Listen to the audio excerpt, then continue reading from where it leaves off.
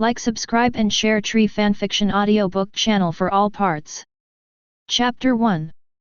Seoul Society, East Rukongai 50 District.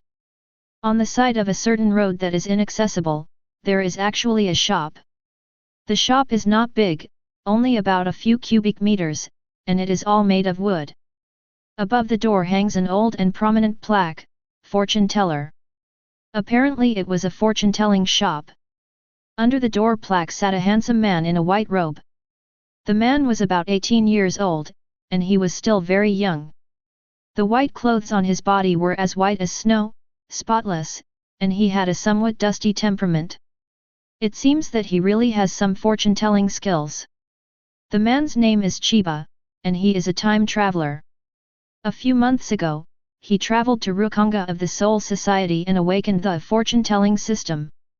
The ability of this system is also very simple: just tell the fortune of the characters in the original book, reveal the heaven-defying and change their fate.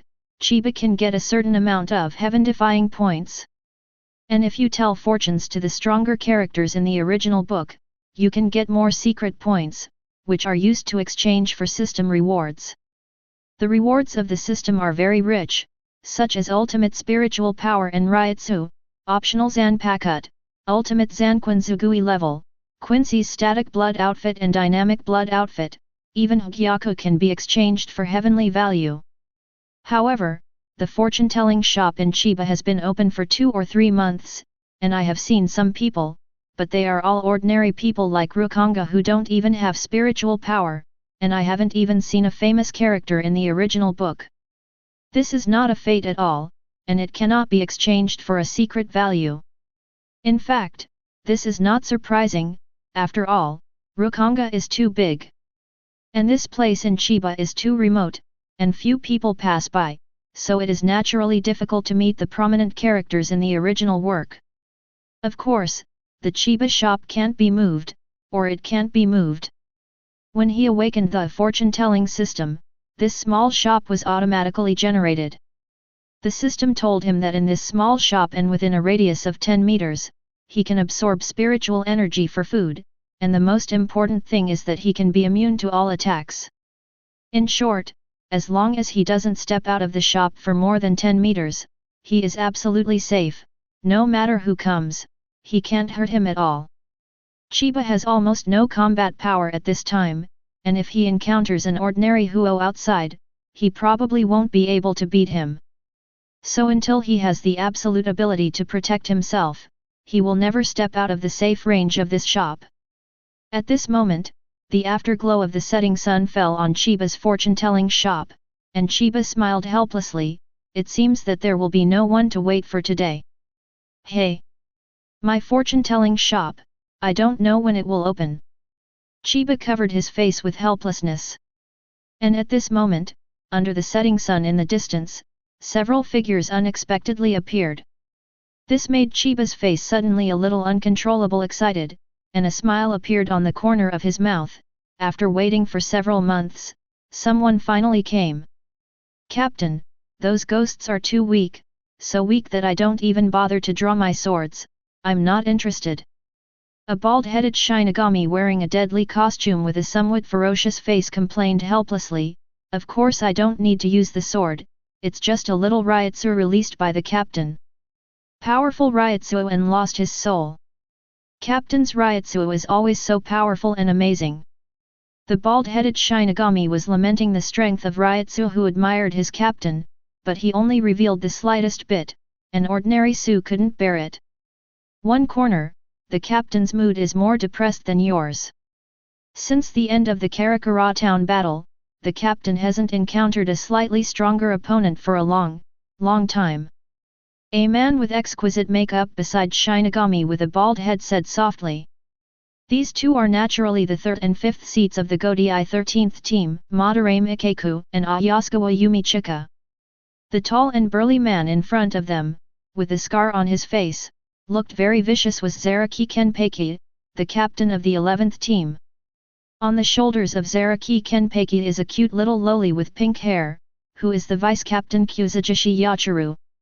The 4 of them were in a panic in Siritai before, so they found an excuse to go to Rukongai to kill Su. It's just that several days have passed, they have visited half of Rukongai, and they can't even meet a slightly stronger Su, which is too disappointing for Kenpachi and Ujiao. As for Gongqin, it doesn't matter, he himself is not very enthusiastic about fighting. Yaqian Liu was very happy. He came out to play for a few days, and he still sat on Kenpachi's shoulder, laughing and showing the way to everyone. However, the road pointed by Yaqian Liu seems to be unreliable at all. Hey, Yaqian Liu, have you really sensed the powerful guy? Kenpachi himself started to have some doubts as he ran towards the direction of Yachiryu. It is true that they have been moving in the direction of the Yaqian Liu these few days, but they have not seen any powerful enemies. That's right, Ajian, right in front, in front. Go, go, go. Ujiao and Gongqin followed behind Kenpachi, and Ujiao couldn't help muttering in a low voice, I always feel that the vice-captain is directing blindly, and every time he points to the right path, after running for so long and so far, now I don't even know where I am, I'm afraid I'll get lost if I want to go back to Siridei. Yachiryu on Kenpachi's shoulder, her hearing is very sensitive. Hearing Ujiao's muttering, her face instantly became gloomy, and she immediately jumped onto Ujiao's shoulder. Hee, little bald head, you dare to question me. Then Yaqian Liu opened his mouth and bit the bald head at a corner. Ah! It hurts, it hurts. A brutal and inhuman scream resounded through the sky immediately, making people feel a little terrified when they heard it. I'm going to kill you. TCH, little bald head, can you beat me? Kenpachi and Yumi have long been accustomed to the fighting between Yaqian Liu and Ujiao, although Ujiao will always suffer. Kenpachi and his party continued on their way. Soon, they came to Chiba's fortune-telling shop in the direction that Yaqian Liu pointed just now.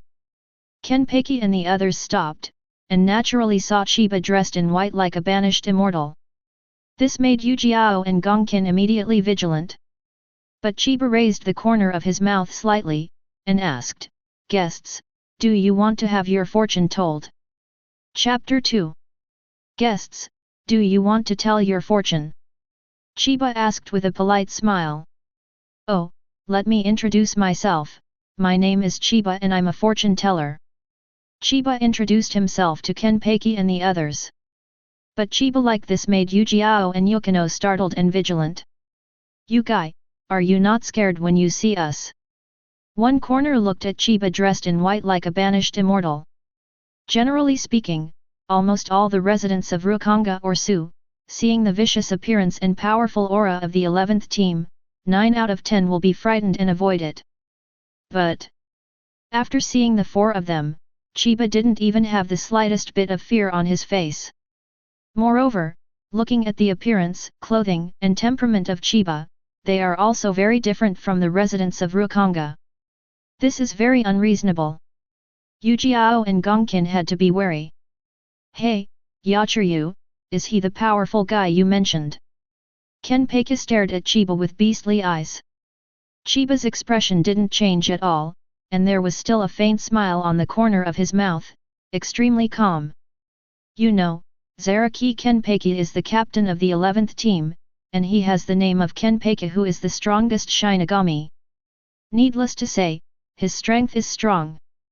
Like the protagonist Kurosaki Ichigo in the original novel, when he first met Kenpachi, he was overwhelmed by Kenpachi's powerful Ryutsu from a distance, broke out in cold sweat, and acted stiffly. Yaqian Liu's big eyes rolled around twice. All along, she has been pointing the way casually based on her feelings, and the so-called feeling some powerful guy is naturally unreliable. She was a little interested when she saw this log cabin in the distance just now, so she directed Kenpachi to run over to see if there was anything interesting. Unexpectedly, this place turned out to be a fortune-telling shop. Fortune-telling, is it fun? Yaqian Liu said to himself. Kenpachi was speechless, and glanced at Chiba again, but didn't feel any trace of Ryutsu from Chiba. Without Ryutsu, it proves that Chiba is just a normal person. As for Chiba's clothes and temperament look different, it just proves that he is a different ordinary person. Kenpachi wants to fight with the strong, and has no interest in ordinary people. Let's go, Ujiao, Gongkin. With that said, Kenpachi turned around and was about to leave with Ujiao and Yuki.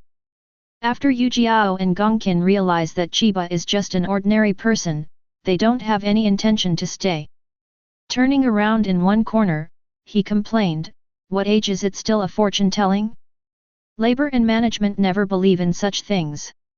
Gongkin nodded, "It should be a liar under the guise of fortune-telling, it's a pity for such a handsome appearance." Kenpachi and the others wanted to leave, but Chiba couldn't let the guest he finally met leave, so he said. Several members of the 11th team, Zaraki Kenpachi, Kuzujishi Yachiru, Madarame Ikeku, and Ayasukawa Yumichika, are you really not going to let me do the math for you? You only need one soul coin, and you can't be fooled if you can't buy it. This is a rare opportunity. If you miss it, it would be a pity. Chiba pretended to be sorry, shook his head and sighed. In an instant, Kenpachi and the others stopped as they were about to leave, and immediately turned around. The eyes of Ujiao and Gongkin were even more dignified and hostile. You actually know our identities, who the hell are you? Kenpachi and others did not expect that Chiba, an ordinary person, would know their identities, and even their names accurately. This is not known to ordinary Rukongai residents at all. At this moment, the intuition told Kenpachi and others that Chiba, who was dressed in white like a banished fairy, was definitely not easy. Although Chiba doesn't have any Ryotsu fluctuations. Seeing the fierce eyes and momentum of the members of the 11th team, Chiba smiled slightly. Hey, don't look at me like that, I told you, I'm a fortune teller. Your identity information is naturally calculated by me.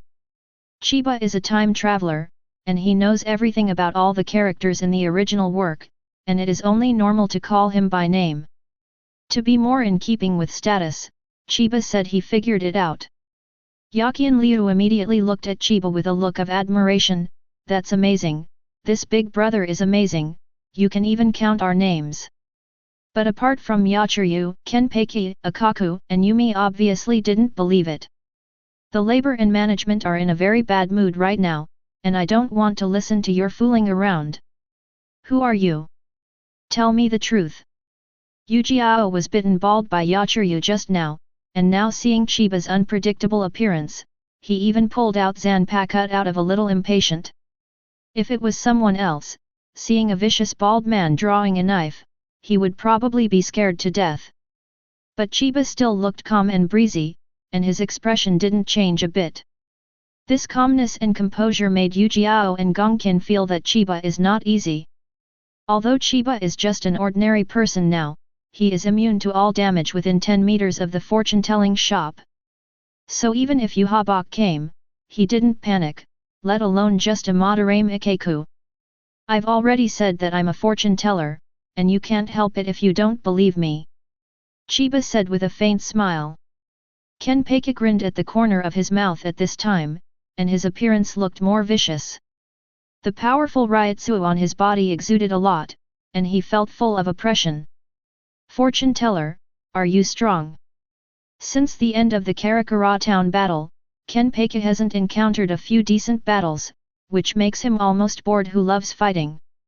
If Chiba in front of him is a strong player, Kenpachi would like to have a fierce fight with Chiba.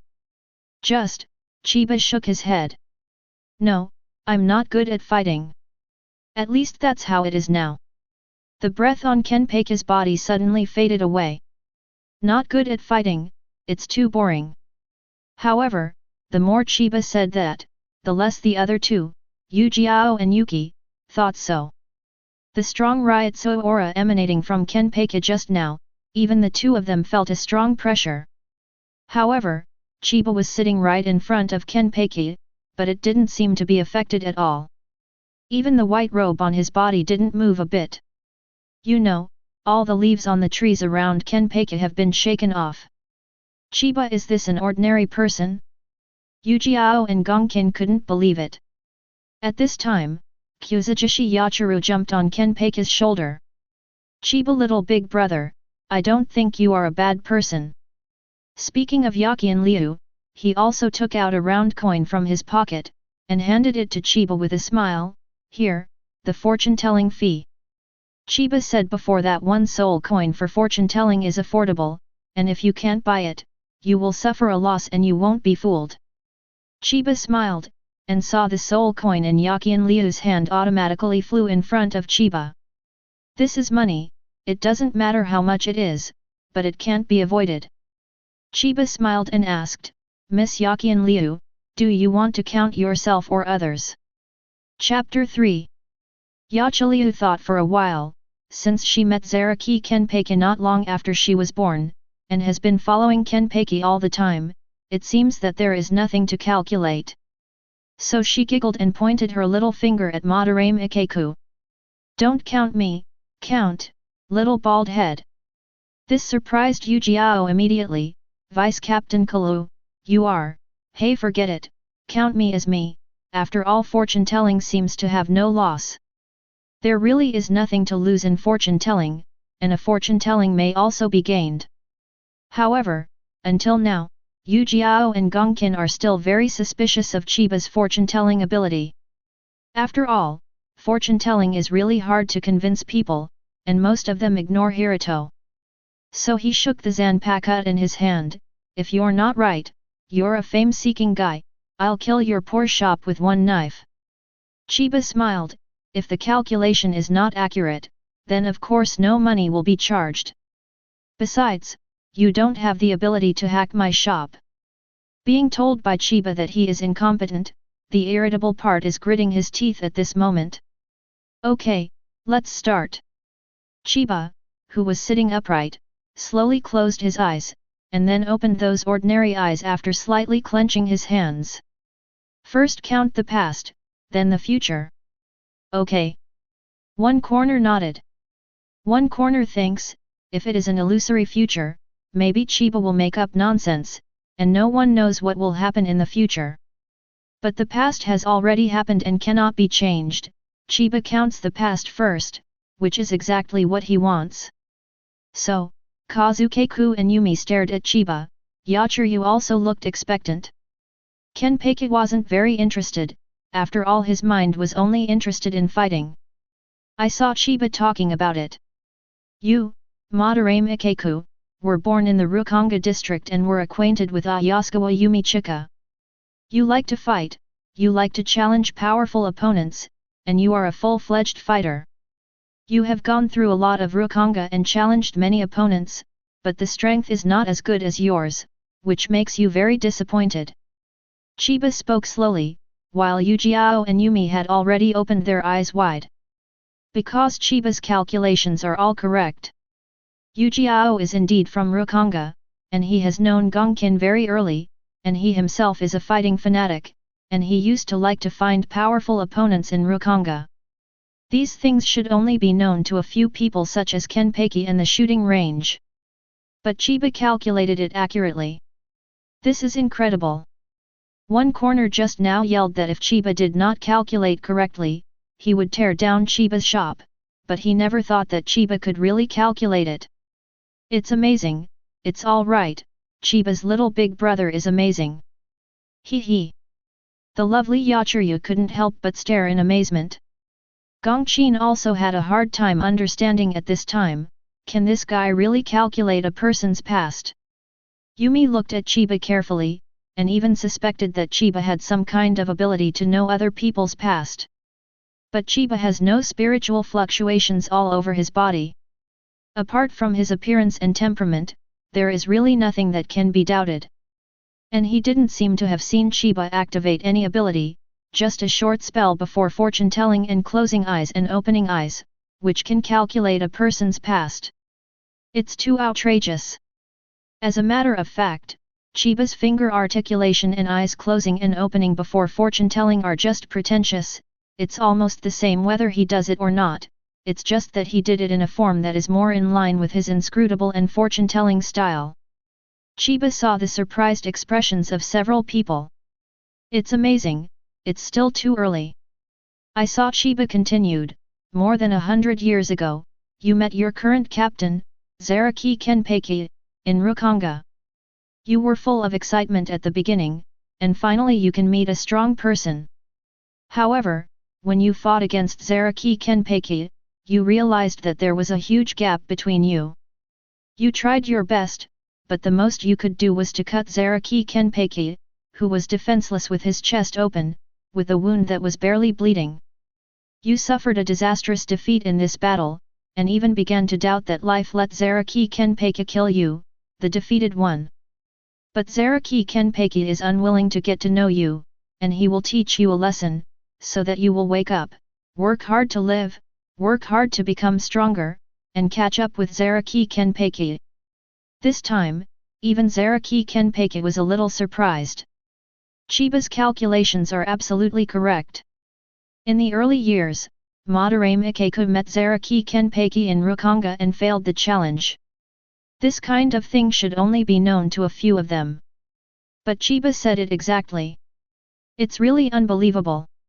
At this moment, Ujiao and Gongkin looked as if they had seen a ghost, they were stupefied.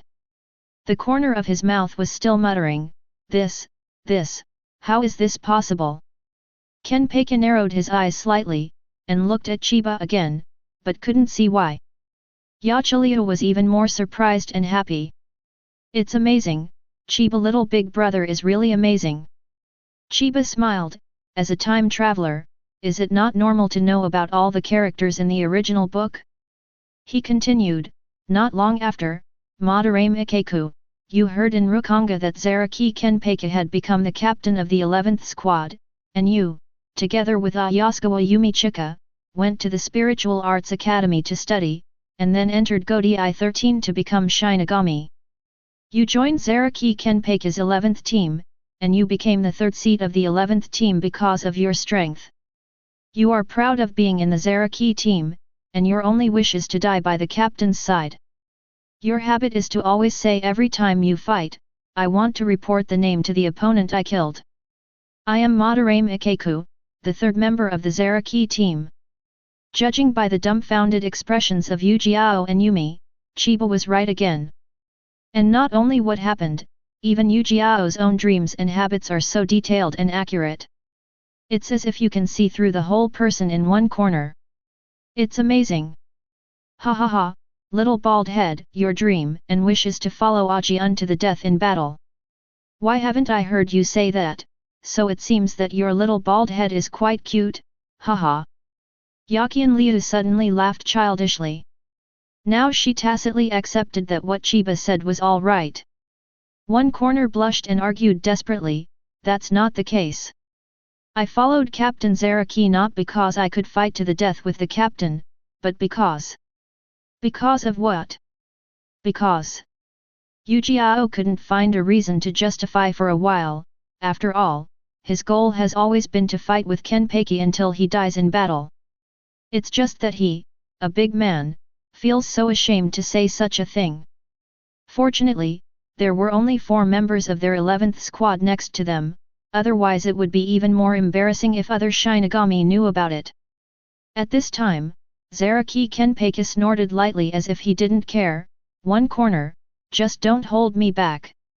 Hearing what Kenpachi said, one corner immediately patted his chest and assured him, don't worry, Captain, I'm very strong. Chiba took over. The strength is not bad. After all, you are a Shinigami who can use Bankai. Chiba's words directly stunned the people in the corner. You, how did you know I would Bankai? Chapter 4. How do you know you can Bankai? Chiba smiled half smile, I figured it out. Everything can be calculated, no matter how surprised and asked by the guest, Chiba will only say that he calculated it. After all, he is a fortune teller and can calculate everything, which makes sense, right? However, Madara Mikaku froze in place at this moment.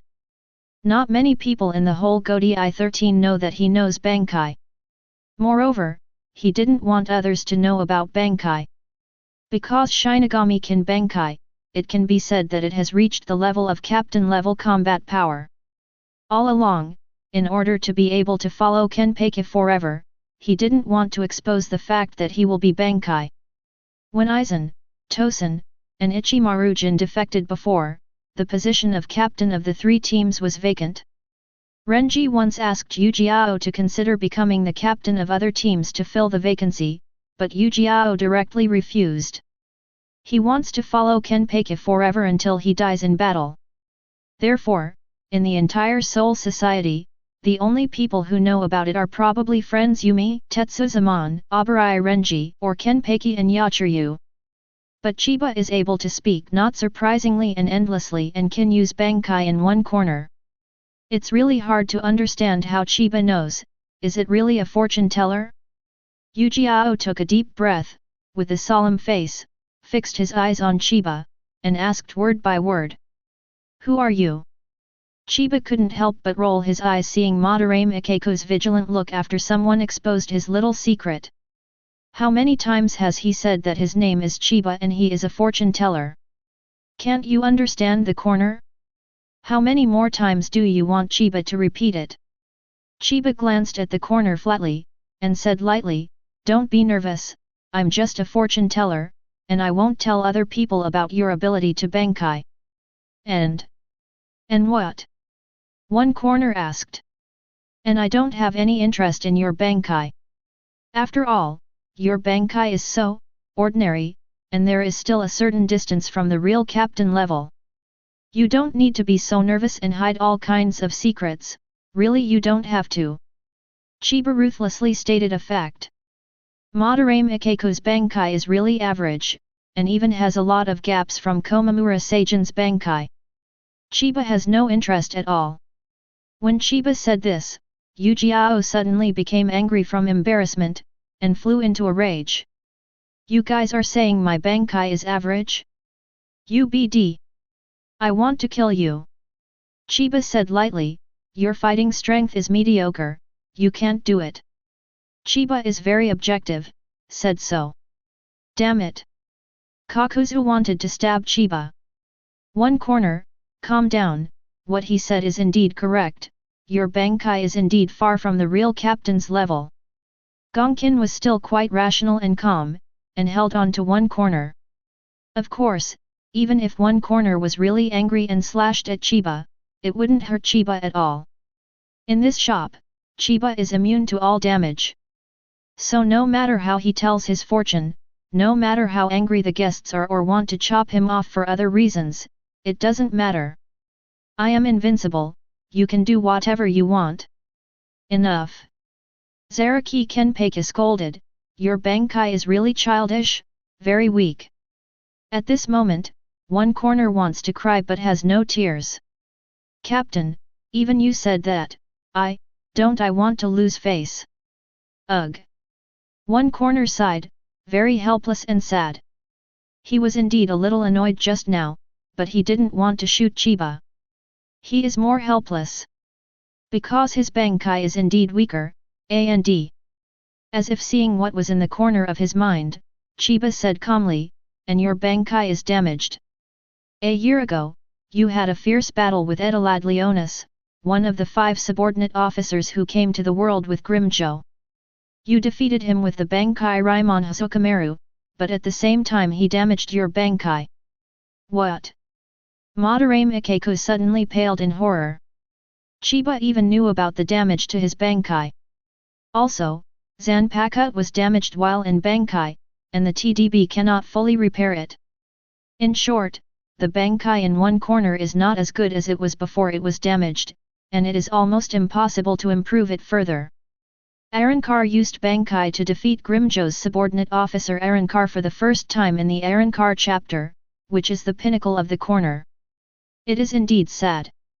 The strength cannot be refined, and the peak is at the beginning, so it is no wonder that one corner will be helpless and sad. Ignoring Yu-Gi-Oh's loss, Chiba said, okay, the above is your past. Chiba fortune-telling, first count the past and then the future. Now the past of the corner is basically over. Yu-Gi-Oh and Gonkin initially doubted whether Chiba was a liar for fame, but now the facts speak for themselves. Chiba was right, and couldn't be more right. Chiba is like an omniscient prophet. Even at this moment, Ujiao himself has a feeling of being completely seen through. It seems that he has no secrets in front of Chiba's eyes, and Chiba can see through them immediately. Chiba, is there any problem? If there is no problem, then I will start to calculate the future. Ujiao suddenly came back to his senses, gritted his teeth, and said hastily, that, Mr. Chiba, is it true that my damaged Bankai cannot be repaired? I am very unwilling. One corner confides in his heart, he is really not reconciled to the loss of Bankai's strength. Sigh. My friend Gongkin comforted Ujiao, take a look at Ujiao, this is something that can't be helped, the Technology Development Bureau said it can't be repaired, Seoul Society doesn't seem to have a way to fix Bankai at the moment. One corner smiled wryly. Technology Development Bureau, that is the most technologically advanced place in the entire Seoul Society. Even the Technology Development Bureau can't repair it. Is there a way for a fortune teller in Chiba? Ujiao regretted asking this question, because he was too impatient and lost his composure just now. However, the next moment, everyone saw that Chiba nodded. It can be repaired. Chapter 5. At this moment, Kenpachi, Yachiryu, Akaku, and Yumi were all shocked. Even the Technology Development Bureau said it was impossible to fully repair a damaged Bankai, but Chiba said it could be done. It's like common sense, a matter that everyone takes for granted has been denied, and everyone has to be shocked. Is this unlikely? Beads of sweat dripped down on Yuki's forehead. Jin, and even Captain Nirvana of the Technical Development Bureau have personally said that except for Captain Komamura, whose body is highly connected to Zanpakutō, the rest of the Bankai cannot be completely repaired once it is damaged. If you really want to repair the damaged Bankai, maybe you can only find the Zanpakutō maker of the Zero Division, Captain Nirvana said so. Indeed, neither Kuratsuka Mayuri nor the Technology Development Bureau could fully restore the damaged Bankai. The only one who can repair Bankai is probably only the sword god of the Zero team, Iruma Wanjiu. But Team Zero has always been indifferent to world affairs, and even the captain-level Shinigami is hard to ask for, let alone a request to repair Bankai. The corner just now was just unwilling, and I took the liberty to ask Chiba if there is a way to fix it. I didn't have any hope at first, but Chiba actually said yes. Ujiao's whole body suddenly became excited uncontrollably. Really, Mr. Chiba? Can my Bankai really be fully repaired? Oh, sorry, Mr. Chiba, please forgive my rudeness before, I am very sorry. Please advise. The character who has always been arrogant, even bowed and apologized to Chiba, asking Chiba to forgive him for his previous rude offense. Chiba didn't care much, and raised his hand slightly, it's okay. I do have a way to fix your Bankai, but after I finish the calculations. The fortune-telling for Madarame Ikeku this time is only for the past, not the future. It is a complete fortune-telling only if the past and the future have to be counted, and Chiba will be rewarded with the secret value. Future. He was stunned for a moment, he was so excited that he lost his composure just now, and he forgot that there was still a future to be counted. Since Chiba has Chiba's fortune-telling rules, it must be according to Chiba's rules. It's just that Ujiao, Yokokan, and even Kenpachi are a little pensive at the moment. Although they don't know what method Chiba used to accurately calculate Ujiao's past. However, the past and the future are two completely different concepts. Things in the past have already happened, and it may be known through certain methods, but things in the future are full of variables, who can tell and calculate accurately. If it was before, someone said that they could predict someone's future, then Kenpachi and others must find it ridiculous. But Chiba is different. Chiba has calculated Ujiao's past completely and accurately. Does that mean that he can really calculate a person's future? Chiba is a time traveler, he doesn't know what will happen in the future. Moreover, Chiba's fortune-telling system also comes with several skills or special effects. One of the special effects is called immersive. The effect is that when Chiba calculates the future, the fortune teller will be on the scene, and the future will seem to happen in front of his eyes. Amidst the surprised and doubtful eyes of a few people, Chiba smiled, "Start to calculate the future." When Chiba's voice fell, the immersive effect was automatically activated, allowing Madarame Ikeku to more accurately understand what happened in the future. In a month's time, there will be a big battle in the Shirai. The enemy's strength is extremely strong, and the Shinigami side suffered heavy casualties. You, Madarame Ikeku and your friend Ayasukawa Yumichika and others fought against the enemy, but were instantly blown up by the enemy and became seriously injured and lost combat effectiveness. You were injured and rescued. After your injury recovered, you continued to fight, but you were still severely injured by the enemy in an instant. In the whole battle, you are basically playing soy sauce without victories or achievements. Chiba spoke eloquently. The sound fell in Yujiao's ears, and affected by the immersive effect, Yujiao seemed to be in a tragic battlefield at the moment. This battlefield is in Shirai, the sky is dark and raining, there are ruins everywhere, and the corpses of Shinigami soldiers are scattered all over the ruins. The battle is very tragic. He encountered an enemy who could control the explosive ability, and was instantly seriously injured. The second time he encountered another powerful opponent, he was also instantly knocked down and lost his fighting power. Well, this is your future. Chiba is done. Yujiao also immediately woke up from the immersive effect. When he woke up, his eyes were wide open, and the cold sweat broke out on his forehead, as if he was stunned. Because what Chiba said was too real, as if he had experienced it himself. It didn't even make him feel suspicious. Not just a corner, Kenpachi, Yachiru, and Yumi were also surprised and shocked. Judging from Chiba's calculation of the future of the corner, Shirai will actually fight a certain powerful force in a month's time? And it seems that Shirai suffered a disastrous defeat, with countless casualties. This is a shocking event that all of them did not expect. Moreover, Godi 13, which can make Shirai suffer countless deaths and injuries, and all kinds of battles at the vice-captain level such as Yujiao-kin are all second-guessed, which shows how terrifying and amazing the opponent's combat power is. The great battle that Chiba is talking about is naturally the Millennium Bloody Battle between Shinigami and Quincy. According to the current timeline, 1 month later, the Quincy will attack Shirai. At that time, according to the plot of the original book, naturally Godi 13 was caught off guard and suffered heavy losses.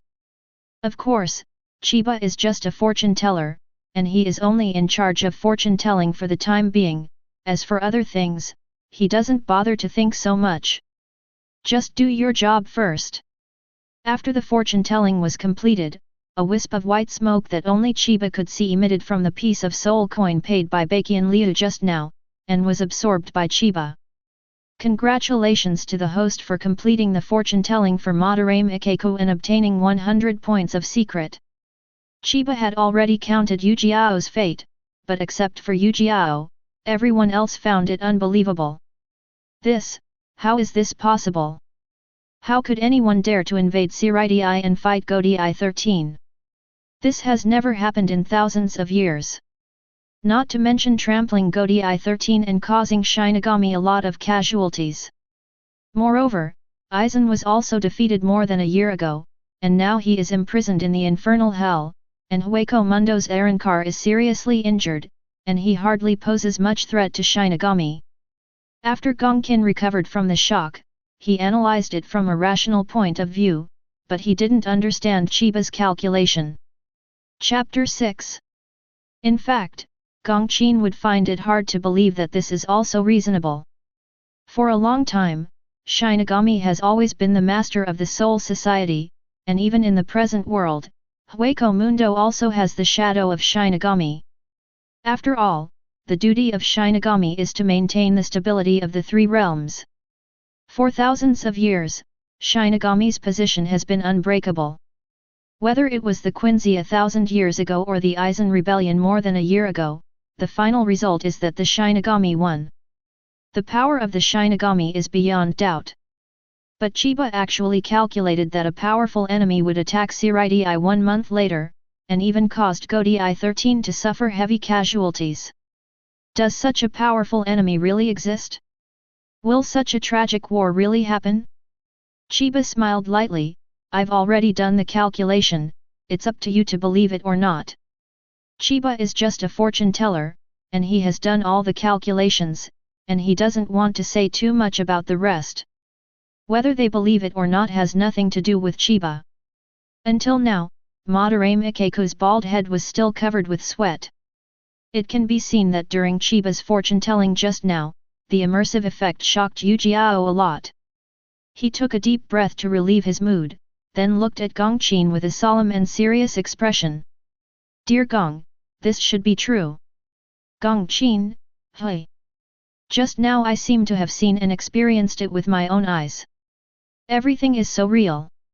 This is the effect of being on the scene. When Chiba calculates the future, the fortune teller will be on the scene, and everything will be empathetic. So although Yujiao was shocked by this matter, he still believed in Chiba in his heart. 1 month later, Shirai is really likely to have a tragic battle with an unknown powerful enemy. Yakian Liu looked at Chiba, a little dazed. But soon, she nodded instinctively, I also believe in Chiba little big brother. Kenpachi, however, had the mentality of it's not a big deal to watch the excitement, and his expression was a little carefree, and he grinned. A powerful enemy? That would be so much fun. It's been a long time since I've had a good fight with a strong opponent, ha ha ha. Kenpachi is really a fighting maniac, he likes to fight with powerful opponents to his heart's content, and seems to be too lazy to care about other things. Then the identities of these intruders are? Gongqin asked Chiba. Chiba, I only tell fortunes, and I don't want to answer the rest of the questions. Chiba reiterated that he would not answer anything other than fortune-telling. If you want to know more things and information in the future, then ask him for fortune-telling, and find out from the content in the fortune-telling. Seeing this, Gongqin looked to Yujiao and asked, Yujiao, you said just now that it was as if you saw what happened with your own eyes. What kind of enemy did you see just now? Do you remember? Gongqin is still relatively calm. After all, if what Chiba said is true, a powerful enemy will invade after that month. A corner carefully recalled. Although he was in the future just now, his strength is too weak. Even before he had fought the enemy much, he was severely injured and lost his combat effectiveness in an instant. Yujiao took a deep breath again, the enemy is too strong, I only saw that I was hit by a blue shell-like thing, and then the blue shell exploded on me, causing me to be seriously injured instantly. In the original book, during the Millennium Blood War, one corner was instantly blown up and seriously injured by the Quincy Bumby, crit. Yakian Liu drooped her cute head, a blue cannonball. Gongqin analyzed solemnly, cannonballs, explosions? Is this the enemy's ability? Kenpachi grinned, explode? Nothing can't be split. Several people guessed and got some information about the ability of this powerful enemy who will injure Yujiao in the future. But beyond that there is little information. Okay, Madarame Ikeku, since you asked me to tell your fortune, according to the rules, I'll give you a good fortune. Chiba speaks out and pulls back a corner of his thoughts. Get out your Zanpakutō Hazukimaru. Oh. One horn immediately pulled Hazukimaru out of the scabbard. The shape of the unliberated Hazukimaru is the same as that of ordinary Zanpakutō. In fact, except for a few Zanpakutō, the shape is similar, and only after liberation is there any obvious difference. Although Hazukimaru looks normal on the outside, the inside, the Bankai, has been damaged. This is damage that even the Technology Development Bureau cannot completely repair. The corner suddenly became excited. If Chiba can really restore his Bankai, then his strength will be further improved, so that there will be more possibilities in the future. Kenpachi, Yachiryu, and Yumi were also looking carefully at Chiba and Hazukimaru in one hand. They wanted to see how Chiba would fix it. In fact, besides the immersive effect, Chiba's fortune-telling system has two other effects. One of them is called finishing touch. Putting the finishing touch on, restoring or improving someone or something to restore any damage or improve aptitude. I saw Chiba's left hand lifted slightly, an array of white aura full of vitality that only Chiba could see flew into Hosokameru in one corner of his hand. Suddenly, Ujiao felt that the Hosokameru in his hand was instantly intact. The Bankai damage inside was actually completely repaired. Zanpakutō and Shinigami are inseparable and interact with each other. At this moment, the damaged Hosokameru is repaired, and the aura on Ujiao's body is even stronger. Madarame Ikeko returned to the undamaged level of Bankai in the Arankar chapter more than a year ago. One corner was very excited and laughed excitedly, "It's been repaired, it's really been repaired. My Bankai can continue to practice again, and I can become stronger." While excited, Ujiao never forgets to be grateful to Chiba. If Chiba hadn't helped him restore Bankai, it would have been difficult for him to improve his strength in his entire life. Although this is just an insignificant matter to Chiba, it is like a gift of regeneration to Ujiao. Even at this moment, Ujiao's admiration for Chiba is second only to his captain Kenpachi. "Thank you, Mr. Chiba. Thank you very much." Ujiao bowed to Chiba at 90 degrees very sincerely, for a full minute. The rest of the people were also shocked by Chiba's astounding restoration of Zanpakutō Bankai. Even the Technical Development Bureau can't fix it, and even the whole Shinigami can't do it, but Chiba can easily do it. And Kenpachi and the others couldn't even see how Chiba was repaired. "Yachiliu, wow, it's really repaired, the little bald head of Feng Feng is back, Chiba big brother is awesome. Bow, unbelievable, he can even repair a broken Bankai. Unheard of. Kenpachi, those guys from the Technical Development Bureau are really rubbish, especially that BD Kuratsuka Mayuri, what mad scientist, I think he's just a half-assed guy." Chapter 7. One corner also clearly felt that his Zanpakutō's Bankai was not only restored to its original state by Chien Yeshu, but even his own control over Bankai has gone a step further. He is stronger now than when Bankai was undamaged. This is of course due to Chiba's finishing touch ability, not only to repair but also to mention someone or something. This is simply the grace of reinvention, so Kakuzu, who has always been somewhat arrogant, is extremely grateful to Chiba, and the degree of admiration is second only to Zaraki Kenpachi. At this moment, Ujiao and the others were also amazed. Chiba not only possesses the heaven-defying ability to calculate the past and future, but also can repair the damaged Bankai that the entire Shirai is helpless, both of which are too amazing. It is no exaggeration to say that this is simply subverting the skills and abilities of the Soul Society, smashing countless streets of the Technology Development Bureau. Even if Chiba's ability is known to other Shinigami, it may not be difficult to propose to join the Zero Team. It is conceivable how shocked the few people in the corner of Kenpachi are now. Even the initial doubts about Chiba were all gone. However, the more this is the case, the more they can't see through and guess who Chiba is. If you can't guess it, then don't guess it. Madarame Ikeko bowed again to thank Chiba, and then took a deep breath, his face regaining its usual confidence. "There will be a big battle in a month, so I can't be instantly killed by the enemy again. How embarrassing our 11th team is. Our 11th team is Godei 13th's battle team, and I, Madarame Ikeko, am the man in the 11th team second only to Captain Zaraki. From today onwards, I will practice hard and meet the challenge in a month's time." After Bankai was restored by Chien Yeshu, Kakuzu became more confident. Although the result of the previous fortune-telling was that he would be seriously injured by an enemy with a similar explosive ability in the Millennium Bloody Battle, this was the original trajectory. But after knowing the future through Chiba fortune-telling, Zanpakutō Bankai in one corner has been restored, and the original trajectory has been changed by Chien Yeshu. Ujiao himself also tried his best to cultivate and improve his strength, so as to change his terrible future. Chiba nodded slightly to show approval and encouragement.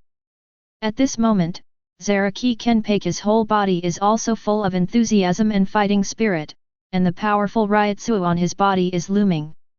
Ha ha ha, ha ha ha, interesting, really interesting. I want to see if those guys are good enough for me in a month, ha ha ha. Kenpachi laughed wildly. It was a long time since he had met a strong opponent and fought a decent fight. This is really a torture for him who war is everything. Fortunately, according to Chiba, Shirai will be invaded by a powerful enemy in a month. At that time, Shinigami and the invaders will have a fierce battle, and Kenpachi will finally have a fight. However, Chiba shook his head slightly and poured cold water on Kenpachi. No, you are too weak now. As soon as Chiba's words came out, Kenpachi, Yachiryu, Yukaku and Yumi were all taken aback. What? Kenpachi himself stared slightly, not understanding why Chiba said that. Mr. Chiba, do you think our captain is weak? One corner also said hastily, our captain is the captain of the Godai 13th Squadron, the strongest Shinigami Kenpachi of our time. Even among the characters at the captain level, our captain's strength is also superior. And after so many battles before, no one can defeat our captain. Captain Zaraki is very strong. Gonkin also retorted, Captain Zaraki's combat power is obvious to all Godai 13's dead Shendu, but only the powerful Ryotsuo on his body, few people can match it. At this time, Yakian Liu's expression was a little dull and confused, and he murmured in a low voice, Aizen, is he very weak? In fact, what Yu Jiao and the others said was correct. Of all the Shinigami captains, Kenpachi is definitely the most powerful. Kenpachi is a mighty Ryotsuo alone, making countless people daunting. In the entire Godai 13, there are only a handful of people who are stronger than Kenpachi. In the eyes of countless people, Zaraki Kenpachi is so powerful, Chiba actually said that he is too weak. It makes them incomprehensible, or incomprehensible at all. Kenpachi, who couldn't understand, stared at Chiba with ferocious eyes like a beast, and the powerful Ryotsuo on his body was already looming. What do you mean by that? Seeing that Chiba was not in a hurry, he said slowly, okay, let me ask you a few questions first. Kenpachi, you ask. Why 2 years ago, you faced the fledgling Kurosaki Ichigo, who even Bankai didn't even know how to learn, but you just played a lose-lose result? Why did you face the 5th Espada Neutra in Hueco Mundo more than a year ago, but you were so scarred? You had to use both hands to kill your opponent with a full blow with knives. Why do you like to use Byakuya Kukaki as the object of battle? The two are hard to distinguish. Don't you think you are weak? Chiba throws out the 3 questions of the soul. This makes Kenpachi even more puzzled. Chiba's 3 problems or things can prove his weakness. Yu Jiao and Gonkin also don't understand this. One corner, that guy Kurosaki Ichigo is a terrible guy. I was defeated by him when I first met him. Of course I didn't use Bankai at that time, otherwise he should not be able to beat me. But his growth rate is very fast. When he met Captain Zaraki and Zaraki Kenpachi, it seemed reasonable, right? Kurosaki Ichigo, as the protagonist in the original book, has a bunch of cheats and boosters, and his growth rate is amazing. Even Aizen, who was fused with Hōgyoku, was defeated by Ichigo and sealed by Urahara Kisuke with Kid. Therefore, it seems reasonable for Yu Jiao, Yumi, and others to think that Kenpachi and Ichigo lost both sides. Gonkin was puzzled and said, the espadas that Aizen created before were all at the captain level. The 5th espada must be very strong. Captain Zaraki was beaten with scars all over his body, and finally relied on both hands to hold knives. The 5th espada was defeated. Does this mean that the captain is weak? Maybe many captains can't even beat the 5th espada. The combat strength of the 5th espada neutra is indeed not bad, even stronger than some captains of the Soul Society. So Yumi and Yu Jiao don't understand that Kenpachi has already killed Neutra, why Chiba still said that Kenpachi is weak. There is a third point. In the original book, Kenpachi likes to fight with Byakuya in the early stage, and he has fought several times, but basically it is difficult to distinguish between top and bottom. But who is Byakuya? The four nobles, the head of the Kukaki family, are gifted, calm, and hard-working geniuses, and they are also very strong. Kenpachi can't compete with such a Byakuya. Shouldn't it also mean that Kenpachi is as strong as Byakuya? Why instead prove that Kenpachi is weak? Seeing the puzzled people, Chiba smiled faintly. It seems that Zaraki Kenpachi yourself really forgot. Well, let me make a calculation for you, and you will know it naturally. Chapter 8. If it were the real you, Kurosaki Ichigo, who was just a fledgling, would not be comparable to you at all. If it's the real you, you can instantly kill the 5th Espada Neuter with a single blow, without using your hands at all. If it were the real you, the current Byakuya Kukaki would not be able to match your strength at all, let alone be on par with you. Chiba's expression was flat, but his words were not startling and endless. That's right, if it is the real Kenpachi, then the combat power will be much stronger than it is now, and it is impossible for the above things to happen. Chiba's words caused great waves in the hearts of the four Kenpachi, who were shocked and puzzled at the same time. Yujiao and Yumi's eyes widened. Captain Zaraki, is he really as powerful as you say? No, I mean Captain Zaraki is already very powerful now, but it doesn't seem as outrageous as Mr. Chiba. Zaraki Kenpachi's strength, Godai 13's all dead Chengdu are obvious to all, beyond doubt. But the strong is the strong, and the others are not weak. Like 5-blade Neutra, like Byakuya Kukaki, which one is weaker? Although Kenpachi's combat power is not inferior to them, but what Chiba said is true that they are no match for Kenpachi. Kenpachi himself was a little confused at this moment. Am I really as strong as you say? Chiba nodded, of course. I'll do the math for you, and you'll know. Chiba really wants to tell Kenpachi a fortune-telling. After all, he can get a fortune-telling reward for the characters in the original book. And the stronger the fortune-telling character is, the more secret points he will get. Chiba got 100 points of fortune-telling for Madarame Ikeku just now, so if it is fortune-telling for Kenpachi, the fortune-telling value of this day may be multiplied several times. So, Kenpachi's fortune must be told. According to the setting of the original book, Zaraki Kenpachi has been a monster since he was born, but now he has become weaker, and his real power is much stronger than it is now. Little lowly Yakian Liu also couldn't figure it out, but she quickly stopped thinking about it. Why do she think so much about things she can't understand? How tiring!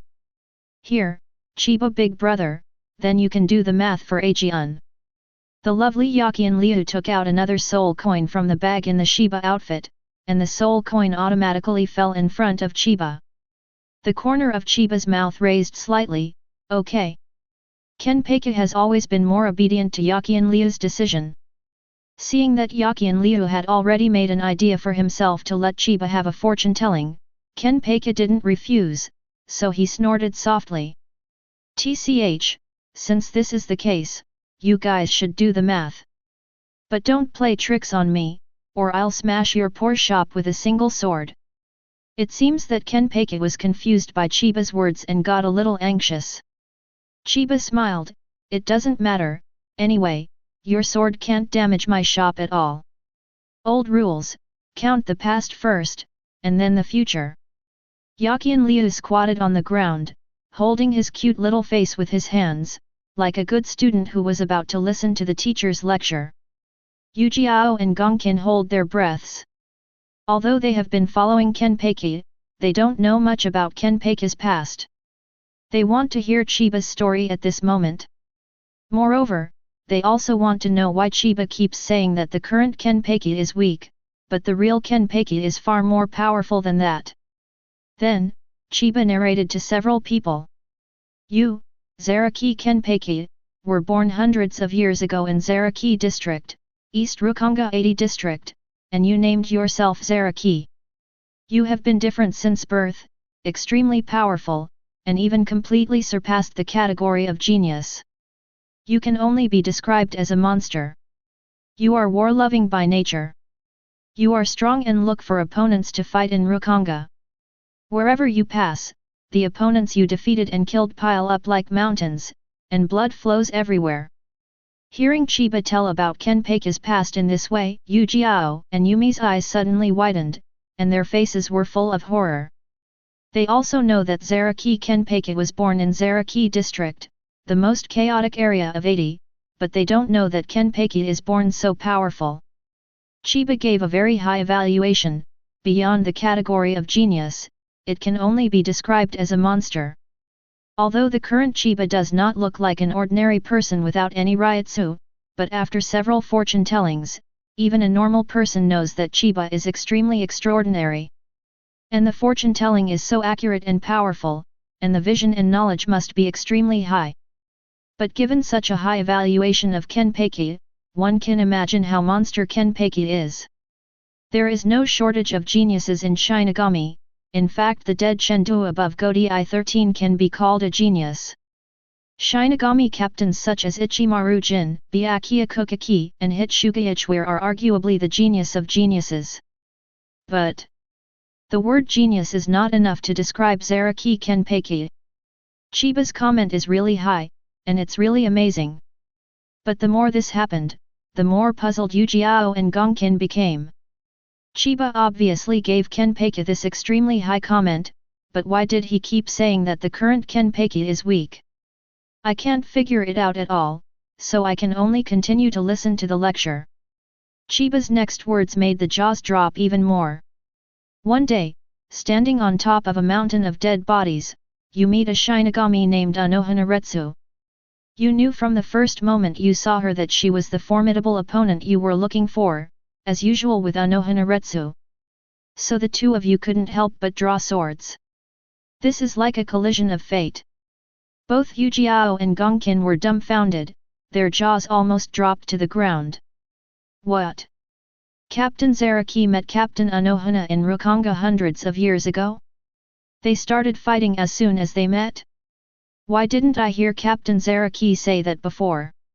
This doesn't seem right. Isn't Captain Unohana always in charge of the medical team of the 4th Division? Why did Captain Unohana, who is not good at fighting, conflict with Captain Zaraki? Is it a fateful confrontation? Why can't you understand? It is indeed difficult for Kakaku and Yumi to understand Chiba's words. After all, in their impression, Unohana is a gentle and kind Shinigami, a representative of saving lives and healing the wounded. When a corner was injured several times and received treatment in the 4th Division, it was Unohana who treated it herself. How could such a gentle captain fight with Kenpachi hundreds of years ago? Incomprehensible. But Kenpachi's expression at the moment is completely different from that of Yuki Kazukaki. He knows exactly what kind of person Unohana is. Gentle and kind? Oh, absolutely impossible. Chiba's words also awakened his previous memories, and he himself was also recalling the battle when he first met Unohana. With a calm expression, Chiba continued, Unohana's swordsmanship is extremely high, but your Zaraki Kenpachi's strength is also extremely strong.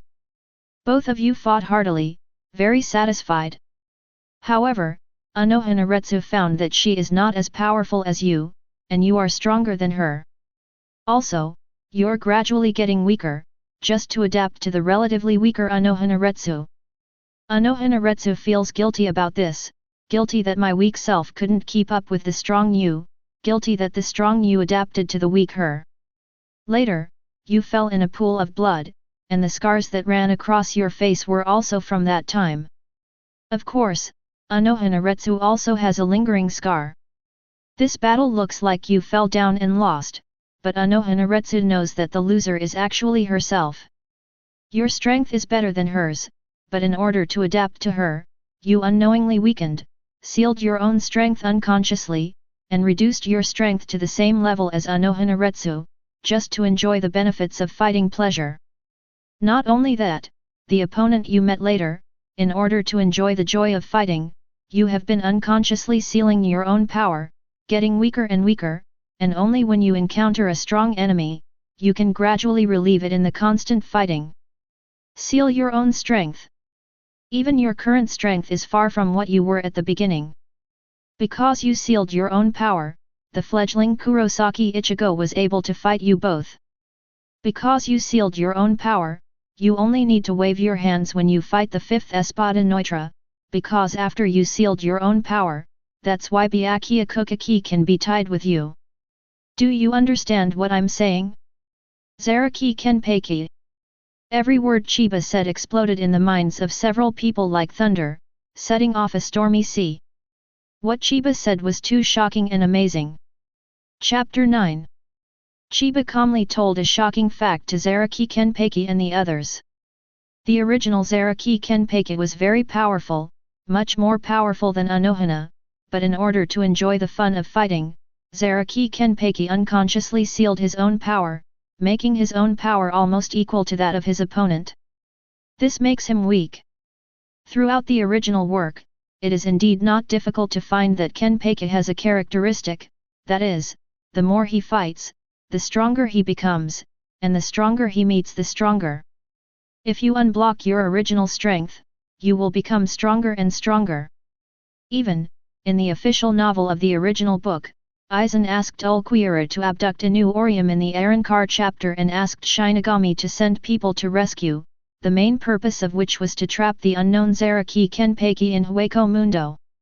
Even a super boss like Aizen is afraid of Zaraki Kenpachi. It can be seen that if Zaraki Kenpachi is at its peak, what a terrifying existence it would be. Yakian Liu's cute little face was full of surprise. Aizen sealed himself? So the former Aizen was very strong, but now the Aizen is weaker. Yakian Liu was also a little confused, but she obviously didn't like to think about this kind of problem, so she quickly laughed. Anyway, Aizen has always been strong, haha. Yujiao and Gongkin were dumbfounded in astonishment.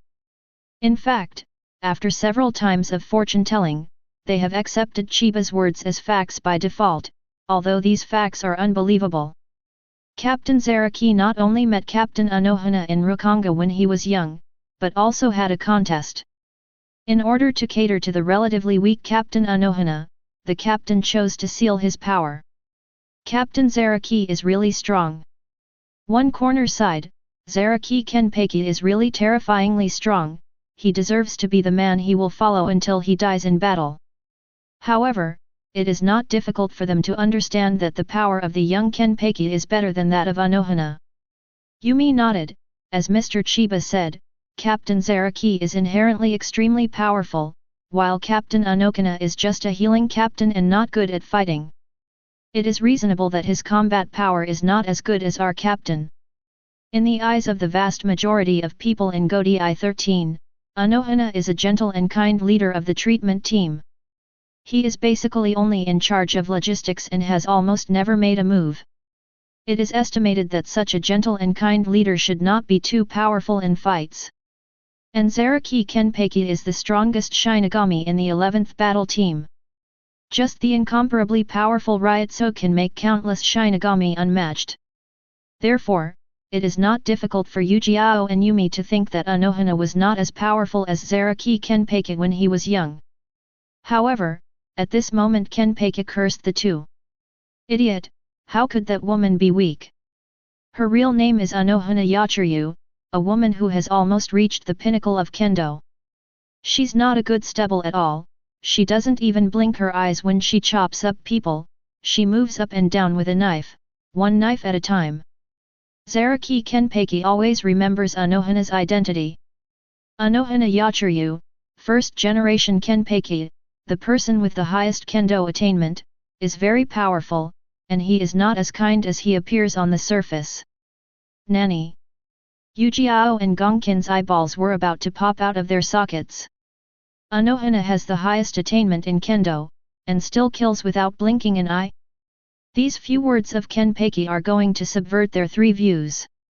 At this moment, Yujiao and Gongkin only felt cold and shivering all over, and vowed that if they really saw Unohana in the future, they would hide as far as they could. Then, Kenpachi looked at Chiba. I don't understand what you're talking about. I'm not that strong. I lost to Unohana Yachiru back then. I lost and she won.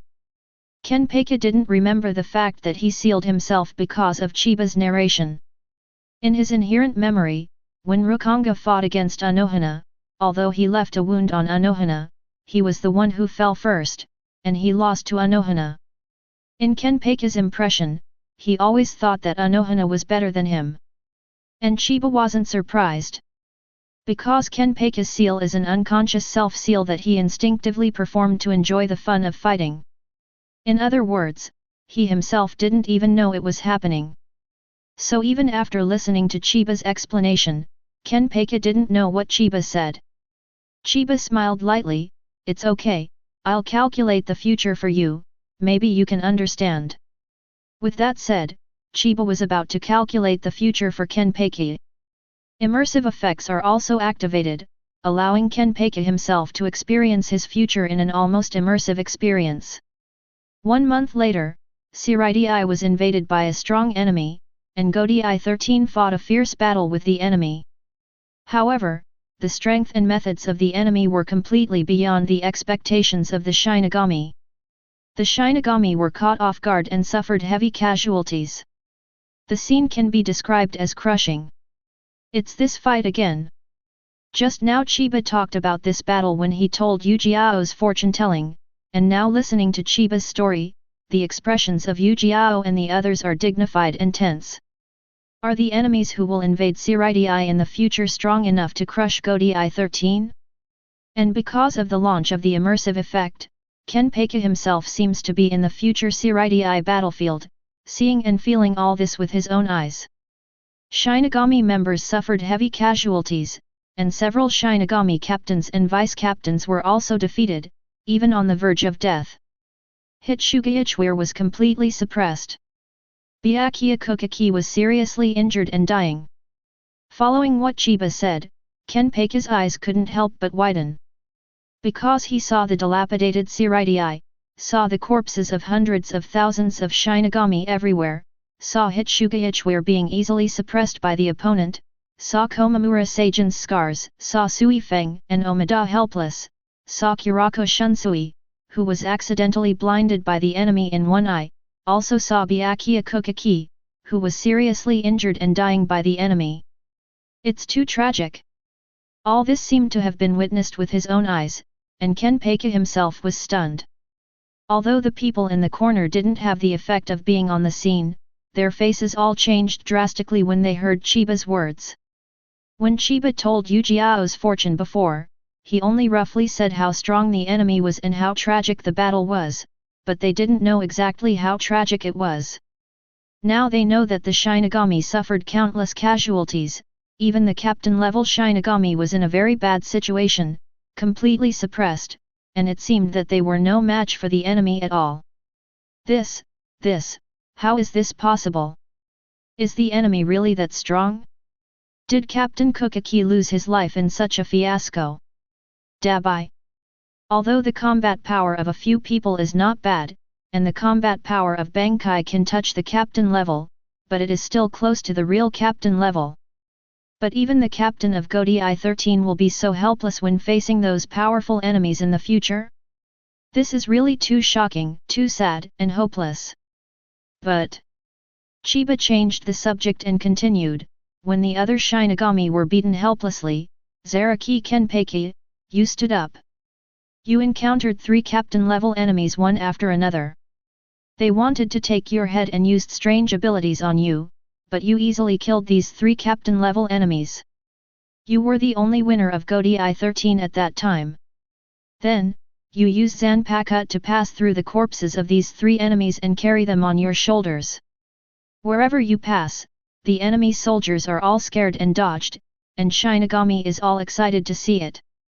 As expected of Kenpachi, the 1000-year bloody battle wears 3, Godai 13 combat power is responsible. Chapter 10. Just now when a few people in the corner heard Chiba's story about the disastrous defeat of Godai 13 and numerous casualties, they were both shocked and almost desperate. After all, even Captain Shinigami was defeated miserably, the enemy's strength and methods are simply unimaginable. But just when the other captains were defeated and everyone was about to despair, Kenpachi appeared on the stage, and he easily killed 3 captains of the enemy army by himself. It was as if a ray of dawn had fallen in the dark clouds all over the sky. This is Shinigami's only win. In the original book, the other captains couldn't even deal with a member of the Star-Crossed Knights, and Bankai was taken away, but Kenpachi killed 3 in a row. Very mighty. Zaraki Kenpachi, who was responsible for the strength of Godai 13 at that time, boosted the morale of the Shinigami. Call. As expected of Captain Zaraki, one person killed 3 in seconds, our captain is indeed the strongest. The nervousness and worry on the part of the corner dissipated quite a bit. Captain Zaraki, whom he admired the most, was so strong and reliable no matter when and where, unlike the captains of some other teams, he couldn't do it when it came to fighting. Gonkin was also somewhat relieved, and said softly, no matter how powerful the enemy is in the future, we will always follow Captain Zaraki, even if, die in battle. Yakian showed a cute and innocent smile, and kept waving her little fist excitedly, Aizen is so powerful, ha ha ha, but... Yakian Liu's smile quickly disappeared again, however, Dabai is so pitiful, Aizen, you must go and save them when the time comes, Dabai has always been very kind to me, I don't want anything to happen to him. The big white in Yakian's mouth naturally refers to Byakuya Kukaki. Although Byakuya Kukaki has never dealt with Kenpachi very much, he is still very good to Yakian Liu. Yakian Liu often goes to the Kukaki's mansion to play when he has nothing to do. In Yachiryu's own words, the Kukaki family is bigger, the venue is more spacious and more fun. Kenpachi snorted softly at this time, Cut, what are you doing? Why are those guys so useless? Have they all been beaten to pieces by the enemy? What an embarrassment! Kenpachi complained about the lack of strength of the other captains and was defeated by the enemy. In fact, the other captains can be blamed for being too weak. The Millennium bloody battle against the Quincy division invaded. A big reason for the Shinigami side's disastrous defeat was due to insufficient information. They did not know the information about the Quincy division. One-sided. Chiba looked calm and continued to speak to everyone. Zaraki Kenpachi, after you killed 3 captain-level enemies, you felt that they were too weak to fight, so you took the initiative to find the leader of the enemy with the bodies of the 3. Hearing what Chiba said, Yujiao and Gonkin became even more excited. As expected of Captain Zaraki, you actually went to duel with the enemy leader directly. However, before the 2 of them could get excited for long, Chiba told an amazing fact. You started a duel with the enemy leader, but the enemy leader's strength is far superior to yours, and you lost before you survived 2 moves. In the original book, Kenpachi challenged the false friend Habich, but the gap between the 2 was still too large, and the false friend Habich easily surpassed Kenpachi. Nani? Kenpachi, Yachiryu, Kakaku, and Yumi's eyes widened in disbelief. They were still in high spirits just now, and Yujiao and Gonkin felt that their captain would have a fierce fight with the enemy leader. But the result is cruel, Kenpachi is crushed and defeated by the enemy boss. At that time, Kenpachi and his fake friend Habich were not at the same level at all. Did I lose? Could it be, am I too weak? Kenpachi murmured in disbelief and bewilderment. Chiba nodded slightly, but shook his head again. Yes and no. I saw Chiba saying to the 4 people, I said before, Zaraki Kenpachi, you unconsciously sealed your power in order to enjoy the fun of fighting. Even now your power is still sealed, so you are weak. But, the same, it's also because the enemy is too strong. The enemy's strength is far greater than yours, and it's not at the same level at all. Hearing what Chiba said, Yujiao and Yumi couldn't help but gasped. Chiba himself said that the enemy leader is much stronger than Kenpachi. Kenpachi's fiasco was inevitable. In fact, it is not difficult for them to figure it out as long as they calm down a little and use their brains to think about it. Many of the enemies who invaded Siridi, many captains and subordinates who were able to defeat Godei 13 are so powerful, not to mention the strength of the enemy leader. Chiba continued, you were rescued by Yamamoto Genryuzai after you were defeated by the enemy leader, and you survived. Afterwards, under the arrangement and instruction of the 46 room, on the grounds that Unohana will teach you swordsmanship, you will have a duel with Unohana Retsu in the endless hell. Chiba spoke slowly, but the words fell like thunder in the ears of Zaraki and the others. 46 rooms let Unohana teach Kenpachi swordsmanship. Ujiao and Gongkin were very surprised, because Unohana's swordsmanship was so strong, and he could teach their captain swordsmanship.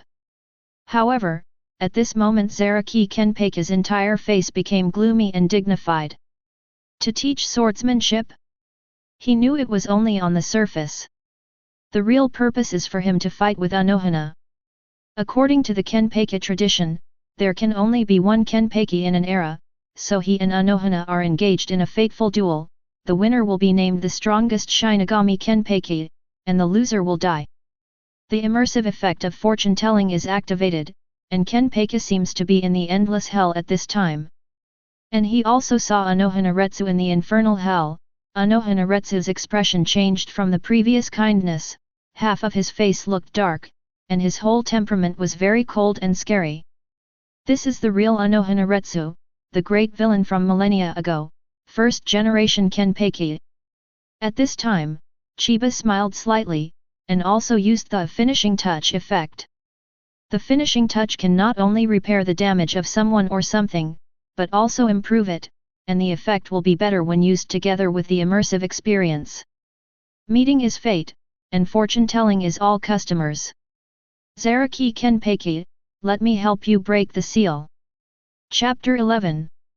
Come to Chiba for fortune-telling, and you will get some luck.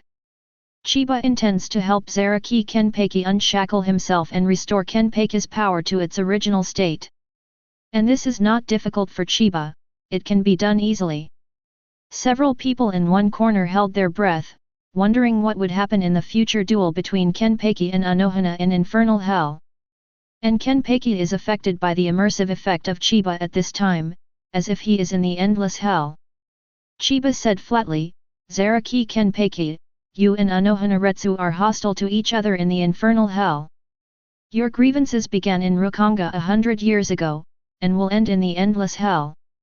Unohana Retsu untied her hair, revealing the scar above her heart, and you also pointed at the scar on your left face and roared. The two immediately drew their swords and fought to the death. At this moment, Zaraki Kenpachi seems to be in an endless hell, fighting a life and death duel with Unohana. Ujiao and Gongkin didn't dare to take a breath, and listened to Chiba's narration with bated breath. You slashed at Unohana Retsu with all your strength, but, to your disbelief, Unohana easily dodged your nearly full-strength strike. Also, Unoka directly injured you seriously with a backhand sword. You can't believe what's happening in front of you. It's unbelievable that Unohana Retsu is so powerful. His strength is far superior to yours. Unohana Retsu said something that makes you surprised and confused. It's not that she has become stronger, but you have become weaker. Then Unohana Retsu swung a knife at your neck, your throat was cut open instantly, and your consciousness became blurred. Hearing Chiba's exposition, the expressions of a few people all changed in astonishment. Captain Zaraki, who was extremely strong in their hearts, and Captain Zaraki, who had just passed through 3, was so weak in front of Unohana Retsu, and Zaraki Kenpachi was no match for Unohana Retsu at all. Ever since Unohana met Kenpachi in Rukongai, they haven't made a move for hundreds of years. How do most Shinigami know how powerful Unohana is? First generation Kenpachi, Soul Society Kenpachi with the highest kendo attainment, the unprecedented villain Unohana Yachiryu. Could it be? Could it be that Captain Zaraki died just like that? Will Captain Zaraki die at the hands of Captain Unohana? No. It is very difficult for Ujiao to accept such a result. He admires Zaraki Kenpachi the most, and he doesn't want to die in the hands of Unohana in the future. And it's still in the form of an almost instant kill that Chiba said. Yachiryu's expression was a little dull, and he repeated the words that Chiba said to Kenpachi, "It's not that I have become stronger, but you have become weaker." Aizen, has it really become weaker? Chiba said from the very beginning that the current Zaraki Kenpachi is very weak, and it also shows that Kenpachi unconsciously suppressed and sealed his own strength to cater to weak opponents in order to enjoy the fun of fighting, so he is very weak. And Unohana also said the same. It seems that this matter is almost inseparable. Captain Zaraki. Yumi and Akako looked at Kenpachi worriedly at this moment. I saw that Kenpachi's eyes were slightly staring at this time, and his expression was dull. Captain, don't worry. Captain Zaraki. Two people from one corner shouted. But at this time, Zaraki didn't seem to hear their shouts, and his expression was still dull, motionless. This is due to Chiba's immersive and finishing touches. Let Kenpachi at this moment be in hell, as if he was really fighting against Unohana. Don't worry, he's fine, just caught in a hypothetical fight with Unohana. Also, Unohana of hell didn't actually kill Zaraki Kenpachi. Chiba speaks out to remind a few people. A few people in the corner were relieved when they heard Chiba say that Kenpachi was fine. After all, Ujiao himself felt the same way when Chiba gave him a fortune-telling before. He seemed to be on the battlefield, and everything felt so real. Kenpachi really seemed to die once at this moment. After hearing Chiba's words, he came back to life. Unohana didn't kill you, but healed you when you were dying, and healed your wounds well. Although you don't know why Unohana did this, you just want to fight her now. No matter how you wield the knife, you will continue to be seriously injured and lose consciousness under Unohana fierce offensive, and then be healed by Unohana again and again. Yakian Liu, Ujiao, and Gongkin were dumbfounded. They don't know why Unohana seriously injured Zaraki Kenpachi again and again, rescued Zaraki Kenpachi again and again, and continued to fight. With Unohana combat power at that time, it is obvious that he can crush Zaraki Kenpachi. Could it be that Unohana is also enjoying the joy of fighting? Zaraki Kenpachi, due to your constant struggle with Unohana on the verge of life and death, the power that has been sealed up in your unconscious for a long time is gradually awakening. Gradually, under the guidance of Unohana, you have been able to keep up with Unohana knife speed, and gradually you can take advantage of the trend to cut Unohana. After dozens or hundreds of times, you finally fully awakened your power and regained your strength. And Unohana also fulfilled his destiny, passing on the name of Kenpachi to you. You have become the real Kenpachi, the strongest Kenpachi ever. Although Chiba is just talking about the future in a calm manner, Kenpachi is on the scene, like a duel with Unohana in hell, dead and resurrected dozens of times. This time after time, the battle feels very real, just like experiencing it personally. Coupled with Chiba's finishing touch effect on Kenpachi, the duel between Unohana and Kenpachi is even stronger than the real effect. With Chiba's voice over. In an instant, Zaraki Kenpachi, who had been dazed in a daze, suddenly recovered his beast-like eyes, and his long hair couldn't help but grow wildly at this moment, growing to waist length, looking even wilder. There is a common practice in Shinigami that the longer the male character's hair becomes, the stronger he will be. Bang! Zaraki Kenpachi's right eye patch that was used to suppress Ryutsu was shattered. The extremely powerful golden Ryutsu soared into the sky, spreading in all directions like a torrent. Team Zaraki, ah, ah! The three people beside Zaraki Kenpachi, Yachiryu, Yukaku, and Yumi were instantly sent flying hundreds of meters by Kenpachi's extremely powerful Ryutsu. With Kenpachi as the center, all the trees thousands of meters around were shattered, just like a scene of flying sand and rocks. Even, the entire East Rukonga 50 area is trembling. Of course, Chiba and his shop were not affected in the slightest. Chiba looked at the terrifyingly powerful figure of Ryutsu in front of him, smiled lightly and said, "How does it feel to unseal the power?" Zaraki Kenpachi. Chapter 12. After Kenpachi's power was unsealed, its powerful Ryutsu rampaged around, and it took a long time to calm down. At the same time, Shirai, in the Technical Development Bureau of the 12th Squad, the Shinigami team members in charge of monitoring the East Rukonga area looked shocked and shouted, "What? This, how is this possible? How can the strength of this Ryutsu be so amazing? Its Ryutsu's strength has far exceeded that of ordinary captains." The Technology Development Bureau used high-tech to monitor various places in Shirai, and many areas of Rukonga also had testing equipment, which monitored the shocking Ryutsu after Kenpachi, East Rukonga 50 district, was unsealed just now. At this moment, almost the entire staff of the Development Bureau became horrified, and Kuratsuka Mayuri himself even ran over to check the equipment. "This Ryutsu belongs to that Zaraki guy." Kuratsuka Mayuri soon found out through scientific methods that it was Kenpachi's Ryutsu, but his brows kept frowning. How did Zaraki guy's Ryutsu become so powerful? What the hell is going on here? It's several times stronger than before.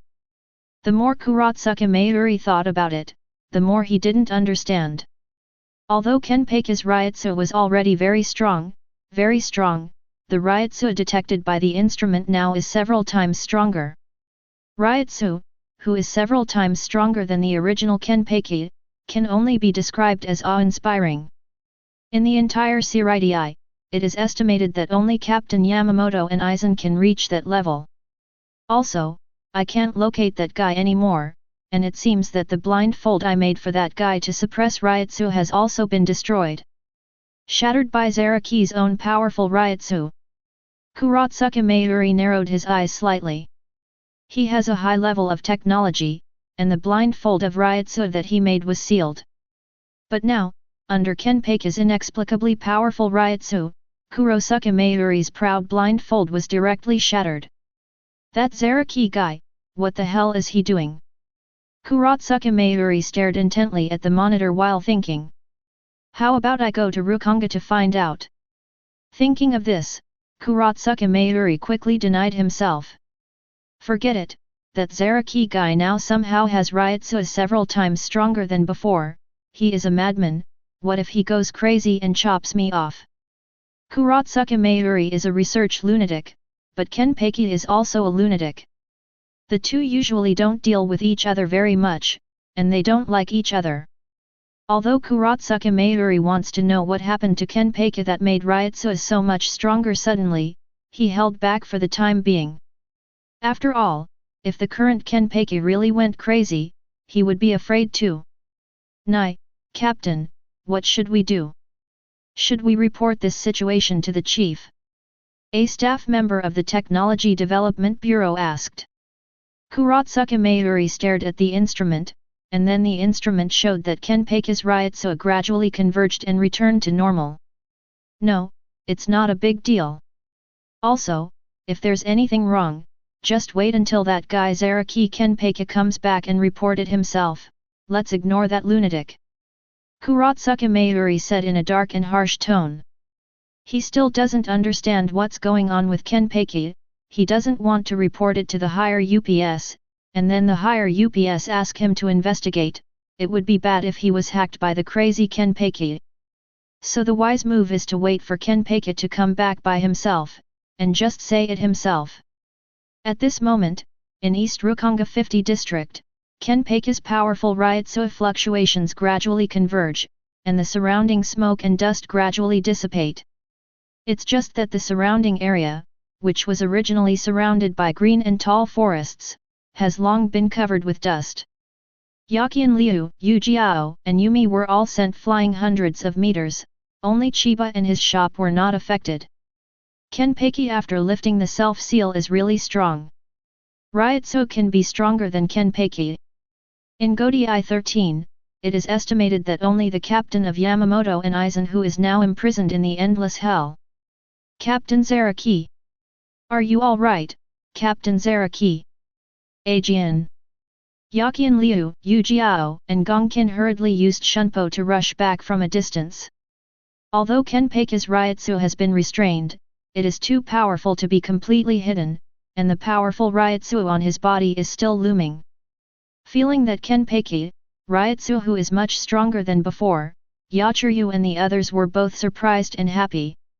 A corner shouted excitedly, "Haha, I can clearly feel that the captain has become stronger, much stronger than before, even more monster than a monster. Aizen is so powerful. In this way, Aizen will not lose to Captain Unohana, and he will not be crushed when he meets a powerful enemy, hehe." The little lowly Yachiryu was also cheering, and she also hoped that Kenpachi would become stronger to meet the tragic battle in a month's time. They quickly returned to Kenpachi's side. Kenpachi still looked a little confused at this time, maybe he hadn't fully recovered yet. At the same time, Yakian Liu and the others were all shocked and unbelievable.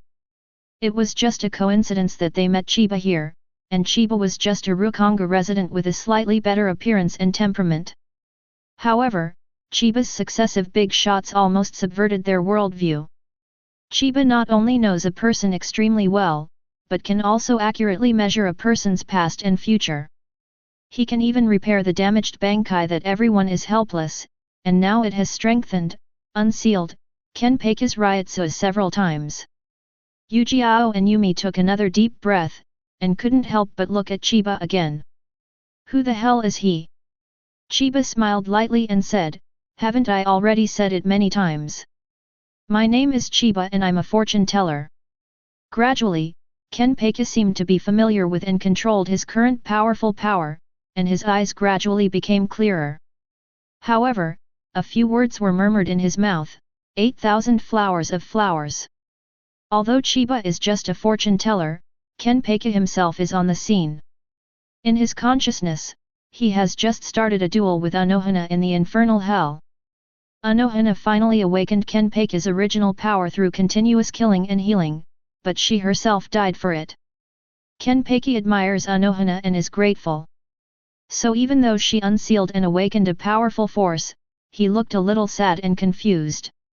Chiba laughed, "How does it feel to regain your strength, Zaraki Kenpachi?" Kenpachi twisted his neck left and right to move his muscles and bones, his bones creaked, and said, "That's how it feels, it doesn't feel good.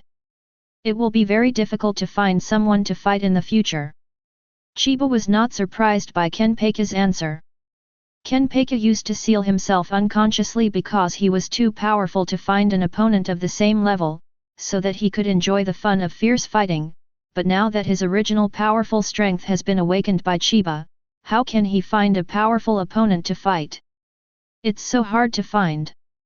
For this, Chiba can't control that much. He helped Kenpachi unlock the power, which is for Kenpachi's good fortune, and for the good of Kenpachi himself. Otherwise, during the Millennium Bloody Battle, Kenpachi will be caught in seconds when he encounters some powerful Quincy masters. Moreover, Chiba helped Kenpachi unlock the power in advance, and he cut off the fate of Kenpachi and Unohana with his own power. From now on, Unoka doesn't have to risk his life to wake up Kenpachi. Chiba saves Unoka's life, which is regarded as indirectly saving Unoka. At the moment, Chiba is happy with what he's doing. "I'm such a good person. If Unohana knows, she should thank me very much." Chapter 13. Chiba smiled faintly, "Zaraki Kenpachi, your fate is not over yet." Chiba needs to calculate the past and future for the characters in the original work in order to get the secret value reward. Part of Kenpachi's future is still up in the air. Then Chiba said something that surprised the four of Kenpachi. "Zaraki Kenpachi, you are, still, too weak." "What?" The four of Kenpachi's eyes widened suddenly. Kenpachi has unlocked the power, Ryutsu is several times stronger than before, but Chiba still says Kenpachi is too weak? With Kenpachi's Ryutsu and combat strength, looking at today's Godi 13, it is estimated that only the Yamamoto team can win Kenpachi. Is it so weak? Just kidding, how is this possible? Chiba big brother, I feel that Ajian is already very strong, why do you still say he is weak? Yakian Liu blinked his big eyes and asked in bewilderment. That's right, Mr. Chiba, the current Captain Zaraki is extremely powerful. Yujiao and Gongkin also said firmly. Seeing these puzzled people, Chiba shook his head slightly, and said with a smile, let me ask you, is the strength of a Shinigami only relying on its own Ryutsu?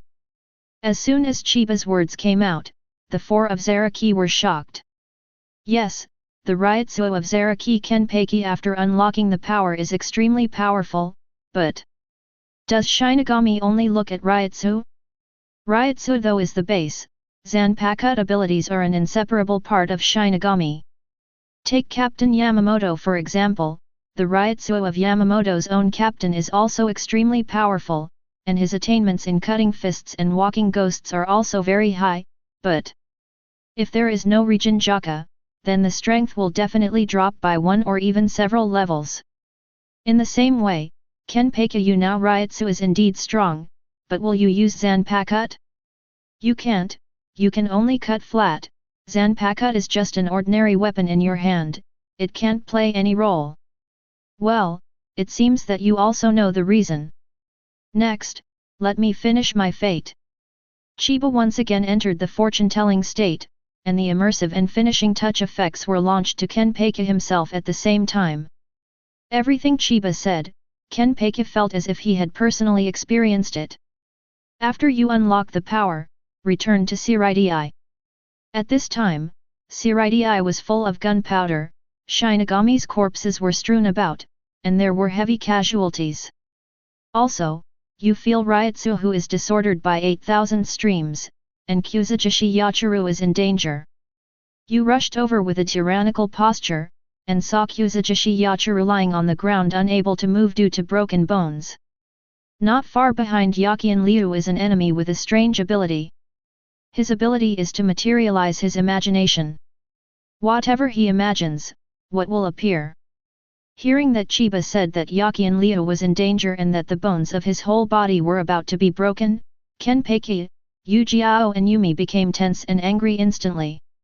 Especially the immersive Kenpachi, the murderous look in his eyes is undisguised, and the powerful Ryutsu on his body can hardly be restrained. Yakian Liu is his reverse scale, whoever eats the bear's heart dares to hurt Yakian Liu. However, the enemies Yakian Liu encountered were also very powerful. Possesses an uncanny ability to materialize imagination. This also shocked them. What kind of monsters and ghosts are these enemies? They even have the ability to realize this kind of imagination. In fact, this ability is somewhat similar to Hōgyoku's ability. Hōgyoku's true ability is that he can absorb the hearts of things around him and materialize. And Hōgyoku has the nails of the King of Souls, and a part of the King of Souls, then this enemy who can realize the imagination, Star-Crossed Knights V in the original book, the visionary Grimi, is probably the brain of the King of Souls bar. Chiba continued, the enemy looks like a teenager. He didn't panic when he saw you coming, but he was amused. Afterwards, you had a fierce contest with him. The ability of the opponent's imagination to materialize is very powerful and tricky. The opponent imagined shells, modern weapons, and more than a dozen of himself, but you resolved them one by one. But the opponent even imagined summoning a meteorite the size of Shirai fell from the sky. The meteorite covers the sky and the sun, as long as it falls, the entire Shirai will collapse and shatter. At this moment, one corner of the bow was sweating profusely, and his expression was surprised and nervous to the extreme. Nima. This. Imagine a meteorite as big as Shirai. This is still a human, is it a monster? This terrifying ability is unheard of. Captain Zaraki, can he deal with it? Is Shirai really going to be destroyed? Aizen. At this moment, Jian Lori did not panic in the slightest, but was extremely excited. He hadn't encountered such a powerful opponent for a long time. You are extremely excited, because the meteorite is another thing you haven't hacked. You firmly believe that there is nothing in this world that you cannot cut and wear. You are as excited as a wild animal, showing an unprecedented ferocious smile. Kenpachi is indeed reckless and powerful. When others see this meteorite as big as the sky, they feel weak and helpless, and can only sit and wait for death. But Kenpachi was extremely excited and wanted to chop the meteorite into pieces. Yujiao Gong kissed the few people very nervously. Chiba continued to speak flatly, "Zaraki Kenpachi, you called out your Zanpakutō name at this moment." Chiba's words directly awakened the two of them. What? The name of Zaraki Captain Zanpakutō. For a long time, Zaraki Kenpachi has been very special. Other dead Shendu knows his Zanpakutō name, and most of them can use abilities, but Kenpachi just can't. Kenpachi had tried to communicate with his own Zanpakutō before, but without success. So Kenpachi has been fighting only with his own powerful Ryutsu. But Chiba actually said that Kenpachi called Zanpakutō's name when facing the meteorite summoned by a powerful enemy.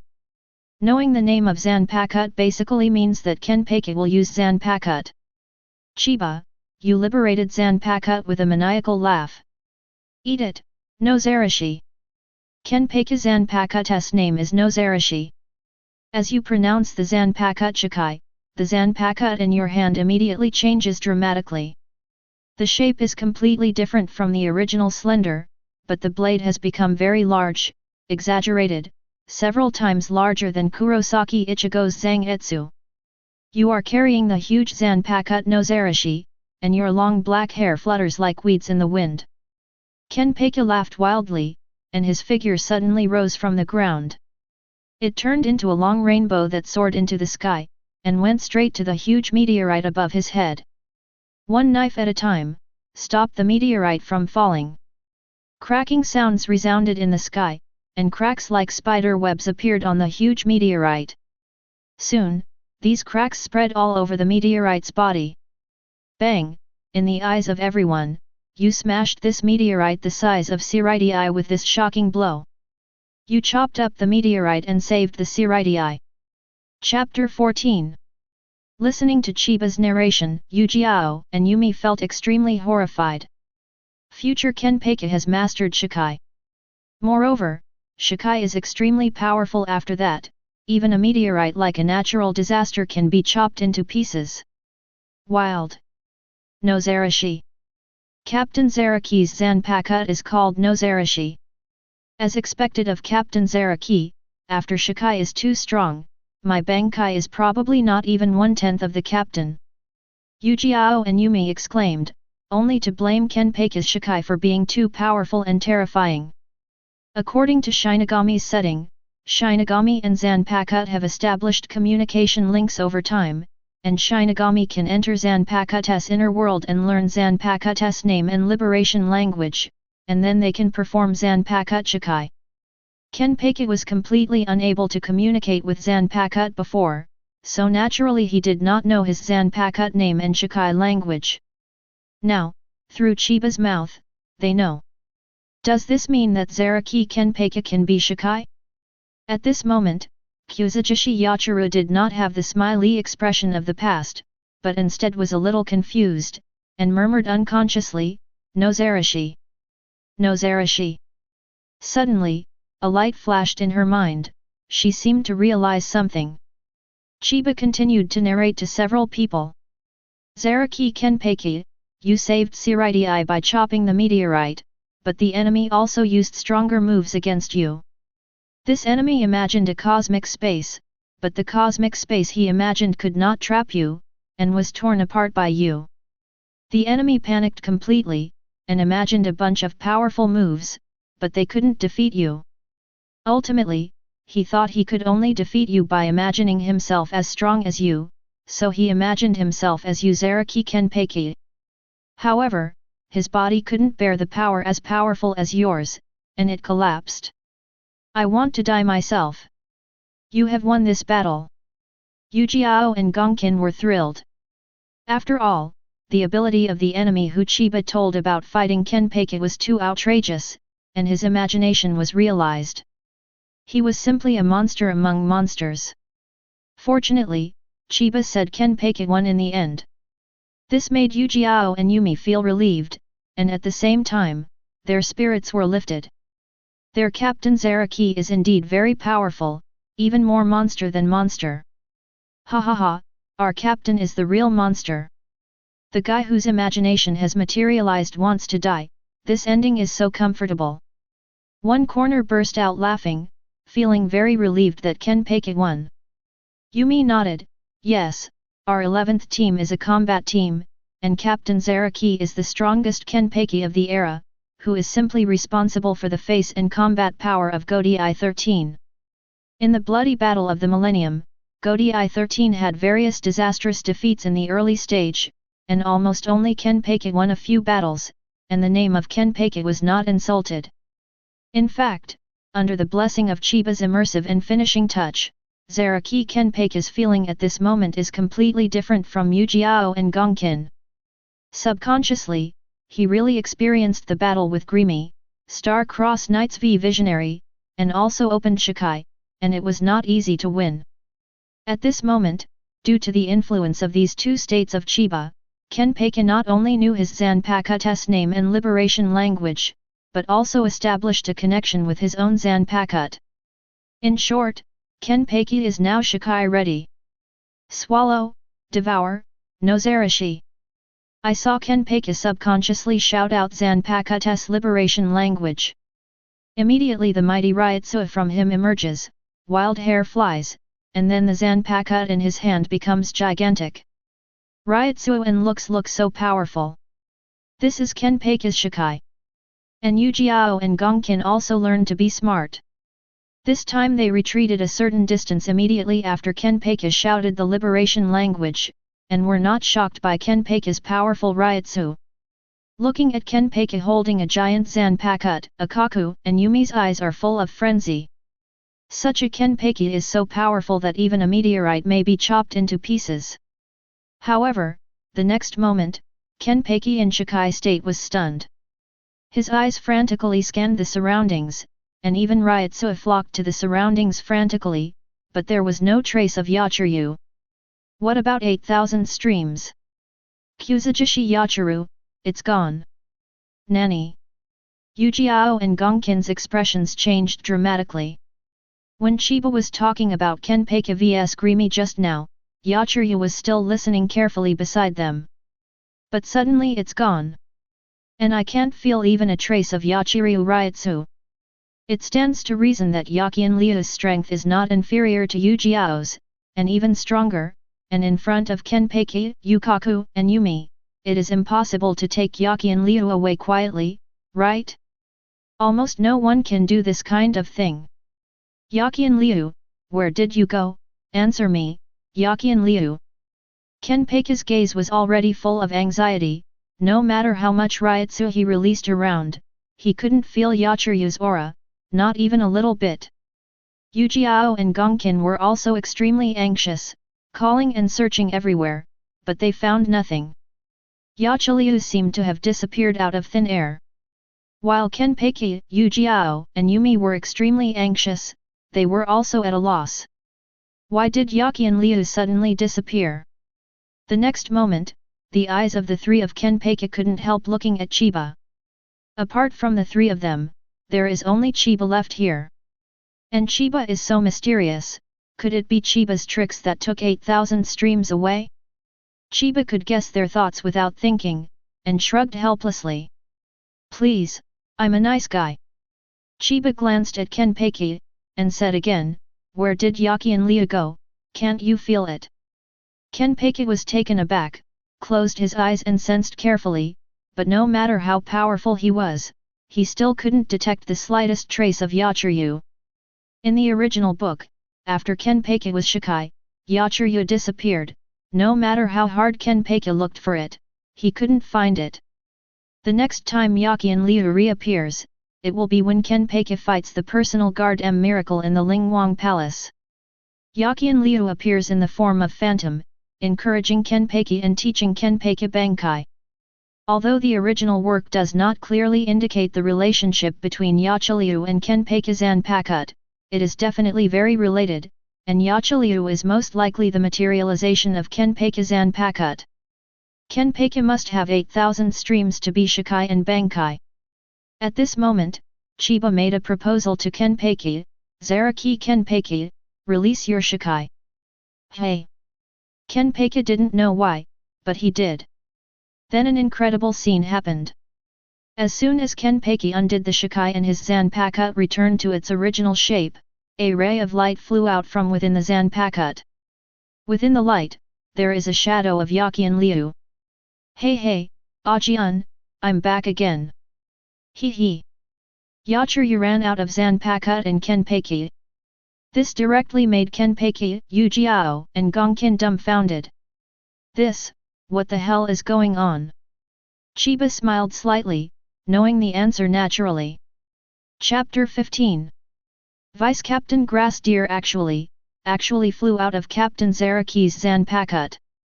Was Vice Captain Grass Deer in Captain Zaraki's Zanpakutō before? What the hell is going on here? Both Ujiao and Gongkin were dumbfounded. They were very anxious just now, but they never imagined that Yakian Liu went to Kenpachi's Zanpakutō no Zarashi. Kenpachi himself was also confused. Yakian Liu, how do you?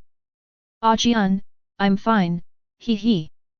Yachiliu hopped and jumped onto Kenpachi's shoulder, unchanged from before.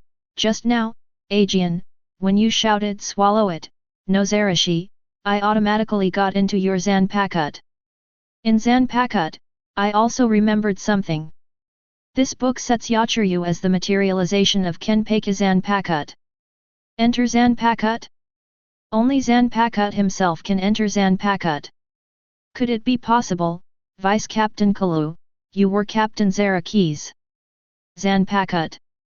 Ujiao and Gongkin were stunned for a moment, as if they had seen a ghost.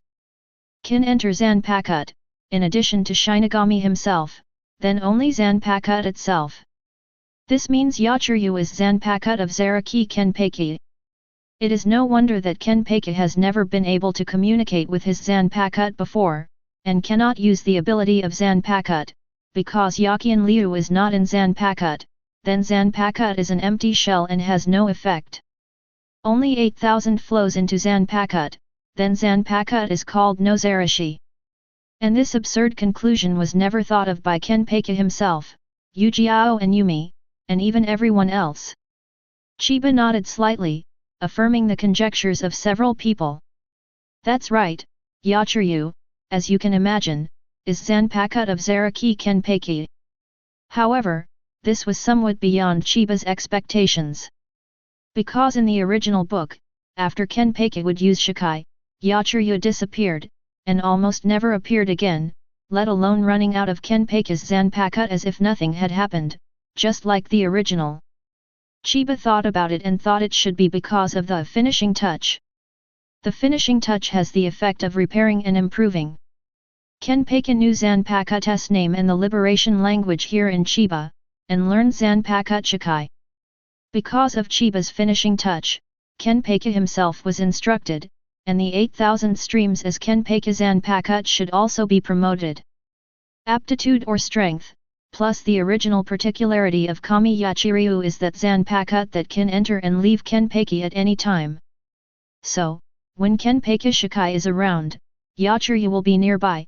After Kenpachi Shikai, Yachiryu will immediately return to Zanpakutō, and when Kenpachi releases Shikai, Yachiryu can come out at any time. Chiba has done another good deed.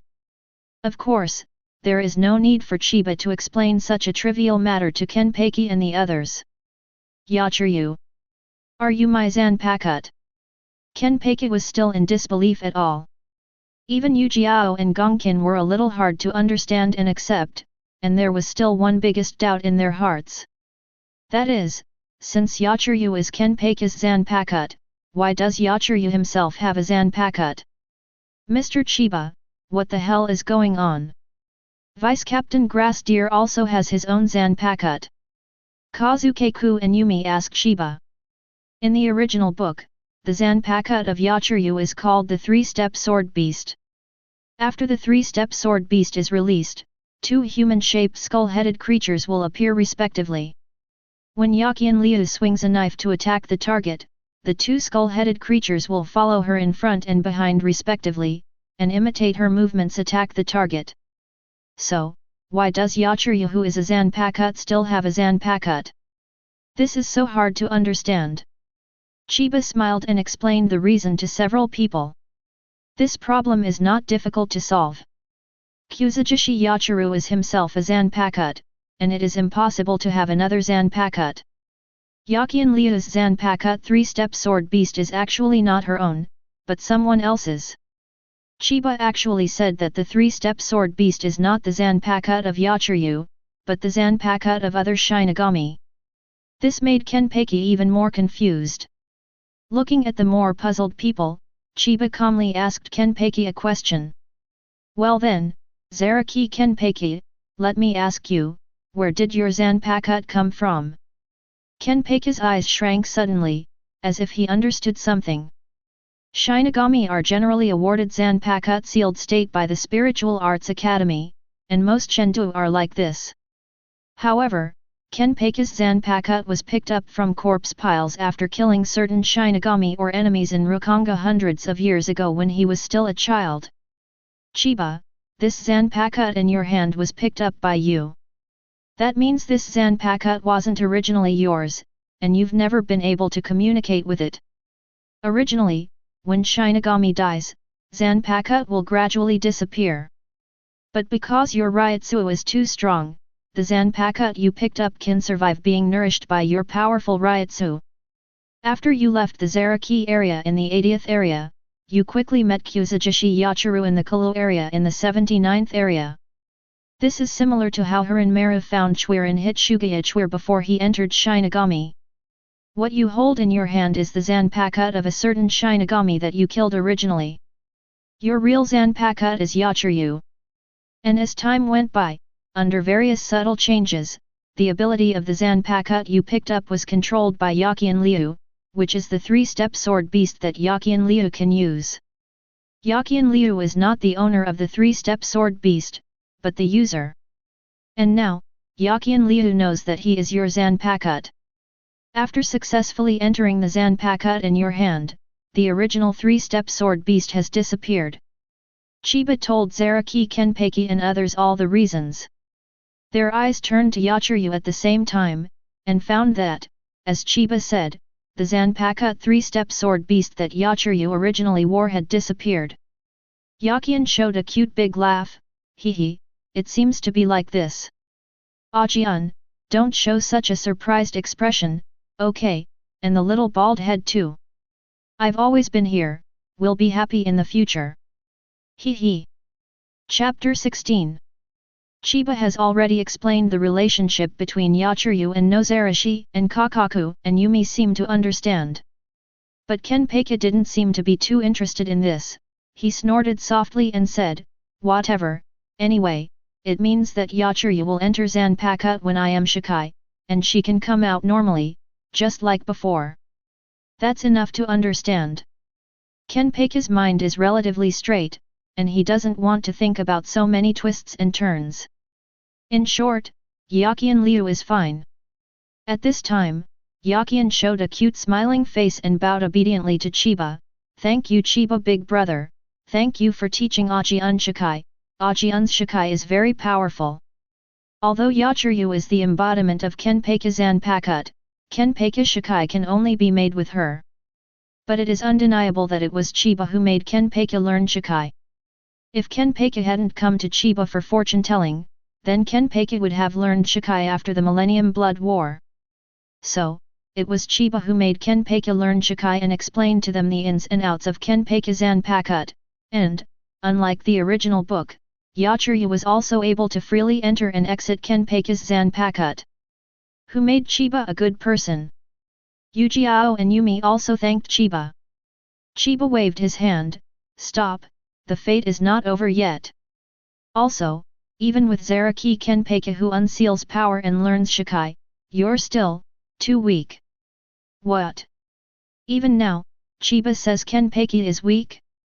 Know that Kenpachi, who unseals himself and learns Shikai, can split even meteorites. According to this strength analysis, it is estimated that in the entire Godi 13 today, only Captain Yamamoto can win Kenpachi. Such a powerful Zaraki Kenpachi, Chiba still says he is weak? Mr. Chiba, what the hell do you mean by that? Is Captain Zaraki not strong enough now? This simply made Ujiao and Gongkin unable to understand. Chiba nodded, yes. Zaraki Kenpachi, don't you want to know what your Bankai is? As soon as Chiba said this, Kenpachi Shinigami's eyes suddenly shrank. They never thought about Kenpachi's Bankai before.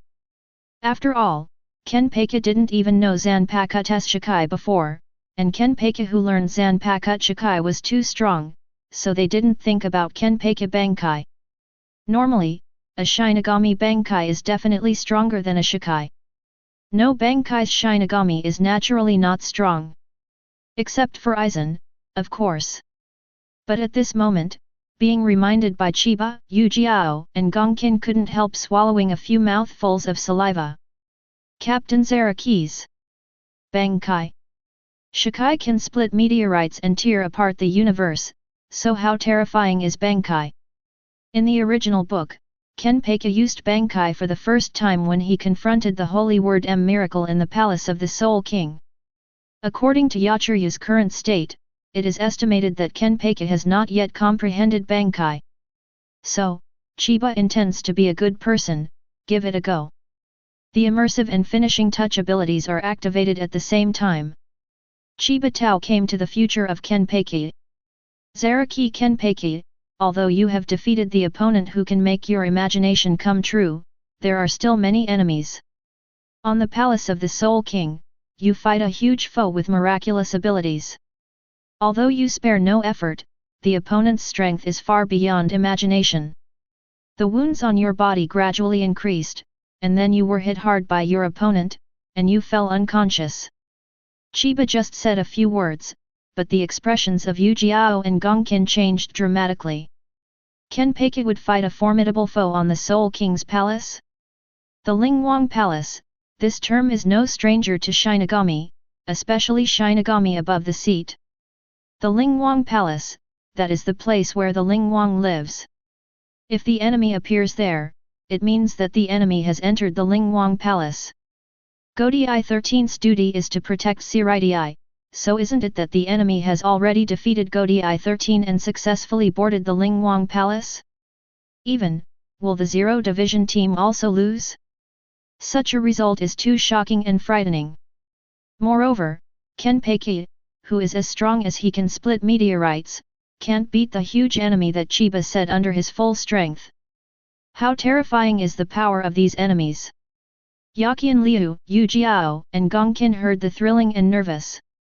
And Kenpachi himself was even more immersive, as if he had fought against M Miracle dozens of times, and then was beaten to the ground by M Miracle.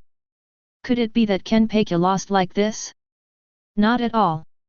Chiba continued to speak in a calm tone, you fell on the ground unconscious.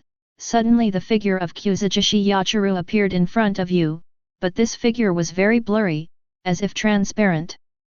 Kuzujishi Yachiru took your hand and held it with you, telling you that if you use her well, there is no enemy you cannot kill. When Kuzujishi Yachiru finished speaking, her power flowed into your body, and at the same time, I asked you to feel and grasp this power. Because this power is called Bankai.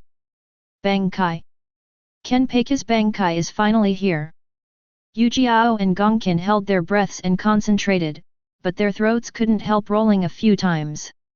What exactly does their captain's Bankai look like, and how strong will it be? I saw Chiba continued, so, you who fell to the ground used Bankai, a very strong Bankai. After using Bankai, your skin turns blood red, Ryotsu becomes stronger and more violent, and you look like a ghost returning from hell. You, after Bankai, swung a knife in an instant, and cut off the right hand of the huge enemy.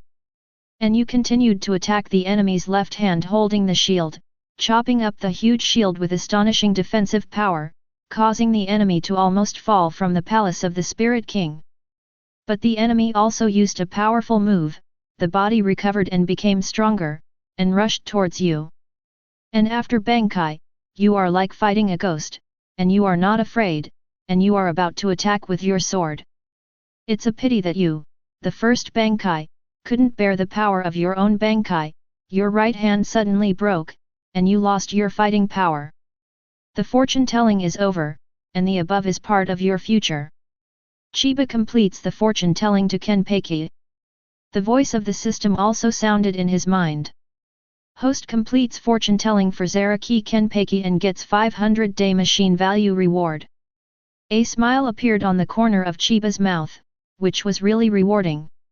I only got 100 fortune-telling points for Madarame Ikeku before, but I got 500 fortune-telling points for Kenpachi, a full 5-fold increase. At this moment, Kakaku, Yumi, and Yachiru were also extremely surprised by what Chiba said just now.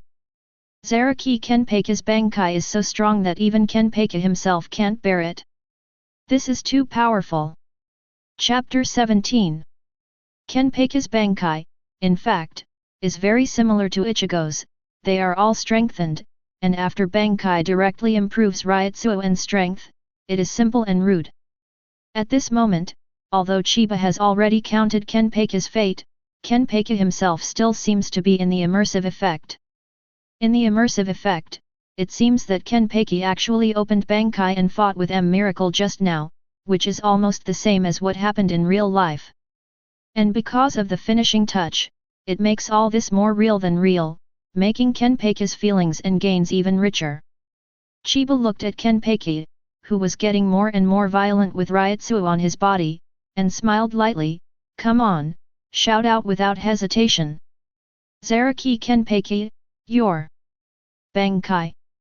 Chiba believes that Kenpachi has realized Bankai after his fortune-telling. At this moment, Kuzujishi Yachiru's body also changed, Ryutsu's breath surged, and his figure became somewhat transparent. It seems that she also realized something. The next moment, Kenpachi finally woke up from the immersive state, and instinctively shouted that sentence as Chiba expected. Bankai. 8,000 streams, overbearing axe. Created by myself. Tyrant axe, the Bankai name for Kenpachi Zanpakutō, sounds like a very haughty haki indeed. Boom. A golden Ryutsu that was several times stronger than before emerged from Kenpachi's body, rushing straight to the sky of 9 Tianyun. And the strength of this Ryutsu was indescribable. Just let all the regions of the 4 Rukongai in the southeast, northwest, and north tremble, and the sky and the earth tremble at the same time. Even the Ryutsu in the air became extremely explosive. If Chiba hadn't let them into the fortune-telling shop, Yujiao and Gongkin would have been blown thousands of meters away. This is Zaraki, Captain Zaraki's Bankai. One corner of the entire face looked extremely horrified, and beads of sweat were all over his head, because he was so shocked. The captain's Bankai is too powerful, and the breath alone can almost overwhelm us. If Mr. Chiba hadn't shot, we wouldn't even have the qualifications to stand here at close range. Gongkin couldn't help but gasped, extremely shocked. Kenpachi after Bankai is really like a ghost from hell. The skin all over his body is red, and Ryutsu is extremely powerful and violent. It seems that he is a beast with only fighting instinct left, which makes people feel timid. The Nozarashi blade after Bankai is also huge, but it is a broken knife, which looks more like a battle axe, and its power is naturally far beyond Shikai. Roar! Kenpachi let out a deafening roar like a beast, as if to vent the powerful and endless power in his body. In an instant, the mountains shook again. And Kenpachi's eyes turned scarlet, as if he couldn't restrain his fighting instinct. Captain Zaraki! Kazuke-ku and Yumi yelled worriedly, but Kenpachi himself didn't seem to hear. Roar! With a roar, Kenpachi swung the tyrant axe in his hand and slashed forward with great force. In an instant, a mountain peak 100 meters away was split in half from top to bottom by a knife. A mountain was split open with one blow. Kenpachi, who was full of explosive energy all over his body, slashed again, only to see that a row of mountain peaks thousands of meters away were all cut off in half, as if the enemies were lined up and their heads were cut off. Kenpachi in this state is too powerful. Just like what Yachiryu said in the original book when he taught Kenpachi Bankai, if you use Bankai well, there is nothing in this world that Kenpachi cannot break. However, Kenpachi in this state after Bankai is like a beast who has lost his mind and left only his fighting instincts. This can't help but make Ujiao and Gonkin worry. At the same time, the whole Soul Society was like an earthquake. Godai 13 all dead Shendu felt this powerful and indescribable breath after Kenpachi Bankai. Let all the Shinigami complexion drastic change. Also, many dead Shendu felt that this Ryutsu breath was from Kenpachi. Although Kenpachi's Ryutsu has always been very powerful, compared with the past, it is completely two concepts. A difference of several grades. The second team, Sui Feng and Omida are doing daily inspection work. The two of them suddenly felt Kenpachi's astonishing Ryutsu, and their expressions were horrified. The snack bag in Omida's hand fell to the ground, trembling. This is what's going on, this Ryutsu, it's too scary. Also, this seems to be Captain Zaraki's Ryutsu. Omida was so frightened that her legs went weak. She hid behind Sui Feng.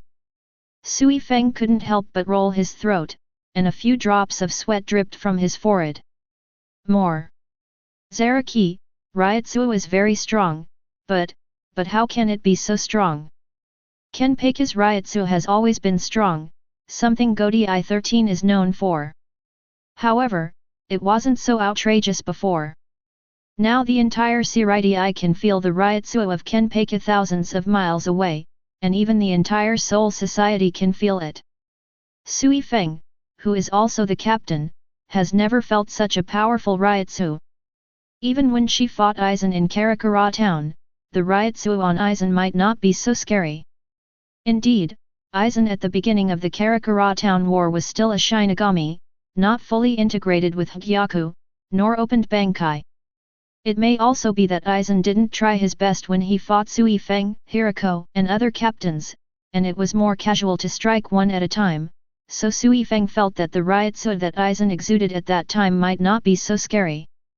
Now Kenpachi, Ryutsu after breaking the seal and Bankai, is really amazing. Team 3, new Captain Torabashi RJR and Deputy Captain Kira Izuru were chatting awkwardly about music and art, but at this moment they were all dumbfounded. This extremely powerful Ryutsu after Kenpachi Bankai, just let them feel it, it seems to have endured a huge pressure like 1,000 catties. Hirako Shinji of the 5th Division was also frightened. He curled his lip at the adjutant Hinamori Momo, what a monster. Hinamori Momo froze for a moment, then nodded. However, she was thinking in her heart, this is better than Captain Aizen's Ryutsu. When talking about Ryutsu and Shinigami, it actually has to be Aizen. Even if Kenpachi unblocks and Bankai, Ryutsu is still not as good as Aizen, and Aizen has been fused with Hōgyoku. Kenpachi is not as good as Aizen, but it doesn't mean Kenpachi is not strong. These two concepts are not contradictory. Team 6, Byakuya Kokaki, who has always been calm and indifferent, suddenly shrank his eyes and was stunned for a few seconds. This happens very rarely with Byakuya. Byakuya's face became very serious, this Ryutsu, how can it be so strong? Team 7, Komamura Seijin was also frightened into a cold sweat. How strong Kenpachi is, in fact, he has experienced it a long time ago. He and Tosen blocked Kenpachi together, but they were not Kenpachi's opponent at all.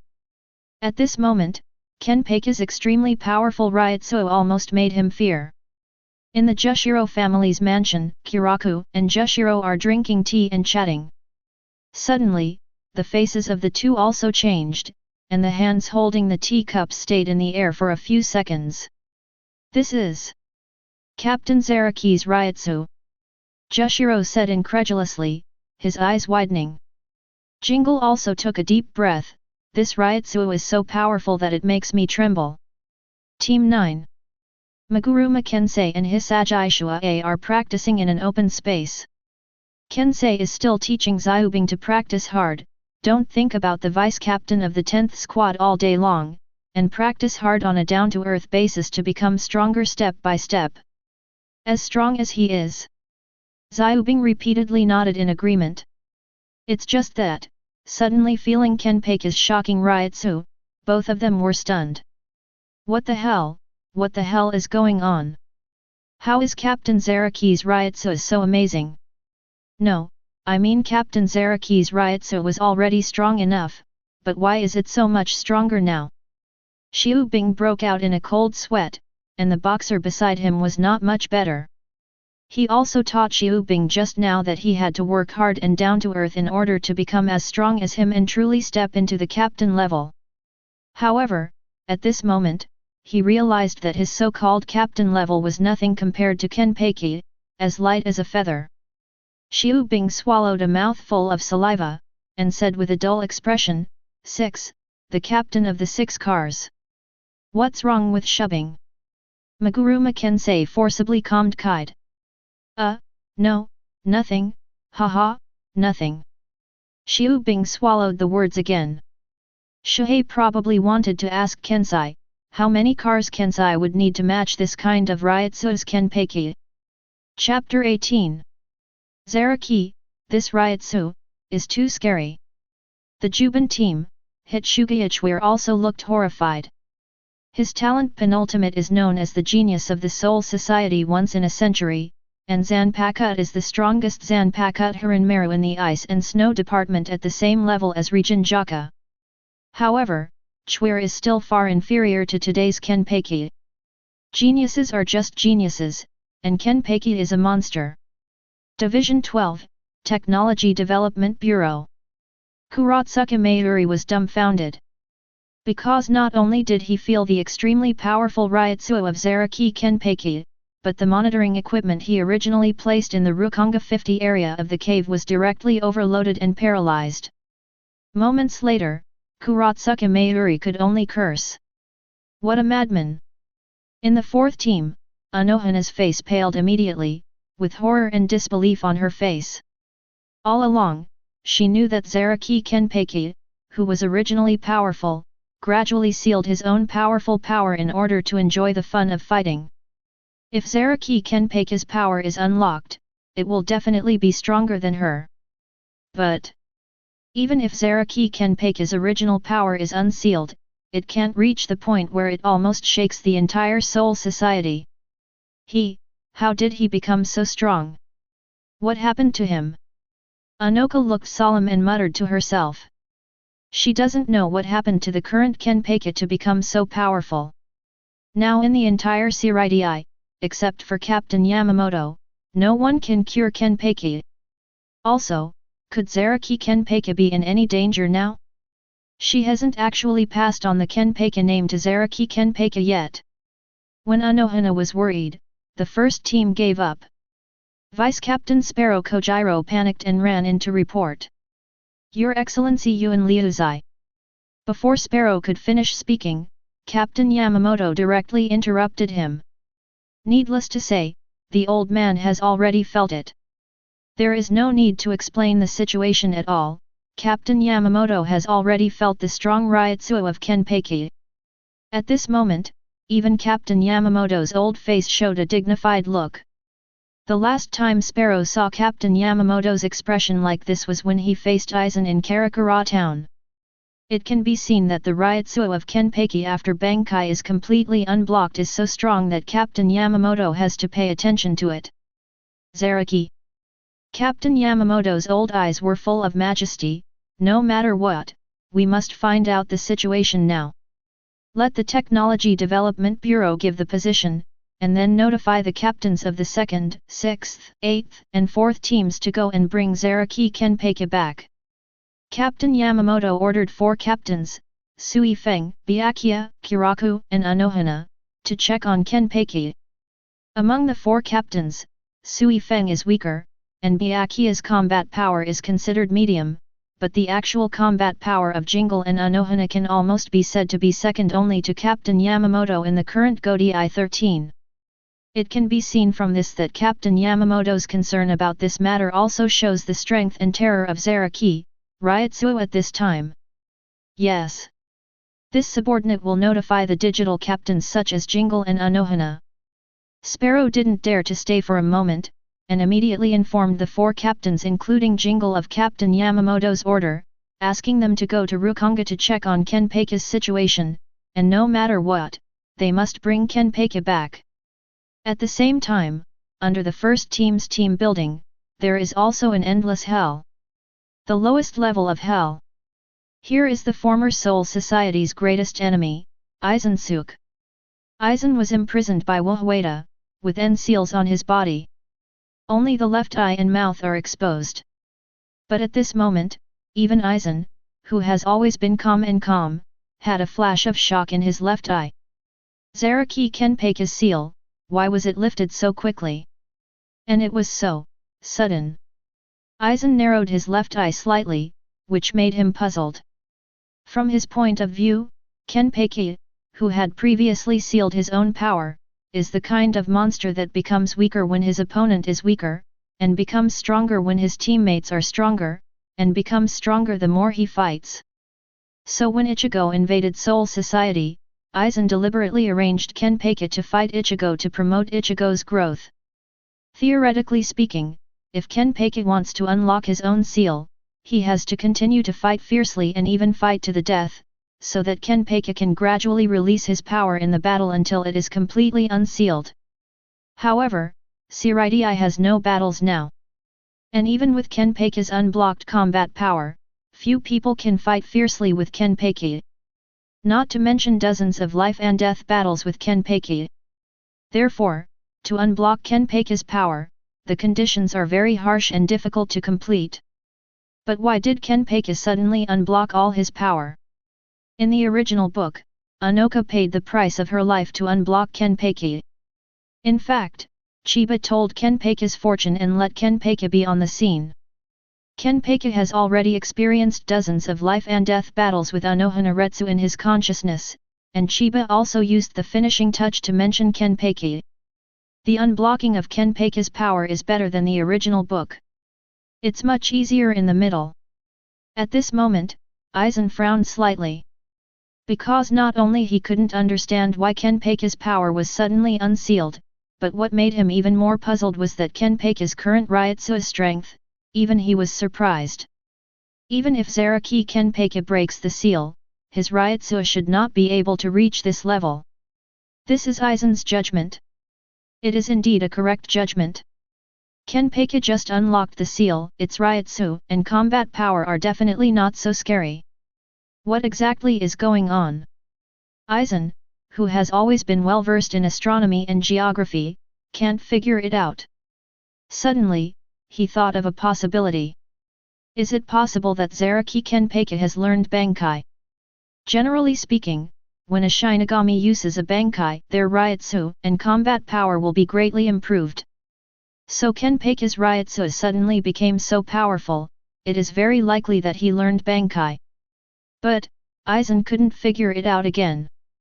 Kenpachi couldn't even use Zanpakutō before, and he didn't even know his name, and Shikai couldn't do it, let alone Bankai. This is like a Shinigami who didn't know anything at first, and suddenly will be Bankai tomorrow. This kind of thing is totally against the common sense, and it is almost impossible. So, Aizen still can't understand after thinking for a long time, how did Kenpachi, who was originally good, suddenly learn Bankai? Chapter 19. Why Kenpachi would suddenly unseal the power and learn Bankai, which made Aizen wonder for a long time. This incident seemed to have exceeded his expectations or even cognition. Although he is more interested in this, but now his whole body is covered with seals, and he is tightly wrapped, so he can only stay here in Wujian. Back to Rukongai, Chiba's fortune-telling shop. After Zaraki Kenpachi used Bankai, the Ryutsu breath became extremely powerful and violent, and it felt as if he had lost most of his sanity and turned into a ghost who just wanted to fight. Roaring, Kenpachi waved the tyrant axe in all directions, and made several powerful slashes, easily cutting off the distant mountain peak. If this kind of power is cut on a person, the result can be imagined. Moreover, Kenpachi should not have fully exerted Bankai's strength at this time, and he can't bear it now. Puff, puff. Suddenly, Kenpachi's two blood-red arms exploded, dripping with blood. This is the result of his first Bankai, unable to withstand the power of Bankai. As for Kenpachi, whose hands were blown off, his eyes gradually recovered, Bankai's state was gradually released, and Kenpachi fell to the ground. The breath is weak, but still conscious. Aizen. Yakian Liu hurriedly ran out of Zanpakutō and helped Kenpachi up. I saw that Kenpachi's arms were almost blown up by Bankai's powerful force just now, bloody and bloody. Ujiao and Gongkin also ran out quickly. Captain Zaraki, Captain, are you all right? What's going on here? Why did the captain's arm suddenly explode? However, the look behind Captain Bankai just now is really scary. Ikeku and Yumi want to heal Kenpachi's arm, but they're not good at healing at all, probably even Kide. Neither will Yachiryu, so they can only count on Chiba. Chiba big brother, help Ajian, Ajian is seriously injured. Help Ajian. Bakian Liu's voice was crying, and he looked at Chiba pitifully. Ujiao and Gongkin also begged Chiba to make a move. Okay. Chiba shrugged, taking a little distance with his hands. A surprising scene happened. I saw that the flesh and blood on Kenpachi's arms that had been blasted apart gradually repaired. In the blink of an eye, Kenpachi's arms were back to normal, intact. Chiba's healing ability is much stronger than Shinigami's Kide. It is estimated that it is at the same level as Inu Orium's healing ability. Kenpachi fully recovered and stood up. Chiba said to them, Zaraki Kenpachi, your Bankai's power is too strong, even just now, you only released part of it. But it's only part of Bankai's strength, and you can't fully support it with your current physical strength. You need to practice more when you go back later, so that you can fully control your strength as soon as possible. Hearing these two words from Chiba, Kakaku, and Yumi understood that the reason why Kenpachi exploded his arms just now was because he couldn't bear the powerful power of his own Bankai. This made the two of them gasp involuntarily. Kenpachi itself is as strong as a monster, but even Bankai's part of the power can't bear it at present. It can only be said that the Kenpachi after Bankai is too powerful. Chiba continued to say to Kenpachi, now you have truly entered the category of the strong. In this world, there are not many people who are stronger than you, and you can count them on one hand. I told you your fate, and that's how good luck is. Before learning Bankai, Chiba always felt that Kenpachi was weak. The fact is also true. In the original book, in the following millennium bloody battle, all kinds of outrageous Quincy emerged one after another. Even if Kenpachi really knew Bankai, he still couldn't beat the miracle of the Pro Guards. Of course, not necessarily if Kenpachi has full control over his Bankai's powers. At this point, Chiba has also completed the fortune-telling for Kenpachi. However, at this moment Kenpachi seemed a little unhappy, and complained, you guys are really good, let me realize such a powerful force, how can I enjoy the fun of fighting in the future? The current Kenpachi is indeed too strong, and the only one who can win Kenpachi in Godai 13 is the captain of Yamamoto. For the other captains, it is estimated that there is no chance. At this moment, Chiba turned his gaze to Yumi, and said with a smile, Yasukawa Yumi Chika, don't you come to count? Chiba doesn't want to let go anyone, he can get rewards for fortune-telling. Gongkin was startled and pointed at himself, count me? Is that okay? What's wrong? One soul coin is nothing but a fool. If you can't buy it, you won't be fooled, and you may even get good luck. Chiba's words were full of temptation. The fact is also true, a fortune-telling, not only can you know your future, but also very likely to get a fortune, and it is only one soul coin, almost like a free fortune-telling. Can it be counted? It must be counted. Yakian Liu took out another soul coin from his pocket. Chiba big brother, then please do the math for Xiao Gongkin, hehe. So, Chiba counted the fate of Gongkin. The content of the fortune-telling is actually similar to Yu Jiao's. After all, the two of them have almost the same background, have been inseparable since then, and what will happen in the future will be similar. Therefore, Chiba quickly told Gongqin's fate. The system beeps. Congratulations to the host for finishing Ayasukawa Yumishika's fortune-telling and rewarding 100 points of secret value. The 100-point secret value is the same as when calculating a dime, and it is also within Chiba's expectations. After all, Yu Jiao and Gongkin are both similar in strength, so the fortune-telling obtained by Chiba is naturally the same. And Gongkin also got good luck. His Ryotsuba power has been increased to captain level. In this way, if you don't count Yakian Liu, the 11th team has 3 captain-level characters, Kenpachi, Yu Jiao, and Yumi, among which Kenpachi is too strong, and the 11th team is much stronger than before. As for Kuzujishi Yachiru, probably because she is Kenpachi Zanpakutō, Chiba doesn't count, and it doesn't matter, after all, Kenpachi's future is her future. So far, Chiba has also completed fortune-telling for the 4 of them. Chiba big brother, I still have money, can you count on Aizen a few more times to make Aizen stronger? Yakian Liu blinked his big eyes, wanting Chiba to count Kenpachi a few more times.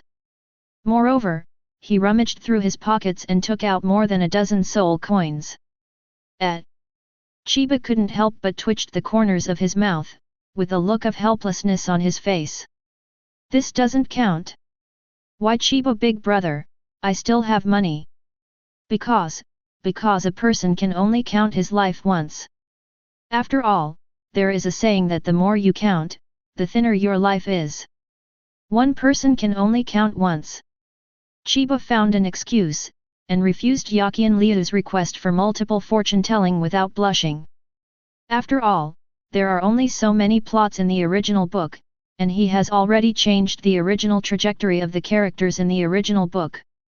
After heaven-defying changed his life, he doesn't know what will happen to Kenpachi in the future, so he can't figure it out. Yakian Liu, Yu Jiao, and Yumi nodded in agreement. Yes, that's right. I have indeed heard the saying that the more you count, the thinner your life will be. Sorry Chiba big brother, I was rude. Chiba chuckled, it's okay. Since the fate has been counted, please go back, everyone. If everyone thinks my fortune-telling is fairly accurate, you can introduce customers to come to me for fortune-telling later.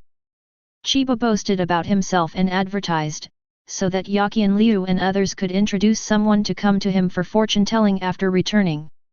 Will definitely be Chiba big brother. Yakian Liu nodded obediently and earnestly, and then Kenpachi and the others greeted Chiba a few more words, and then left. Because the fate has been counted, Kenpachi made such a big commotion just now.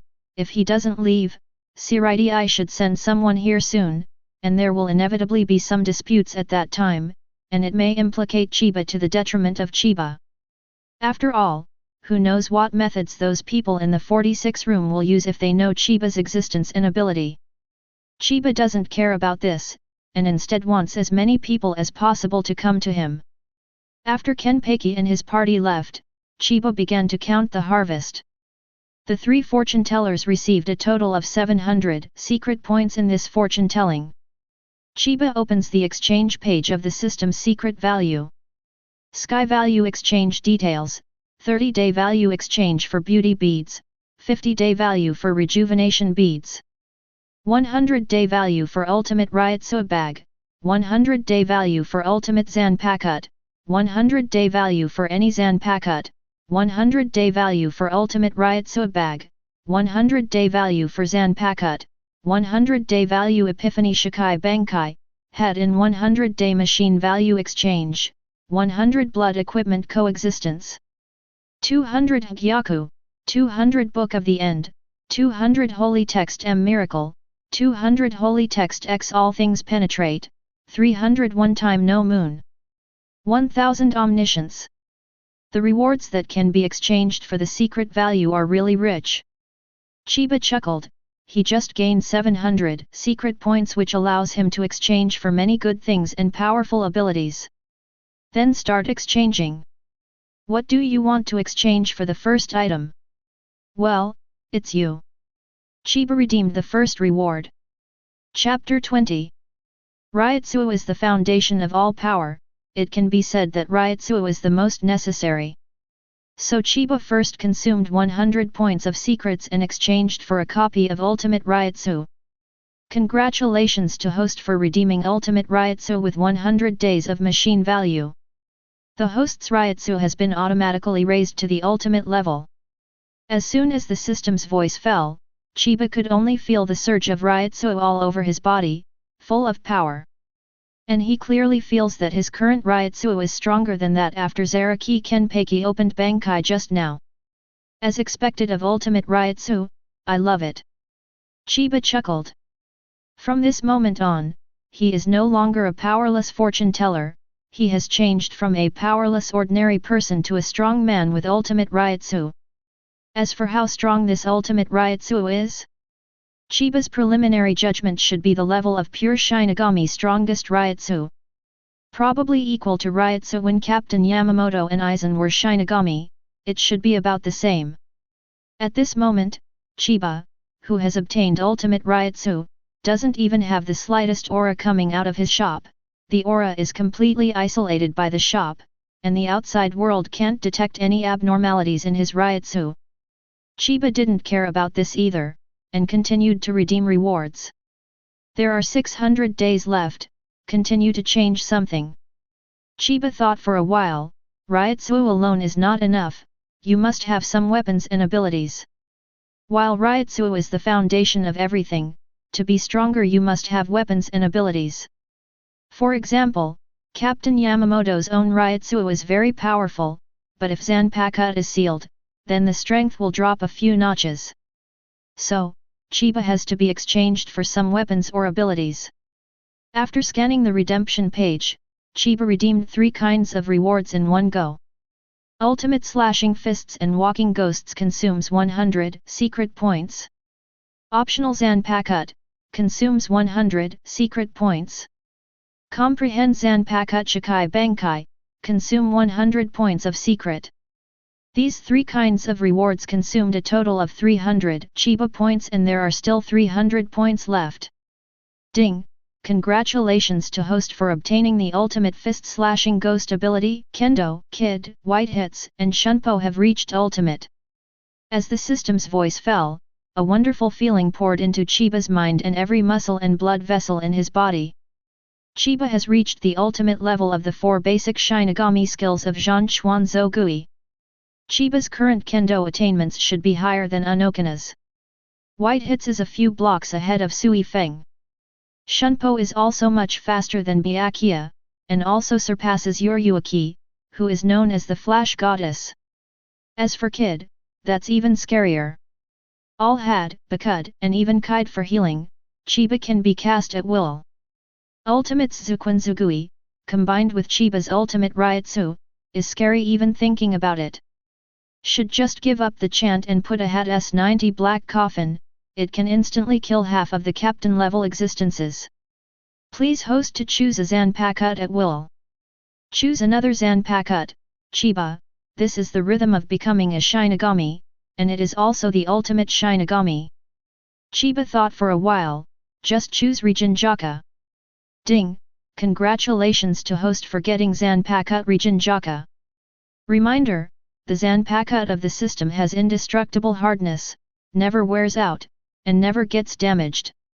The system voice fell, and Chiba had an extra Zanpakutō in his hand.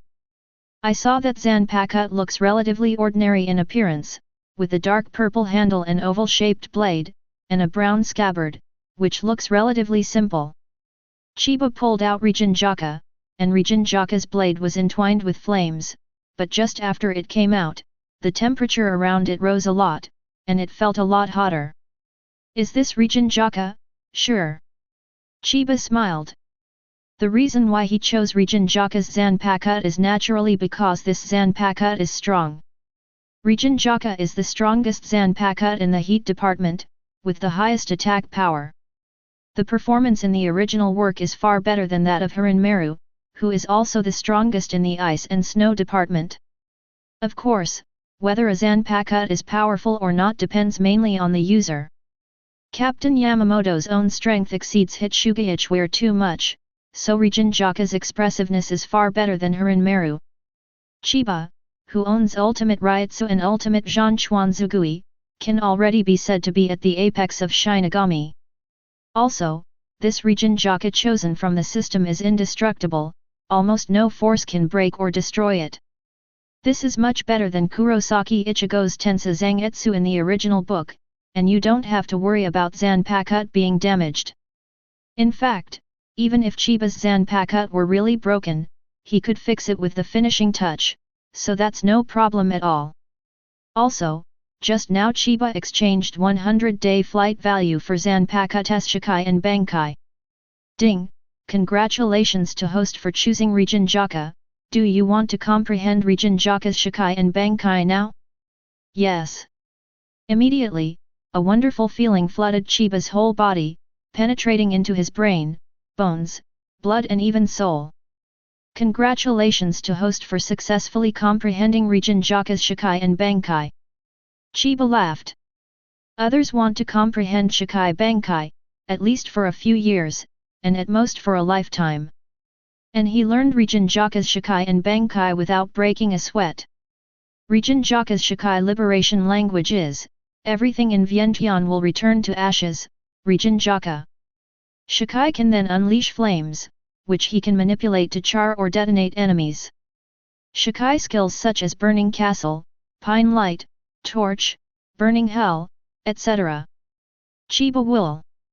Bankai is the remnant sword. Chiba also understood all the Bankai moves of Captain Yamamoto. Chiba with Ultimate Ryutsu, Ultimate Zanquanzugui and Region Jaka easily reaches the peak of Shinigami. And at this moment, he still has 300 days left. What else should I choose?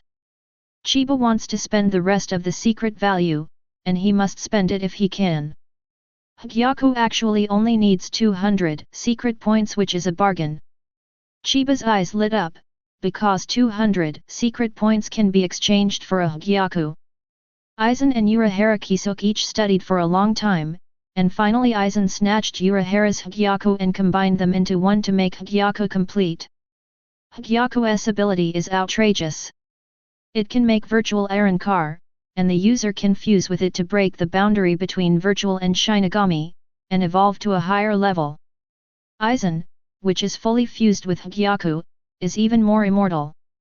Kurosaki Ichigo's Mutsuki cannot be killed, but can only be sealed. All in all, Hōgyoku is powerful and useful. Exchange Hōgyoku.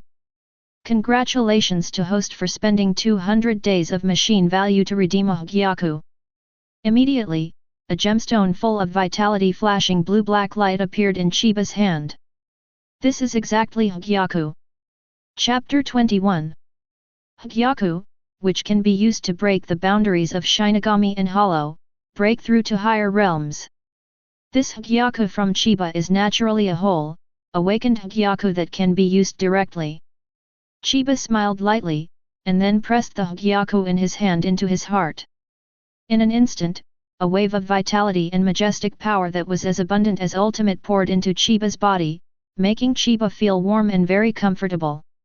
Similarly, at the moment when Hōgyoku was embedded in the body, Chiba seemed to hear a crisp cracking sound, and the shackles of body and soul were broken.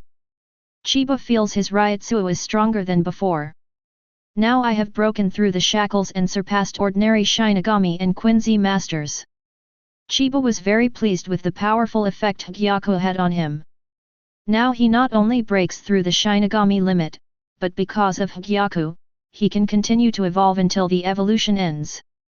Because Hōgyoku's main ability is to materialize the user's wishes, if Chiba wants to become stronger, then Chiba will become stronger and stronger. Of course, Hōgyoku's evolution must be limited. After all, Hōgyoku is essentially a combination of the Soul King's nails and some souls, and it is impossible to evolve to be stronger than the Soul King himself. I need more power. When Chiba shouted these words, the Hōgyoku in his body shone even more dazzlingly, and a steady stream of vitality flowed into Chiba's body together with Ryutsu.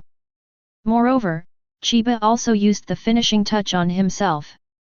This makes Hōgyoku's fusion with himself even faster. Chiba is covered in a white Ryutsu outfit, just like Aizen was. Then there was a crack in the white costume and it gradually fell off. Chiba's pupils turned into a strange purple. Continue to evolve. Chiba actually grew 2 pairs of wings behind him, and a virtual mask appeared on his face. The evolution is not over yet.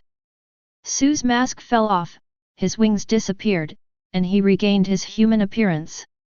The evolution of Hōgyoku has finally stopped, and Hōgyoku has merged with Chiba. The appearance of this Chiba is not much different from the original, but the pupils have become purple, and the hair has grown a lot, with a little purple in the black, and the long hair is blowing in the wind. This is the power of Hōgyoku, love love love. Not only have I reached a higher level now, even ordinary Shinigami and Quincy can't kill me at all. The full fusion of Hōgyoku has brought me full regeneration, and I am almost immortal. Chiba is happy with the changes Hōgyoku brought to him, not only reaching a higher level, but also having full regeneration of Hōgyoku. Aizen fused with Hōgyoku also has the ability to fully regenerate. Even if it is split in half by Kurosaki Ichigo's Moonless, it will not die. It is almost immortal, so the Soul Society cannot kill Aizen and can only seal it. Of course, all the dynamics of Chiba getting the ultimate Ryutsu, merging with Hōgyoku, etc. were isolated by his fortune-telling shop, and no breath was revealed to the outside. The East Rukongai 50 area is just a messy scene where dozens of peaks were ravaged by Kenpachi's Ryutsu and Bankai cut down. Everything else looks normal, and no one can notice the changes here in Chiba. Chiba, a fortune-telling shop, is quite good, with many functions. In fact, Chiba can only have immersive and finishing touches in fortune-telling in this fortune-telling shop, and only in fortune-telling in the shop can he be rewarded with magical value. Another point is that the person who tells Chiba fortune-telling must be voluntary, and Chiba cannot use force. So, even now that Chiba has gained great power, he still chooses to stay in his small shop for the time being. Then he came back to his senses and looked at the last remaining 100 points of secret value. There are 100 days left, what should I change? Chiba scans everything. Among them, there was something called Resurrection Orb that made him a little interested. Resurrection Bead, 50-day machine value can be exchanged for 1, and the number of exchanges is unlimited. It can revive a dead person, human, virtual, Shinigami, Quincy Master, and after resurrection, the strength will return to the peak state, and all the consciousness before death will be retained. The resurrected ones are under the control of the host, and life and death are only between the host's thoughts. This resurrection orb can revive the dead, but it is a good thing. Chiba has some ideas about this. He showed a faint smile, and said in his heart, exchange for 2 resurrection orbs. The price of 1 resurrection orb is 50 points of secret value, and Chiba has 100 points left, which is just enough to exchange for 2.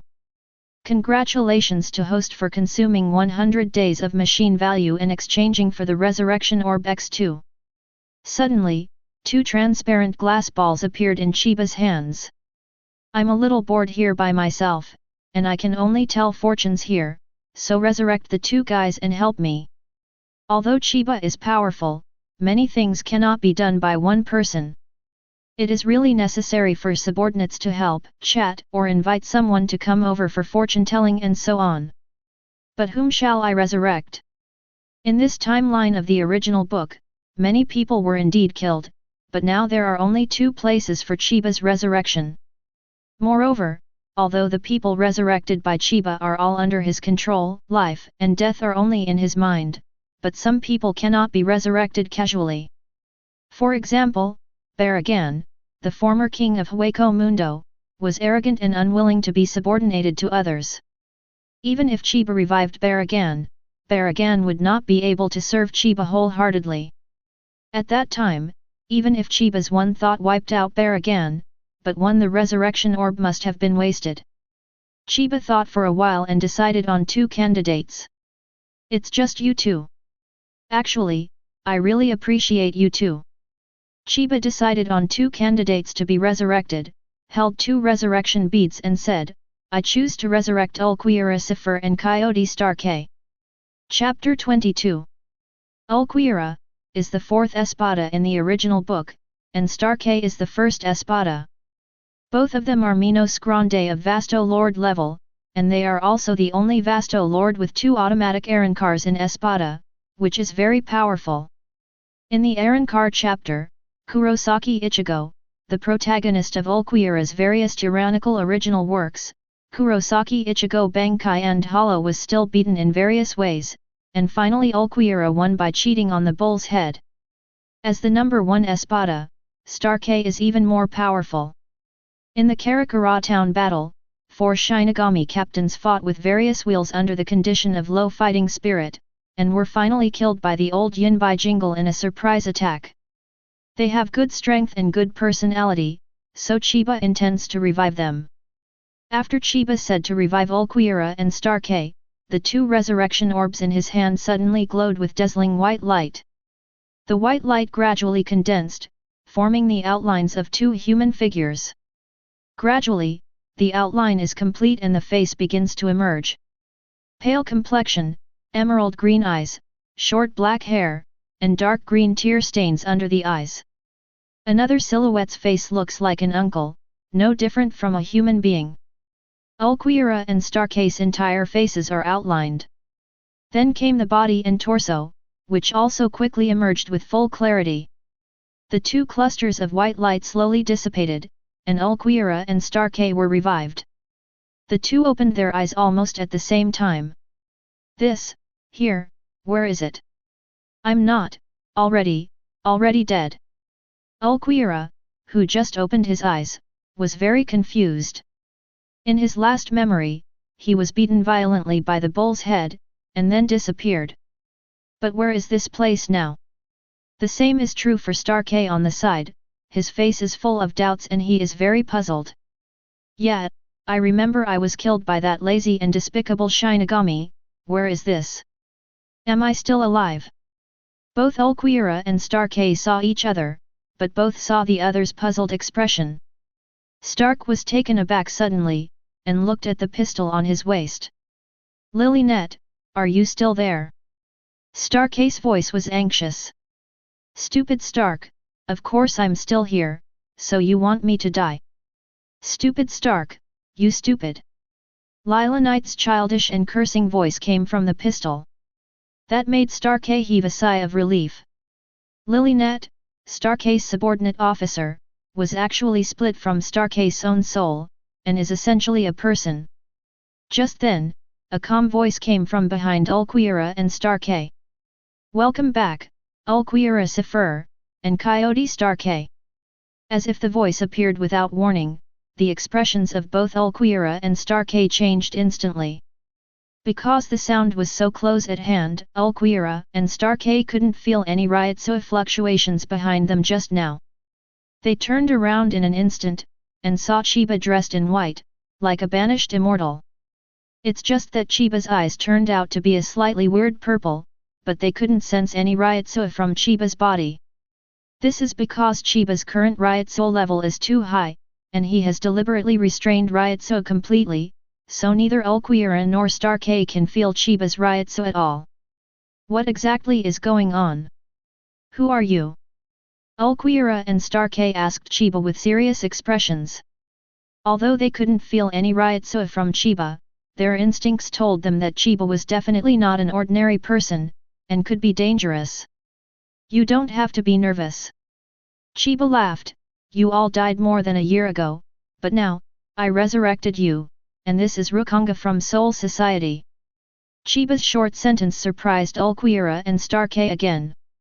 Their memories linger on the moment before they die and they know for sure that they are dead. But Chiba even said that they were revived by Chiba and are now in Soul Society. Resurrection is too outrageous, they have never heard that people can be resurrected after death. Resurrection? Soul Society Rukongai. Hey, this kind of thing, can it really be done? I'm not dreaming, am I? Ulquiorra and Starkey looked at Chiba suspiciously. Chiba smiled and said 5 words lightly, as you can see. Whether there is a resurrection, Ulquiorra and Starkey themselves know best. No matter how unbelievable it is true, it really happened. Okay, you have just been resurrected, and you should have some questions, so ask what you want to ask. Chiba intends to confuse Ulquiorra and Starkey. After all, they have been dead for more than a year and have been somewhat derailed from the current timeline. Ulquiorra and Stark, while still shocked by their resurrection, quickly accepted the fact. Grateful. Ulquiorra thanked Chiba and asked, "Who are you?" Chiba, the one who resurrected you, is a fortune teller by profession. What's wrong with Aizen-sama now? Has he succeeded? No, failed. Although he defeated Godi 13, he was finally defeated by Kurosaki Ichigo and finally sealed. Ulquiorra asked Chiba some questions about Aizen, after all he was Aizen's subordinate before. Aizen-sama, has he failed? He lost to Kurosaki Ichigo. The figure of Ichigo appeared in Ulquiorra's mind. He really couldn't figure it out. Is it because of the bull's head that Aizen lost to Ichigo? No, it's moonless. Starkey remembered that during the Karakura town battle, Aizen stood in the air, with a cold look that was indifferent to the death of his subordinates.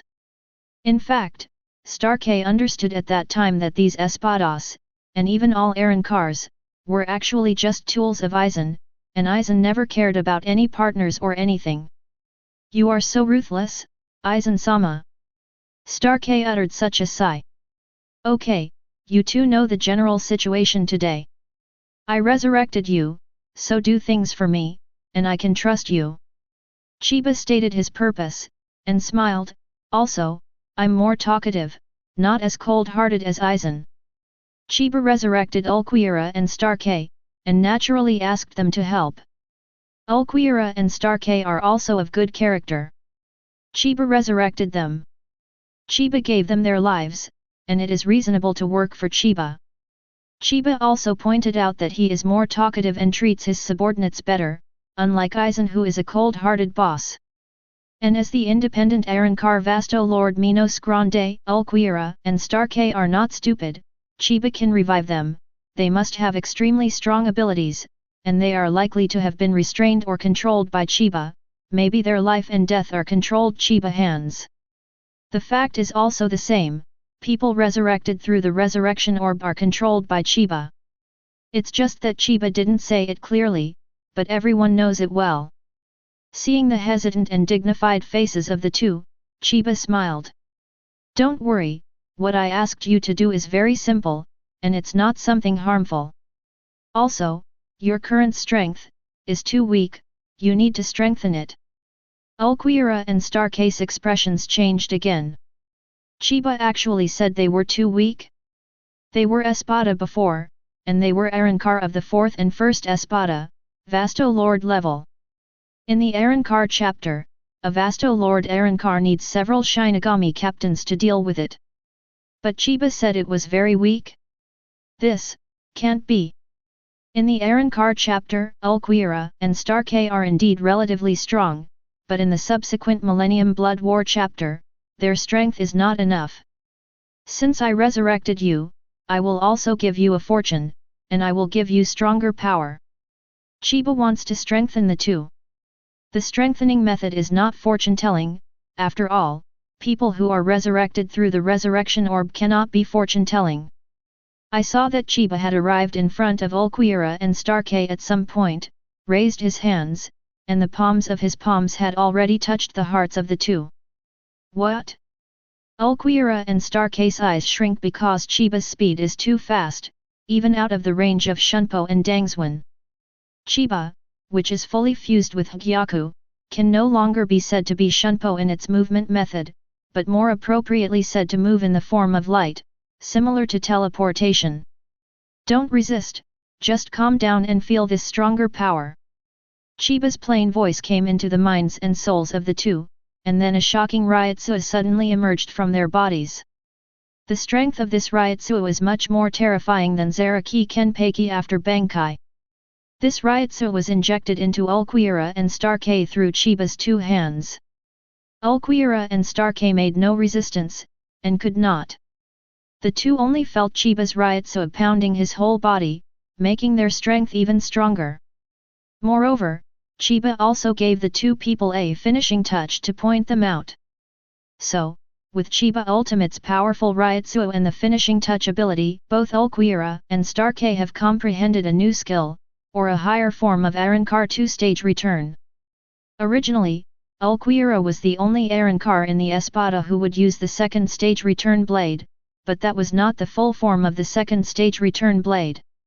Now Chiba has both Ulquiorra and Starkei comprehend the full form of the second stage return by using a powerful Ryotsu fully fused with Hōgyoku and finishing touches. Ulquiorra, who is in full form and returns to the blade at the second stage, has a much stronger Ryotsu aura than before, with 4 black wings growing behind him, a head of white hair, and a sacred emerald green circular halo on top of his head. It has become a real black-winged demon who is much stronger than before. But Starkei is the same, surrounded by a powerful blue Ryotsu, holding more powerful double guns. His hair has become longer, and his left eye still has a blue light. This is Starkei's second stage returning blade form. Okay, now you are better than before. Chiba stopped, went back to the shop and sat down. In order for Ulquiorra and Starkei to work better for him, it is natural to give them a stronger full form of the second blade. It's not a big deal for Chiba either, just injecting some Hōgyoku-inspired Ryotsu and using the finishing touches will do the trick. And this change completely shocked Ulquiorra and Starkei. Because their full form of the second stage return to the blade, is much, much stronger than before. To use a vivid example as an example, it is like Shikai of Shinigami before, and Bankai is the second stage return blade in full form. It's not just stronger, it's simply too much stronger. It's incredible that Chiba can even do this kind of thing. After a long time, Ulquiorra and Starkei slowly recovered. They both took a deep breath, then kneeled respectfully towards Chiba on one knee. Thank you Chiba-sama, I wish to follow Chiba-sama forever. Chiba revived them and gave them stronger power, and he was not as indifferent as Aizen, so Ulquiorra and Starkei were willing to follow Chiba. Chiba smiled, get up, you don't need to kneel on one knee in the future, just bow slightly. Also, I will ask you to complete a task now. Ulquiorra and Starkei withdrew their second return blade and returned to the most ordinary human form. The two respectfully said, Master Chiba, please give me instructions. Chiba looked at Ulquiorra and said lightly, Ulquiorra, I need you to go to Karakura town and invite Kurosaki Ichigo and Ishida Uryu to my place. I want to tell their fortunes.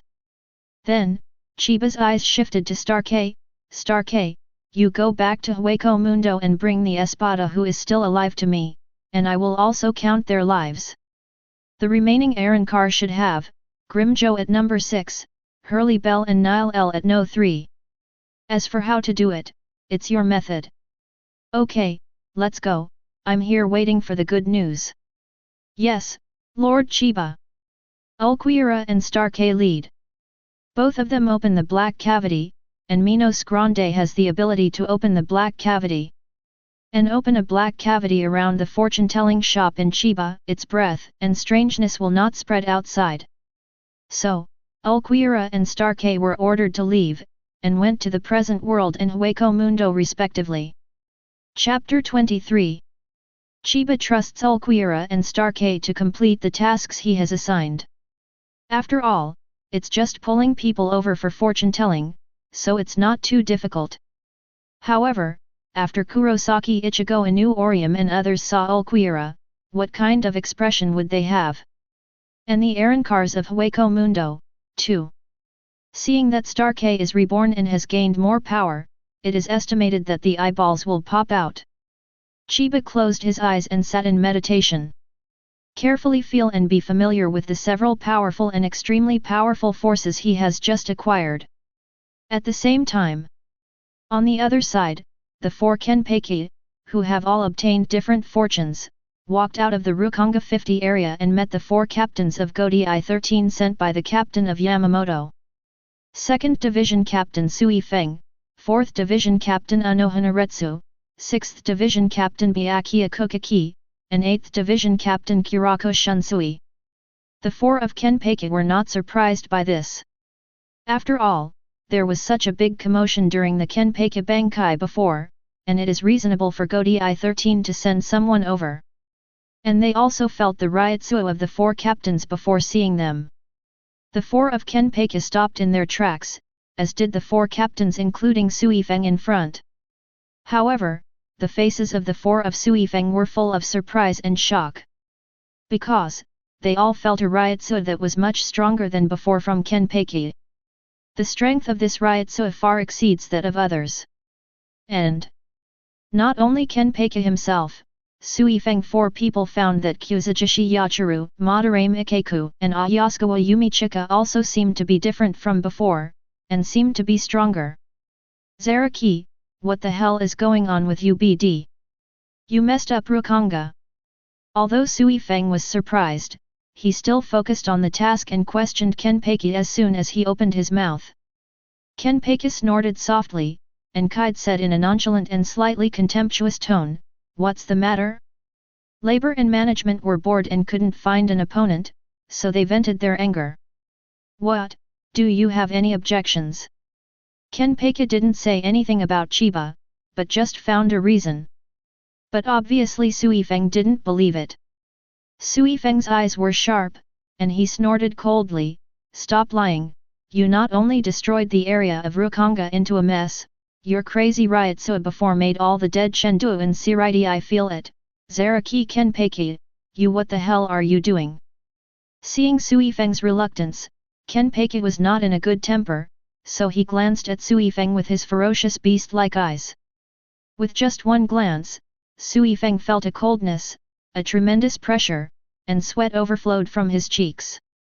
The sense of oppression brought by Kenpachi's eyes and the powerful ryotsuo was still too great, which made Sui Feng momentarily terrified and speechless. "Ha ha ha, Captain Zaraki and we went out to look for a powerful guy, but we couldn't find it.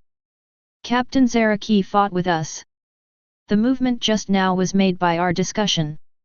Captain Zaraki has become stronger, and Yumi and I have also improved in strength." The lovely Yachiru also nodded, "That's how it is." Hee. Yujiao, Yumi, and Yakian Liu cooperated to tell a lie. After they bid farewell to Chiba, they agreed not to tell about Chiba. Because Chiba is a person with the ability of the past and the future, and Chiba does not have ryotsu on him. Although Chiba's shop and ability are a bit strange, but for the sake of Chiba's safety, Yachiru and the others intend to not disclose Chiba's existence. After all, the rulers of the Soul Society are members of the nobles headed by the 4 nobles. They control everything in the Soul Society, and even Hueco Mundo and many things in reality are interfered by them. The Spirit King in ancient times was still dismembered by them.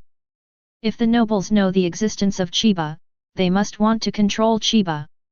Maybe the Soul King is voluntary, and Kenpachi and others don't know that the Soul King was dismembered. And Chiba has great kindness to them, and Yakian Liu and the others do not plan to disclose things about Chiba. If Chiba was here, he would definitely be dumbfounded. He also said just now that he asked Yakian Liu and others to introduce more guests for fortune-telling, but now it is good. It is estimated that no one at Siridi will know his existence for a while, so they will not come to him for fortune-telling.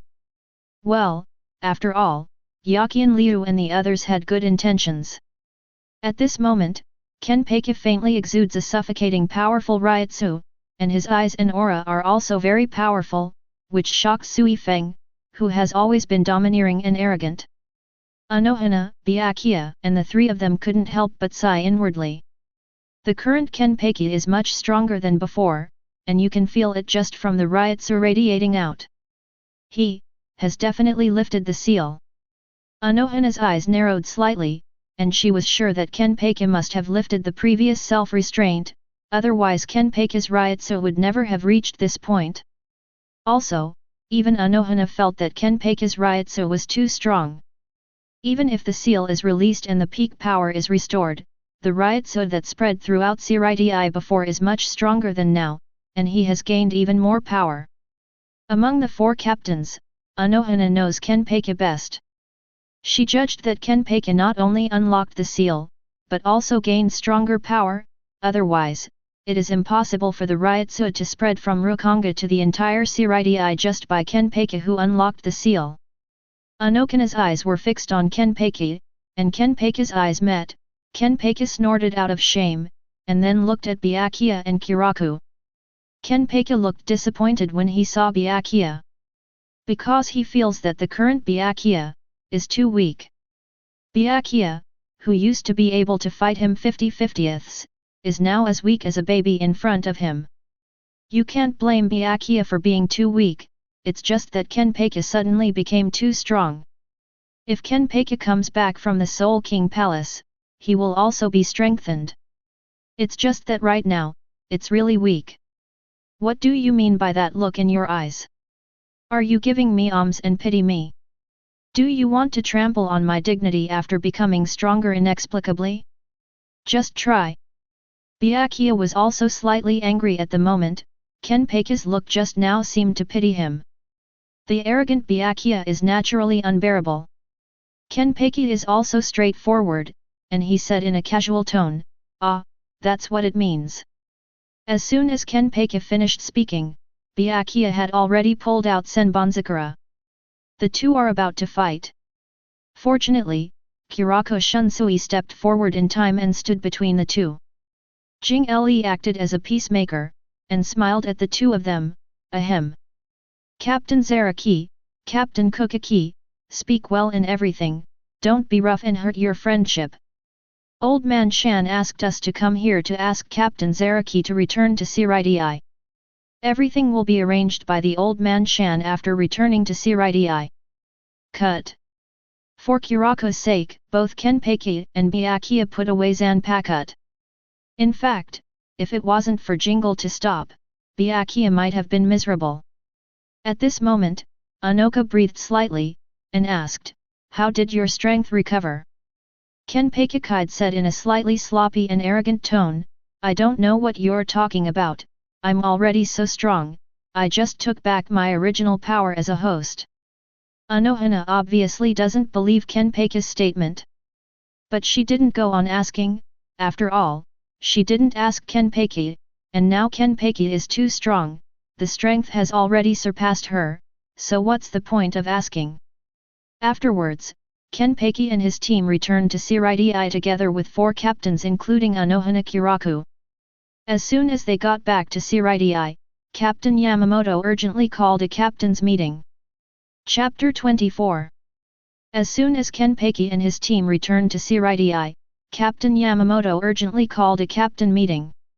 Moreover, all captains must be present and are not allowed to ask for leave. In the meeting hall of the first team, Captain Yamamoto stood in the middle.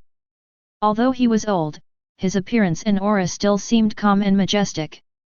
The rest of the captains stood in 2 rows with different expressions. "Yet, do you need to be in such a hurry, Old Man Shan? We just came back and held a meeting, and I haven't said hello to my little Kigzu yet." Kurako Shunsui joked, still looking so loose on the outside. "Humph! Someone made such a big fuss just now, even destroying the blindfold I made to seal Ryotsu. This is no small matter." Kuratsuka Mayuri spoke sullenly, as if annoyed that Kenpachi destroyed the blindfold he made. While the eyes and attention of the other captains were on Kenpachi. It is really that Kenpachi at this moment is too different from the past. He has wild long black hair that reaches his waist, and his temperament and Ryotsu breath are much stronger than before. Because Kenpachi's eye patch used to seal Ryotsu was broken, now Kenpachi's extremely powerful Ryotsu can't stop overflowing, making the other captains feel trembling in their hearts. avoiding Kenpachi for a long distance, and letting Kenpachi stand alone. It is really that Ryutsu after Kenpachi unlocked the seal is too strong, far exceeding the general captain level.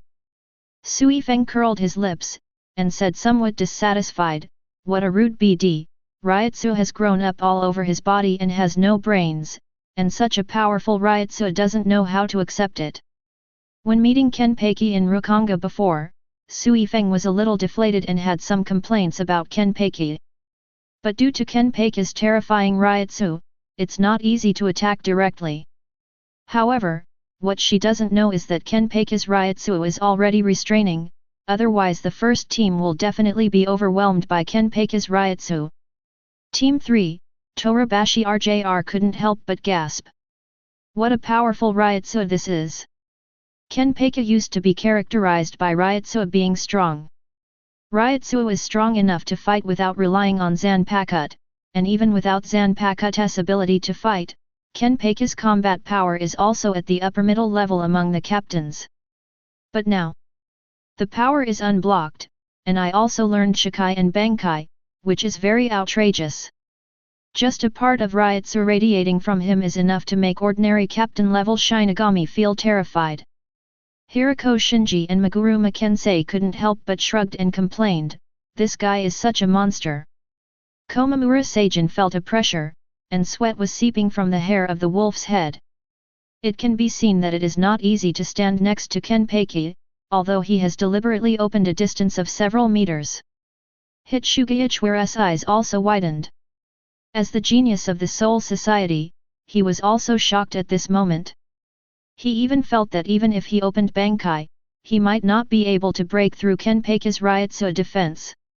It is indeed too difficult, because Kenpachi after unlocking the power is too strong, completely beyond the category of genius, just a monster, stronger than Unohana.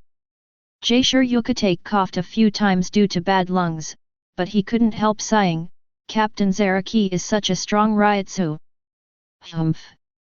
Kuratsuka Mayuri snorted coldly, "The only guy here is Ryutsu." Seeing the noisy captains, Captain Yamamoto was used to it, and the crutch in his hand knocked heavily on the floor. Immediately, everyone was silent. Captain Yamamoto's majesty and deterrence are still leveraged. "Captain Zaraki, then, please tell me what happened before. Why did you make such a big fuss in Rukongai?"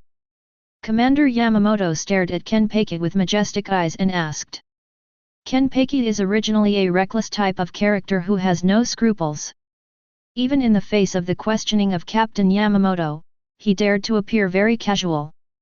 "What's happening? I don't know what you're talking about, old man. I just couldn't find a strong opponent in Rukongai before, so I just swung a few times at will." Kenpachi obviously didn't want to seriously answer Captain Yamamoto's question. Before Captain Yamamoto continued to ask questions, Kuratsuka Mayuri said in a dark voice, "Hehe, how many times do you want to slash? A few random swings will destroy my special blindfold? A few random swings will destroy the entire Rukongai 50 area, and the mountains and trees will fall? A few random swings will spread Ryutsu to Shirai and even the entire Soul Society? Hehe, Zaraki Captain, I'm afraid even a 3-year-old child wouldn't believe what you said." Faced with Kuratsuka Mayuri's questioning, the short-tempered Kenpachi turned directly to meet Mayuri's gaze. "What are you so angry about? Nirvana, believe it or not, labor and capital cut you off with a knife. The two men were at war with each other. That's enough. It's not proper to be noisy every day. The old man asked you to come to the meeting, not to quarrel." Captain Yamamoto was very angry. He and the captains were not serious, and they would quarrel every time they had a meeting. Humph! Kenpachi and Kuratsuka Mayuri each snorted coldly and turned their heads away. Captain Yamamoto continued to ask, "Why did your power increase so much? Answer me, Captain Zaraki." Before Kenpachi, Bankai passed to Shirai's Ryutsu, and even Captain Yamamoto found the intensity amazing. After Bankai, Kenpachi's Ryutsu has not lost much to him, and is almost at the same level. Kenpachi still didn't care. Old man, I still don't understand what you're talking about, haven't I always been so strong? I just got my power back. The other captains were puzzled by Kenpachi's answer. After all, they don't know anything about Kenpachi's self-sealed power. And Unohana knew about it, and her expression was as usual. Captain Yamamoto should also know about it. Captain Yamamoto continued to ask questions, and his tone was even more serious. The 46 room just sent an order to tell you the truth. Do you know how to use Zanpakutō now? Or, can you control your power? A Shinigami would not be too strong without Zanpakutō. Ryutsu, who had been spread across the Soul Society by Kenpachi before, should only be able to do it after Bankai. Some people in the 46th room were not fools, so they ordered Captain Yamamoto to inquire clearly after having guessed. Although Captain Yamamoto is the captain of Gōdai 13, the power of the Soul Society is still the 46th house composed of nobles, and most of the orders of the 46th house will be obeyed by Captain Yamamoto. The captains of Gōdai 13 are basically all smart people. When Captain Yamamoto said so, they probably already guessed what room 46 was thinking. Because Kenpachi has suddenly gained powerful power, and this power is too excessive, which has threatened their power and status, which is a hidden danger, so room 46 probably wants to control Kenpachi and the like. Kenpachi admitted carelessly, yes, I suddenly had a dream and learned to use Zanpakutō. I know both Shikai and Bankai, and I can almost control the power. Why, old man Shan, can't this work? Captain Yamamoto was not surprised. He guessed that Kenpachi should have learned to use Zanpakutō before, but he didn't believe that Kenpachi said that he would Bankai in a dream. The other captains were suddenly taken aback. Never know how to use Zanpakutō's Kenpachi and learn Shikai and Bankai in one day? And it was learned by dreaming? This is too outrageous. We must know that the captains of every fan team are geniuses, and some are geniuses among geniuses, but even they need decades or years, at least 1 or 2 months to learn Bankai, right? But Kenpachi suddenly will one day. This is too outrageous, too shocking. Many of them are unwilling to believe this cruel reality. Moreover, Kenpachi's Ryutsu is amazingly strong now, and if Shikai and Bankai are used again, the combat power is too terrifying. I am afraid that in the 13th squad, he is already the first person under the captain of Yamamoto. Many captains thought to themselves that when they met Kenpachi in the future, they would not quarrel with him even if there was a dispute, and they could hide as far as they could. At this moment, Kenpachi seemed to be getting a little impatient with the question from Captain Yamamoto. It's those guys from the 46 room again. If you keep talking, I really want to slash. In an instant, the faces of all the captains changed drastically. Chapter 25. Kenpachi is such a straightforward person, he will kill people when he is upset. Of course, he didn't want to kill the captain of Yamamoto, and he probably couldn't kill him. He was very annoyed by those guys in room 46 who like to point fingers all day long. It's just that Kenpachi's words are taboo. Room 46 is the highest authority of the Soul Society, it can be said to control the Soul Society. Even if Kenpachi is the captain of Gōdai 13, he can't say such a thing, it will be regarded as rebellious. Zaraki. Do you know what you're talking about? Sui Feng immediately scolded Kenpachi angrily. After all, Sui Feng has always been a person who values rules and discipline, and the Sui Feng family has served the Shihaoran family for generations and is proud of serving the Shihaoran family. Byakuya's face turned livid. Zaraki Kenpachi, are you so defiant after being lucky enough to gain stronger power? Are you going to challenge the order of our entire Soul Society? Byakuya is the head of the Kukaki family, and the Kukaki family is responsible for maintaining the order of the Soul Society, and Kenpachi will never be allowed to mess around.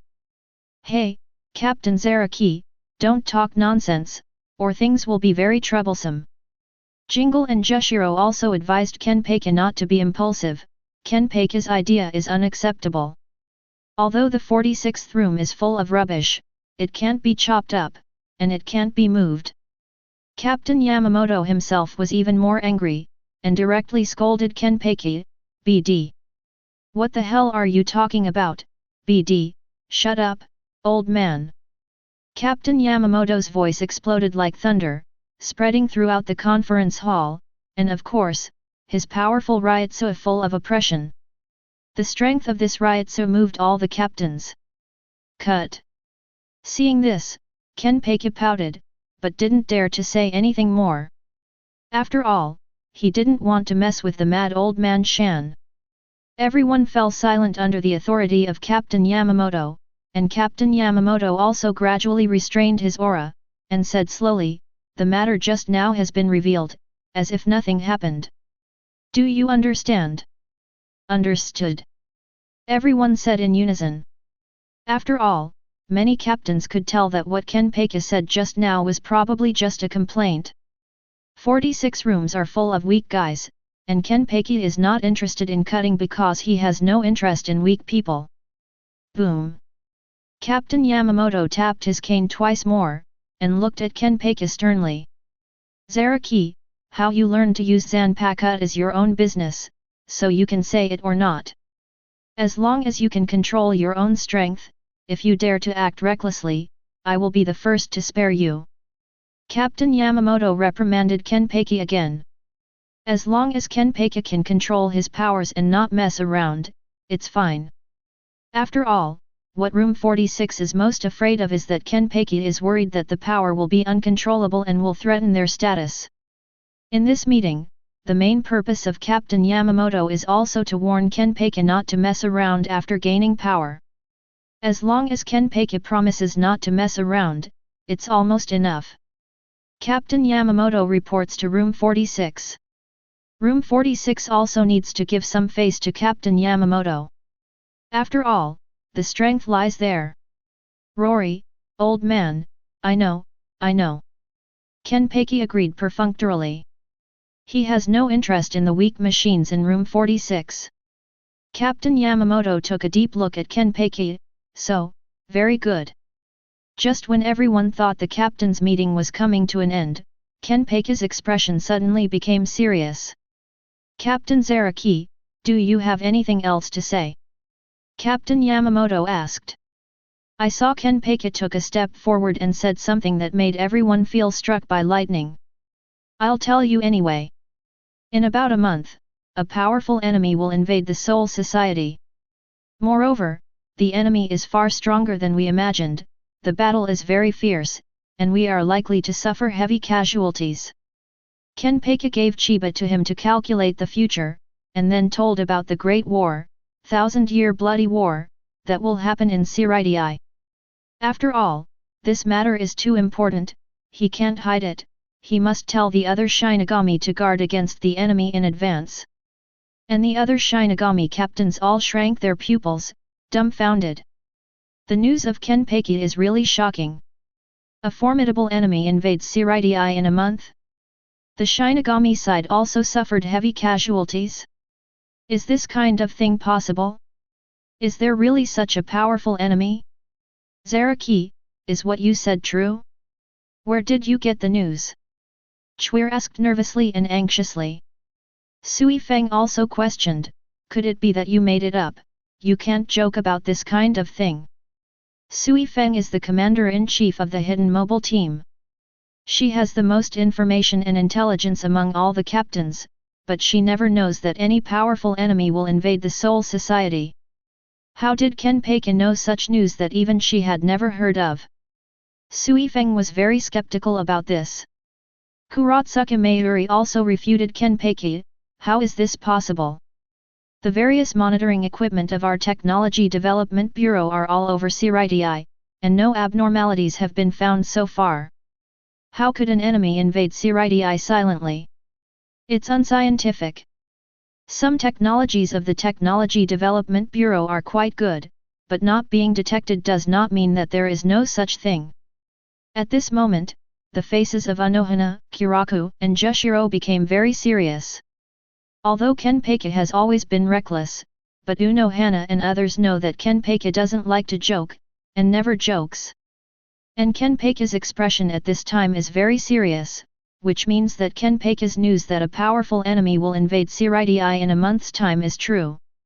Regardless, what Kenpachi said has shocked everyone. Captain Zaraki, how did you get the news that a strong enemy will invade Shirai in a month's time? Jing Le helped the bamboo hat and asked first. Others looked at Kenpachi too, wondering why Kenpachi made such a statement. But Kenpachi said something that surprised them. Oh, I dreamed about it before. What, in a dream? At this moment, several captains felt as if they had been tricked. Is Kenpachi joking about something serious like that? Zaraki Kenpachi, are you making fun of us? You dare to bring up things in your dreams. Did you become demented after unblocking the power? Sui Feng roared angrily. She felt that Kenpachi was making fun of all of them, and he was making such a serious joke on such a serious occasion. Humph, ridiculous. Kuratsuka Mayuri also sarcastically said. Science pays attention to seeking truth from facts. Captain Zaraki, do you dare to tell the truth about what came from your dreams? Are you treating us as 3-year-olds? Or, are you 3-year-olds? Jingle and Shishiro looked at each other, and smiled wryly. Captain Zaraki, we still hope you can speak more clearly. After all, what you dreamed about is really not convincing. Before Kenpachi said that he learned Shikai and Bankai in a dream. In fact, many captains believe it, because to learn Bankai, you must enter Zanpakutō's inner world.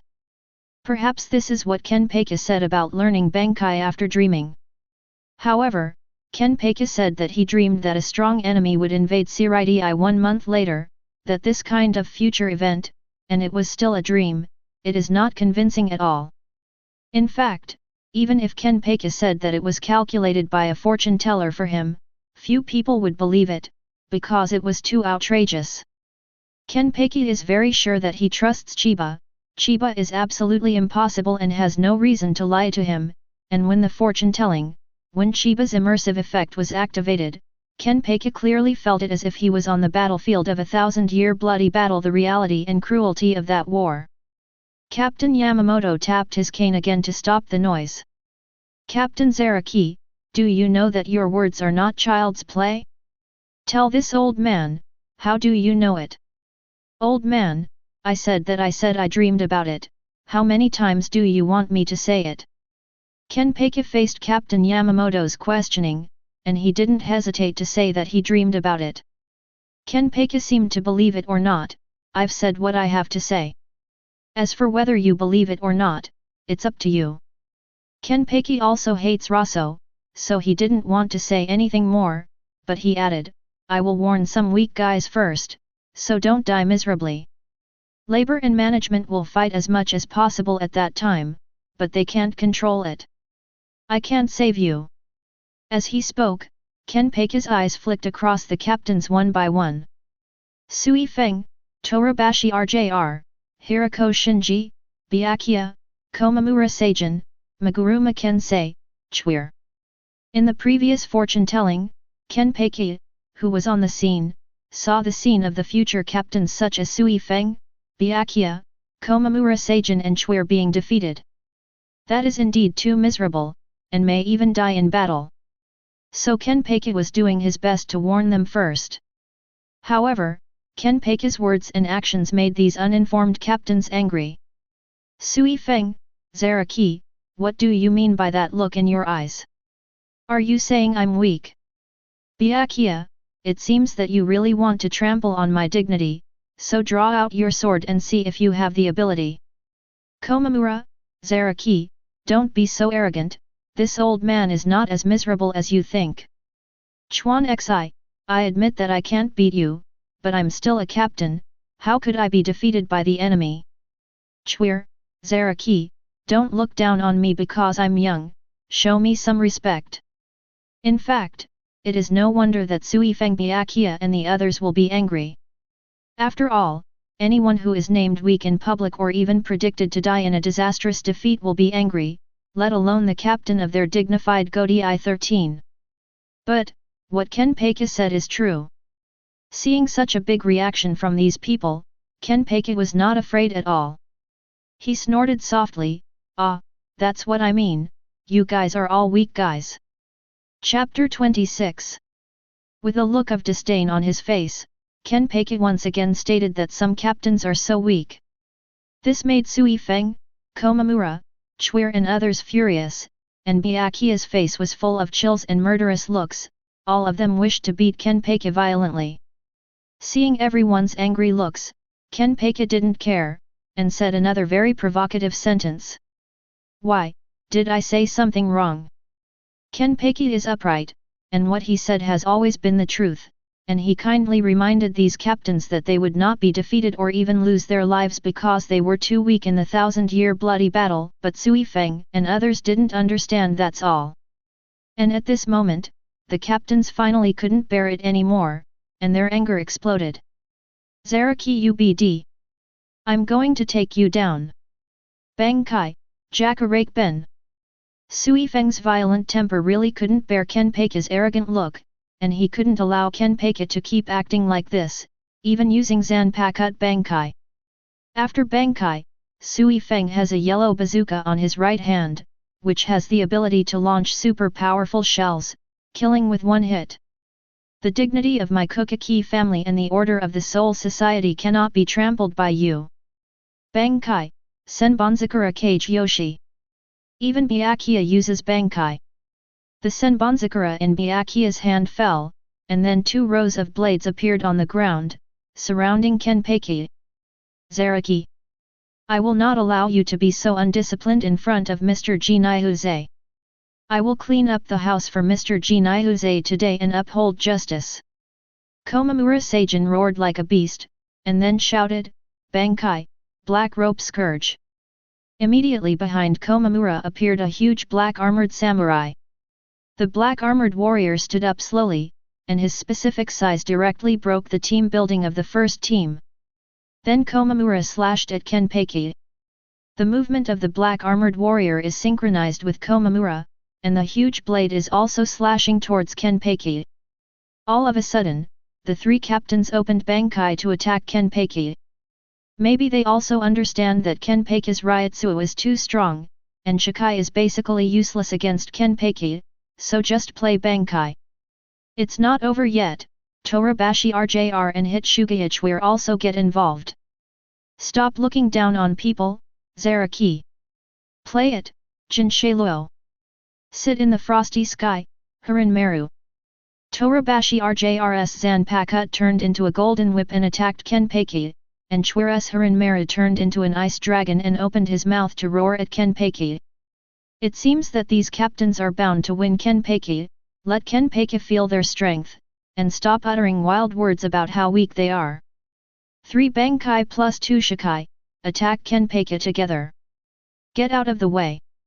The other captains, including Jingle and Shishiro, let out a loud roar, telling the others to avoid it so as not to be affected.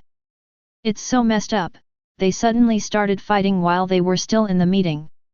While dodging, Shishiro said in disbelief while sweating. In the previous captain meetings, there were quarrels almost every time, but it was the first time that they fought directly. Hirako and Kensai also used Shunpo to avoid it, and Hirako couldn't help complaining, these guys are so messy, are young people so restless." Kensai looked at Kenpachi, who was surrounded by countless attacks, and said, "Zaraki Kenpachi is in a terrible situation this time. Facing so many captains Shikai and Bankai, he must be seriously injured. Forget it, who made him so arrogant and defiant, it's good to teach him a lesson." Kensai felt that Kenpachi was too arrogant, and hoped that Kenpachi could learn a lesson. Many Shinigami captains also felt that Kenpachi might be bruised this time.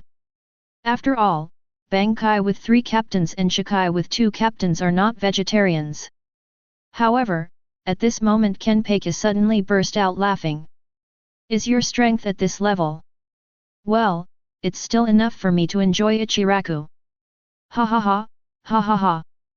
Facing the siege of the 5 captains, Kenpachi not only did not panic, but also laughed wildly without restraint. This caused Suifeng and the other captains to change their expressions slightly. Suifeng's missiles were about to hit Kenpachi, and if they exploded, half of the 1st Division team building would be destroyed. In Byakuya's Senbonzakura Cage Yoshi, hundreds of swords fall straight towards Kenpachi. Komamura's black rope scourge slashed at Kenpachi with a huge blade in Pluton's hand. Bashiro's Jinsara whip pinned down Kenpachi's Zanpakutō, and Chwir Shikai's Haranmara froze one of Kenpachi's arms. But even so, Kenpachi still didn't care, still laughing wildly. Ha ha ha, ha ha ha. In the next instant, an extremely tyrannical golden Ryotsuo emerged from Kenpachi's body. This golden Ryotsuo soared into the sky, so powerful that it directly deflected all the attacks of the 5 captains. Suifeng's missile was bounced off and exploded, and the power of the explosion couldn't touch Kenpachi in the slightest. Byakuya's Senbonzakura Cage Yoshi, the hundreds of thousands of blades in it were all bounced off and scattered all over the place. Komamura's black rope scourge slashed at Kenpachi without a trace, and was also bounced off by Kenpachi's powerful Ryotsu. The black rope sky scourge staggered back dozens of steps, almost losing his footing. Not to mention Torabashi RJR's whip and Chwir's ice dragon. Shattered directly by Kenpachi's golden Ryotsu. Kenpachi just released Ryotsu, completely defusing the attacks of the 5 captains. Kenpachi, unscathed. How is this possible? Suifeng, Byakuya, Komamura, Chwir, Lujiro and others looked horrified, and their eyes almost popped out. They didn't hold back much just now. The one who should have opened the Bankai has already opened the Bankai, and there is no water at all. However, their Bankai, a powerful move in the eyes of others, can't hurt Kenpachi at all. Kenpachi is easily immune to all their attacks just with Ryotsu.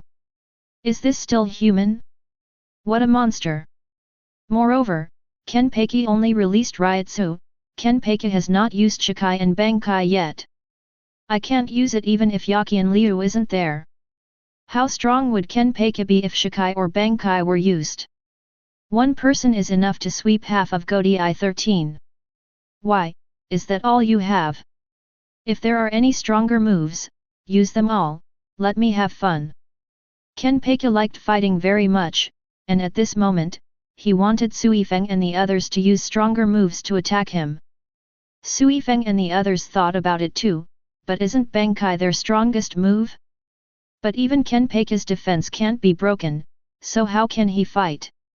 At this moment, a terrifying roar resounded through Siridii. BD. Enough. Look at how the first team has been destroyed. They're both the captains of Godai 13, they can fight in a meeting, how decent. You guys really don't take my old man seriously anymore. Captain Yamamoto was furious. The anger in the eyes has turned into a substantial flame. His captains dared to fight in front of him, and even destroyed the first team like this, how could he not be angry? How decent is it, how decent are you? Those of you who participated in the fight, write me a very good review, and deduct 1 month's salary to repair the team. Under the monstrous anger of Captain Yamamoto, all the captains trembled, not daring to mess around anymore, and gradually stopped. Master Chief, I only acted when I saw that BD Zaraki was undisciplined. Zaraki Kenpachi wants to trample on the dignity of my Kukaki family, I have to do it. Master Genryuzai, I saw Zaraki disrespecting you, so I wanted to teach him a lesson for you. Zaraki says we're weak first. Suifeng and Byakuya explained their reasons for making the move. And Kenpachi also said, it was they who made the first move. In fights, it seems that whoever strikes first ignores it. But now Captain Yamamoto is extremely annoyed and doesn't want to hear their reasons and excuses at all. Whoever still wants to fight, and whoever has objections, the old man will reason with him. Stand up for me. Under Captain Yamamoto's scolding, all the captains stood obediently in 2 rows again, not daring to make a sound. It's just that the first team's team building and conference hall are like ruins. Chapter 27. Facing the angry captain, all the captains had to stand obediently and dare not say anything more. However, the captains were very shocked in their hearts. Because just now Kenpachi just released Ryutsu to defuse the offensive of the 5 captains, which is really terrible. Hirako glanced at Kenpachi with dead fish eyes, and muttered in his heart, Zaraki is as strong as a monster. Even if the 5 captains try their best, they probably can't help him. Hirako felt that even if Suifeng Byakuya and the other 5 went together, they might not be able to do anything to Kenpachi. Because Kenpachi's Ryutsu is just too strong, and not even Zanpakutō. Even, at this moment, Kenpachi gives people the same feeling as Aizen, who cut down all the captains by himself during the Karakura town battle. Maybe Kenpachi's panel is as strong as Aizen in the Shinigami period. Jingle and Jushiro looked at each other, and both saw the horror in each other's eyes. The unblocked Kenpachi is very strong, but how strong it is, Jingle and Jushiro don't know. And it can be seen from just now that Kenpachi is stronger than most captains with Ryutsu alone, and even if most captains use Bankai, they probably can't do anything to Kenpachi. It can only be said that Kenpachi is really too strong, and his personal combat power far exceeds other general captains. Unohana also lost her color. Kenpachi turned out to be stronger than she originally thought, and that's without using Zanpakutō. Unohana can be sure and convinced that Kenpachi's power has been completely unlocked now, just like it was hundreds of years ago. Even if Kenpachi doesn't use Shikai and Bankai, his combat power exceeds her. Sure enough, you are the most suitable man for the title of Kenpachi. I can put aside this title too, Zaraki, you are the strongest Kenpachi. This is what Unohana is thinking at the moment. Zaraki Kenpachi, who has recovered his strength, is the strongest Kenpachi. Captain Yamamoto admonished everyone. Then, Suifeng, Byakuya, and Kenpachi all had to admit their mistakes, accept punishment, and promise not to mess up like this in the future. After admonishing, Captain Yamamoto's anger gradually dissipated. He looked at Kenpachi with a serious face, and asked in a deep voice, Zaraki, are you sure there will really be a powerful enemy invading the Soul Society in a month's time? As the captain of Godei 13, Yamamoto's duty is to protect Shirai, and before Kenpachi said that there will be a strong enemy invasion, this is what Captain Yamamoto cares most about. The rest of the captains also returned their thoughts to this place. If it is true that a strong enemy invades a month later, as Kenpachi said, and Shirai suffers heavy casualties, it will be really a big deal, even a matter of life and death for the Shinigami. Must pay attention to. Kenpachi also nodded seriously, that's right, old man, it is very likely that someone will invade Shirai in a month's time. Anyway, I have already said what should be said. Believe it or not. Believe it or not, Kenpachi had already told them. The captains thought silently. Although there was no hard evidence for Kenpachi's words, there was no need to fool them with Kenpachi's character and strength. Captain Yamamoto narrowed his eyes and thought for a while. In the end, Captain Yamamoto had more or less the same idea as the other captains. That is, it is better to believe what is there than to believe what is not. At this moment, Captain Yamamoto burst out with a strong aura, and said in an old but majestic tone, Captains, from today onwards, we will always be ready for battle. The 2nd team, the 10th team, and the 11th team take turns patrolling and guarding Shirai 24 hours a day. The Technology Development Bureau also intensifies monitoring efforts, monitoring every flower, grass, and every move in Shirai 24 hours a day. If there is any abnormality, report it immediately. Captain Yamamoto's orders reached the ears of each captain. Since Kenpachi is sure that there will be powerful enemies invading Soul Society in a month, and Kenpachi has no clue about these enemies, it is very necessary to strengthen vigilance, try to prevent all these problems before they happen, and kill them in their infancy. However, if Shirai strengthens its defenses, will the Quincy be unable to invade? Captain Yamamoto continued, not only must the guard be strengthened, but all personnel must also train hard from today to improve their strength. Kenpachi has said before that the enemy's strength is very strong. Shirai's Shinigami suffered heavy casualties, even some captains are not strong. Therefore, in order to avoid this worst situation from happening, the only way is for the captain and team members to train more to improve their own strength. Anytime, anywhere, your own strength is fundamental. Clear. The captains took the lead. The crutch in Captain Yamamoto's hand hit the floor heavily, exuding a strong aura. You don't need to panic too much. I have guarded Shirai for thousands of years, and no enemy can act recklessly under my nose. With the old man here, the enemy will not be able to overthrow the sky. Unless, step over the old man's corpse. These few words from the chief captain were like a reassurance pill, calming down the nervous and worried captains. Yes, Captain Yamamoto has guarded Shirai for thousands of years and has not lost it. No matter how strong the enemy is, most of them are burned under Regenjaka, the captain of Yamamoto. Is there anything else? If nothing else, this meeting is over. Captain Yamamoto's eyes swept across the crowd. At this time, Kenpachi stood up and had something to say. Zaraki, what's the matter? The captain asked. I'm going to ask the TDA guy to get me a blindfold. My old one broke. Also, a better quality one, maybe 10 times better than the original one, otherwise I'm not sure I can hold my Ryutsu down. Kenpachi said lazily. His Ryutsu is too strong, especially after unblocking, it is ridiculously strong. Kenpachi also couldn't restrain the powerful Ryutsu completely, so no one dared to approach him. Now that the captains are meeting, the two captains next to him can stay away from him. For this situation, Kenpachi wants the Technology Development Bureau to give himself another blindfold that usually suppresses Ryutsu. Of course, this blindfold must be much stronger than the previous one. And Kenpachi and Kurotsuka Mayuri have not been able to deal with each other all the time, so it is best to let Captain Yamamoto personally agree, so that even if Kurotsuka Mayuri is reluctant, he has to help Kenpachi with a blindfold. Promise. Captain Yamamoto agreed to Kenpachi's request. Kurotsuka Mayuri snorted coldly, a blindfold 10 times stronger than before?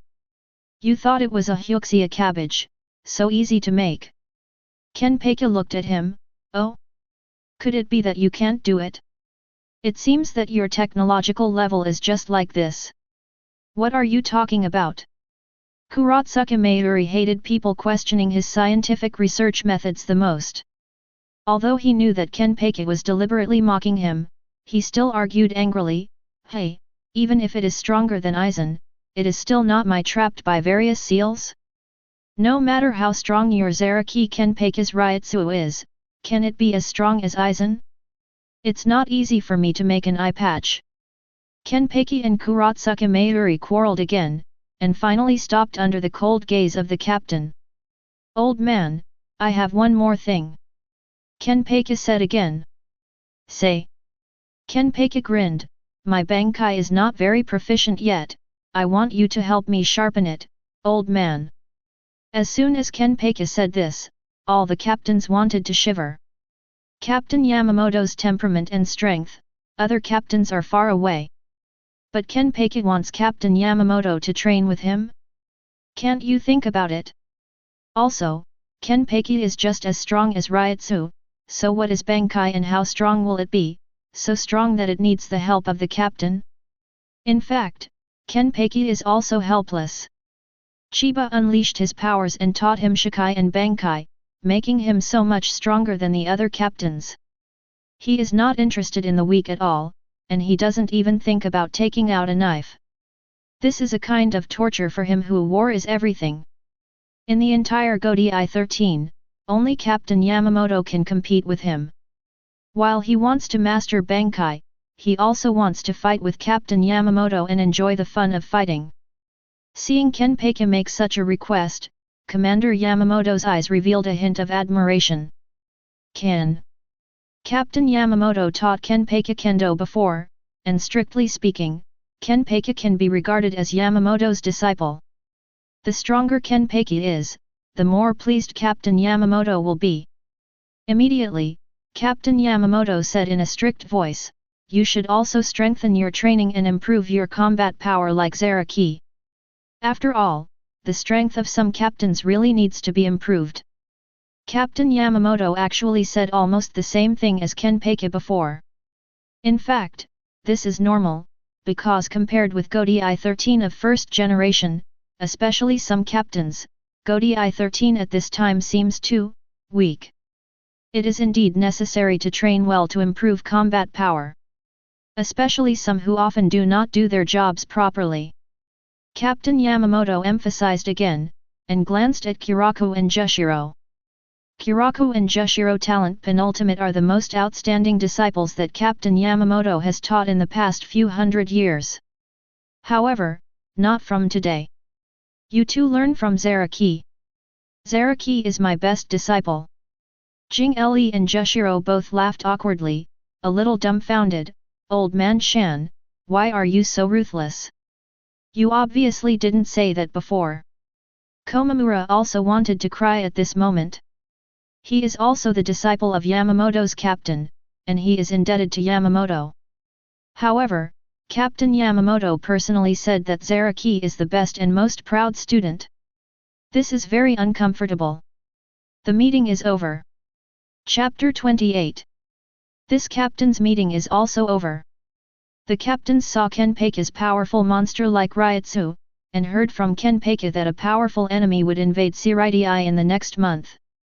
Although they were shocked and questioned, such a big thing must be believed. Believe it or not. After the captains dispersed, according to the instructions of Captain Yamamoto, several teams strengthened the 24-hour patrol and security of every place in Shirai, and the security level was several times higher than before. Of course, why the captains didn't tell the Shinigami team to avoid unnecessary panic.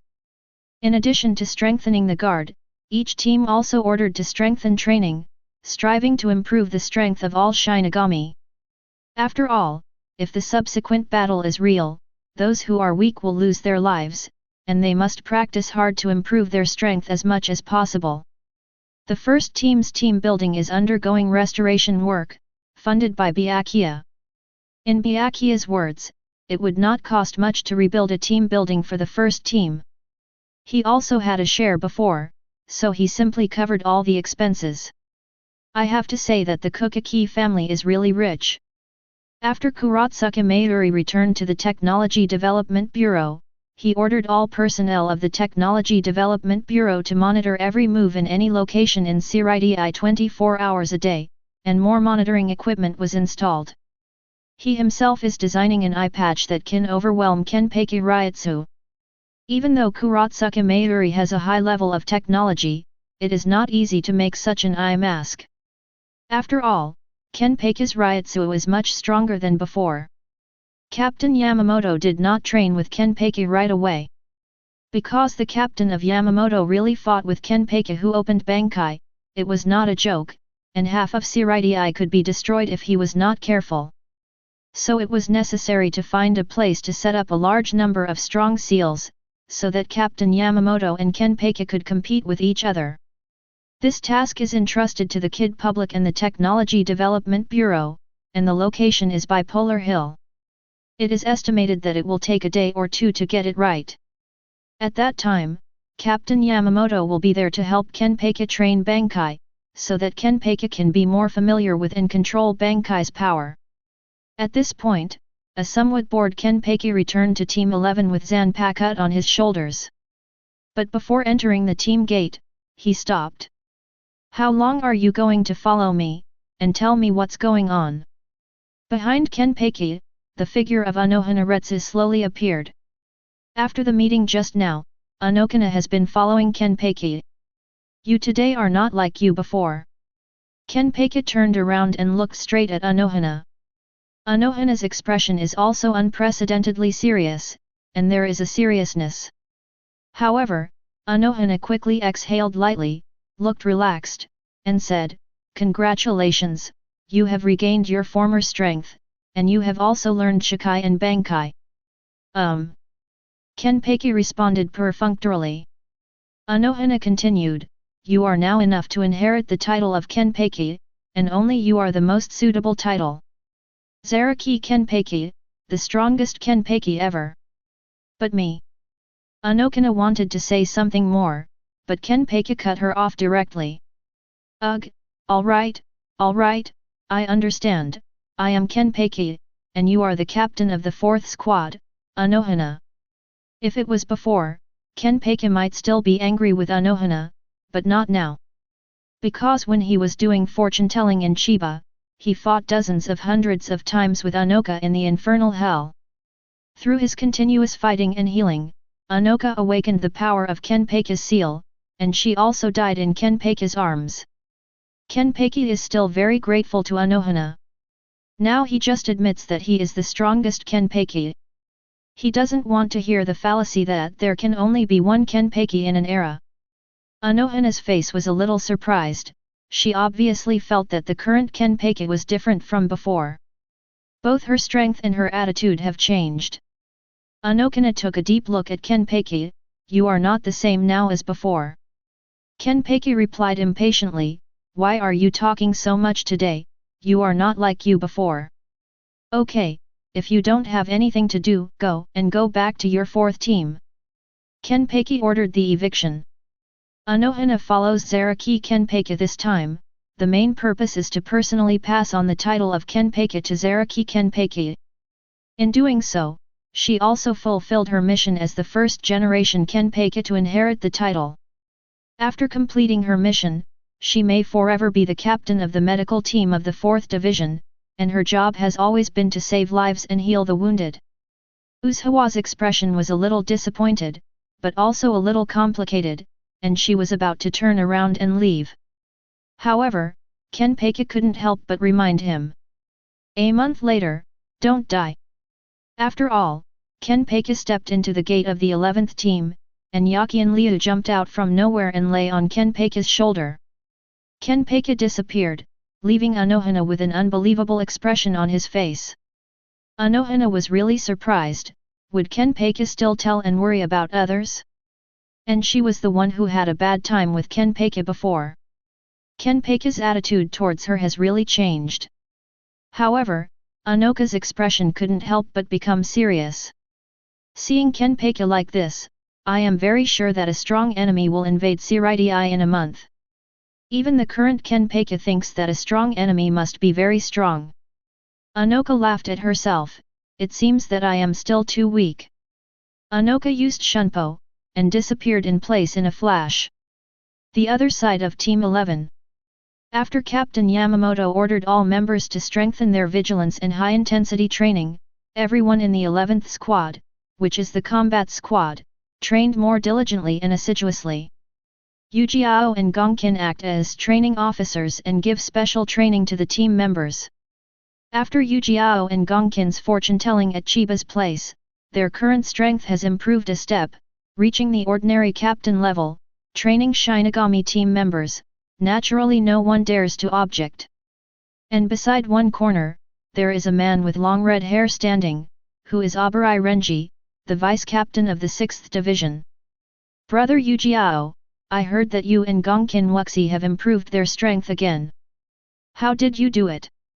Can you teach me? Renji asked with a shy face beside the corner with a smile.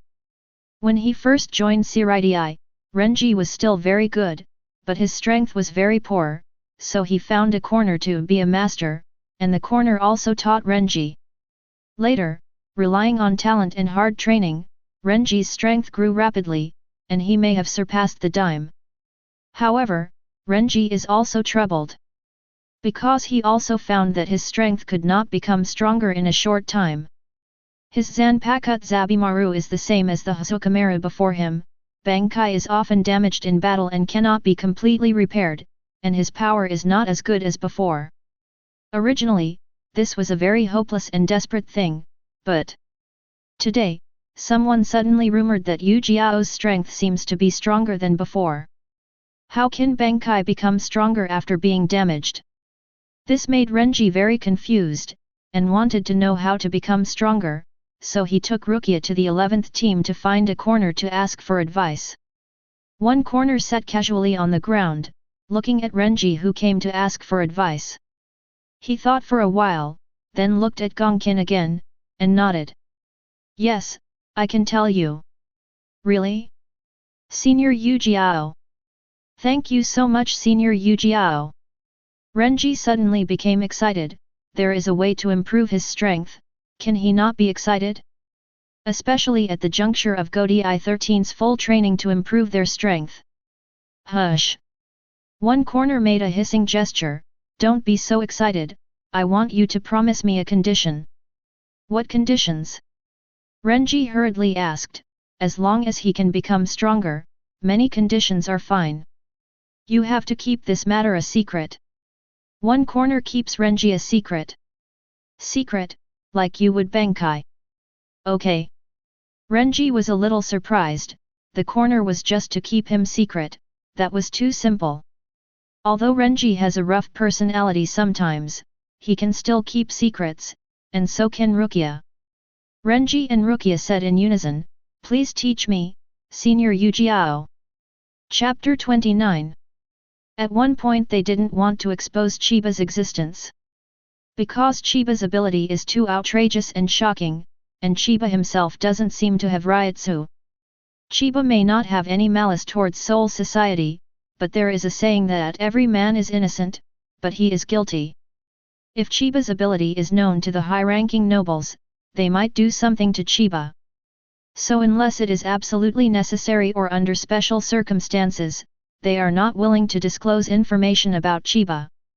However, a month later, a powerful enemy invaded the Soul Society. In Chiba's fortune-telling narrative, Shinigami suffered heavy casualties, and Kakuzu even saw the scene where Byakuya and Renji were seriously injured by the enemy. Ujiao didn't want Renji to suffer a fiasco and his life would be in danger, so after comprehensive consideration, he still planned to tell Renji and Rukia something. And the character corners of Renji and Rukia are also believable. Ujiao took a deep breath and said slowly, my Bankai has been repaired. These words fell into Renji's ears like thunder. What? Bankai fixed it? How is that possible? Renji immediately exclaimed, and then quickly covered his mouth with a corner. Idiot, why are you shouting so loudly? Didn't I ask you to keep it secret for me? Are you trying to let everyone in the 11th team below know that I will be Bankai and what Bankai has fixed? Kakuzu wanted to strangle Renji to death. Renji quickly sneered, no. I'm sorry. Senior Ujiao, I was so excited just now, I'm sorry. Can Renji not be excited? His Bankai has been damaged in many battles and cannot be fully repaired so far, so it is difficult to grow in strength. But Ujiao said just now that his Bankai is fully repaired. No wonder the corner seems to be stronger now, it turned out that it was repaired by Bankai. It's just that Renji and Rukia couldn't figure it out. Didn't the Technology Development Bureau say that Zanpakutō's Bankai damage cannot be completely repaired? Surprised Rukia also questioned. Forward. A corner lowered his voice, it has always been true, once Bankai is damaged, there is no other way unless it can be repaired with the user's Ryutsu, as Captain Komamura has a strong connection with Zanpakutō Bankai. After the corner said that, Renji and Rukia were even more confused. Since that's the case, how did you repair your Bankai in that corner? Renji asked. Ujiao exhaled lightly, and said slowly, a fortune teller helped me fix it. I don't know exactly how he repaired it. I just remember that he just did it casually, and my Zanpakutō and Bankai were completely restored, exactly the same as when they were not damaged. The words of the corner made Renji and Rukia's eyes pop out of their sockets, and they were really shocked. The Bankai in the corner was repaired by a fortune teller? And it was completely restored with just a touch? This is not a repair, it seems to be replaced directly with a new one. I know you feel incredible, but that's the truth. One corner said again. No matter how surprised Renji and Rukia were, how much they couldn't believe it, but that's it. So, if you want to fix your Bankai, you can go to the fortune teller. Miss Kokaki can also go together, let that gentleman tell your fortune, and you may also get some luck. However, remember for me, this matter must be kept secret, you know. A corner exhorted. Renji and Rukia were stunned when they heard this. Can a fortune teller fix Bankai? Is it possible to get good fortune through fortune telling? This is really outrageous. But looking at the serious look in the corner, he wasn't joking with them at all. Renji and Rukia also nodded earnestly. Don't worry, Senior Yujiao, we won't reveal it to others. So, Akaku told Renji and Rukia the location of Chiba's fortune-telling shop. Renji and Rukia thanked Yujiao and Yumi, and then left the 11th team. Renji and Rukia found a random reason and asked for a leave of absence from their captain respectively, and the two walked out of Siraidai. Renji was very excited at this time. After all, Yujiao told him how to repair Bankai, and went to Rukongai to find Chiba for fortune-telling. Bankai's damage may have been repaired after the fortune-telling. Although this is a bit outrageous. But Renji and Rukia are definitely going to try it out. However, just as Renji and Rukia stepped out of Siraidai on the front foot, a sound suddenly came from the back foot. What are you so happy about, Abarai-kun? Unohana's gentle voice sounded behind Renji and Rukia, which made them startled and stopped. Mao, Captain Flower. Renji turned his head and saw Unohana with a gentle smile on his face. It's just that this smile looks very gentle, but it makes people feel a little creepy. What's the matter, Mr. Abarai, Miss Kokaki? Unohana asked with a soft smile. This caused Renji and Rukia to quickly wave their hands and said in a panic, No. It's okay, hello Captain Unohana. After Unohana left from the 11th team, she also wanted to go to the East Rukongai 50 area. She wondered how much Kenpachi had changed since returning from that place. Perhaps the answer can be found there. In fact, before Unohana and Renji, Kuratsuka Mayuri had already used the unmanned flying Ryotsu detector to search the East Rukongai 50 area, but found nothing abnormal. After all, Chiba's shop and himself don't exude any Ryotsu, nor are there any anomalies. Kuratsuka Mayuri could only give up. Where are you going? Abarai-kun, Miss Kokaki? Unohana asked with a smile. It's just that Renji and Rukia's heart tingles when they see Unohana's smiling face. It's obviously a smiling face, but why does it feel so gloomy and so cold? Let's go to Rukongai. Renji stammered. In fact, Renji's words are nonsense, because after Siraidai, where would he go if he didn't go to Rukongai? Anoka smiled, what a coincidence, I'm going to Rukongai too. It seems that you are going to East Rukongai in this direction, so we just go together. Rukongai has 4 districts, southeast, northwest, and Renji and Rukia are heading east, so they must go east to Rukongai. At this moment, Renji just felt like crying, and didn't know how to answer Unohana. What, Mr. Abarai, I think you seem to be very embarrassed, do you despise me? Unohana's gentle voice continued to sound. Renji and Rukia only felt shuddering, and their hair was about to stand on end. No, how could we dislike Captain Unohana? Absolutely not, dare not. Renji was almost in a cold sweat from the fright. Unohana continued to smile, if you don't mind, let's go together and go to the East 50th district to have a look. Saying that, Unohana had already walked in front of Renji and Rukia. Renji and Rukia were surprised that Unohana was also going to the East 50th area. But at this moment, they could only grit their teeth and go to the East 50th district with Unohana. Chapter 30. Renji and Rukia followed Unohana tremblingly, feeling very nervous.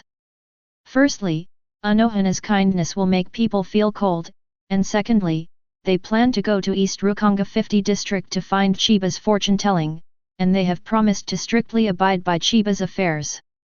So Renji and Rukia didn't know what to do for a while, so they could only bite the bullet and move on with Unohana.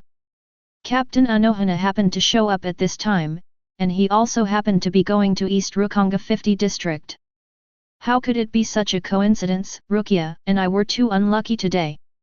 After East Rukonga, Rukia and I will find a way to get rid of Captain Unohana, and then go to the shop that seniors mentioned to tell fortunes. No, it's very likely that Captain Unohana will find out. Or wait until next time to go to fortune-telling with Rukia. Feeling uneasy, Renji was thinking to himself. He wanted to go to Chiba to tell his fortune, but he was afraid that Unohana would know about it. It was very embarrassing.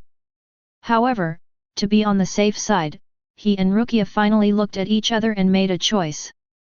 That is, I will go shopping with Captain Unohana today, and I will come out quietly to tell my fortune next time. That's right, let's do it.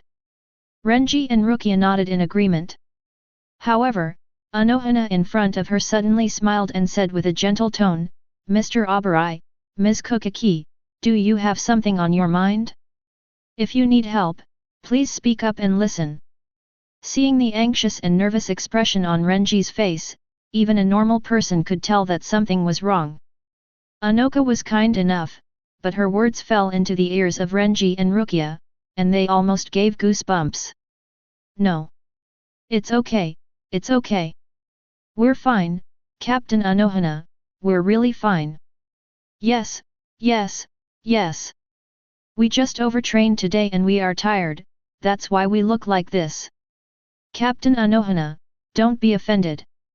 Renji and Rukia quickly defended with awkward laughs. Unoka just smiled softly and didn't ask any more questions. Renji and Rukia continued to follow Unohana anxiously. Half a quarter of an hour later, the three of them arrived at their destination Eastern Rukonga 50 district where Chiba is located. However, after seeing the scene here, they couldn't help being surprised, and Renji and Rukia gasped even more.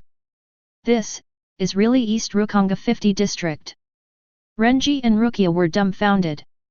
If it weren't for the coordinates, they couldn't believe that this is the Rukonga 50 area in Ladong.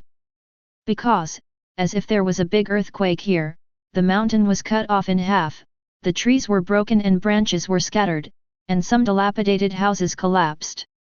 What a dilapidated sight! This was caused by the powerful Ryotsu shock released by Kenpachi before unblocking the power and using Bankai. The entire East Rukonga 50 area was affected. Fortunately, the East Rukonga 50 area was originally sparsely populated and there were not many wandering souls, so there were no casualties. Casualties? What happened here just now? It was destroyed like this. Rukia and Renji felt puzzled as they walked. They didn't know what force caused the entire East Rukonga 50 district to be dilapidated. Even Unoka was slightly startled, but she naturally knew why. It was caused by the impact of Captain Zaraki's Ryotsu, and there are still Captain Zaraki's Ryotsu remaining around. When Kenpachi liberated Bankai before, the powerful Ryotsu hit all directions, and even the entire Soul Society could feel Kenpachi's Ryotsu, and there are still some Kenpachi's Ryotsu around at this time, so we can naturally judge why East Rukonga 50 district has such a scene. Renji and Rukia's throats are rolling at the moment, and some scalps are numb. Kenpachi can destroy a Rukonga area with just Ryotsu. Kenpachi's Ryotsu is too scary. Even Rukia's elder brother, Byakuya Kukaki, whom Rukia has always admired, would never have been able to achieve this level of Ryotsu, and even destroy it with Zanpakutō, it would be difficult to do so. It can only be said that Kenpachi Ryotsu, who has unblocked his power and learned Bankai, and his combat power are too strong, surpassing the crowd so much, it is almost unimaginable. East Rukonga, somewhere in the middle of nowhere. Chiba's fortune-telling shop is more conspicuous. Because the surrounding vegetation was washed away by Kenpachi's Ryotsu, it was all loess. However, Chiba's fortune-telling shop and the area with a diameter of 20 meters centered on the shop have not changed at all. At this moment, the corners of Chiba's mouth rose slightly. But finally there are guests. As soon as the three of Unohana stepped into East Rukonga 50 district, Chiba sensed it immediately. After all, Chiba's current strength has broken through the limit of Shinigami, which cannot be judged by common sense. Although Chiba is very powerful now, he still wants to continue to tell the fortunes of the characters in the original book, so that the 1000-year bloody battle can be destroyed, and he can also get the rewards for exchanging the secret points. Chiba smiled faintly. To save time, I'd better call them over directly. Then, I saw Chiba staring ahead, as if speaking to the air. 3 honored guests, welcome. Please come to my place. You can see my fortune-telling shop if you go straight ahead. If someone next to him sees Chiba like this, he will feel strange. Because Chiba looks like he is talking to the air, his mouth is moving, but he can't hear any sound. No one else could hear it, but 3 people could hear it clearly. Unohana, Renji, and Rukia all heard Chiba's voice. And this voice seems to be only in their minds, it is so clear, resounding through the soul. Who is it? Who is speaking? Renji and Rukia suddenly panicked. Unohana frowned slightly, and looked at the panicked Renji and Rukia. Have you heard it too? It seems that only the 3 of us can hear this sound transmission, it's not like Kid Tianting Kongluo at all. Unohana was very puzzled. How did Chiba manage to make such rumors, not playing loudly like a big speaker, but directly sounding in people's minds? Moreover, Unohana has no idea who Chiba is and who is it. However, Renji and Rukia vaguely guessed. Just now Chiba mentioned the words fortune-telling shop. Besides Chiba, who else introduced them to East Rukonga? And Chiba sent them the sound transmission, just because they were afraid that they would not find a place, and asked them to hurry up and tell their fortunes. It seemed that Chiba could see the panicked or dignified faces of the 3 of them from the air. Chiba continued, I'll just call you guys, Unohana Retsu, Abarai Renji, and Rukia Kukaki. The pupils of Unohana and the 3 shrank instantly. Chiba, who has never met before, knows their names. This, how do you know? Shocked Renji stammered, looking as if he had seen a ghost. Who are you? Unohana's face was serious and dignified, and she asked from the air. Chiba felt helpless. Don't be nervous, I mean no harm. Let me introduce myself, my name is Chiba and I'm a fortune teller. You can go straight for 5 kilometers and you will see my shop. Chiba felt that he couldn't scare away the customers who finally came to the door, so he introduced himself and showed everyone the way. Fortune teller. Uzuha narrowed her eyes slightly, thinking carefully. Unohana suddenly thought of a possibility. Could it be that the news that Zaraki said that a powerful enemy will invade Siritai in a month's time came from this fortune teller named Chiba? It seems possible. The 3 of them still didn't move forward, which made Chiba very helpless. Of course, this is not a problem for Chiba, she directly magnifies the move. Unohana Retsu, I have the answers to all the questions you want to know. Abarai Renji, I can also repair your damaged Bankai, and Rukia Kukaki, I can also bestow a fortune on you. Come here to tell your fortune, and all the answers will be revealed to you. Besides, you only need 1 soul coin, you can't buy it at a loss, and you can't buy it at a loss. Chapter 31. Chiba himself seems to know what the 3 of Unohana are thinking, his words are very tempting. Unohana came here to explore the reason why Kenpachi suddenly unsealed his power and changed his temperament, while Renji mainly came here to ask Kyunishiu to restore his damaged Bankai, and Rukia also came here to get fortune-telling and become stronger. Chiba can roughly guess the purpose and thoughts of the 3 of them. And Chiba's words made the expressions of Unohana, Renji, and Rukia change even more. This is too outrageous. Chiba not only knows their names, but also why they are here. It makes all 3 of them unbelievable. But whether they believe it or not, this is reality. Unohana exhaled lightly, slowly calming down. It seems that Zaraki's change is really very likely related to him. Unohana wanted to know a more definite answer, so she could only go forward and go to Chiba's shop for fortune-telling. Renji also said, "Captain Unohana, I think, we still have to go forward." Although Chiba's abilities are weird and peculiar, there seems to be no reason to be against them. Moreover, both Unohana and Renji have reasons to go forward to find Chiba's fortune-telling. They can only keep going to find the answer. Although Renji and Rukia had previously promised to play the role, keep Chiba's affairs a secret. But they can't be blamed for this situation at all. They didn't want to tell Unohana about Chiba at first, but Chiba greeted them and let them pass as soon as they arrived here. No wonder Renji and Rukia were there. However, Unohana smiled kindly, and said softly in an extremely gentle voice, "Mr. Abarai, so you came here to find this fortune-teller to repair the damaged Bankai. But, that's not what you told me before. You knew the existence of this fortune-teller from the very beginning, but you didn't tell me. Are you wary of me, Mr. Abarai?" These two sentences were said by Unohana to Renji with a smile, but the smile was a bit dark and cold. It sent shivers down the spines of both Renji and Rukia. Mao, Captain Uzawa, we were wrong, we didn't mean to hide it from you, we just promised Senior Ujiao to keep it secret, so." Renji could only tell the reason with a sad face. Seeing that Renji recruited him truthfully, Unohana just smiled and didn't pursue further. The three headed towards Chiba's shop. "It will be here in a while."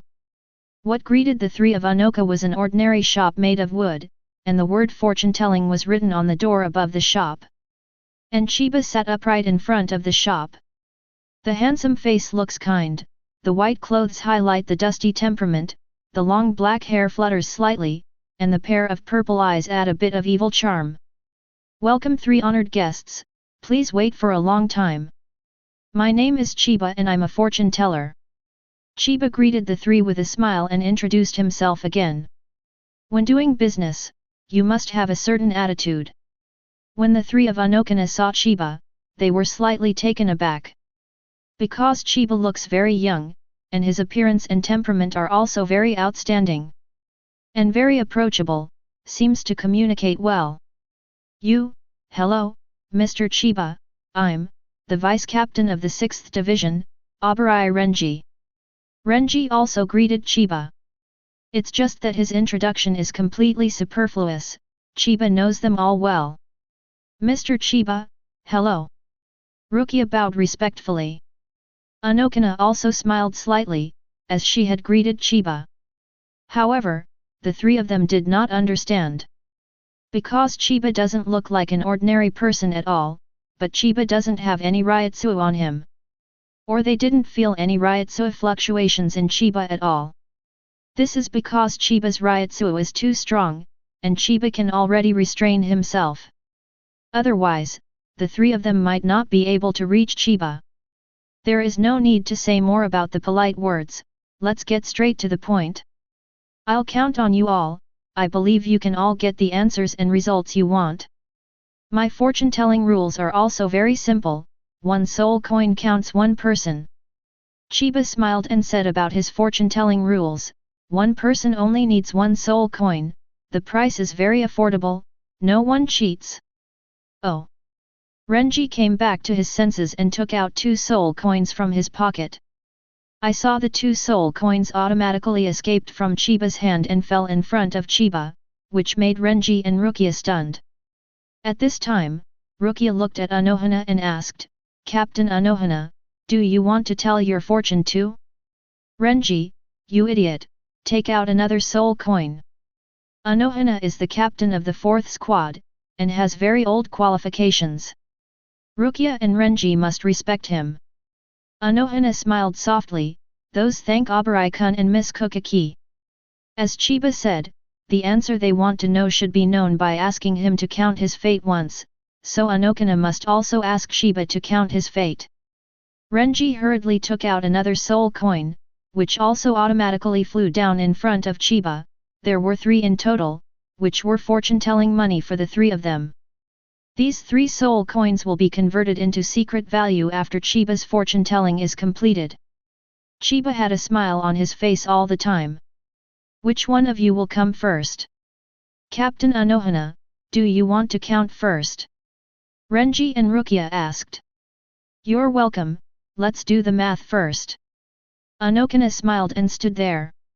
Then let Rukia count first, Mr. Chiba, Rukia first. Renji scratched his head and said with a smirk, ladies come first after all. Rukia directly gave Renji a heavy hammer on the head, you want to see what will happen to me in the future. In that case, let's count Rukia Kokaki first. Old rules, count the past first, and then the future. Chiba closed his eyes, and pretended to make a gesture with his fingers. It really looked like a fortune teller, which made Renji and Rukia believe it a little more. Unohana carefully observed Chiba's every move, every word and deed. Chiba eloquently said, you, Rukia Kokaki, were born in Inuyasuri, the 78th area of South Rukonga, where the environment is harsh. Died of illness. As soon as Chiba opened his mouth, he surprised Rukia and Renji. Chiba said every word. Rukia was indeed born in Inuyasuri, District 78, South Rukonga, and has a sister who has passed away. Rukia's eyes couldn't help turning red. Chiba continued, when you were young, you showed your spiritual talent and met Abarai Renji. Later, in order to obtain a better living environment and become stronger, you entered Siraidi's Spiritual Arts Academy to study and became Shinigami. Shortly after entering the Lingju Academy, you were adopted by the Kokaki family as an adopted daughter and became Byakuya Kokaki's younger sister. Others talk about you a lot, and many people cast strange eyes on you. Only the Captain Jaishur Yukatake and Vice Captain Chiba Kyan of the 13th Squad don't dislike you and take good care of you. Later, you killed Chiba Kyan with your own hands for a special reason, which became an eternal pain in your heart. 2 years ago, you went on a mission in Karakura town, met Kurosaki Ichigo, and made Kurosaki Ichigo a Shinigami, and you were arrested for teaching Shinigami power to humans without authorization. Later the Soul Society found out that all this was a conspiracy by Aizen. You were just being used, and you were eventually released without charge. A year and a half ago, you entered Hueco Mundo with Kurosaki Ichigo and others to save a new Orium. Half a year ago, you went to Karakura town and used the spiritual knife full of Shinigami spiritual power to stab into the body of Kurosaki Ichigo who lost the Shinigami power, and successfully helped Kurosaki Ichigo restore Shinigami power. Well, the above is your past. Chiba quickly finished the calculation for Rukia. But it made Rukia, Renji, and Unohana's eyes widen. Because Chiba is so accurate, absolutely correct. It's unbelievable. Chapter 32. This. How did this happen? It's incredible. Renji was dumbfounded. Chiba actually figured out Rukia's past. And it's not the kind of ambiguity that ignores Hiruto, it's very detailed. Meticulous to the exact time, the exact characters, and the exact events, exactly the same. It feels like Chiba really figures out and knows everything about Rukia. This kind of thing or Chiba's ability is too outrageous, the entire Soul Society has never heard of it. At this time, Rukia also opened her small mouth slightly, her eyes were dull, her face was full of surprise, and she was a little speechless in a daze. Unohana doesn't know much about Rukia, but she has seen and heard of some, such as being framed by Aizen to snatch Hōgyoku from the remains, and going to Hueco Mundo with Ichigo and others to rescue a new Orium in the Arrancar chapter, plus from the expressions of Rukia and Renji at this time, it is natural to see that Chiba is right, and they are all right. In fact, Unohana has been observing and sizing up Chiba since she came to the fortune-telling shop, especially paying attention to Chiba's every move during fortune-telling. However, during the fortune-telling, Chiba just closed his eyes, sat upright with his hands slightly folded, and spoke the content of the fortune-telling in a calm and authentic tone. Unohana can't see anything strange or unusual about Chiba at all, and she doesn't know how Chiba's fortune-telling ability is activated, and what's going on. I can't understand it at all. Do not understand? That's right. If you understand it, how can Chiba help people tell their fortunes? Although Chiba has his eyes closed at this moment, he can clearly perceive the demeanor and every move of the three of them, Renji, Rukia and Unohana. After all, Chiba is now beyond the scope of Shinigami and Su, and has a very keen perception of everything around him. It can even be said that it doesn't make much difference whether his eyes are opened or not. Rukia Kukaki, the next step is to measure your future. Chiba's calm words pulled the three of them back from their daze. However, both Rukia and Renji couldn't help but gulp, their saliva rolling down their throats. The future? Can the future really be calculated? Surprised Renji couldn't help asking. Calculating the past, although outrageous, is still understandable. After all, it is something that has already happened and has been frozen. But the future is ever-changing, who dares to predict? Can it really be predicted? If it was before, someone said they could predict the future, Renji must think that person is a liar. However, Chiba is different. Chiba received unanimous approval and praise from Yamamoto, Kenpachi, and others, and in front of Renji and the others, he calculated Rukia's past accurately. Then Chiba is really very likely to figure out a person's future. Of course. Chiba smiled at Kide, his tone calm, as if he was saying something trivial. Call. Rukia and Renji took a deep breath, both shocked and excited, and even more expectant. After all, who doesn't want to know what their future holds and what's going to happen? Unohana watched Chiba more intently, because she judged before that the changes in Kenpachi were related to Chiba, and even the fact that Shirai would have a strong enemy to invade Shinigami's side a month later was calculated by Chiba, and she wanted to confirm it her guess. I saw Chiba's left hand moved forward slightly, and the immersive effect was activated. After Chiba says what, Rukia will be immersed in what Chiba said. And Chiba is not stingy, and the finishing touch is also added to Rukia. It is up to Rukia to get good fortune and improve strength from this fortune-telling. So Chiba narrated to the three of them. 1 month later, Shirai was invaded by a strong enemy. The enemy's strength was too strong. Godai 13's defenses were in vain, and there were heavy casualties. The immersive Rukia felt like she was in the midst of the war-torn Shirai. She saw Godai 13 fighting the enemy, but Shinigami was at an overall disadvantage, and Shinigami members suffered heavy casualties. Renji's eyes widened, looking horrified. He never thought that Chiba would calculate the future and throw out such amazing things as soon as he opened his mouth.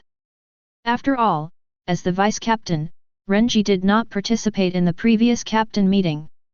In order to prevent the team members from panicking, the contents of the captain meeting were also kept secret. They just asked each team to strengthen their patrols and practice, and Yamamoto didn't tell Renji for a month. There will be a big battle later, just guide him and Rukia to come to Chiba for fortune-telling. So this is the first time Renji has heard such shocking news. There are enemies invading Shirai? Still so strong? Our Godai 13 has completely collapsed? How is this possible? Renji felt very unbelievable. Anoka's chest rose and fell slightly, and she exhaled slowly, her face and eyes became serious. Sure enough, he told Zaraki's news, unblocking and learning to use Zanpakutō should also be related to him.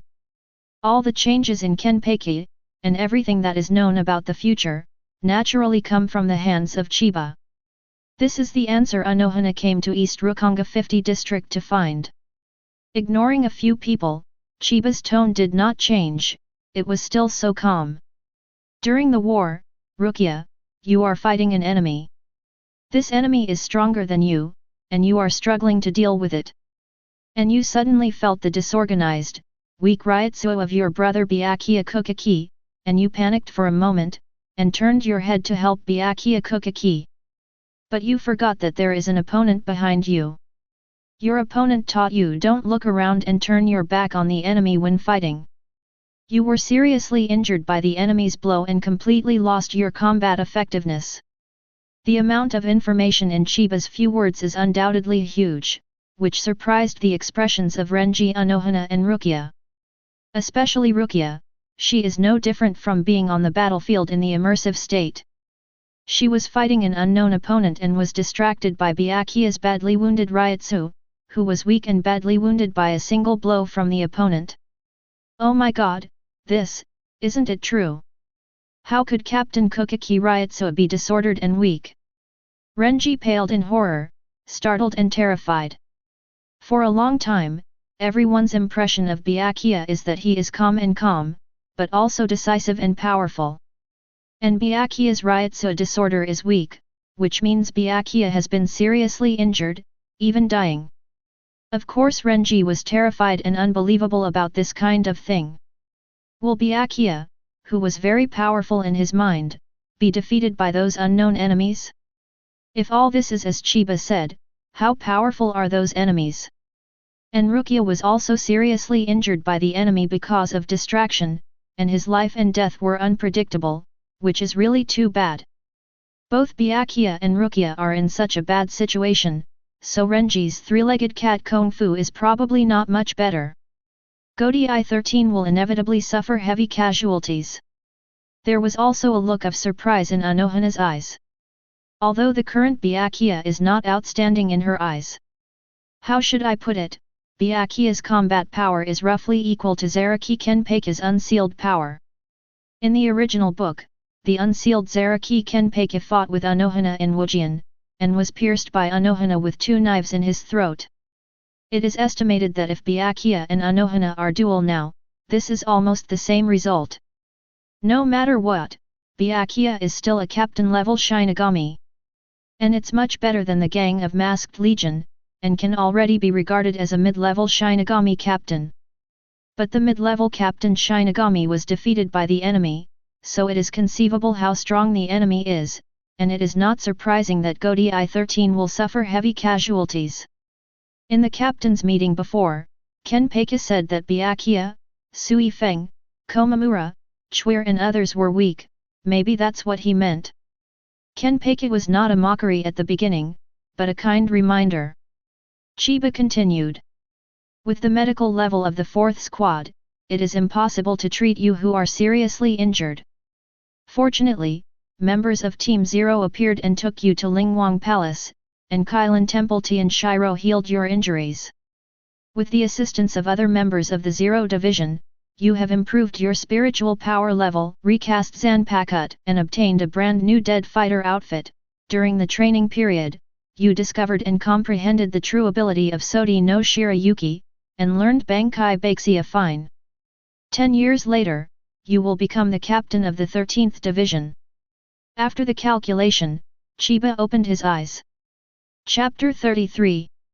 Chiba fortune-telling is not about telling everything that happened to the fortune-teller. After all, it may not be finished for a few days. So basically just talk about the important things that happened. At this moment Chiba also gave a brief overview of Rukia's future and opened his eyes. The sound of the system immediately rang in Chiba's mind. Congratulations to the host for completing the fortune-telling for Rukia Kokaki, rewarding you with 200 secret points. How much secret points are rewarded is evaluated by the system. Generally speaking, the more powerful characters in the original work Chiba fortune tells, the more secret points will be obtained. In the past, all of them were worth 100 days, Kenpachi was 500, and Rukia was 200, which is about the same. Although Chiba has finished telling Rukia's fate, Rukia himself is still in an immersive state at the moment and has not yet woken up. Renji and Unohana were surprised and shocked by Chiba's future. Rukia's injury is so serious. Sirighty, I can't heal it, so I have to go to Team Zero for treatment. Cold sweat broke out on Renji's forehead, but it's okay.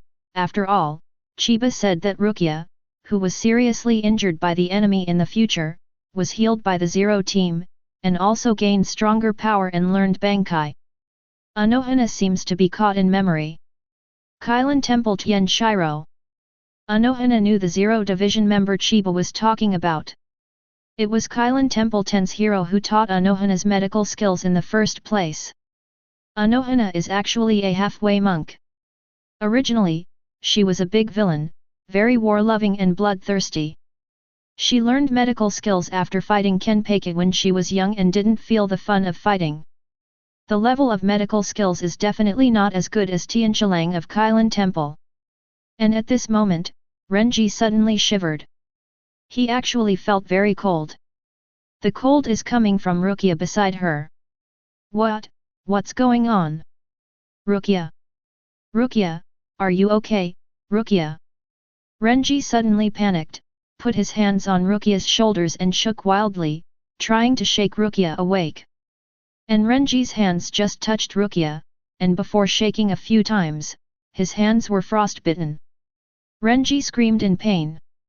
Ah, it's so cold and it hurts. But even so, Renji was trying to shake Rukia awake with the pain. Stop! Chiba said lightly, stop your actions, Abarai Renji, you will only destroy her creation. Hey! Renji was taken aback, but couldn't figure out what Chiba meant.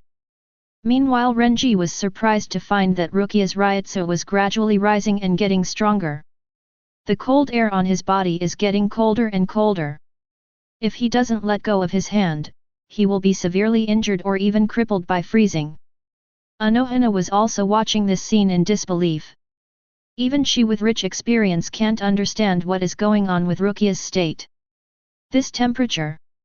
And even she felt that the aura emanating from Rukia was very cold, probably at the same level as Harinmaru. Chiba was not surprised by this, and naturally knew what was going on. Rukia, who is blessed with two states of being on the scene and finishing touches, exudes a cold aura all over her body, so she is naturally learning Bankai. Sure enough, the next moment Rukia with dull eyes shouted out. Bankai! Baisya is punished! What? Both Renji and Unohana were shocked and surprised. Rukia actually learned Bankai. I saw a white and cold Ryutsu soaring into the sky, a large disc-shaped white light appeared in the sky, and bright waves of light dancing like giant waves appeared on the ground. Except for the safe area of Chiba's shop, a large area outside is frozen. Bitter cold. Of course, Rukia's attire and image have changed a lot since Bankai. At this time, Rukia, although his eyes are still a little dull, but the Ryutsu on his body is already very large, an absolute captain-level Ryutsu. Rukia changed into a whole body of white clothes, with silk ribbons fluttering gently behind the clothes, and even her hair turned snow white. Nanny! Lu! Rukia, you actually swastized! Bankai! Renji was stunned. Originally, Rukia could only do Shikai, but now he is Bankai? And Renji, who is shivering from the cold and even has frostbite on his skin, knows that this is definitely the real Bankai, and it is definitely not a trick to fool people. Rukia is really Bankai, and Bankai is still so strong. My Zabimaru Bankai doesn't have the same momentum, does it? At this moment, Renji felt ashamed of himself. The Ryutsu and temperature displayed by Rukia's Bankai were stronger than Renji's current semi-finished Bankai. Unohana was also taken aback, and didn't notice that the Captain Yuri on her body was frozen by the frost behind Sodi no Shirayuki Bankai. This, how is it possible? Suddenly Bankai's Rukia also overturned Unohana's cognition of Shinigami for thousands of years. Bankai is the ultimate liberation of Shinigami Zanpakutō. Every Shinigami who has learned Bankai is a talented penultimate, and every Shinigami has made great efforts, spending months, years, decades, and even defeating years to make Zanpakutō succumb to the Bankai who learned. But Rukia asked Chiba to tell her fortune, so, just Bankai. Chiba, what a monstrous method is this? Completely overturned the concepts and perceptions of Unohana and others. At the same time, Unohana was finally convinced. Zaraki Kenpachi's Bankai is made like Chiba. It's really a heaven-defying method. He's really, an inexplicably terrifying man. Chapter 34. Unohana has never seen someone like Chiba, who has the ability to accurately measure a person's past and future, and can teach Shinigami to directly Bankai through fortune-telling. Really outrageous. Mother opened the door for outrageous home. Unohana has been observing Chiba since she came here, but Chiba is full of mystery, and Unohana can't see how Chiba taught Rukia Bankai fortune-telling. Can't see a trace.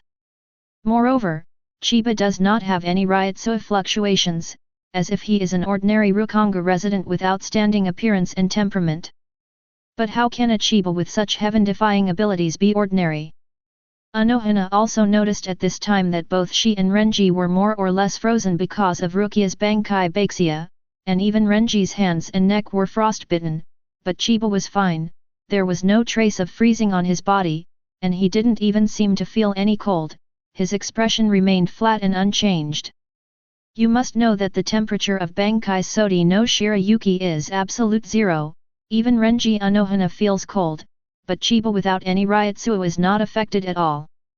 One more point, Chiba's shop is also fine, the absolute zero of Sodi no Shirayuki can't freeze Chiba's shop at all.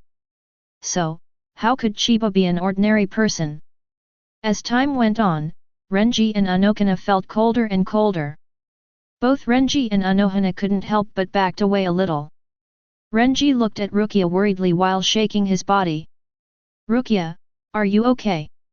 Because although Rukia opened Bankai, she still seems to have not regained her senses. It was at this moment that Rukia's eyes finally cleared up in the Bankai state and she regained consciousness. She just learned and comprehended Bankai in an immersive state, and successfully Bankai. However, the current Rukia is extremely cold with no expression on her face. Chiba kindly gave the answer. Rukia Kukaki's Bankai Baixia is indeed an excellent Bankai, but it is very difficult to use, as long as he makes a half-step mistake, he will be in danger of losing his life. What? In danger of dying? Renji's face suddenly changed, he didn't expect Rukia's Bankai to be so dangerous. A little carelessness will even kill the user himself. But this also proves the strength of Rukia Bankai by Xiafei. Rukia Kukaki, mainly in a hurry, slowly control the temperature and bring it up. Chiba directs Rukia to control Bankai. Because Rukia's Bankai is absolute zero, the temperature on the user's body is also extremely low, so you can't release the Bankai all at once, otherwise you will suffer losses, and in severe cases, you may even die. So directly and gradually raise the temperature to lift. Forget it. In order to save time, good people will do it to the end, and I will help you again. Chiba felt that Rukia's speed of controlling and releasing Bankai was too slow, and it took some time, so he had to help. This time, Chiba gave Rukia the finishing touch again, calling on Rukia. The finishing touch is also really powerful. Rukia only feels that his control over Bankai has improved a lot in an instant, and he is almost able to control Bankai proficiently.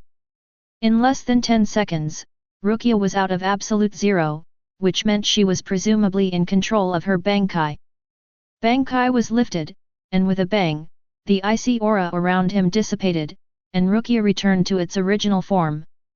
It's just that Rukia's current Ryutsu is much stronger than before, and it's a complete captain-level Ryutsu. Renji breathed a sigh of relief seeing Rukia safely disarm Bankai. However, he couldn't help swallowing, feeling a little embarrassed and dry-mouthed. Rukia's current Ryutsu is much stronger than him, even at this moment Renji feels that Rukia's Ryutsu is on the same level as Byakuya. Oh my god, I'm dreaming. Renji could only sigh. Originally, Rukia's combat power should be lower than that of Renji. After all, Renji can Bankai, but Rukia can't. But Rukia's current Ryutsu promotion to the captain level will suddenly meet Bankai. Bankai Baixia is still so powerful, and Renji's strength is naturally far inferior to Rukia. Anajawa saw all this in her eyes, and her eyes were also full of shock. One is to marvel at Chiba's ability, and the other is to punish Rukia's Bankai Baixia, even she feels the danger. She hasn't felt this way for a long time. Okay, Rukia Kukaki, I've already told your fortune, and you've also obtained good luck, and you'll be at the captain level in the future. It's estimated that your current combat power is no less than Byakuya Kukaki's. Chiba spoke calmly. He told Rukia's fortune, and he also got 200 secret points, which is not bad.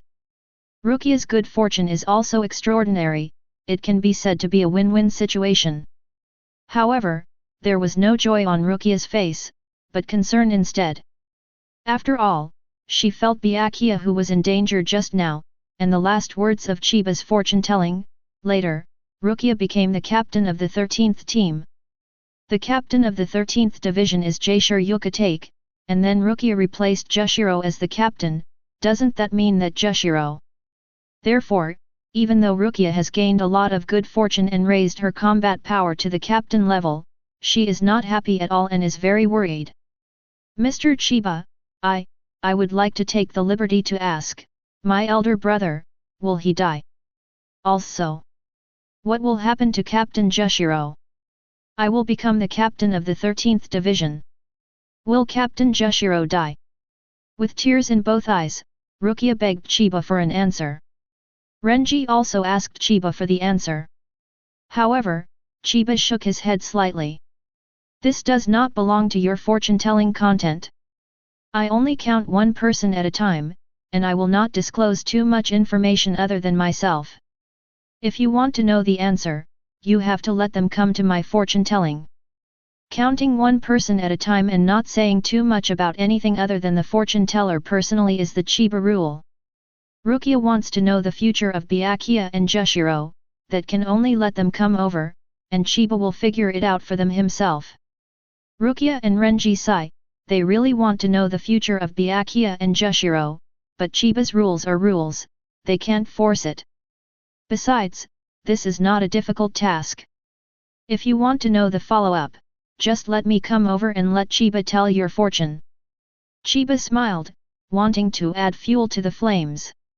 Well, Rukia Kukaki, you bring Byakuya Kukaki and Jaishiro Yukatake to me so that I can tell their fortunes, and I will give you something extra.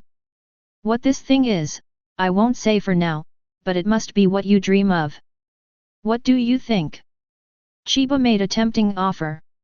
As long as Rukia brings Byakuya and Jushiro here for fortune-telling, Chiba will give her the same dream thing. Rukia wants to know the future of Byakuya and Jushiro, and if they are okay, she can only let them come to tell the fortune. The price of Chiba fortune-telling is affordable, just one soul coin, it doesn't cost money at all, it can measure the future and get good luck, whoever does the fortune-telling will earn by blood. Rukia definitely wanted Byakuya and Jushiro to tell her fortune, and Chiba promised to give her the same dream thing, she just can't refuse. For Chiba, it is also a steady profit. If Rukia introduces Byakuya and Jushiro to fortune-telling, he will be able to get 400 or 500 fortune points at the bottom, which is a guaranteed profit. Still, Rukia hesitated. Because, she didn't know Chiba's purpose, if she really brought Byakuya and Jushiro wouldn't be in danger, right? After all, Chiba is so unpredictable. Chiba seemed to see what Rukia was thinking, and said with a smile, "Don't worry, I'm just a fortune teller, and I just want to tell my fortune for now." Chiba's words seemed to have an inexplicable convincing force, which convinced Rukia and Renji for the most part, and then nodded. If Chiba really wants to be against them, it is impossible to raise Rukia Ryutsu and make Rukia learn Bankai. "Thank you very much, Mr. Chiba, I promise you, I will introduce my brother and captain to come here for fortune-telling when I go back today." Chiba smiled, "Okay." However, Unohana suddenly spoke at this time. Unohana smiled and said, "Mr. Chiba, you just said that Rukia later became the captain of the 13th division. Does that mean that our Shinigami finally won the battle?" Unohana deserves to be the old captain, happy to observe meticulously. If Rukia becomes the captain of the 13th team 10 years later, it will prove that their Godai 13 still exists, which indirectly means that their Shinigami should have defeated a strong enemy and won the final victory. Yes, it seems that I can understand it that way. Rukia and Renji also wondered, did we win in the end? That's great. The two became happy and excited, and the pressure and worry on their faces were a little less. However, Chiba shook his head slightly. No. Chapter 35. Chiba denied Unohana's idea, and said lightly. The future is changing all the time, and what I budget is only your original future. You are the ones who met me and came to my fortune-telling. Your original trajectory has changed. If it follows the direction of the original book, Yamamoto was defeated in the 1000-year bloody battle, and Shinigami won. However, because of the appearance of Chiba, the plot trajectory has changed. If it affects the whole body, the original plot will be affected and collapsed, and it will deviate from the original track. For example, Rukongai, when the enemy invaded Shirai a month later, you encountered a powerful opponent. You were severely injured by the opponent and lost your combat effectiveness. However, after I gave you a fortune-telling, you knew this in advance, and your spiritual power has been raised to the captain level, and you have also learned Bankai Sodi no Shirayuki. Your strength may have surpassed the enemy you are going to meet. Then the result of the battle should change. The person who will be seriously injured is not you, but more likely your opponent. I said so, do you understand? Call. Hearing Chiba's explanation, the three of Unohana understood, and their relaxed expressions became tense and dignified again. Just now they thought too simply, things in the future are ever-changing, who knows what the future will be like. Renji took a deep breath, and his face became firm, as if he had a clear understanding. I know Chiba, Senior, what we can do is to know the original future, work hard to become stronger and change the future. Renji is still very smart, knowing the future, and improving their strength to change the future is what they should do most. Chiba nodded slightly, and said with a light smile, a child can be taught. At this moment, although Unohana's expression hasn't changed much, she can't see through Chiba more and more. Whether it's Chiba's outrageous fortune-telling ability, eye-catching ability, or his own words and deeds, Unohana can't figure it out. Maybe, I have to ask him to do a fortune-telling for me, so that I can get a better idea of his abilities, and why Zaraki and Kenpachi can suddenly comprehend Bankai. Unohana's eyes narrowed slightly. She felt that maybe if Chiba could tell her fortune in person, she would be able to know exactly Chiba's ability and the specific reason for Kenpachi's change. Next person.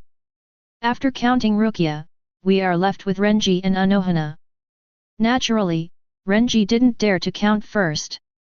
She looked at the kind-faced Unohana with an awkward smile, took a deep breath and said, You, Captain Unohana, do you want to count? Why don't you come first? Unohana had a gentle smile on her face, her eyes were narrowed into a straight line, and Kide said in a soft voice, No, let Abarai-kun do the math first, I will be last. Unohana asked Renji to count first, and she kept it for last. Renji originally wanted to politely decline, but seeing the smile on Unohana's face, he couldn't say anything else, so he could only count first. Renji was a little nervous, took a deep breath forcibly, and then sat upright on the ground. Senior Chiba, count me in, I'm ready. Okay. Chiba sat upright, made a formula with both hands, closed his eyes and began to tell the fortune. First count the past, then the future. Immediately, Chiba gauges Renji's past. Abarai Renji, you, like Rukongai, are from the South Rukongai 78 region. You have known Rukongai since you were a child, and you lived with Rukongai as childhood sweethearts. Also, in order to get a better life, go to the Academy of Spiritual Art to study and become a Shinigami. When Renji heard Chiba say that he and Rukia were childhood sweethearts, he couldn't help but giggled. This made Rukia couldn't help but punch him on the head. Renji, you idiot, what are you thinking? Chiba ignored the two and continued talking. You have good talent. Relying on your strong talent and hard work, you have raised your strength to the level of vice-captain and became the vice-captain of the 6th division. And you are constantly working hard towards the goal of Byakuya Kenpachi. But because Rukia arbitrarily passed the power of Shinigami to Kurosaki Ichigo in this world, and was designed by Aizen at the same time, Rukia was to be executed. With the help of Shihao and Yuryuaki and Urahara Kisuke's equipment, you forcibly learned Bankai for a while. You who have learned Bankai regard death as home, and want to save Rukia, even if you are an enemy of the entire Soul Society. But contrary to expectations, your strength is not as good as Byakuya Kukaki, and you were easily defeated by Byakuya Kukaki. In the Arrancar chapter, you and Kurosaki Ichigo and others went to Hueco Mundo to rescue Inu Orium, but your performance was very poor and there was no bright spot. When I met the 8th Espada Sailaporo Grands, I almost died. Hearing this, Renji's face darkened and he was very embarrassed. All along, his strength is really not strong. Defeated by Byakuya, completely abused by Sailaporo.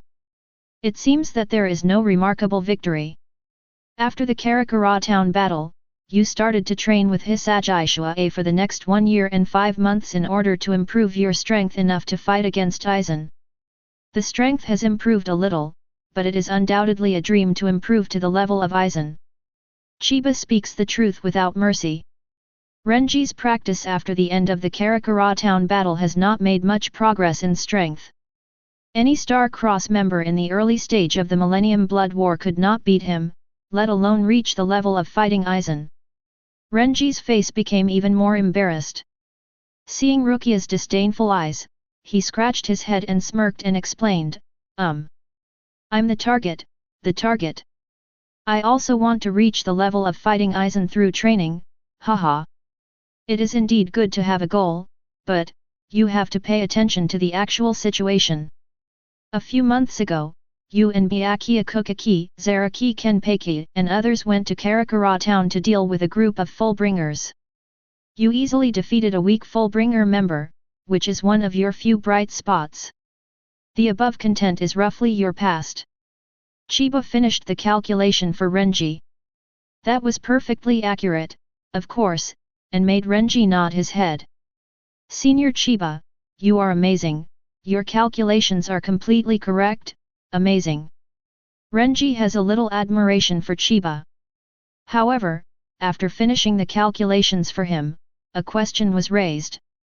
Abarai Renji, you haven't even considered, is your Bankai, your Bankai? Renji, Rukia and Unohana were taken aback by Chiba's question. What's the meaning? Isn't Renji's Bankai his Bankai? What's happening here? Chapter 36. Renji's Bankai isn't Bankai? Chiba's words made Renji, Rukia and Unohana wonder what the meaning was. Senior Chiba, what does this mean? Isn't my Bankai mine? Or what is it? Renji is really confused. He learned Bankai 2 years ago to rescue Rukia, and has used Bankai to fight many times. Could it be that his Bankai is still fake? Renji suddenly thought of something and suddenly realized.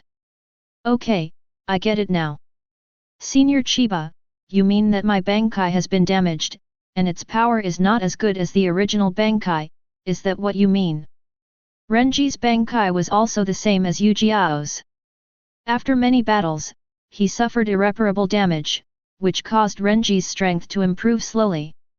Renji felt that what Chiba said just now should be referring to his damaged Bankai. As expected of Senior Chiba, you can tell at a glance that my Bankai is damaged, it's amazing. Renji couldn't help being a little fan and admired Chiba. Chiba chuckled, you misunderstood, I didn't mean that. Even if your Bankai isn't damaged, its power is at best the same. They're all equally weak. Chiba is ruthless and speaks the truth. This made Renji both embarrassed and very confused. Chiba doesn't mean his Bankai is damaged, so what does that mean? Does his Bankai have other problems? Rukia also couldn't figure it out. Senior Chiba, what's wrong with Renji's Bankai? Unohana also couldn't figure out what Chiba was referring to. Chiba said lightly, Abarai Renji, don't you think your Bankai is too weak? Even the undamaged Bankai. Too weak, Chiba directly said that Renji's Bankai is too weak, too weak to be normal. This. Renji was even more puzzled. His Bankai Baboon King Zabimaru is really rubbish, and it may not be comparable to Komamura's Black Rope Goddamn King. Is there anything wrong with being weak? Not wrong. But Renji's Bankai shouldn't be so weak. Chiba spoke again, you and Rukia Kokaki are from the same Rukongai family, and your talent and aptitude are similar. Your aptitude may even be higher than Rukia's. After all, you learned Bankai earlier. However, Rukia Kokaki has also learned Bankai now. How does his Bankai Baixia compare with your Bankai Baboon King Zabimaru? The pupils of Renji and Rukia shrank suddenly. Yes, it stands to reason that the qualifications of the two of them should be similar, maybe Renji's qualifications are even better. However, the power displayed by Rukia Bankai is much stronger than Renji's Baboon King Zabimaru. When Rukia learned Bankai just now, Renji was really happy, but also felt a little inferior. Because Rukia Bankai's power is far superior to him, Rukia's combat power may be equal to or even surpass the current Byakuya, and Renji will also be able to Bankai. Even if Bankai is not damaged, his combat power cannot be compared to Byakuya and Rukia. This is really something that should not be done. Aburai's Bankai has a problem. Unohana also learned from Chiba's words that Renji's Bankai has other problems besides being damaged. Senior Chiba, is there something wrong with my Bankai? Please let me know. Renji, who was sitting cross-legged, immediately bowed to Chiba and asked Chiba for advice. Rukia and Unohana also want to know the answer. However, Chiba didn't intend to speak out right away. I'll calculate the future for you, and you'll know once you do the calculation. Okay, then thank you Chiba-senpai. Renji took a deep breath, holding his breath ready to listen to Chiba's calculation of his future. Calculating the future, Chiba's immersive effect kicks in on its own, and Renji gets caught up in what Chiba is saying. 1 month later, a powerful enemy attacked Shirai, and Godai 13 suffered heavy casualties. You and Byakuya Kokaki have encountered a powerful enemy, and both of you use Shikai, but you can't even break the opponent's defense. You and Byakuya Kokaki understand that this enemy in front of you cannot be defeated without using Bankai. Renji's consciousness fell into the Shirai battlefield at this time. He fought side by side with Byakuya, but a strong enemy who couldn't see his face in front easily defused their attack. Rukia's face immediately became worried. Byakuya and Renji are two of his closest relatives. She is worried about them. After all, the unknown enemy is too strong. Both Byakuya and Renji's Shikai can't break the defense, so they have to use Bankai to have a chance of winning. But Chiba's next words directly made Rukia's pupils shrink, and his expression was dull. Byakuya Kokaki used Bankai, but it was useless, and he was severely injured in an instant, and there was no way to fight back. Byakuya opened Bankai and was seriously injured in an instant, unable to fight back. Is the enemy so powerful? This is too scary. Byakuya Kokaki is seriously injured and dying. You want to use Bankai to save Byakuya Kokaki. But before you can use the Bankai, another enemy suddenly appears and knocks you into the air, causing you to fall to the ground with serious injuries and completely lose your combat effectiveness. Renji, who was on the scene, felt what he felt, only to feel that he was seriously injured by a powerful enemy. These two enemies are too strong. Byakuya, who kills Bankai in an instant, only hits Renji hard. This kind of strength is definitely above the ordinary captain level. Renji, who was on the scene, seemed to have fallen into a coma, and Rukia's expression was extremely terrified. Even Unohana felt incredible, and his face became serious. The enemy is very strong. Can kill Byakuya and Renji in seconds, can't it be strong? No wonder Chiba said Shirai was trampled and Godai 13's Shinigami would suffer heavy casualties. Chiba remained calm and continued to speak calmly. Similarly, you, Aburai Renji, entered the Lingwang Palace for treatment because of serious injuries. After that, you passed the test of Wanjiu, and he helped you successfully restore Zanpakutō. Also, you practiced at Ichibai Hisub, and with the help of Ichibai Hisub, you managed to know your Bankai's real name and be recognized by your own Zanpakutō. Your Bankai's real name is Zabimaru. This is your real Bankai. Chapter 37. What Chiba said directly and deeply shocked Rukia and Unohana. The future Renji actually practiced in the Lingwang Palace, and not only restored Zanpakutō with the help of the sword god Namiya Wanjiu, but also was informed of Zabimaru Bankai's real name by Ichibai Hisub. Renji's real Bankai is not Baboon King Zabimaru, but Zabimaru. In the setting of Shinigami, the name is an extremely important thing, and any move needs to call out the name. Shinigami comprehends Shikai by communicating with Zanpakutō, knowing Zanpakutō's name and liberation language in the inner world, and then learning Shikai. Bankai is the master who makes Zanpakutō submit, and Zanpakutō tells the master Bankai's name and liberation language. Any moves of Kid, even Hollow, and Quincy, also need to be called by name. It can be seen that the importance of names in Shinigami. Renji's previous Bankai turned out to be incomplete. Rukia was horrified. Before Renji was eager to save Rukia, he forcibly practiced Bankai, but Zanpakutō did not fully agree with him, and only told half of Renji's name, so Renji's Bankai has always been a semi-finished Bankai, plus it is often damaged in battle because of the reason, the power is naturally very low. Rukia and Unohana also understood at this moment that what Chiba said earlier was the reason for the problem with Renji's Bankai. And how strong is Renji in full Bankai? The two of them don't know, but what is certain is that they are definitely not weaker than Rukia's Baisya. Because of the immersive and finishing touch effect, Renji fell into Chiba's words. He was like walking through the Soul King Palace. The original damaged Zabimaru on his body was repaired, Ryutsua became stronger, and he even knew Bankai Renji, whose real name is also truly recognized by Zabimaru, comprehended the complete Bankai's Zabimaru. However, Chiba's fortune-telling is not over yet.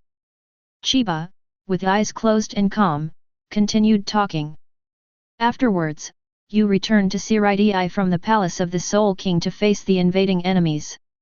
You have encountered the enemy who knocked you seriously injured in the previous blow. Rukia was worried again. Renji, returning to Shirai from the Soul King's palace, encounters the enemy who knocked him into the air earlier. That enemy knocked Renji seriously and fell to the ground, which shows how terrifying his power is. Can Renji, who returned from training in the Soul King Palace, defeat this powerful enemy? Chiba's next words made Rukia sweat even more. The enemy crushed and defeated Torabashi RJR, the captain of the 3rd Division, and Maguruma Kensei, the captain of the 9th Division. The two captains were seriously injured, and the enemy was about to deal them the final blow. That enemy even defeated the two captains, Torabashi RJR and Maguruma Kensei. In fact, this is not surprising.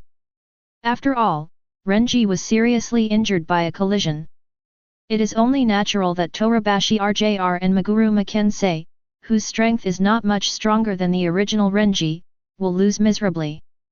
You arrived just in time to block the enemy's attack and save Torabashi RJR and Maguruma Kensei. The strength of the enemy is very powerful and weird. You will have a fierce duel with the enemy. In the end, you managed to kill him in one shot with your brand new Bankai's Zabimaru. Hearing this, Rukia's eyes widened, and even Unohana was slightly startled. Renji, unexpectedly killed that powerful enemy in seconds. Renji's Bankai is so powerful. Rukia originally guessed that Renji's Bankai was very strong, but he didn't expect it to be so strong.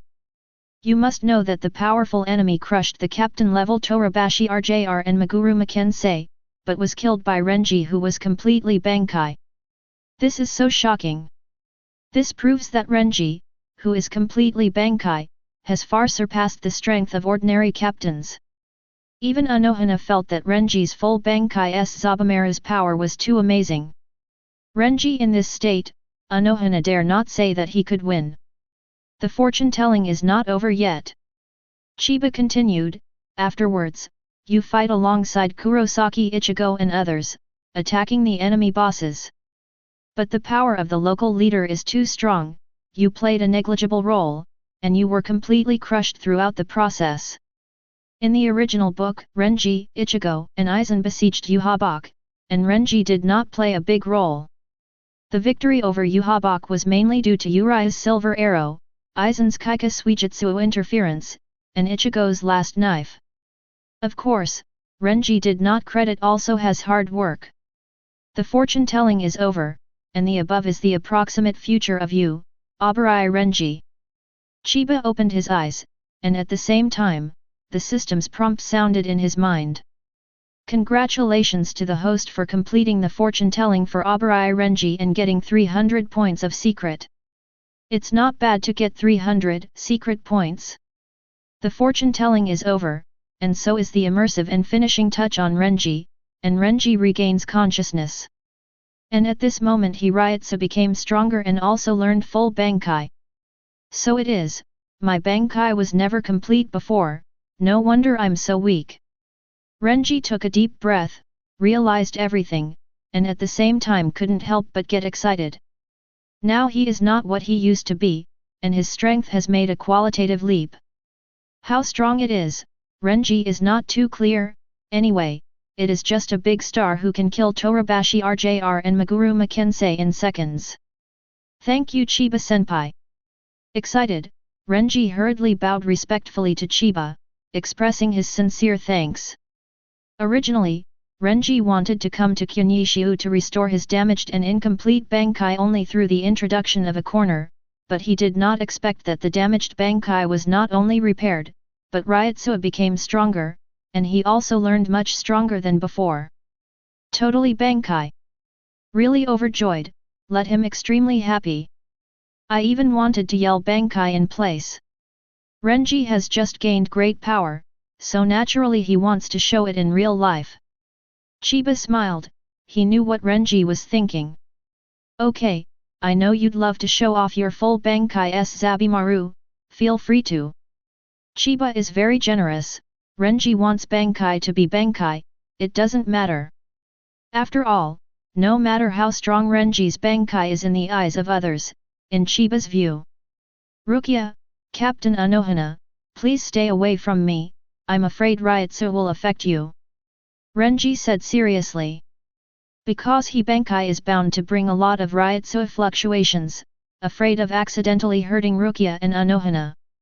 Rukia hurriedly retreated tens of meters, Unohana smiled slightly, and retreated a few steps. Then, a powerful Ryutsu surged from Renji's body, and he yelled with excitement. Bankai! Zabimaru! Renji performed a full Bankai and appeared in front of everyone in a brand new form. At this time, Renji was wearing a death bully suit with long sleeves on the left and short on the right. His neck and shoulders were covered by light armor. The most eye-catching arms, Renji's arms are wearing black long sleeves, and the head of the snake-headed skull covers Renji's right arm, holding a knife in his right hand, which looks fierce. This is Renji's complete Bankai, Zabimaru. In this form, I should be stronger than Captain Kokaki, right? Hey, if Captain Kokaki sees me like this, what expression will he have? Even if you are calm and steady, your jaw will drop in shock, haha. At this moment, Renji was complacent and fantasized. Rukia gave Renji a supercilious look. UBD, even if you become stronger, you still look like this. You deserve a beating. Chapter 38. All along, Byakuya has been the target of Renji's pursuit, and Renji's previous strength was much lower than Byakuya's. However, it's been completely reversed since today. Renji, who is completely Bankai, has surpassed the current Byakuya in combat power. If Byakuya heard that Renji and Rukia had suddenly become stronger, he would have been stunned, and then he was even more stunned when he found out that he couldn't beat Renji. Renji suddenly surpassed his elder brother, and his dream has come true. Even he was imagining how Byakuya's jaw would drop after seeing him with such strength. Ha. Renji laughed with his hands on his hips. Captain, I surpassed you. Rukia will be guarded by me from now on. Ha. Don't worry Rukia, I will protect you and Captain Kukaki in a month's time. Renji was triumphant. Stupid Renji! Rukia yelled. If it wasn't for the relatively long distance, Rukia would have wanted to grab Renji's ear and teach Renji a lesson. Renji smiled foolishly, no longer getting carried away. And Unohana took a deep look at Renji, because after Renji was fully Bankai, his Ryutsu and momentum were much stronger than before. Even Unohana feels that Renji is very strong at this moment, very strong. Anajawa was taken aback suddenly, and there was a fighting spirit in her eyes, but it quickly dissipated. Then Unohana returned to her usual amiable appearance. Congratulations, Mr. Abarai.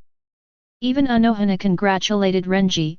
Renji blushed a little and scratched his head feeling embarrassed. You praise Captain Unohana, hehe. Thank you very much Chiba-senpai. Thank you very much. Renji bowed deeply again and thanked Chiba. He can get all this because of Chiba. And he just paid a negligible soul coin, similar to $1. However, Renji was surprised again. Because even though his current strength has improved a few levels compared to before, when he looked at Chiba, he still couldn't feel any Ryutsu fluctuations in Chiba. When he wanted to treat Chiba as an ordinary person, facts and intuition told him that Chiba was very extraordinary. Even when Renji glanced at Chiba's purple eyes, he felt extremely deep, like falling into an abyss. At this moment, Unohana's voice sounded. Abarai-kun, you seemed to be in a strange state just now, and then you suddenly learned Bankai, just like Miss Kukaki before. Can you tell me about the situation in detail? Unohana, who has been observing, can naturally see that Rukia and Renji seem to be in a certain state when Chiba's fortune-telling is done, and they will Bankai after Chiba's fortune-telling. It's unbelievable. This. Renji hesitated, looking at Chiba, as if asking for Chiba's opinion. Chiba smiled lightly, but it's okay to say. It's no secret that Chiba let Renji and Rukia tell Unohana of their state when Chiba's fortune-telling was done. Unohana also smiled politely at Chiba. Renji and Rukia looked at each other, took a deep breath, and told Unohana. When I was told by Chiba, especially when I calculated the future, I felt as if I was really in the future, seeing and experiencing everything in the future with my own eyes. Renji's words surprised Unohana's expression. Will you be in the future, witness and experience the future with your own eyes? Because of what I saw and experienced with my own eyes, I learned Bankai in this state, and I really learned Bankai. Can this kind of thing really be done? It's too outrageous. And Renji took a deep breath again, and added, and I feel that in this state, I have better natural aptitude, and I can learn everything much faster than before, and Bankai can learn it easily. When Chiba gave Rukia and Renji a fortune-telling, he imposed two states on them, immersive and finishing touch, so that they not only placed themselves in the future, but also gave them advice, so Renji and Rukia could master Bankai so quickly. Unohana has lived for thousands of years, and this is the first time he has heard of such a thing. Even she had to be shocked. Chiba's ability is really outrageous, too heaven-defying. Chiba chuckled, as if he could see through what Unohana was thinking. Chiba is a time traveler, and he is too familiar with all the characters in the original book. Coupled with his current state and strength, he can basically judge what other people are thinking. However, Renji asked Chiba weakly at this time, Senior Chiba, well, I have another question. Chiba, speak. Renji swallowed, and then asked cautiously, Senior Chiba, my future is over? Is there nothing else? Like 10 years later. Chiba told Rukia's fortune before, and said that Rukia will become the captain of the 13th division 10 years later, but he didn't tell what will happen to Renji 10 years later. Chiba can see Renji's small thoughts, he wants to ask him 10 years later if he is with Rukia or something. Chiba chuckled, No more, just what I said just now. Renji wanted to cry without tears, my Rukia will not be killed by that BD Kurosaki. Chiba hehe, don't think about things in your head, try to improve your strength, and try to survive in the future war. If you can't survive, you are not qualified to talk about the future. Chiba admonished Renji, making Renji wake up.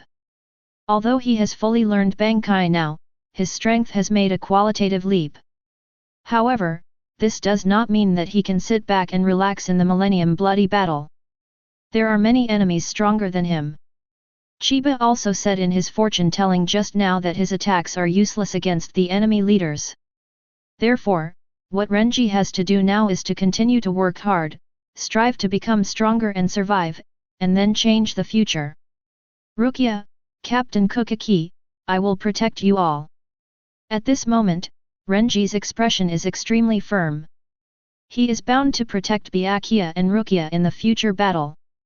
Stupid Renji! Rukia punched Renji in the head again, and cursed, it's the two of us who protect Big Brother together. Brother has always been protecting me, this time, let's protect him.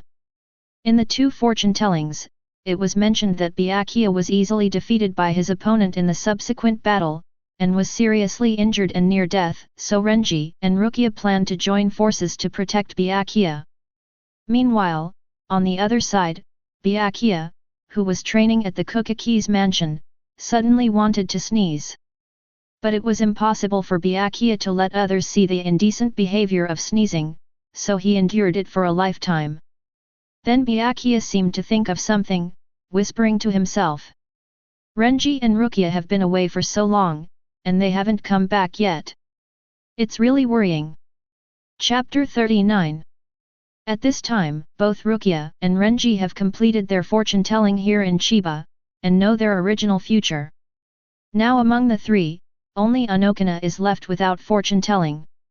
Chiba can get the secret value as long as he tells his fortune, so he naturally has to count it for Unohana. Chiba smiled and said, Unohana Retsu? No, it should be more accurate to call you Unohana Yachiryu, would you like to count your life with me? As soon as Chiba opened his mouth, Unohana's eyes narrowed slightly. Unohana Yachienryu, most people don't even know her real name, they think she is Unohana Retsu, the gentle and kind captain of the medical team of the 4th Division. But Chiba can call out Unohana's real name at will, which proves that Chiba also knows everything about Unohana. What a terrifying and weird ability!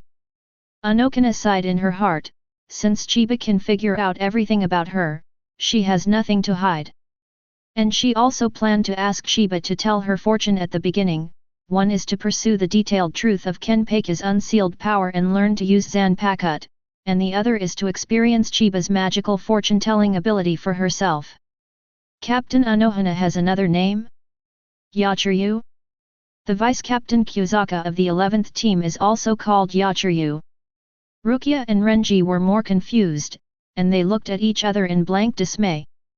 Unohana ignored the surprised two people, and her expression didn't change. She still had the original amiable and gentle appearance, and said to Chiba in a soft tone, then please trouble Mr. Chiba to make a calculation for me. Saying that, Unohana walked up to Chiba and sat upright, looking into Chiba's eyes. She felt that maybe the closer she was to Chiba, the more she could feel Chiba's ability. First count the past, then the future. Chiba smiled lightly, and didn't care. Sitting upright, he pretended to make a formula with both hands, slowly closed his eyes, and began to calculate. Chiba started talking, while Renji and Rukia listened carefully. However, Chiba's first words made their eyes widen and their jaws widen. Uzhawa Yakian Liu, you claim to master all schools and sword styles in the world, so you named yourself Yakian Liu. Renji suddenly became a little incoherent. You, Uno Flower Team, the captain is so powerful? He has mastered all schools and sword styles in the world? Isn't the level of swordsmanship terrifyingly high? For hundreds of years, Unohana seldom participated in battles, even if they did not use Zanpakutō, most of Godi I-13 died. The captain of a medical team, his kendo attainments are so amazing. Renji and Rukia couldn't believe it. The expression on Unohana's face remained the same, with a kind smile still on her face. Chiba has just started talking, what surprises Renji and the others is yet to come. Chiba continued, before you joined Godai 13, you were known as the greatest villain in the history of the Soul Society. You are naturally war-loving and think that war is everything. Countless people died under your sword. Chiba is really talking non-stop and endlessly. At this moment, Renji and Rukia were stunned as if struck by lightning. The two of them were really stunned. Captain Unohana, who had always seemed extremely gentle and kind, turned out to be a villain 1,000 years ago, who loved to fight and killed countless people. Gyulu. Renji and Rukia only felt their scalps tingling, their backs feeling cold, and they swallowed and swallowed their saliva. Is this unlikely? Renji squeezed out a forced smile, and slowly looked at Unohana ahead. Because Unohana was sitting in front of Chiba, so with his back to Renji and Rukia, Renji couldn't see Unohana's face at this time. At this time, Unohana's expression didn't change at all, because she knew that Chiba could also measure everything about her, and she was already mentally prepared, and what Chiba said was the truth, so is there any need to be surprised? Abarai-kun, what's wrong with you? You seem to be unbelievable. Unohana turned her back to Renji and spoke softly. It's just this voice, falling into Renji's ears at this moment, he felt his scalp tingling, and cold sweat was about to break out. No. No problem, Captain Unohana, we are no problem. Really no problem. Renji and Rukia hastily waved their hands to decline, saying that they had no doubts or opinions on this, and they dare not have any. Renji and Rukia gradually stabilized their minds, and continued to listen to Chiba's story about Unohana's unbelievable past. In order to find a strong opponent, you fought and challenged the then Yamamoto Genryuzai Daxia, but you were defeated and were taken under the command of Yamamoto Genryuzai Shigakuni, and then became the captain of the 11th team in first generation Godai 13, and established the embryonic form of the 11th team. At the same time, you are also first generation Kenpachi. Unohana Yachiryu is first generation Kenpachi. Nani? The eyeballs of Renji and Rukia almost popped out of their sockets, and every sentence Chiba said shocked more and more. Unohana is war-loving and bloodthirsty, and even challenged the captain of Yamamoto, and her identity is still first-generation Kenpachi. This kind of thing, other Shinigami can't connect with the gentle and kind Unohana Retsu at all. Unbelievable. Both Renji and Rukia are doubting their ears, have they heard it wrong? They couldn't help looking at Uzawa in front, only to see that Uzawa was still sitting, and she didn't mean to deny it at all. This may be the default. Ku. Renji swallowed another mouthful of saliva, his body trembling a little. All of this, it turns out to be true. It's no wonder that when Unohana smiled and talked in the past, there was always a feeling of chills down the spine, and it turned out to be the reason. Rukia and I know about Captain Unohana's past, Team U. Flower, Captain, won't we keep our mouths shut? Renji and Rukia felt that they knew something they shouldn't know, and they were both a little scared at this moment. Unohana still had a gentle smile on her face, and said half-jokingly, "No way, Mr. Abarai, Ms. Kukaki, you are very strong now, and I might not be able to beat you in a real fight. Besides, I have no interest in fighting for the time being. However, don't spread the word about what you heard today." Unohana turned her head to look at Renji and Rukia. Although it was a smiling face, Renji and Rukia felt colder and more terrifying. "Don't worry, Captain Unohana, don't worry. We will not say a word about you today. Absolutely not." Renji and Rukia immediately swore that they would never reveal any secrets about Unohana. Unohana smiled back at the two of them, but this smile made Renji and Rukia panic even more. Chapter 40. Chiba continued. About 1,000 years ago, the Quincy fought a big battle with the Shinigami, and first generation Gōdai 13 fought the Quincy. You are war-thirsty and bloodthirsty. With your powerful strength, you have killed countless enemies in this battle. Thousands of years ago, first generation Gōdai 13 can be described as all villains, each of whom is a vicious person. At that time, Anoka had very cold eyes, merciless, and a single Quincy. In the end, the battle between Shinigami and Quincy was almost one-sided, and Quincy suffered a disastrous defeat. It was the first time Renji and Rukia heard about this matter, and their scalps were even more numb. The gentle and kind Unohana I always thought was a first-generation Kenpachi who kills without batting an eyelid. Call. Renji couldn't help but gasped, adding to the coldness. Unohana continued to listen with a calm and gentle smile. After the battle between Shinigami and Quincy, you went to Rukonga to find your favorite opponent under the pretext of hunting down Rukonga gangsters. Then you saw Zaraki Kenpachi as a child emerging from the pile of corpses.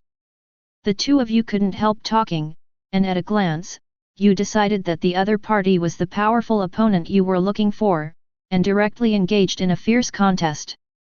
Both of you are immersed in the joy of fighting, but you find that your power is not as good as Zaraki Kenpachi in his youth, but Zaraki Kenpachi unconsciously sealed his power to the same level as yours in order to pursue the fun of fighting. In the end, Zaraki Kenpachi fell in a pool of blood.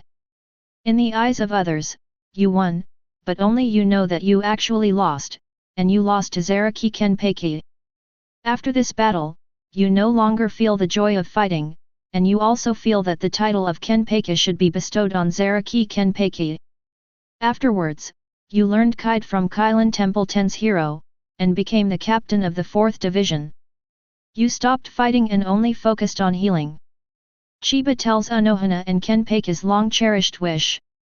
This time, Anoka's expression finally changed, with remembrance, guilt, and surprise. It can even be calculated. That's right, I was the one who lost to that kid back then, it was me who lost, and I lost so thoroughly. Unohana discovered that Chiba's fortune-telling is not just a simple statement of what happened. It is to be clear about everything and everyone's mentality and state at that time. When Unohana fought against the boy Kenpachi, it seemed that she won on the surface, but in fact she lost. She is also guilty of not being as strong as Zaraki Kenpachi, not allowing Zaraki Kenpachi to enjoy the fun of fighting, and causing Zaraki Kenpachi to seal his power. Renji and Rukia on the side were a little dumbfounded. Captain Unohana and Captain Zaraki when he was young. Oh my god, has Captain Zaraki been so scary since he was a child? Even Captain Unohana is no match for him? Captain Zaraki can only seal his power in order to fight. Chiba's words made Renji and Rukia doubt life. Ordinary people, like the two of them. In fact, they are not ordinary at all. Although they were born in Rukonga, they have spiritual power and excellent talent. They became Shinigami, and now they have learned Bankai, which is extremely powerful. But all of this is gradual, slowly getting stronger. But what about Zaraki Kenpachi? Totally different. He has been so strong since he was a child, so strong that even first-generation Kenpachi Unohana is ashamed of himself. You must know that Unohana is an expert in all schools of swordsmanship under Tongtian, with extremely high swordsmanship attainments, and her own Ryutsu is also very strong. Killing K's 1,000 years ago is like cutting melons and vegetables. But Unohana with such terrifying strength is not as good as Kenpachi in his youth. It's unbelievable and people have to sigh that Zaraki Kenpachi is a monster. Chiba continued, 2 years ago, Aizen faked his death and almost fooled everyone in the Soul Society, but you can detect the strangeness in Aizen's fake dead body. Unfortunately, it was too late, Aizen successfully betrayed and took the Hōgyoku from Rukia Kukaki's body. Just from the fact that Unohana was able to detect the strangeness of Aizen's fake death, it is enough to prove that Unohana's observation and strength are very remarkable. After all, most of the other captain-level Shinigami don't even notice any sense of incompatibility and strangeness in Aizen Kaika Suijutsu. In the Aaron Carr chapter, you and several other captains rushed to Hueco Mundo to rescue, and then you and Kurosaki Ichigo returned from Hueco Mundo to the present world. You know that Kurosaki Ichigo has never seen Aizen's Shikai, so he didn't hit Kaika Suijutsu. Judge Kurosaki Ichigo was a key figure in defeating Aizen. The battle in Karakura town is over, you healed the Shinigami soldiers and the Masked Legion. The above is your past. After Chiba finished speaking, he slowly opened his eyes. Unohana, who looked deeply into Chiba's eyes, showed a smile. Mr. Chiba, what you said is exactly right. Chiba responded with a faint smile. Thank you for the compliment, the customer's recognition is the greatest compliment to me. Chiba is a fortune teller, and if the customer says that the calculation is accurate, it is an affirmation and praise of his ability, and it is polite. Then, let's just count the future. Chiba doesn't want to dawdle too much, and wants to directly count the future for Unohana. Unohana smiled and nodded. Mr. Chiba, please do the calculation. However, the smile on Unohana's face disappeared the next moment. Because as soon as Chiba opened his mouth, she fell into Chiba's words. Whatever Chiba says, she will be there. Moreover, in this state, she cannot voluntarily exit and wake up. She can only recover after Chiba finishes speaking or manually cancels the immersive effect. Similarly, Chiba is not stingy, and the finishing touch ability is activated, and the ability to improve the Unohana's aptitude and understanding in the immersive state. Chiba spoke eloquently. 1 month later, a powerful enemy attacked Shirai, and Godai 13 suffered heavy casualties. There are too many wounded, you stick to the medical post of the 4th team. However, Kylin Temple 10's hero from Team 0 criticized what you need to do now is not healing, but fighting. Because healing can't solve the problem. Listening to Chiba's words, Unohana was like being in Shirai a month later, with wounded and wailing everywhere in the 4th team. Then he also met Tianqilang of Kylin Temple and blamed her. Everything is so real, what you hear, see, and feel is exactly the same as the real experience.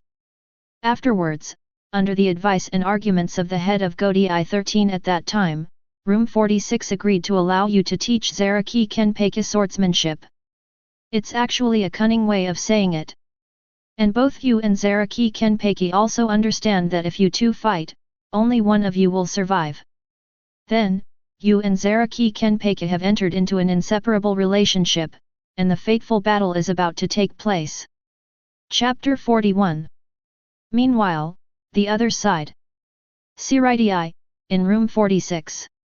Captain Yamamoto asked for instructions to teach Zaraki Kenpachi, so that Kenpachi can better control Bankai's power. However, this proposal was strongly opposed by the members of room 46. No, absolutely not allowed. If Zaraki Kenpachi becomes more powerful than he is now, what if he turns back one day? No one can stop him except you. What's the matter with you, Yamamoto Genryuzai? Didn't we ask you to find out the situation of Zaraki Kenpachi and control Zaraki Kenpachi before? Not only did you fail to complete the task, but you also proposed to train Zaraki Kenpachi. What do you mean? A group of noble members of the 46 chambers sitting in high positions scolded Captain Yamamoto angrily. They couldn't stand Captain Yamamoto's request not only to not restrict Kenpachi, but to train Kenpachi. Even some members of the 46 room suspected that Captain Yamamoto had bad intentions. If Godai 13 is really going to be reversed, 146 rooms will not be able to stop it. At the beginning, Aizen Tosen and Ichimaru-jin wiped out room 46 easily and quietly. In essence, these people in the 46 room are nothing more than the power and status they were born with from nobles. So they are very afraid that someone will threaten their status, and they want to kill all threats in the cradle. It's just that they don't have the ability. If Godai 13 hadn't protected Shirai for thousands of years, the 46 chambers would have been destroyed many times. Captain Yamamoto has never turned his back on it from the beginning to the end, and will protect Shirai as his and Godai 13's eternal duty. Otherwise, pull out Zanpakutō, Shikai Genryuzai, and the 46 chambers will be wiped out immediately, so how can they give pointers? Although the proposal was strongly opposed, Captain Yamamoto did not back down. He spoke slowly, his voice full of deterrence. The old man promises that as long as the old man is around, Zaraki will not mess around. If the old man can't do it, the old man is willing to accept the punishment. Captain Yamamoto's words were full of momentum. With him around, even if Zaraki mastered Bankai's power proficiently, he would have the confidence to stop it if it really messed up. After all, he is the strongest, pure, Shinigami in the millennium. Moreover, Kenpachi is a student of Captain Yamamoto. After decades, the captain still doesn't understand what kind of temperament Kenpachi is. Kenpachi, although belligerent, has no interest in such things as power and status. They are even less interested in the weak. Even if the weak nobles in room 46 stretched out their necks and wanted Kenpachi to chop them off, Kenpachi didn't even bother to look at them. Because in Kenpachi's eyes, these people are no different from waste, weeds, and trees, and they don't care at all. Captain Yamamoto's words still had some deterrent force, which made some members of room 46 sitting high above grit their teeth in anger. Although they were still opposing, the voice and words of opposition were weaker. Captain Yamamoto continued, "Today's Gōdai 13 is far behind the first generation. What happened to Aizen before also illustrates this point. It is uncertain whether there will be strong enemies invading in the future. Training Zaraki is to improve Gōdai 13's overall combat power and better protect the court." Captain Yamamoto's words echoed in room 46, shocking the hearts of the nobles in room 46. Captain Yamamoto is right, the comprehensive combat power of today's Gōdai 13 is too weak. The ones who can play a little bit are the General Captain, Jingle, Unohana, and Kenpachi. The rest, such as Sui Feng, Lu Jiro, Kensai, Komamura, etc., are mostly playing soy sauce. Compared with first generation's overall strength, Gōdai 13 is much worse. Training Kenpachi is to better protect the court. The people in room 46 naturally hope that Gōdai 13 can always protect Shirai to protect them, and the purpose is the same. Moreover, Captain Yamamoto also promised that Kenpachi would not be allowed to mess around with him one day. In the end, under the persuasion and protection of Captain Yamamoto, room 46 agreed to the training of Kenpachi by Captain Yamamoto. However, he also ruthlessly put down some harsh words such as asking Captain Yamamoto to strictly control Kenpachi and protect the court. A fortune-telling shop in Chiba, East Rukongai 50 district. Unohana, who was sitting, was in an immersive state at the moment. She would experience whatever Chiba said. On the side, Renji and Rukia were shocked. Because just now Chiba said that Unohana and Kenpachi will have a life and death duel in Wujian. Only one of the two can survive. This is too cruel. Renji and Rukia couldn't accept it for a while. Why did Captain Zaraki and Captain Unohana have to have a life and death duel? Can it be different? Renji doesn't want either of Unohana and Kenpachi to die. One is reluctance, and the other is that if one dies, it will be a great weakening for Gōdai 13. It is also difficult for Rukia to accept the setting of mortal death. No matter who leaves, it is difficult to accept it. Is there no other way to teach swordsmanship than life and death? Is it because of the rule that there can only be one Kenpachi in an era? Rukia subconsciously asked anxiously. But Chiba didn't answer, and continued to talk about the fortune-telling content. Unohana Yachiryu, you and Kenpachi are inseparable. Zaraki Kenpachi has always admired and revered you, because when he was young, he felt that cutting people and trees and cutting everything felt the same, and it was boring. It wasn't until he met you and fought with you that he really enjoyed the fun of fighting. However, he didn't know that he had sealed the power unconsciously, which caused him to always think that he lost to you at the beginning, and he has always admired you. You guys confronted each other for a while, then drew your swords and attacked each other at the same time. At this time, in Unohana's consciousness, she is in the endless hell, fighting with Kenpachi, everything is so real. However, you feel that Zaraki Kenpachi is too weak. You just swung a knife and cut Zaraki Kenpachi, and then directly suppressed Zaraki Kenpachi with another knife, and pierced Zaraki Kenpachi's throat with another knife.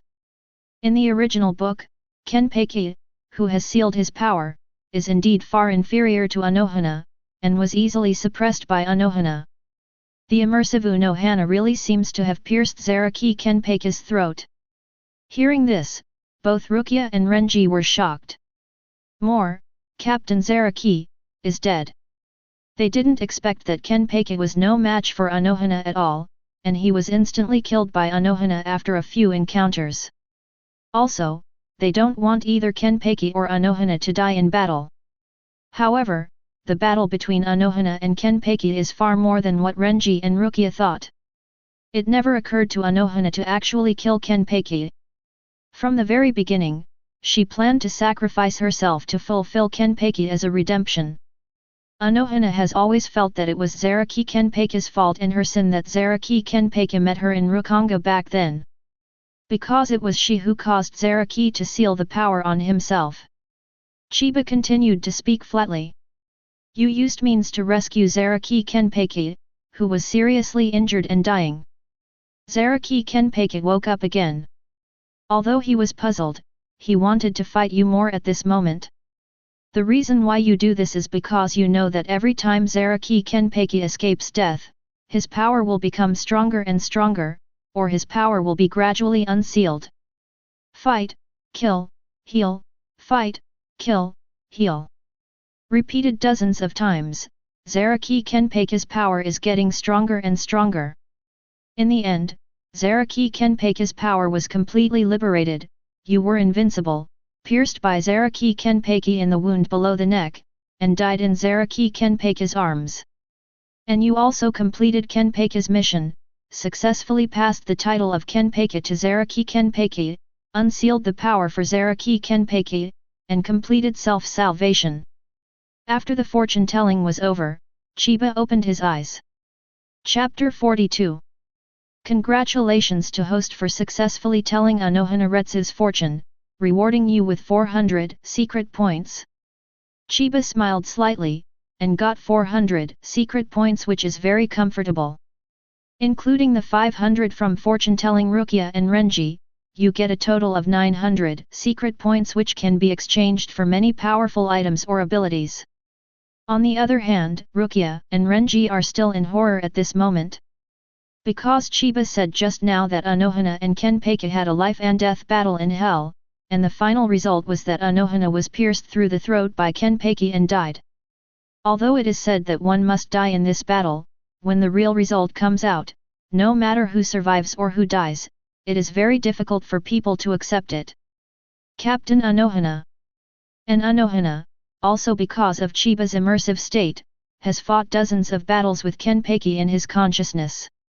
Let Kenpachi be on the verge of death again and again, and heal Kenpachi and continue to fight until Kenpachi completely liberates the original power, and she dies under Kenpachi's sword. Okay, the fortune-telling is over. Suddenly, Unohana heard Chiba's voice, and the immersive state of her body disappeared. Chiba was in front of her, Rukia and Renji were next to her, and Chiba's fortune-telling shop was around. Are you okay, Captain Unohana? Seeing Unohana's eyes open, Renji and Rukia hurriedly leaned over and asked eagerly.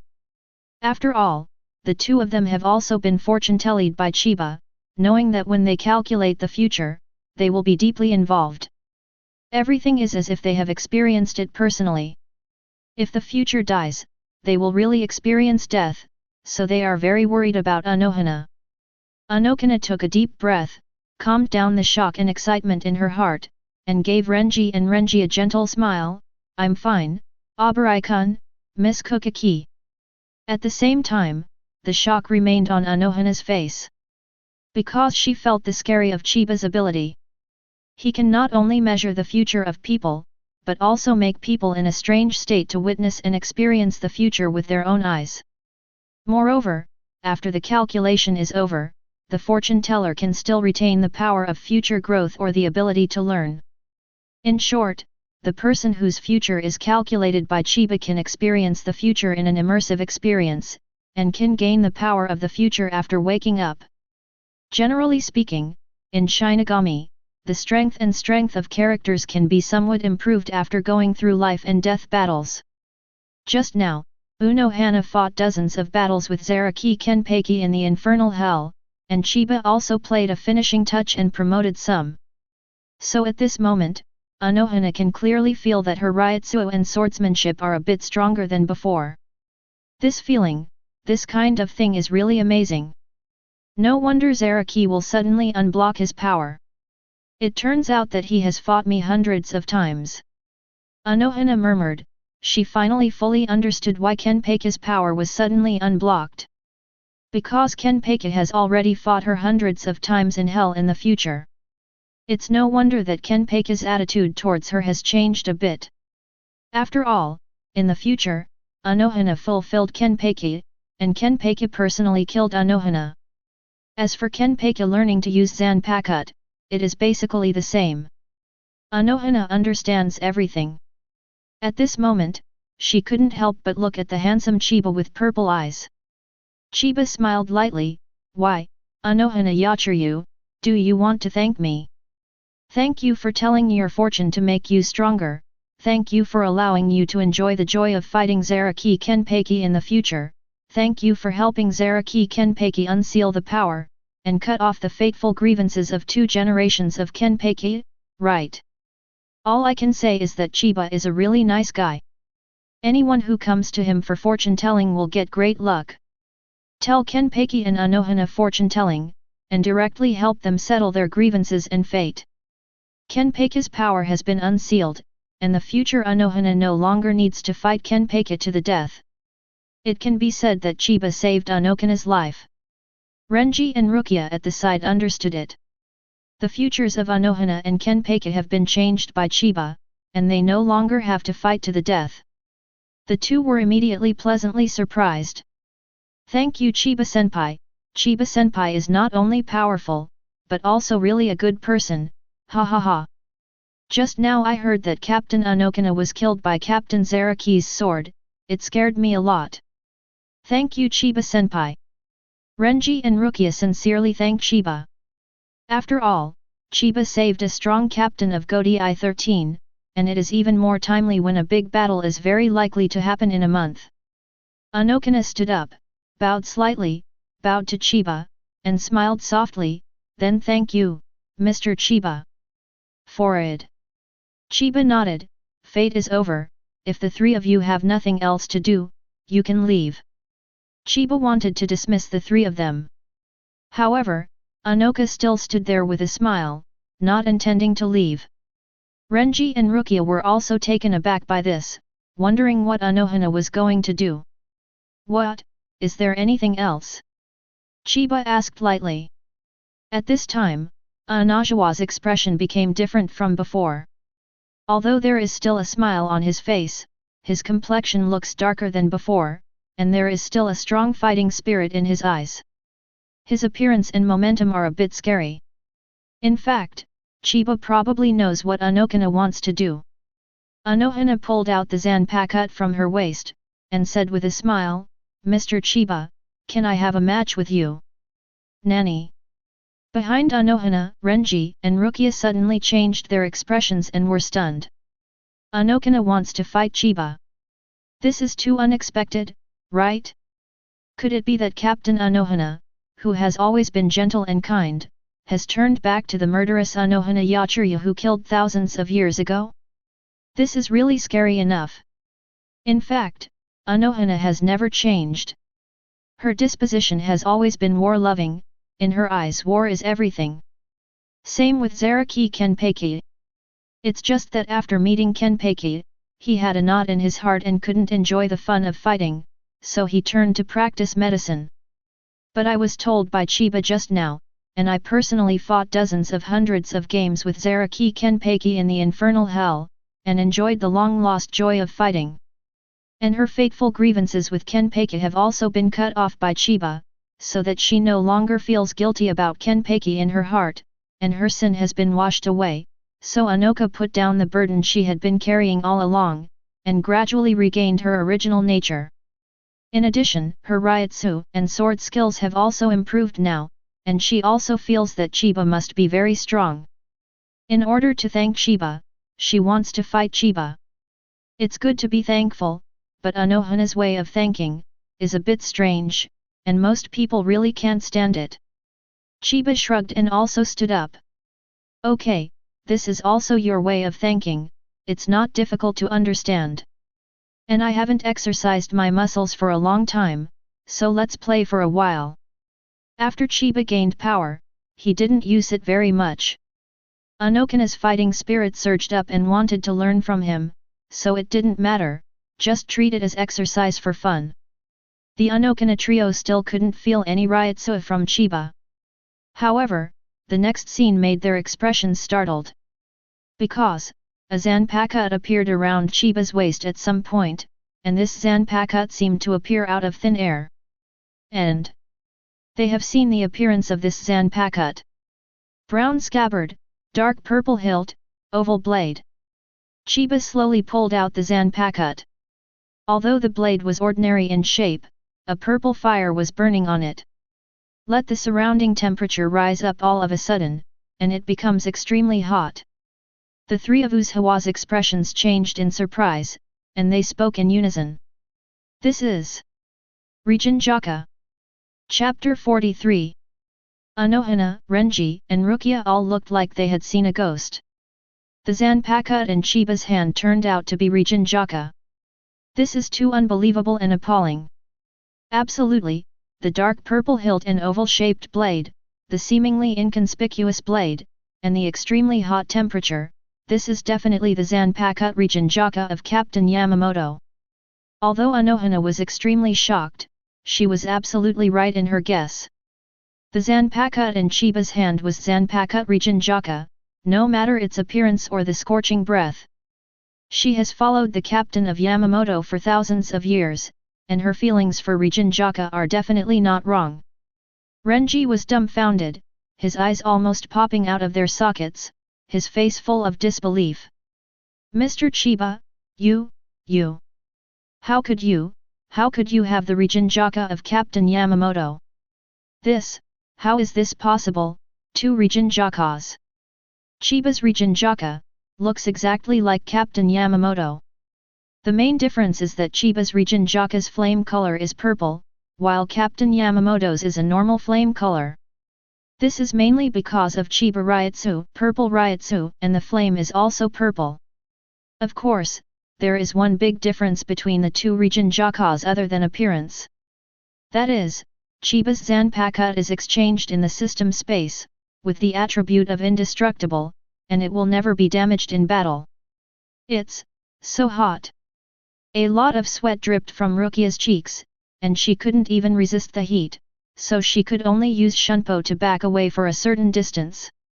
You know, Chiba just pulled out his Rijinjaka, and the surrounding temperature has risen so high that it feels hot. Even Rukia, who has the ice attribute Zanpakutō, is hard to resist. This is the power of Rijinjaka. The Zanpakutō with the strongest heat type and the strongest direct attack power. 2 Rijinjaka, is it the same thing as hit Shugaya Captain Hiranmaru before? Renji swallowed, guessing. Generally speaking, due to individual differences, it is unlikely that there will be 2 identical Zanpakutō. But there are indeed exceptions. For example, Zanpakutō Hiranmaru, hit Shugaya Chuira's strongest ice and snow system, has appeared twice. Another owner of Hiranmaru is Sujiro Kusakaba, a classmate of Chuira's at the Spiritual Arts Academy. However, the 46 room does not allow 2 identical Zanpakutō to exist, and Sujiro Kusakagwan died in the end. So Renji wonders if this is also the case with Chiba, who has Rijinjaka like Captain Yamamoto, but hides in Rukongai because he is not allowed. Chiba saw the surprised and terrified faces of the 3 men, and said with a slightly apologetic smile, "I'm sorry, I forgot to restrain the flame when I drew the sword." After finishing speaking, the purple flame on the Rijinjaka in Chiba's hand immediately dissipated, and it turned back into a very ordinary-looking Zanpakutō. Only then did the scorching heat around them dissipate, and the three of Unohana felt a burst of lightness. However, the three of them still looked at Chiba full of shock and doubt. Unohana looked directly at Chiba and said slowly, "Are you a Shinigami too?" "Mr. Chiba." Chiba owns Zanpakutō, which means Chiba is most likely a Shinigami. If Chiba is Shinigami, then it is basically the same as Gōdai 13 in terms of standpoint, and naturally there is no need to be an enemy of an outrageously strong existence like Chiba. However, Unohana and Renji were disappointed. Chiba smiled faintly, "I'm not a Shinigami. My Zanpakutō Rigenjaka has no connection with your chief commander either." Chiba dismisses the notion that he is a Shinigami. He is indeed not a Shinigami, he is a time traveler, and Zanquinzugui and Zanpakutō are just exchanged for TNG points. Moreover, there are abilities such as Su and Quincy in the system space, and he will definitely redeem them in the future. "I'm not a Shinigami, or to be precise, I'm not just a Shinigami," Chiba added. This made the three of Unohana even more puzzled. There is Zanpakutō but not Shinigami, not just Shinigami? And the faces of the three of them couldn't help but become serious. Chiba is not Shinigami, so what is the position? Will it be an enemy of Gōdai 13? And if Chiba, with his uncanny ability to predict the future and the mighty power of Rigenjaka Zanpakutō, really stood up against the Shinigami, then... The faces of the three Unohana were very serious and even nervous. Chiba waved his hands helplessly. "Hey, don't be nervous. I have no ill intentions towards Shinigami, otherwise I wouldn't be helping you with fortune-telling. Of course, if there are 46 rooms or other nobles who are hostile to me or have other calculations, then it's a different matter." Chiba claims to be a good person and will not kill innocent people indiscriminately. For the time being, he just wants to have peace of mind and earn fortune points to exchange for rewards. But if someone has plans to plot against him, then that person will die as a result. With Chiba's current combat strength, Rigenjaka and Extreme Zanquinzugui and Hōgyoku are fully integrated, one person is enough to be worth the entire Gōdai 13. Whoever thinks his life is too long can come and provoke him. Although they still don't understand Chiba's identity and position, the three of them also know that Chiba has no malice towards them at this time. Otherwise, there is no need to tell their fortunes, give them good luck to make them stronger, and just use the Rigenjaka group to destroy them. Chiba's next few words made the three of them gasp even more. "Unohana, although your Ryutsu and tactics are a little bit better than before, you are still far from me. Since you want to fight with me, and I also want to exercise my muscles, I will fight you at the peak Shinigami level. I don't use Kid, and I don't use Rigenjaka's abilities for these 4 basic Shinigami abilities, so you should be able to handle them." Chiba actually said that Unohana was weak, and he was far behind. You must know that Unohana is first generation Kenpachi, and Kenpachi has always been the title of the strongest Shinigami. Among all the kendo genres under Tongtian, the kendo attainment is almost the highest in Soul Society. When Zaraki Kenpachi has not unlocked his power, she can instantly kill Zaraki Kenpachi with 2 swords. After Chiba's fortune-telling, Ryutsu and kendo have improved a bit, and their strength is stronger than before. But even so, Chiba still said that Unohana is far from him. Of course, this is not Chiba boasting, but an objective fact. Moreover, according to Chiba, he will suppress his strength to the peak of Shinigami and confront Unohana. This made both Renji and Rukia's minds spin. Suppressing power, at the peak of Shinigami? Peak of Shinigami? Peak of Shinigami? What are you talking about? I can't figure it out. Suppressed to the peak of the Shinigami. Is it possible that the power of Senior Chiba has surpassed the limit of the Shinigami? And he has not used the ability of Kid and Rigenjaka, this. Did I hear it right? Chiba's words shocked Unohana, Renji, and Rukia extremely. There is no way, the strength gap between Unohana and Chiba is too great, and Chiba can only suppress his own strength. Suppressed to the peak of Shinigami. Chapter 44.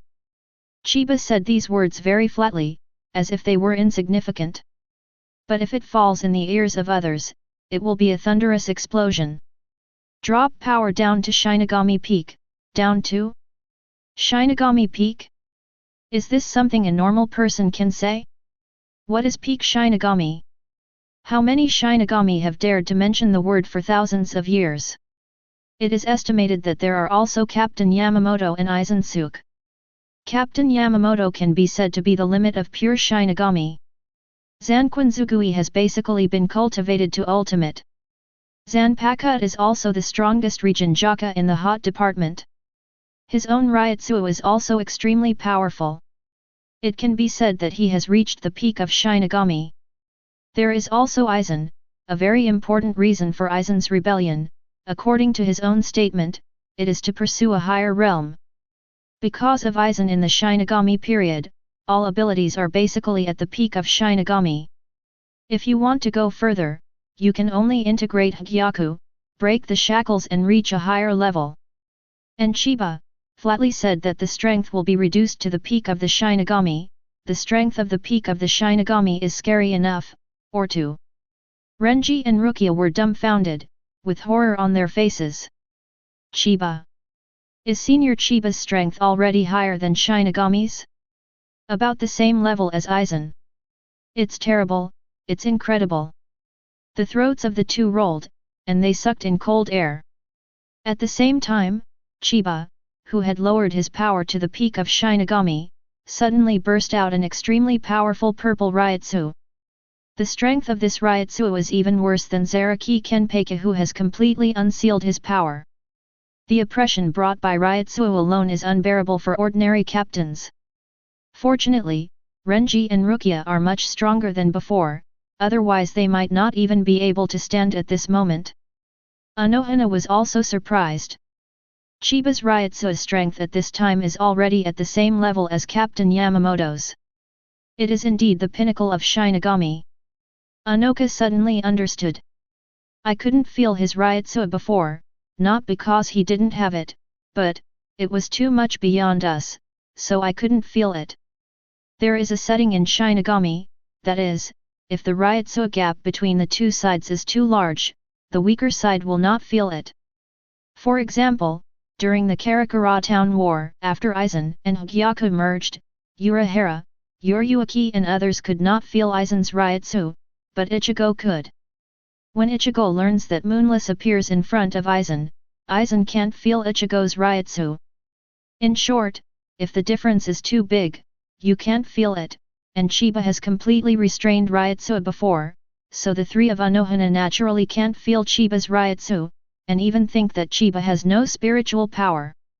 Now that Chiba has dropped his power to the peak of the Shinigami, they can feel it. It's just that the truth is too unexpected, making people feel that it's too dreamy to believe. However, the shock is the shock, and the fighting spirit of Unohana is even stronger at this time.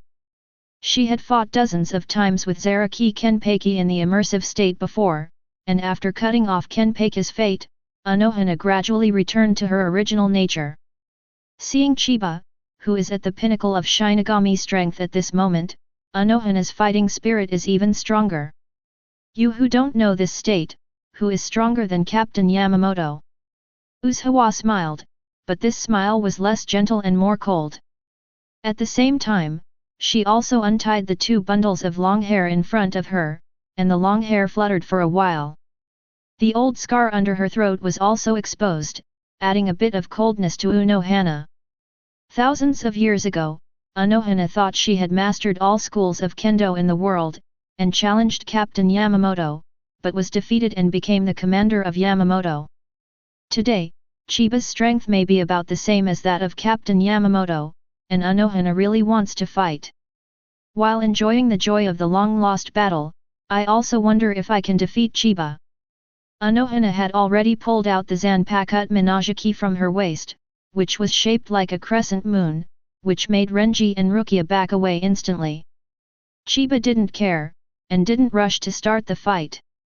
Instead, he used his other ability first, Time flies like an arrow. Time flies like an arrow, just like being on the scene and finishing touches. It is also Chiba's unique ability within the scope of this fortune-telling shop. Time is like an arrow, reduce the time lapse within the scope of the fortune-telling shop, which can be adjusted by 100 times. For example, if it is adjusted to 100 times, then the time flow within the store area is 100 times different from the normal time flow rate in the outside world. 1 minute has passed within the store area, but the time in the outside world has gone by 100 minutes. Chiba used the ability of time like an arrow to delay the time in the area of the shop by 100 times, so that there is no need to worry that it will consume too much time to learn from Unohana. Because the ability coverage of the fortune-telling shop is relatively small at this time, Chiba also exchanged 100 fortune-telling points for 100 field points in the system space.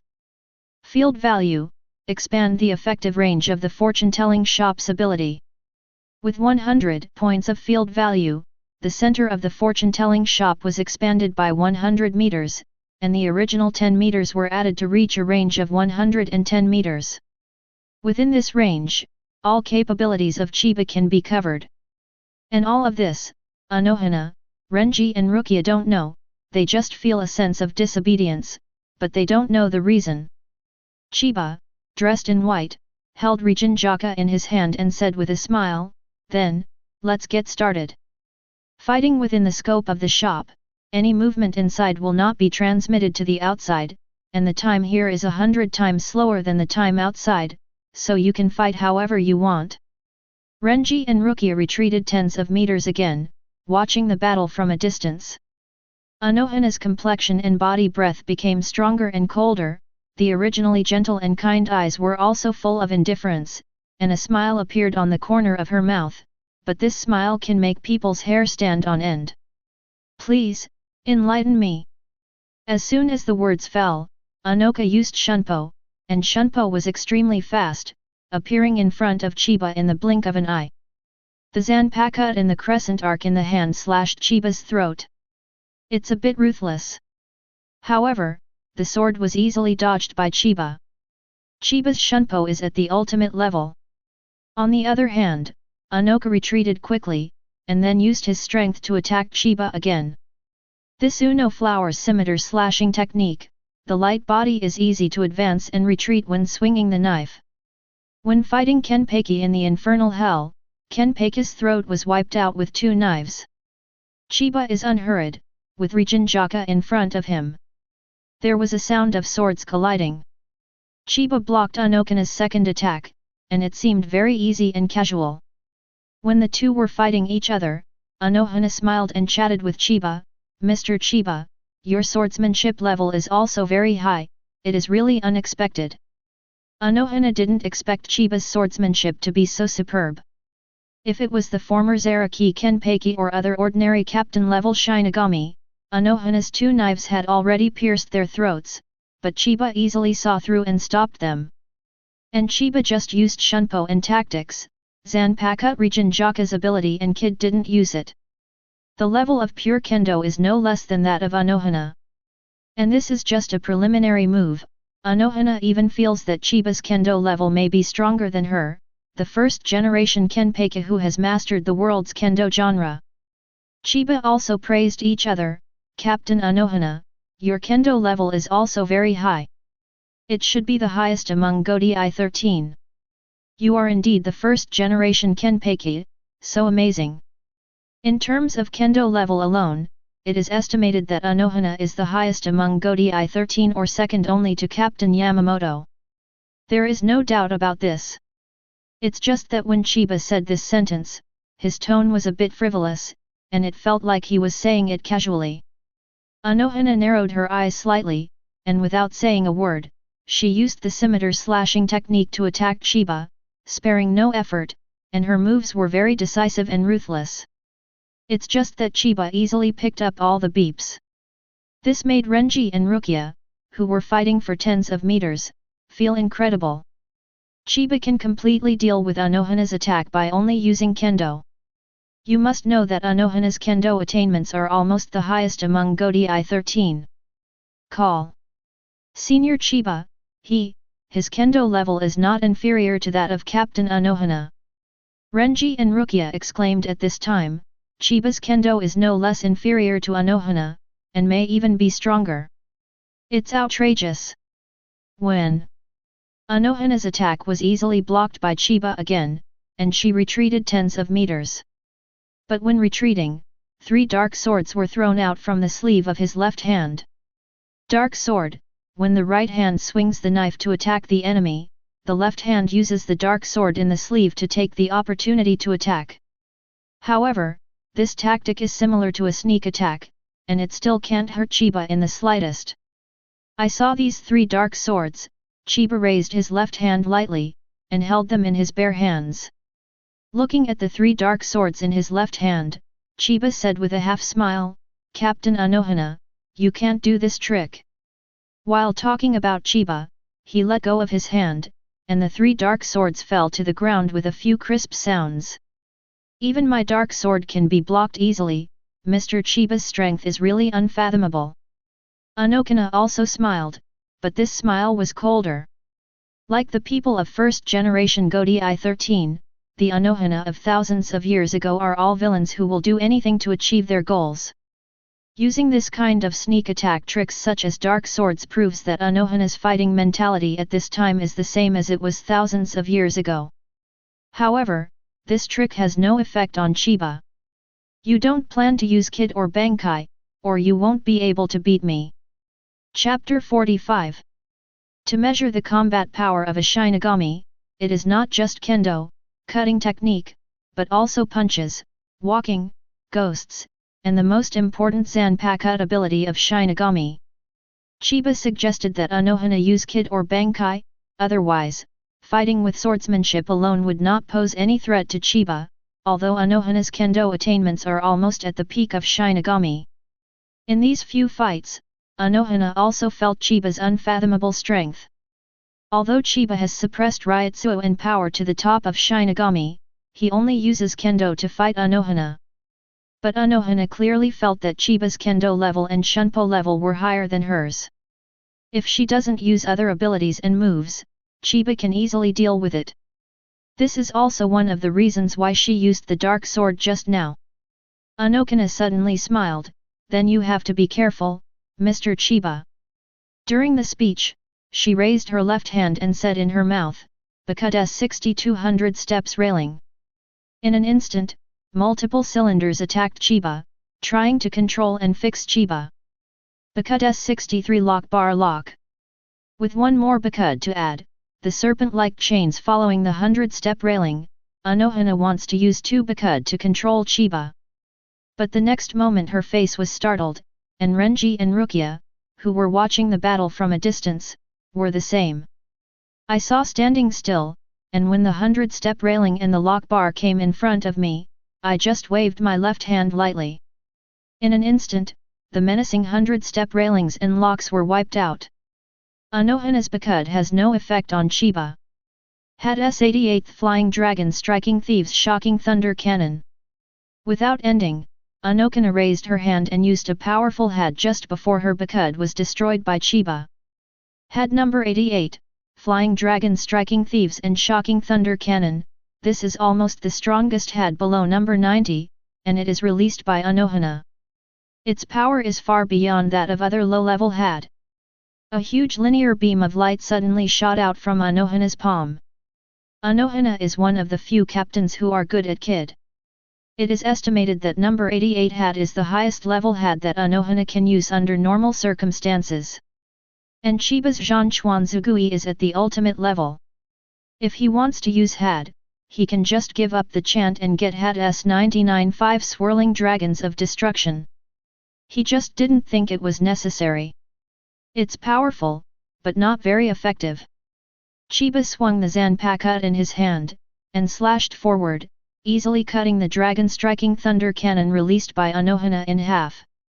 Unohana may have also encountered this result in advance, so she used the extremely fast shunpo in advance, appeared behind Chiba when Chiba swung the knife to crack Kid, and slashed at Chiba. However, Chiba didn't even know how to make a head, just smiled lightly, and his figure appeared more than 10 meters in front of him with incredible speed, avoiding Unohana's painstaking blow. Your attack is average, but it's still too slow. Chiba gives a comment. This made Unohana and Renji and Rukia, who were watching the battle from a distance, a little speechless. Unohana's attack is still slow? It's extremely fast, and one ring after another. If it were any other ordinary captain, it would probably be too late to dodge. Now they are all seriously injured by Unohana. Chiba even commented that Unohana's attack is average and slow. Unoka let out a soft breath, her eyes full of fighting spirit. Chiba, who is at the peak of Shinigami in front of him, is so strong, his speed is really fast, and he can easily dodge her slash. His speed, even Chihauer and Yoriyuki can't reach it. Unohana thinks Chiba's speed is too amazing, faster than Yoriyuki, who is known as Flash Goddess. Chiba was able to evade her attack when she was close at hand just now, and Chiba was tens of meters away in a flash, and even she almost wondered whether Chiba's speed exceeded Shunpo's range. Naturally, this is not beyond the scope of Shinigami Shunpo, but Chiba's Shunpo has reached the ultimate level, coupled with Chiba's own strength, so it is extremely fast. Of course, Chiba can also be faster, and when fused with Hōgyoku, he can also perform light form movement, which is similar to teleportation, and is much faster than Shinigami's Shunpo and Quincy's flying scythe. It's just that Chiba, who has now suppressed his power at the peak of Shinigami, is unwilling to use it. Use your Bankai, otherwise it won't be much fun. Chiba advises Unohana to use Bankai. Bankai can almost be said to be Shinigami's strongest move. Unohana Zanpakutō Shikai is healing, not good for combat, and Bankai, few people in the entire Soul Society have seen it. Bankai? What is Captain Unohana's Bankai? It must be very strong, right? Renji became curious. Unohana, as the first-generation Kenpachi, has practiced Shinigami for thousands of years. Bankai must be very strong. Rukia used her penultimate imagination and a flash came to her mind. By the way, Captain Unohana's Bankai should have summoned a bigger one-eyed stingray, and then swallowed the opponent in one gulp. This made Renji beside him twitch his mouth in embarrassment. Although the general Bankai is an enhanced version of Zanpakutō Shikai, the Bankai of Unohana will not become a bigger one-eyed devilfish, right? During the speculation between the two, a stronger Ryutsu aura emerged from Unohana's body. She looked directly at Chiba, and said with a smile, "This concubine has exactly the same intention, I'm sorry, Mr. Chiba." Bankai all done. As Unohana yelled Bankai's liberation language, a weird and terrifying scene appeared. I saw that the blade of Zanpakutō in Unohana's hand and the surrounding environment would ooze a wide range of blood, and the blade became a blood blade that could be extended and bent. At this moment, Ryutsu Unohana is stronger and more resilient. With disheveled hair, she seems to be a ghost in a sea of blood. Both Renji and Rukia were taken aback. This, what Bankai is this? It's all blood, it's too scary. Renji looked horrified, his throat rolling. Rukia was also dumbfounded. The Bankai of Unohana is not a gigantic magic eye fish, but this terrifying scene now. After Bankai, Unohana's attack power and resilience have greatly increased, and her eyes are more cold, as if killing people without blinking, making people feel scalp numb. It's just that Chiba still looks indifferent. He already knew what Unohana's Bankai is, even if Unohana's fortune-telling has been enhanced just now, and with the current Bankai, Chiba estimates that Unohana is still a short distance away from the Shinigami limit. After Bankai, Unohana only sees fighting. She attacked Chiba directly, and Chiba also confronted her, clanging, the sound of swords colliding was exploding. Although Unohana after Bankai is still not at the peak of Shinigami, but the gap is not too big, so he can play more intensely with Chiba. This made Renji and Rukia watching the game dumbfounded. After Bankai, Unohana is stronger, but Chiba is stronger. Unohana enjoyed an unprecedented joy of fighting. And Chiba, who has always seemed to be able to do a job with ease, can be regarded as exercising his muscles and bones. The two fought for nearly 100 minutes before it ended. Of course, the outside world only passed a minute. In this contest, Chiba was naturally not injured. Although Anoka was injured, she healed herself with her abilities. Chiba sheathed the Regenjaka in his hand and sat down in front of the shop again. Unohana looked a little weak.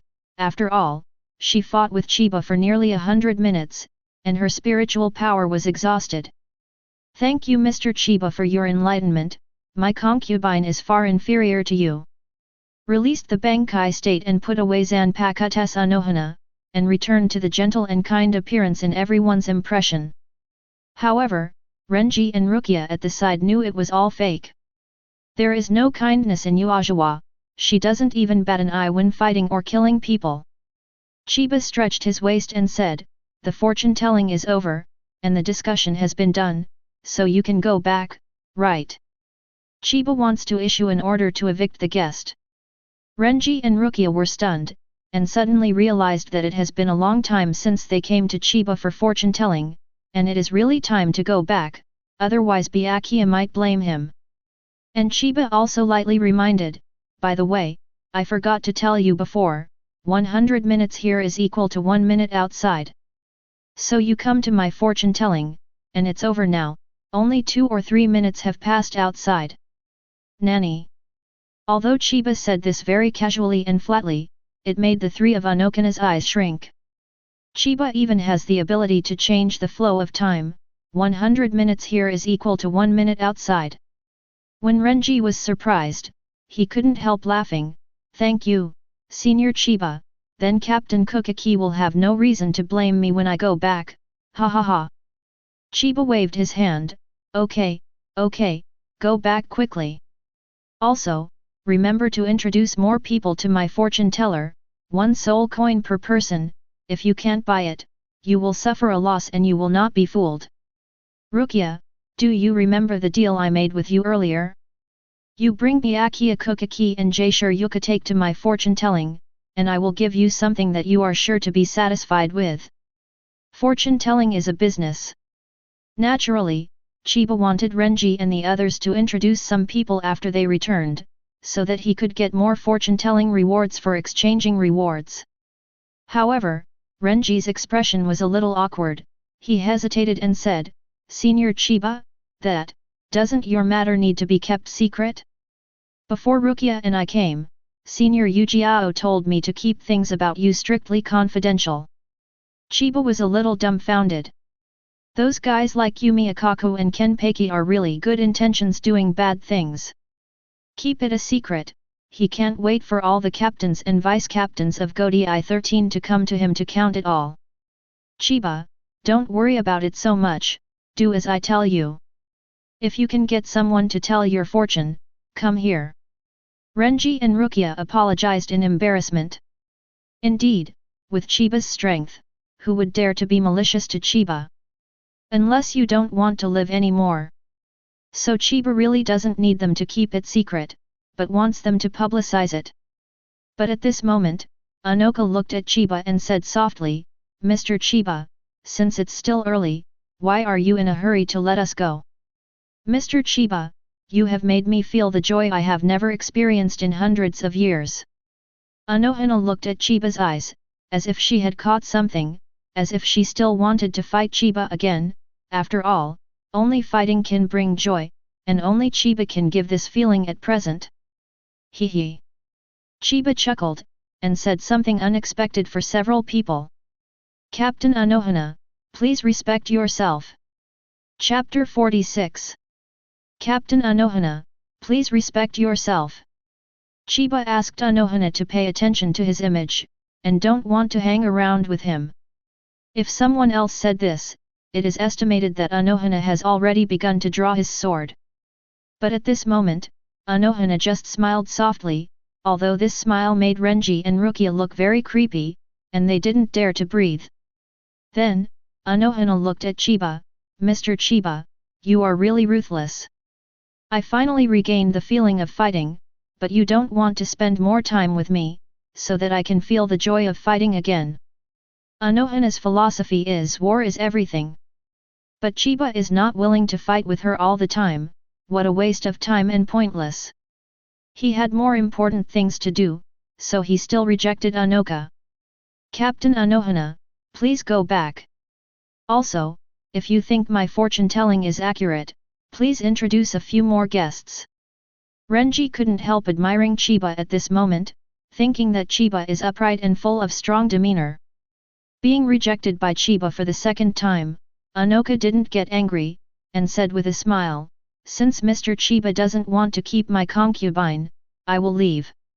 However, before we leave, could Mr. Chiba do my concubine a favor?" Unohana squinted her eyes and smiled softly, begging Chiba to do her a favor. Chiba was a little impatient. "Speak." Unohana smiled and said, "Mr. Chiba, please remove the scar under my throat." Unohana wants Chiba to help her heal the scars of being stabbed by Zaraki Kenpachi hundreds of years ago. This scar is Unoka's pain all the time, and it also represents the fate between her and Zaraki Kenpachi, but now her fate with Kenpachi has been cut off by Chiba. Naturally, this scar is no longer necessary. And, as a woman, who wants to have a big scar all the time? If Unoka really didn't care, then she wouldn't have tied her long hair into 2 bundles and hung it in front of her body to cover the scars for hundreds of years. Chiba can even repair the damaged Bankai of Zanpakutō, and removing the scars is naturally a breeze. "Okay, but you have to bring at least 1 Shinigami captain to my fortune-telling." As he spoke, Chiba tapped his left hand lightly through the air, and the scar under Unohana's throat instantly healed without leaving any traces. The feud between Unohana and Zaraki Kenpachi completely disappeared. From now on, Unohana will just be Unohana, and Zaraki Kenpachi will be Kenpachi. There is no enmity between the two. Renji and Rukia couldn't help but sigh that Chiba is really amazing. Unohana also smiled and saluted, "Mr. Chiba more." Unohana smiled and looked at Renji and Rukia who were behind her, and said softly, "Abarai-kun, Miss Kukaki, please don't say anything about me today." Unohana's voice was very soft, but Renji and Rukia's voice was full of chills. How dare the two of them tell about Uzawa's affairs? They nodded their promises again and again. "Captain Unohana, please rest assured, I will never say a word about your affairs today. Otherwise, please don't worry Captain Unohana, I will keep my mouth shut." Renji and Rukia made a vow. Afterwards, the 3 left Chiba's fortune-telling shop. Although Unohana was a little bit reluctant, she still wanted to fight Chiba again and enjoy the joy of fighting. After all, after returning to Shirai, how could it be possible to experience this kind of happiness? Even Unohana's interest in healing is a bit weaker now, and she wants to fight more. For a fortune-teller, Chiba sits cross-legged. He is counting the harvest of this fortune-telling. For Rukia Kukaki, get 200 fortune-telling, Abarai Renji's 300, and Unohana's 400, for a total of 900 fortune-telling. Generally speaking, the stronger the fortune-telling, the more secret points will be obtained. This is roughly the case, but it is not necessarily completely accurate. The system gives as much as it is, so there is no need to delve into it. Excluding the 100 spent on expanding the store area, there are still 800 days left. Chiba's harvest this time is not bad, and there are still 800 points of secret value left, which can be exchanged for many good things. Chiba opens the exchange page of the system. Wang Su's flash, 20 days worth. Beauty beads, 30-day machine value. Resurrection pearl, 50 days machine value. Teleportation orb, 50 days machine value. Ultimate Ryotsu pack, 100 days of machine value. Limited to 1 use per person. Ultimate Zhanchuan Zugui, 100 days machine value. Limited to 1 use per person.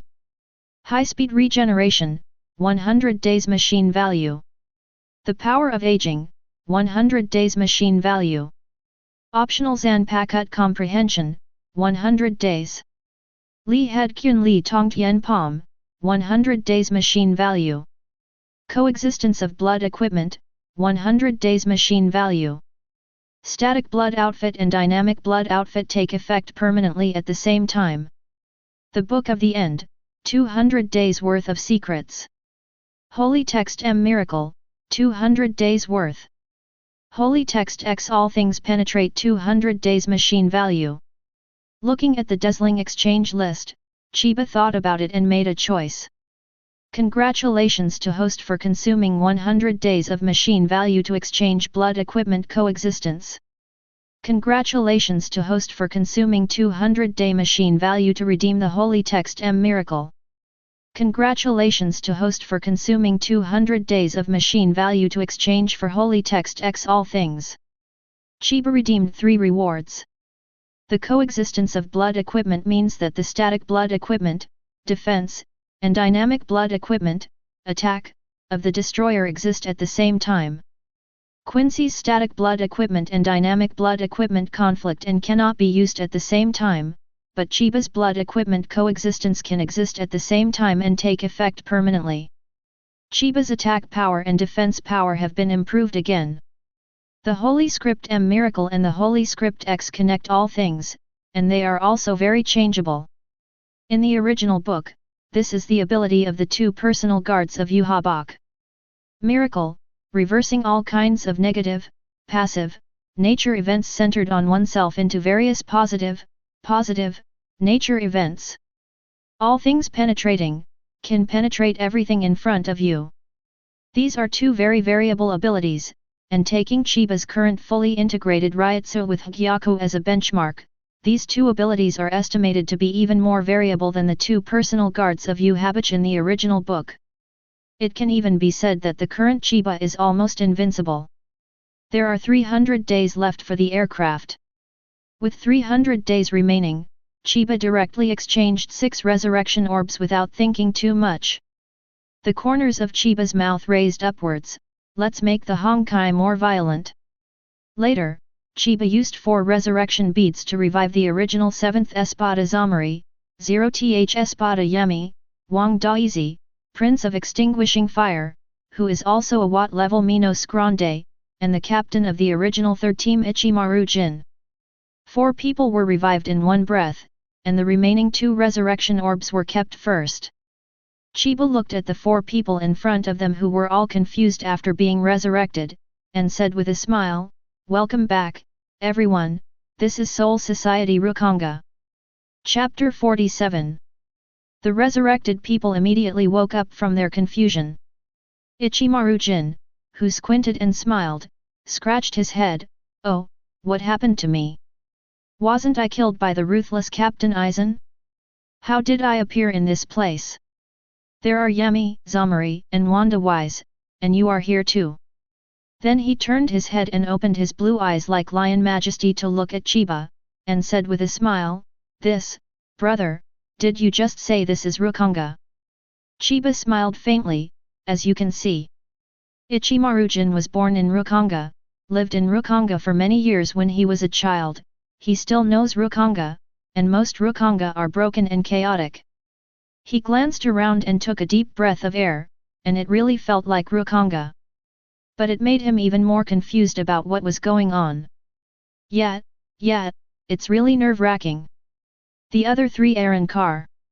From the beginning to the end, Wanda Wise looked like he was not very intelligent. After being resurrected, he babbled and looked around, and looked at Ichimaru Jin from time to time. After all, Ichimaru Jin had a better relationship with him before he was alive. The 0th Espada Yami and the 7th Espada Zamari are also very confused. I remember being besieged by those Shinigami captains, and finally died of exhaustion. How could I appear here with these guys? Is this Rukongai from Soul Society? Yami was not very good at thinking, and he couldn't figure it out at all. Somewhat upset, he let out a loud roar to make sure that he was not dreaming. Then he stared at Chiba with a somewhat unfriendly gaze. Because why they died and came back to life, why they are here, only Chiba can give the answer. Zamari, with dark skin, also stared at Chiba. If you were an ordinary person, if you were stared at by two fierce espadas, you would probably be scared to death. But Chiba's expression didn't change at all, he laughed. At this time, Ichimaru-jin and Zamari saw Zanpakutō on Chiba's waist, and immediately guessed that Chiba's identity was a Shinigami. After all, Shinigami or Arankar have Zanpakutō, Chiba is not Arankar, then it must be Shinigami.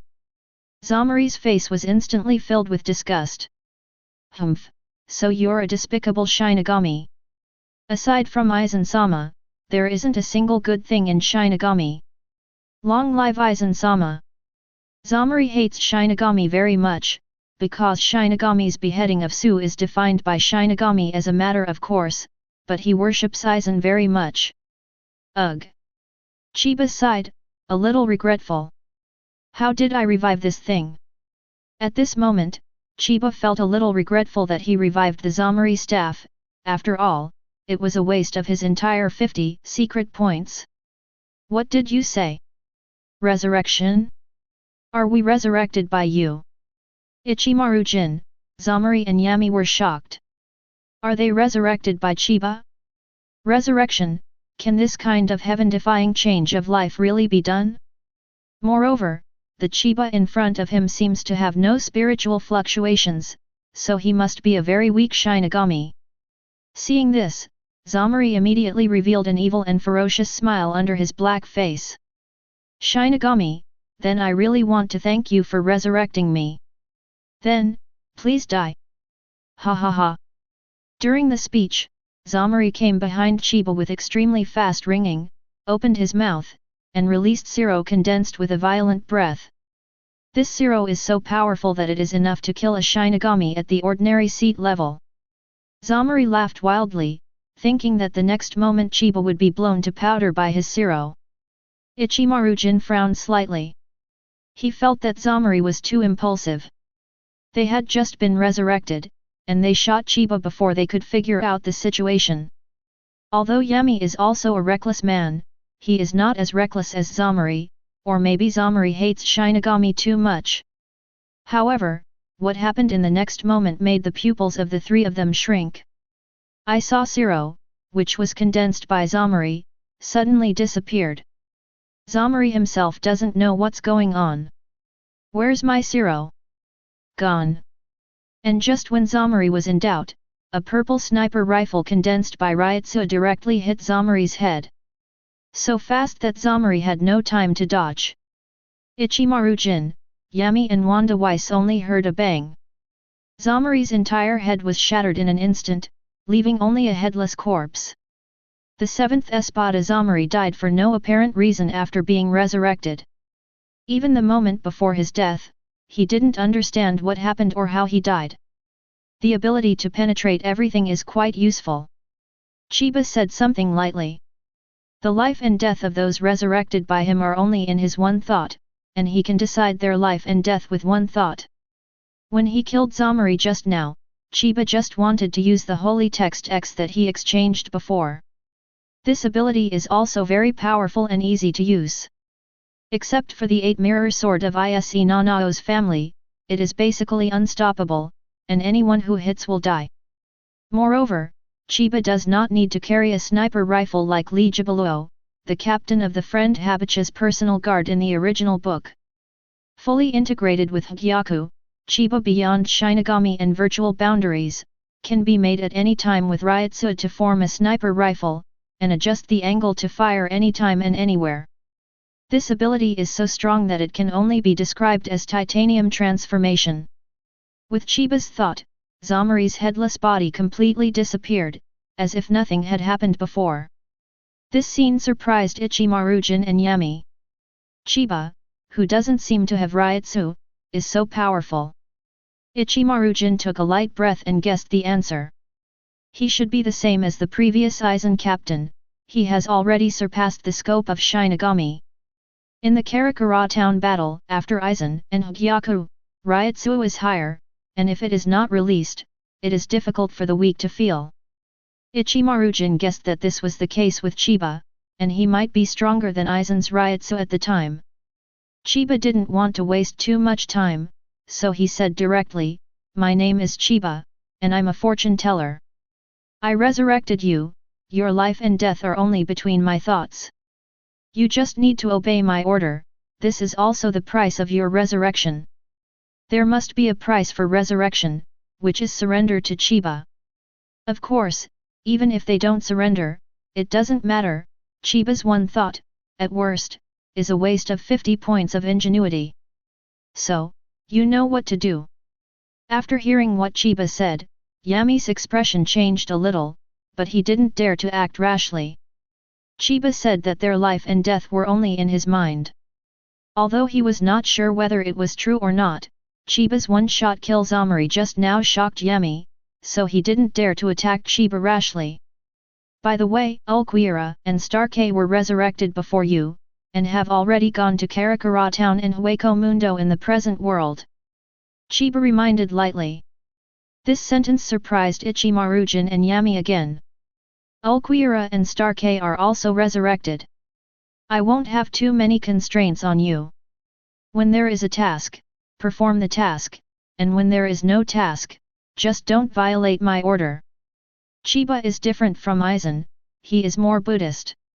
He revived Ulquiorra and others, first to let them do things, and second, to play, to make the Millennium Bloody War collapse and make it more interesting, and he didn't have much idea other than that. After all, he was already nearly invincible, and soon he would be. Chiba smiled, "The three of you are a bit weak and can't keep up with the pace of the times. I will give you more power." Chiba's words stunned Ichimaru-jin, Yami and Wanda Wise. The three of them are weak? Just kidding. In the Arrancar chapter, Ichimaru-jin easily dealt with and suppressed Bankai and Hollow's Kurosaki Ichigo, and even made a big hole for Aizen who was fused with Hōgyoku, almost killing Aizen. Ichimaru-jin's strength can definitely be regarded as middle and Shinigami first class. The fully liberated Yami is the 0th Espada, and Wanda Wise is also a sneak attack to kill Jushiro, Hang Maguruma Kensei, and even the flame of Rijinjaka, the captain of Yamamoto, can be sealed. They are still being weak by Chiba? However, they will know the next moment. I saw an unbelievably powerful and terrifying Ryutsu suddenly emerged from Chiba's body.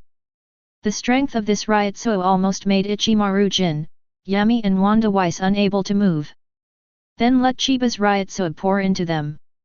Chiba cast the finishing touch on them, and with the fully fused Ryutsu with Hōgyoku out of the Shinigami category, they both got a boost.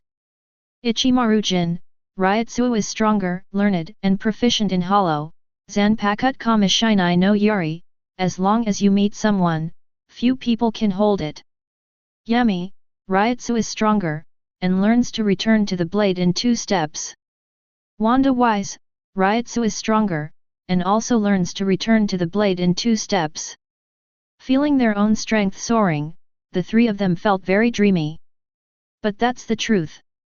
Chiba not only revived them, but gave them even greater powers. It was only after the three of them were shocked for a long time that they came back to their senses. Ichimaru-jin shook his head and smiled, "Even Captain Aizen can't do this kind of ability, right? Chiba-sama's ability probably surpasses Captain Aizen's." Yami was very excited. Chiba gave him stronger power. Whoever is strong and treats him well, he will definitely be willing to follow. "Ha ha ha, I am willing to follow Master Chiba forever, ha ha ha, I will see that guy Ulquiorra soon, ha ha ha." Wanda Wise still couldn't speak, only shouted "Ah!" Because when Aizen created him, he lost language, consciousness, knowledge, and reason in exchange for the ability to seal the flame. However, his eyes are more agile than before, and he probably can still understand what Chiba is saying. "Okay, the three of you go to Karakura town to support. Don't take the initiative to provoke trouble, and don't kill innocent people indiscriminately. To assist Ulquiorra in bringing Kurosaki Ichigo and Ishida Uryu to me." Before Chiba asked Ulquiorra to go to Karakura town to invite Ichigo and Ulquiorra to come to him for fortune-telling. After all, Ichigo is the protagonist in the original book, and Ulquiorra is equally talented. Although Ulquiorra also became stronger here in Chiba, it might not be safe to go to Karakura town alone, so Chiba let Ichimaru Jin, Yami and Wanda Wise, who were idle after the resurrection, go to Karakura town to assist Ulquiorra. Yes, Lord Chiba. The three lead the way to Karakura town. Chapter 48. Within Chiba's shop, the passage of time has always been 100 times slower than the outside world, so Yami and the others will soon be able to go to Karakura town to support Ulquiorra. As for Chiba, he asked Ulquiorra and others to go to Karakura town to invite Ichigo, Uryu and others to tell fortunes, and then asked Rukia and Unohana to fool the captains over after returning, so Chiba just waited here quietly up. Now I am almost invincible, right? Chiba smiled. At this moment, whether he is Ryutsu, Zanpakutō, or holy characters, his abilities are top-notch. In the entire Shinigami world, the only ones who can compete with Chiba now are Aizen, Kurosaki Ichigo, Ichibei Hisub, and Yamamoto. Chiba thought for a while, next time, I will try to exchange my omniscience and omnipotence. Then I will be really invincible. The strongest ability in Shinigami, excluding the Soul King, should be Yamamoto's omniscience and omnipotence. So Chiba plans to use the secret value to exchange for omniscience and omnipotence next time. At that time, he will be truly invincible. Chiba smiled. Actually, being invincible is quite lonely. I also like to make the Millennium Blood War messy and more interesting. On the other side, Unohana, Renji, and Rukia came to the gate of Seireitei. Anoka's hair was tied into 2 long braids again, hanging down as before, with a gentle and kind smile on her face, so that others didn't even know what earth-shaking changes had happened to her. Don't look at her smiling and amiable, but she wants to fight more in her heart, and fighting is more fun. Before stepping into Seireitei, Unohana took a look in the direction of Rukongai 50 District East. Mr. Chiba, I will go back to you soon, hehe. Renji and Rukia on the side suddenly felt a chill. The war-loving Unohana was really terrible. It's also a good thing that Unohana wants to fight Chiba, otherwise, with Unohana's strength and war-loving degree, who can bear it? As for why Unohana doesn't want to fight the current Zaraki Kenpachi, it is estimated that there is no grudge between her and Kenpachi, and the two have cleared up and don't want to disturb each other anymore. Maybe the Kenpachi after Bankai is too strong, and Unohana knows that she is no match. Kenpachi, but Chiba can control the power to fight with her at any time. The evenly matched battle is more interesting. Mr. Abarai, Ms. Kukaki, I'll go back to the 4th team to explain some things, and I'll find you guys later. Before that, Chiba helped Unohana heal the scar under the neck. As a condition, Unohana had to find a captain-level Shinigami to tell Chiba's fortune.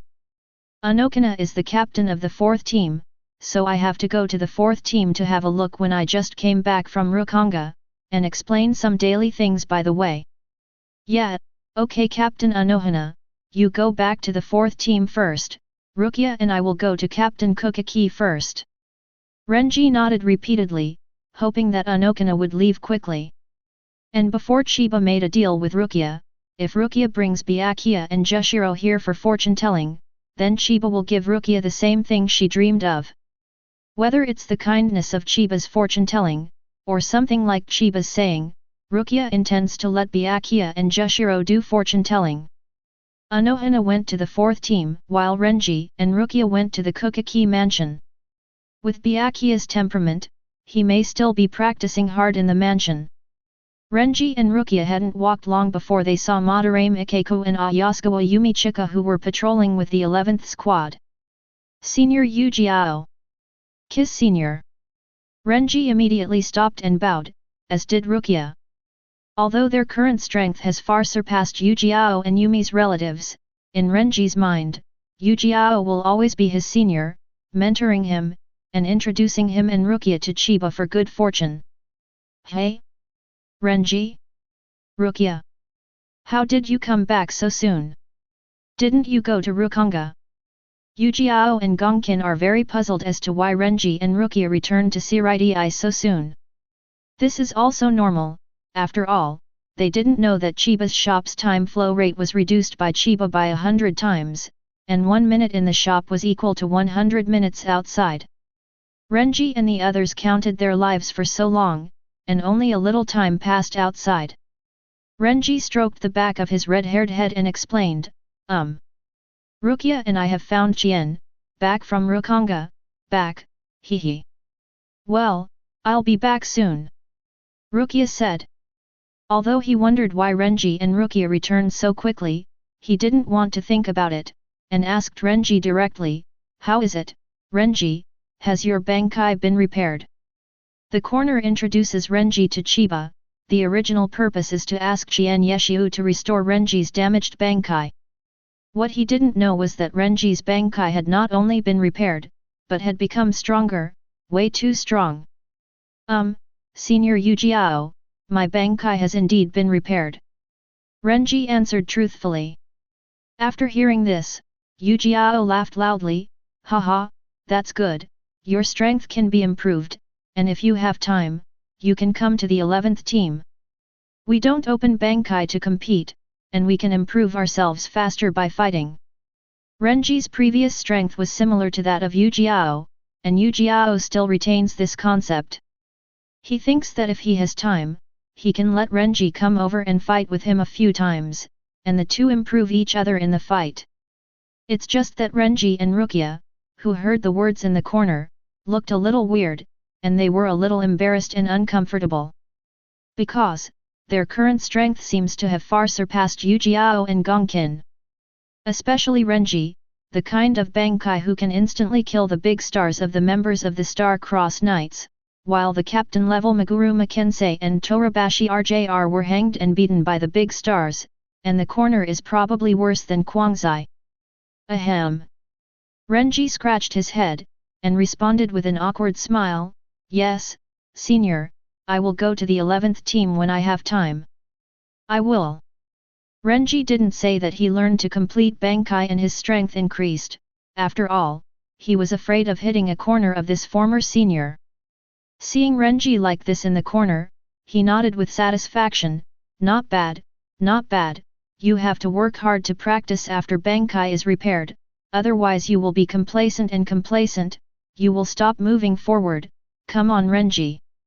Renji and Rukia's faces became more and more strange, but they still nodded in agreement. Cultivate Renji well, and strive to reach the real captain level as soon as possible. Ujiao finally entrusted and encouraged Renji, and then continued to lead the patrol with Yumi. Renji and Rukia looked at each other and smiled. They seemed to be a little troubled by the rapid rise in strength, and they didn't know how to tell others. Especially when they are going to meet Byakuya. Rukia, tell me, how are we going to talk to Captain Kukaki about this? Renji looked undecided. Rukia is also embarrassed. If Byakuya suddenly finds out that his strength is lost to Renji and Rukia, will he lose face? Will self-esteem and self-confidence be damaged? Rukia was a little worried and embarrassed. Ultimately, Renji and Rukia intend to tell the truth. Telling the truth is the best option. Soon, they returned to the Kukaki family mansion. Byakuya just finished training at this time, and the sweat kept dripping on the ground, which shows how hard Byakuya worked. It seems that today Zaraki Kenpachi's powerful Ryutsu and power, sometimes stimulated Byakuya. Byakuya put away the Zanpakutō Senbonzakura in his hand, and also saw Renji and Rukia who came back from Rukongai. Byakuya regained his elder brother's majesty, and said lightly, Rukia, Renji, there may be big things happening in the next month, and your strength is not refined enough. You have to hurry up and train to improve your strength. Byakuya is admonishing Rukia Renji as an older brother. After all, Rukia and Renji were not very strong before, and Kenpachi said that a strong enemy invaded Shirai a month later, and Shinigami suffered heavy casualties. Byakuya did not want Rukia and Renji to have an accident. He didn't know how strong the enemy would be, and whether he could protect Renji and Rukia at that time. Let Rukia and Renji work hard to improve their strength, because personal strength is always the most important thing. In the past, when Byakuya said this, Renji and Rukia must have nodded seriously, but now it seems something is different. Yes. Captain Kukaki. That's right, brother, what you taught me is. Although Renji and Rukia also nodded in agreement, it still felt weird, at least the tone seemed not so firm, as if hesitating something. After hesitating for a while, Renji raised his hand and said, Kukaki, Team Captain, Rukia and I have something to tell you. Byakuya glanced at Renji, then at Rukia twice, and said lightly, What's the matter, tell me. Renji and Rukia looked at each other, took a deep breath, and said in unison, Captain Kukaki/brother, please rest assured that we have become stronger and can take care of ourselves. In the future, we will protect Captain Kukaki/brother. Hearing what Renji and Rukia said, Byakuya was stunned. What are you guys saying? Chapter 49. Renji and Rukia said to protect him? Byakuya wondered if he heard it wrong. But the expressions of Renji and Rukia in front of them are very serious and determined, and they don't seem to be joking at all. Afterwards, Byakuya said lightly, Rukia, Renji, I am very touched that you have such a heart, but you need to match the strength to do it, and you can't just rely on rhetoric. Byakuya was a little moved, but still educated the two of them. The original intention of protecting the elder brother was good, but strength was needed. In the past, Rukia and Renji's combat power was far worse than Byakuya's. Byakuya didn't think he needed Rukia and Renji's protection. Big brother educates. Rukia nodded yes, agreeing with Byakuya's words very much. However, she and Renji are not what they used to be. Captain Kukaki, Rukia and I have become stronger, really, I kid you not. Renji said to Byakuya with a complacent expression and a little embarrassment.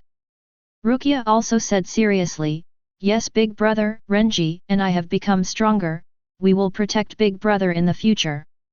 Byakuya was taken aback again, his eyes swept over Renji and Rukia. You guys, have you really become stronger? Renji and Rukia's Ryutsu was not fully released, and Byakuya naturally did not notice the change in their Ryutsu. Yes, Captain Kukaki. Brother, look at our Ryutsu, it's much stronger than before. Renji and Rukia looked at each other, nodded, and stopped restraining Ryutsu on their bodies. Boom, boom. I saw two mighty Ryutsu rising from the Kukaki mansion. Byakuya's face changed instantly, his eyes stared straight. How is this possible? Byakuya felt very clearly that the Ryutsu strength of Renji and Rukia at this time is much stronger than before, and has definitely reached the captain level. Not even losing to him. And before today Renji and Rukia's Ryutsu was far from this level. Byakuya couldn't imagine or understand how Renji and Rukia's Ryutsu could suddenly become so strong. No wonder they said they would protect Byakuya, they meant it. Hey. Seeing Byakuya's incomparably surprised look, Renji was a little proud. He coughed dryly, how about Captain Kukaki? Rukia and I have really become stronger. For a long time, Byakuya has been Renji's goal, the mountain to chase after, but today after he asked Chiba to tell his fortune, his originally extremely difficult goal has been realized. Renji knows very well that his strength now surpasses Byakuya. Byakuya was surprised, but quickly calmed down, maintained his elder brother's demeanor, and said in a calm tone, although I don't know why you guys have become stronger, it's a good thing, but you can't be complacent about it. Shinigami, not just watching Ryutsu, but also mastering and using Zanpakutō. Renji, your Bankai is damaged, it is difficult to improve your Bankai, and Rukia's Bankai is still far from mastered. You two need to keep your feet on the ground and redouble your efforts in cultivation. Don't be too ambitious and complacent. As the elder brother, Byakuya advised the two not to be complacent, but to work hard. What Byakuya said was true, but the reality was very different from what he thought. Renji scratched his head and said with a hey smile, Captain Kukaki, my Bankai has been repaired, and I have also learned a full Bankai, which is several times stronger than the previous half-completed Bankai. What? Surprised Byakuya, Renji's Bankai was repaired. Doesn't it mean that a damaged Bankai is difficult to repair? And Renji also said what exactly Bankai learned? And the next moment, Byakuya was almost dumbfounded. Brother! I can also do Bankai, Bankai is already proficient. Rukia hesitated, but said it out anyway. Byakuya was really startled, his eyes narrowed and his cheeks twitched slightly. He forcibly suppressed his emotions again and looked at Rukia and Renji. Rukia, Renji, do you even know what you're talking about? It's true that your Ryutsu has reached captain rank, but don't joke about Zanpakutō and Bankai. Byakuya didn't believe what Renji said about repairing Bankai and fully learning Bankai, let alone that Rukia, who only knew Shikai before, suddenly learned and mastered Bankai proficiently. Because these things are almost impossible to exist, and the damaged Bankai soul society cannot be repaired. From ancient times to the present, no one will suddenly become Bankai one day. Everyone spends a lot of time practicing step by step before comprehending and take control of Zanpakutō Bankai. Therefore, Byakuya, who is sane, does not believe Renji and Luchiash's recovery/learning and mastering Bankai's rhetoric at all. Renji and Rukia actually expected that Byakuya would not believe it, so they can only prove it with practical actions. Captain Kukaki, then I can only use my Bankai to show you. Brother, I really know Bankai. The powerful Ryutsu emerged from Renji and Rukia, it seems that this posture is about to open Bankai. Byakuya used Shunpo to retreat a distance, and heard Renji and Rukia's liberation language at the same time. Bankai, Zabimaru. Bankai, Baisya is punished. The instant the two spoke, the Ryutsu on them not only became stronger, but also changed in appearance. Renji's Bankai form is very different from before.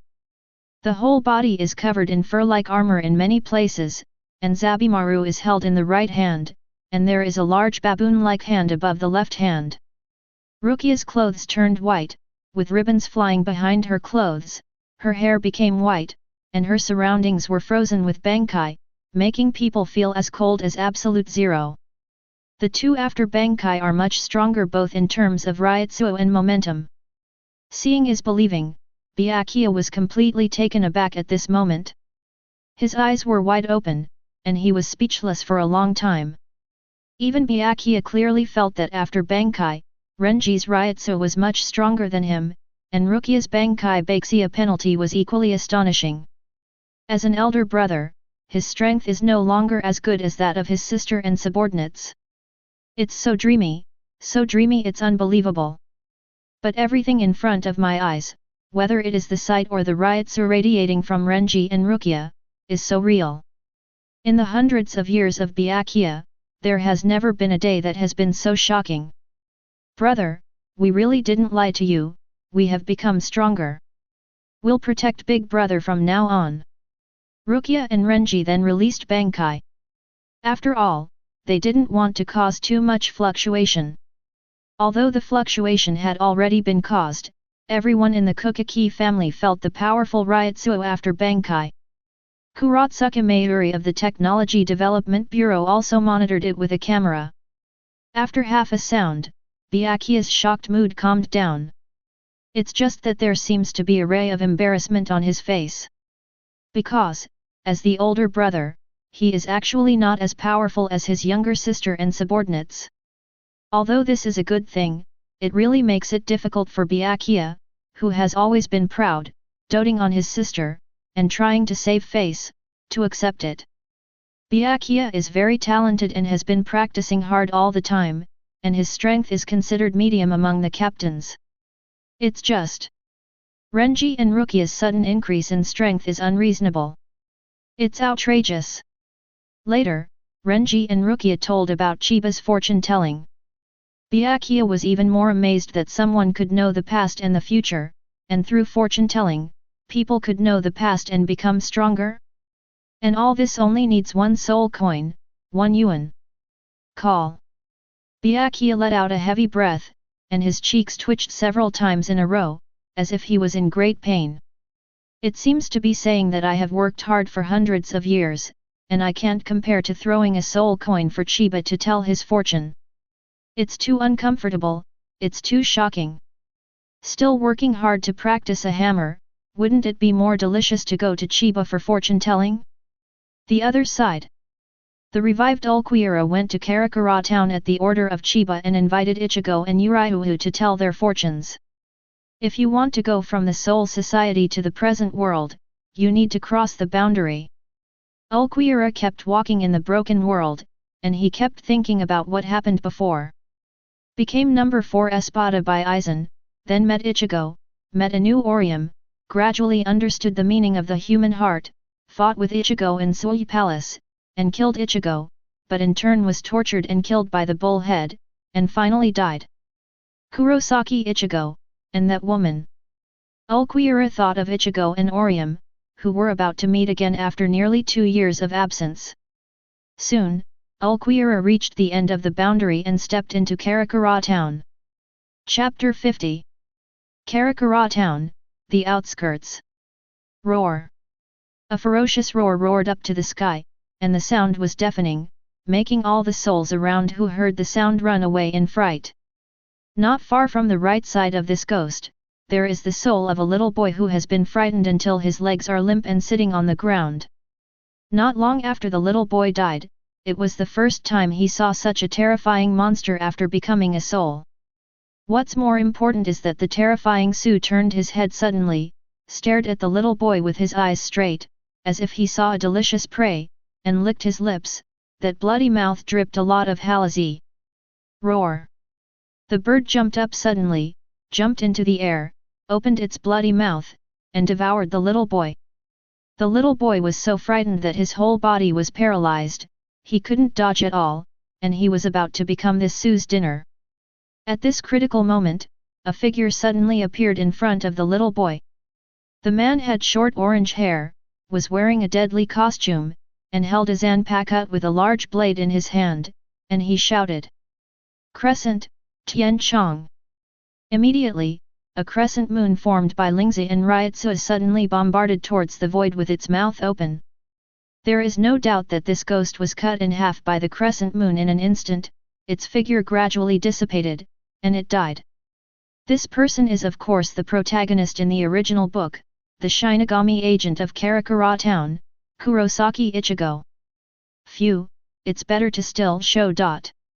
Ichigo breathed a sigh of relief. If he had been slower just now, the little boy behind him would have been eaten by Su.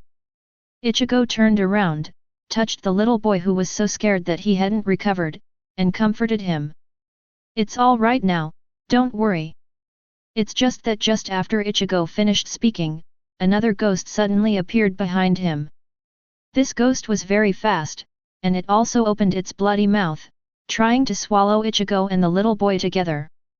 After all, for Su, devouring Shinigami is more delicious and nourishing than devouring ordinary souls.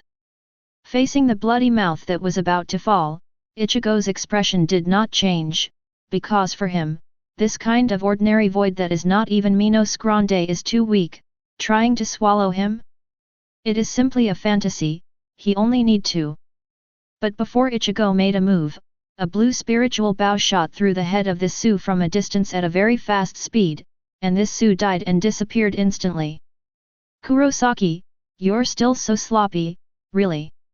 Ishida Uriuhu put away the spiritual bow and arrow in his hand, and walked over with Sato and Orium. Ichigo is the agent of Shinigami, responsible for guarding Karakura town, while Uriuhu, Raudu, and Orium are also responsible for protecting Karakura town. Therefore, when Su appeared, they would go to the place where Su appeared as soon as possible to eliminate or purify Su. "Aligodat, Ishida." Ichigo still thanked Yulong. Orium ran over worried, and asked eagerly, "Kurosaki, are you okay, are you injured?" "Don't worry Anu, I'm fine and the kid isn't hurt." Ichigo is somewhat perfunctory to Kide. How could something happen to him with such a level of hypocrisy?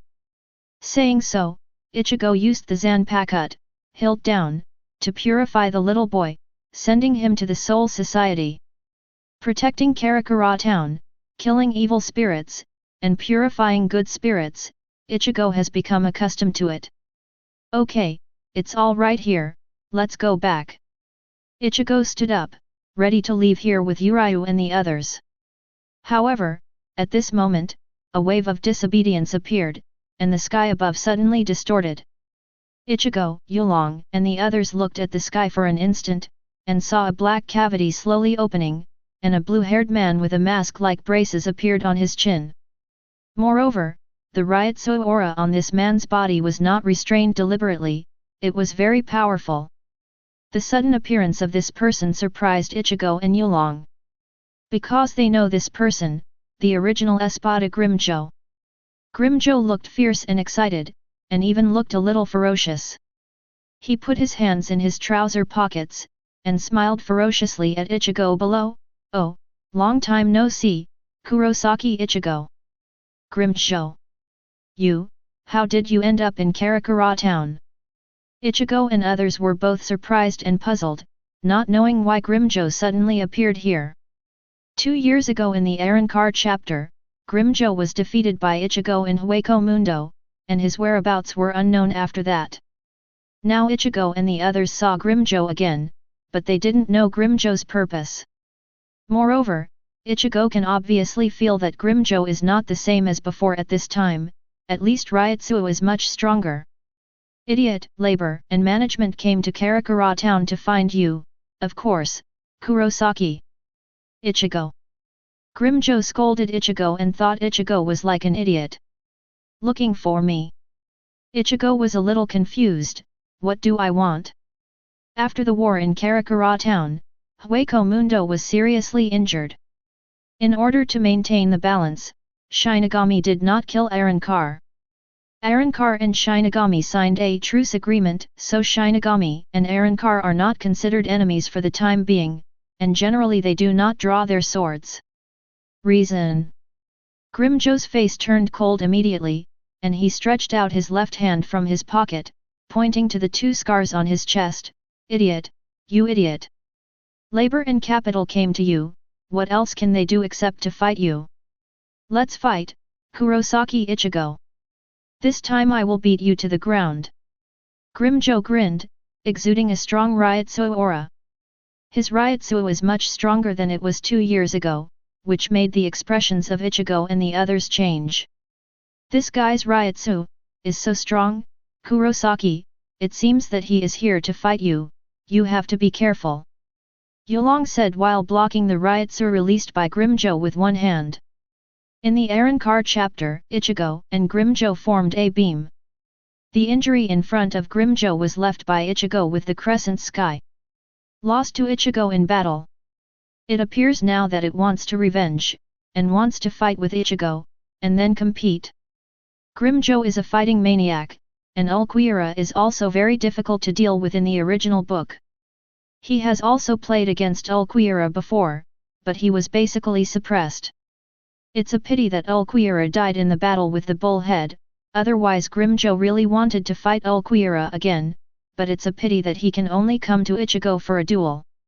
In the original book, Grimmjow did not come to Karakura Town to challenge Ichigo before the Millennium Blood War. But now it appears.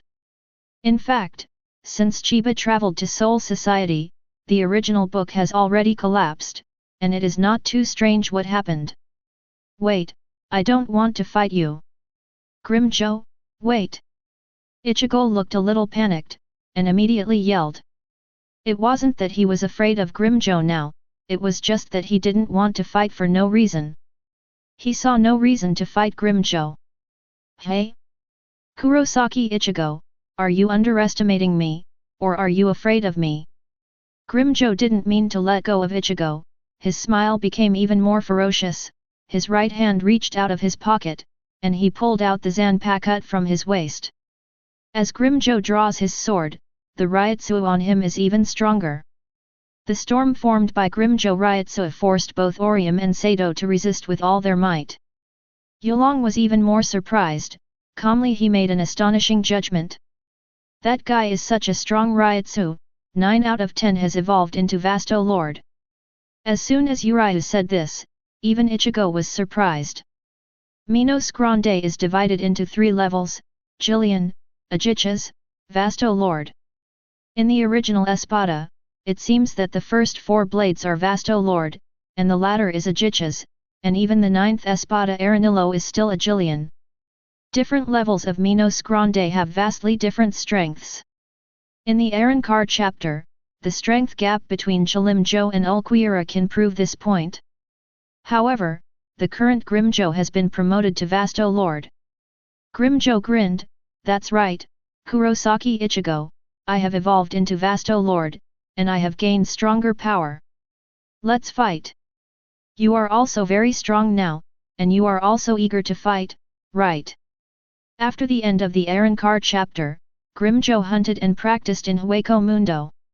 After 2 years of devouring and training, he finally evolved into Vasto Lord. After gaining great power, he couldn't help but come to Karakura town to fight with Ichigo.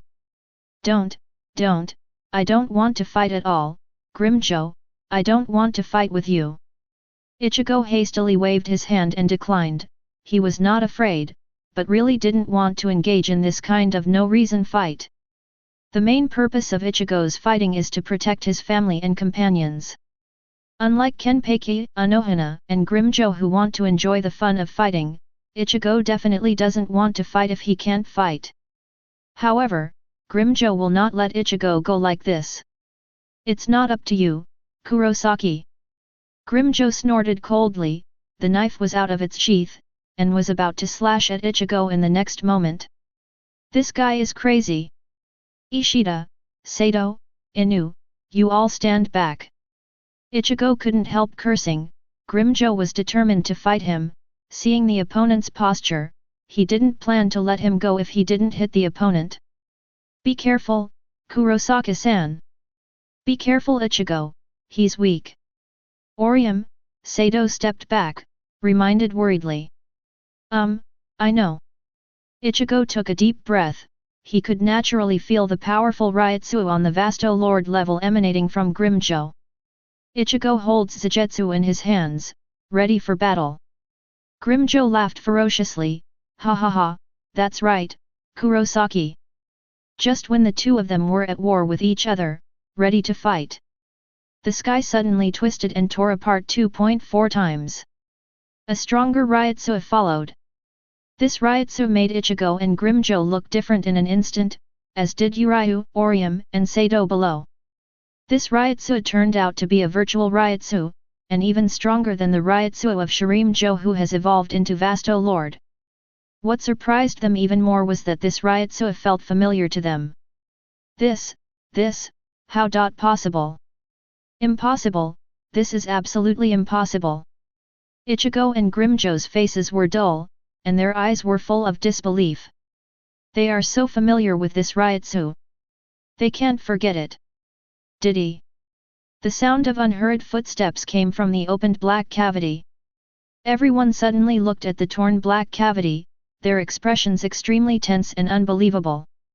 Then, they saw a slender figure, wearing the same white clothes as Grimjo, but with a pale complexion and emerald green eyes. There were also dark green Arankar lines under the eyes that resembled tear stains, and Arankar was on the left side of the forehead. He wears a Zanpakutō with an emerald green handle pinned to his waist, with his hands in his pockets, and his emerald green eyes show no emotion. At this moment, Ichigo and Grimjo were all stunned in place, and the place seemed to be silent. Because the person who appeared was Ulquiorra who was already dead. Chapter 51. Ulquiorra, with an indifferent face and a pair of emerald green eyes that seemed to have no emotion at all, slowly walked out of the black cavity with his hands in his trouser pockets, appearing above everyone's heads. The appearance and temperament are exactly the same as the original one, the real and powerful Ryutsu. All this shows that this person is the dead fourth Espada Ulquiorra.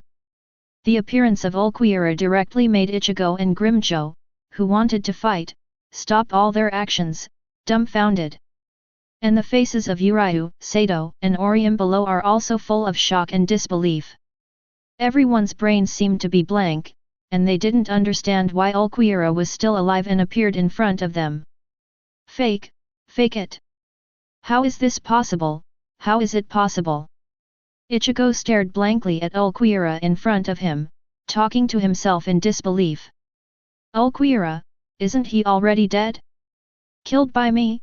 No, by the guy inside me, who dissipated in front of me and Orium, he must be dead. But why?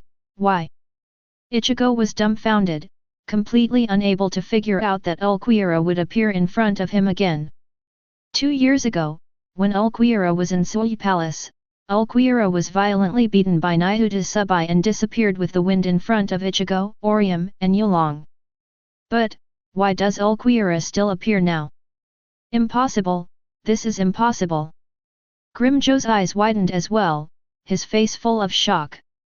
How could Ulquiorra, who died 31, suddenly come back to life?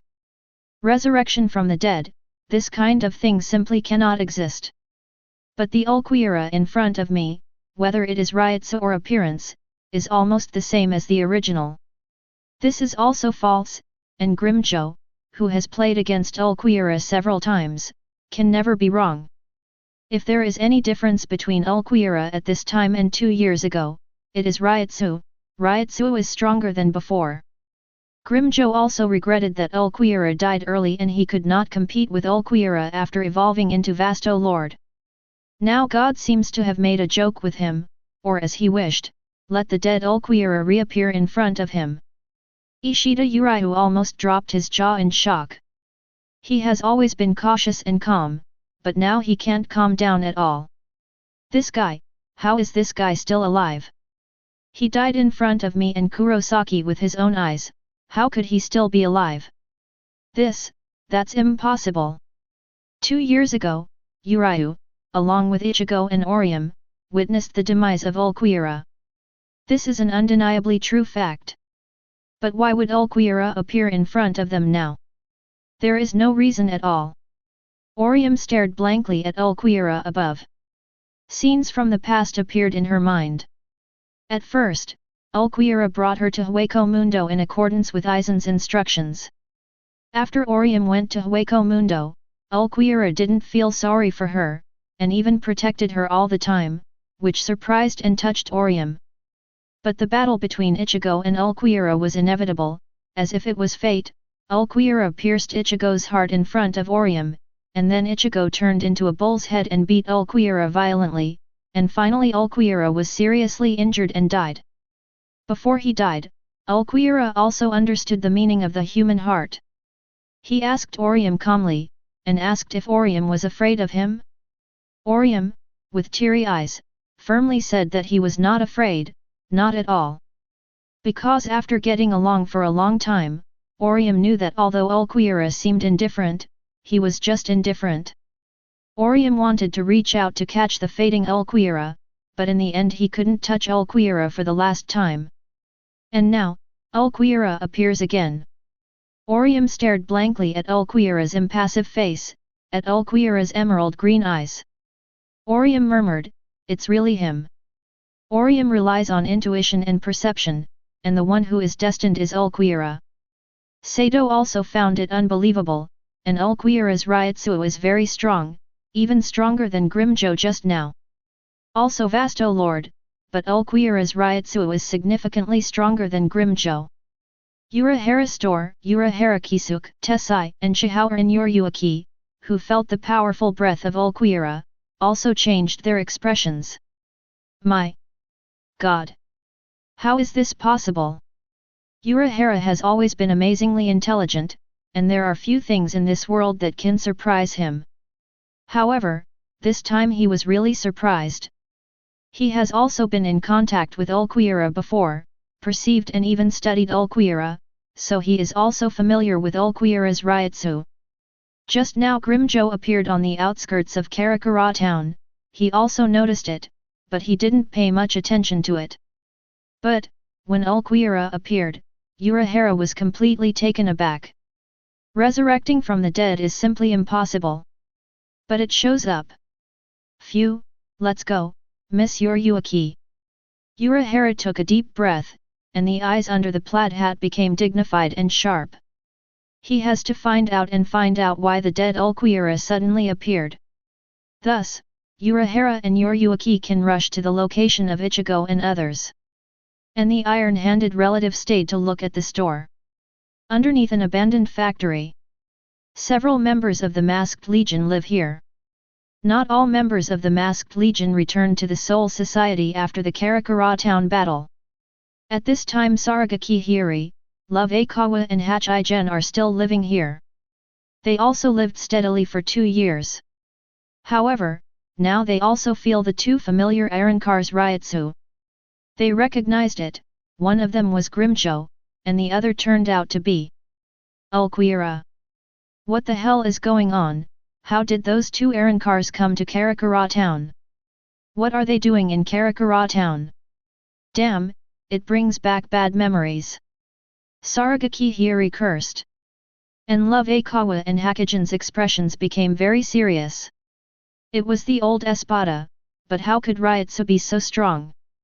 Also, isn't that number 4 Ironcar dead? The two felt very puzzled. Just then, Saragaki Hiri's cell phone rang. She took out her mobile phone and saw that it was Pu. Immediately she became angry, and in order to vent her anger, she chose to answer the phone immediately, and then cursed at the phone. Uruhara, you bald idiot, big bald man, I haven't called my mother for more than half a year, why are you suddenly disturbing my mother today? My mother doesn't want to answer your call. Baldy. I don't want to answer it. Uruhara was a little helpless, but she had long been used to Hiri's self-willedness. After saying a few words of apology, Uruhara's tone became serious. Hiri, I believe you feel it too, those two Ironcars Ryutsu. I want you to come and see it too, please. Uruhara wants to ask Hiri to check the situation. After all, there are two Ironcars from Vasto Lord, and one of them is still alive. This situation must be checked and understood to protect the safety of Karakura town. Hiri suddenly became a little proud, and saw the two little canine teeth. Hey, bald Uruhara, you still ask me, that's all, for the sake of your sincere begging, let's go over and help you. When this unusual thing happened, even if Uruhara didn't call, the members of the Masked Legion planned to go over to find out. So, the members of the Masked Legion also rushed towards where Ichigo and the others were.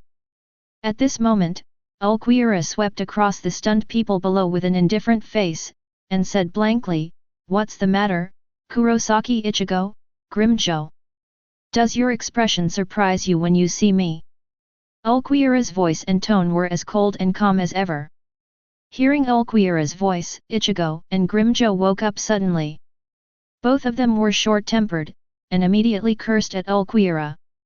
Ichigo, you guy 543 is here. How could I not be surprised? Grimjo, by the way, are you really Ulquiorra?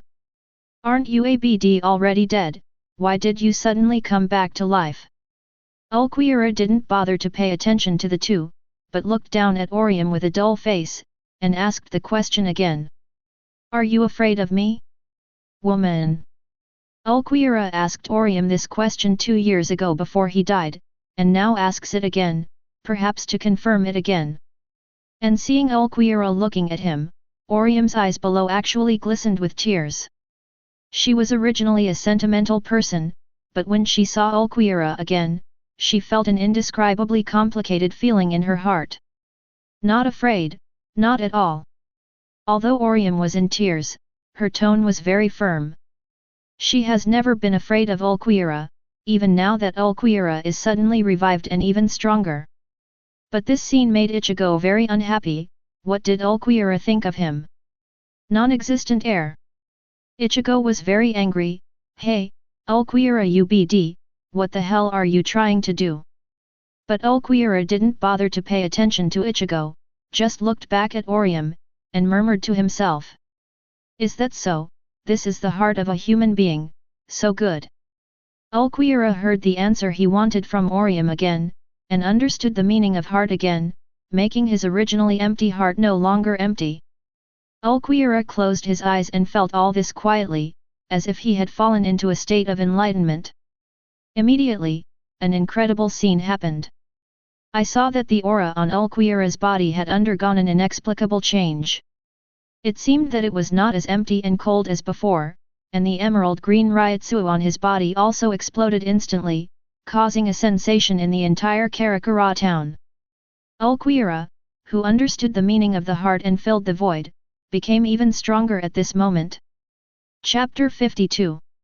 In Shinigami, strength can be improved through actual practice or inner perception.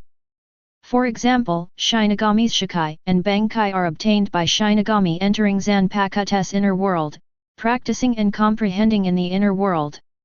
At this time, Ulquiorra filled the emptiness through the perception of the heart, and gained even more powerful power.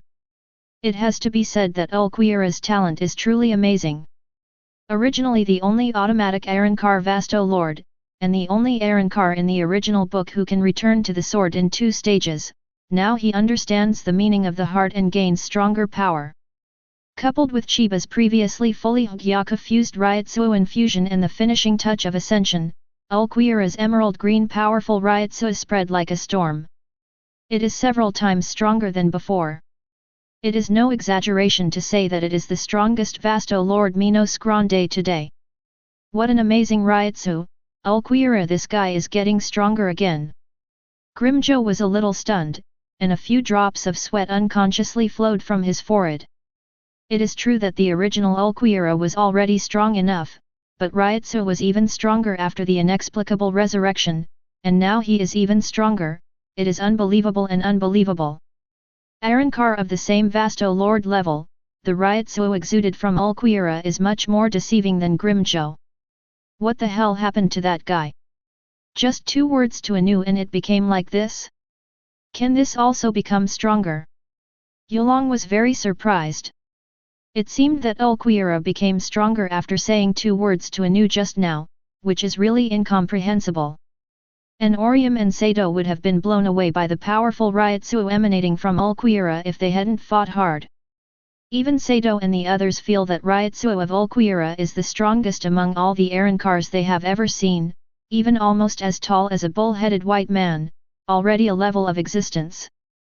Ichigo was also very surprised, feeling Ulquiorra's stormy Ryotsuo unbelievably, which reminded him of the scene of being suppressed by Ulquiorra in various ways in the Arankar chapter.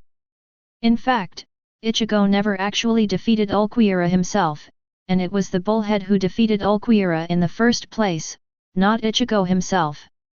And at this moment, facing the resurrected Ulquiorra who has become stronger, Ichigo can't help thinking besides being shocked. If he is now playing against Ulquiorra again, can he really win? At the beginning, Ulquiorra was defeated by Niu Tao, and Aizen was defeated by Wu, both of which were cheats. Now these 2 cheats are temporarily disabled. With his current strength alone, he may not be able to win the current Ulquiorra. Inu, Sato, step back from the sun. Ichigo yelled at Anu below, we don't know what this guy's purpose is now, this guy is strong and dangerous.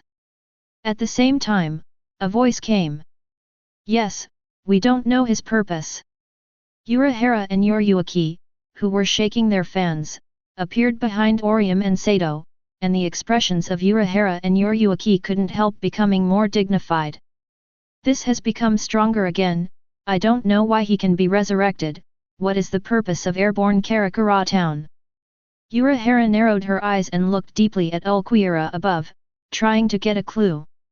It's not a clone or a memory, his Ryotsuo is exactly the same as before, he's really resurrected.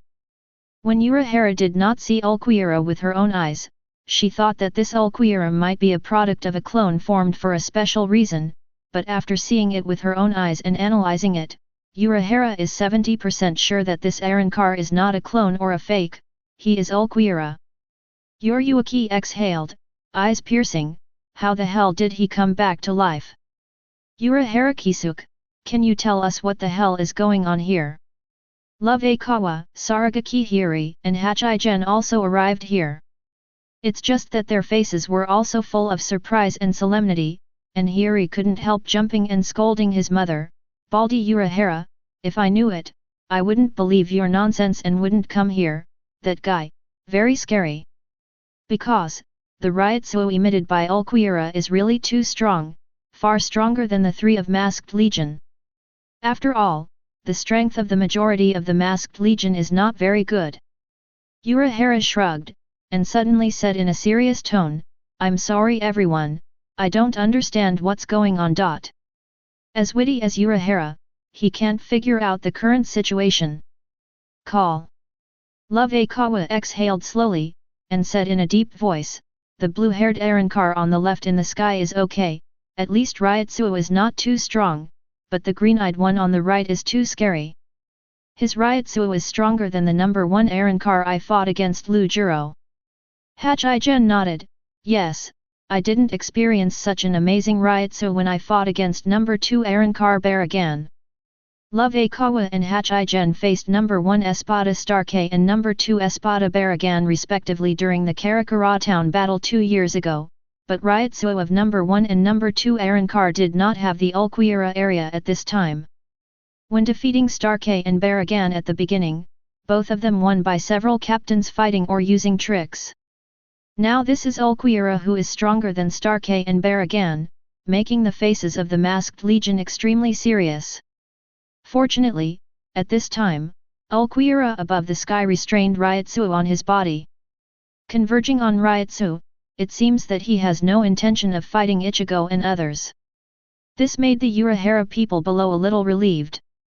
Otherwise, if there is a fight, it will inevitably cause casualties, which is something no one wants to see. Ichigo took a deep breath, calmed down, looked at Ulquiorra, and asked, "Hey," I said. "Ulquiorra, why are you alive again?" Ichigo asked the question everyone wanted to ask. After all, such a thing as resurrection from the dead is really outrageous, and they have no idea why Ulquiorra will be resurrected. Everyone also looked at Ulquiorra above nervously, wanting to know an answer. Ulquiorra turned his head slowly, looking at Ichigo, those emerald green eyes still indifferent. Just when everyone thought that Ulquiorra was going to tell the answer, Ulquiorra said with a deadpan expression, "You don't need to know." Ulquiorra didn't answer Ichigo's question, and bluntly said that there is no need for Ichigo and others to understand why he was resurrected. There is really no need to know. Ulquiorra was resurrected by Chiba with the resurrection orb, even if Ichigo and the others knew about it, so what? This answer fits Ulquiorra's character very well. Ichigo was stunned for a moment, and then said angrily, "Can't Ulquiorra talk properly?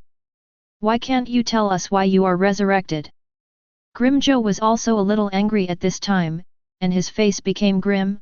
"Ulquiorra, you are still the same guy, you will always be so annoying to me." Ulquiorra glanced at the two of them lightly, "That's what I mean, I don't want to say it a second time." Ulquiorra's plain eyes and tone were full of provocation in Grimjo's eyes, which made him extremely unhappy. Or rather, he has always been very unhappy with Ulquiorra in every way. "Ha ha ha, ha ha ha."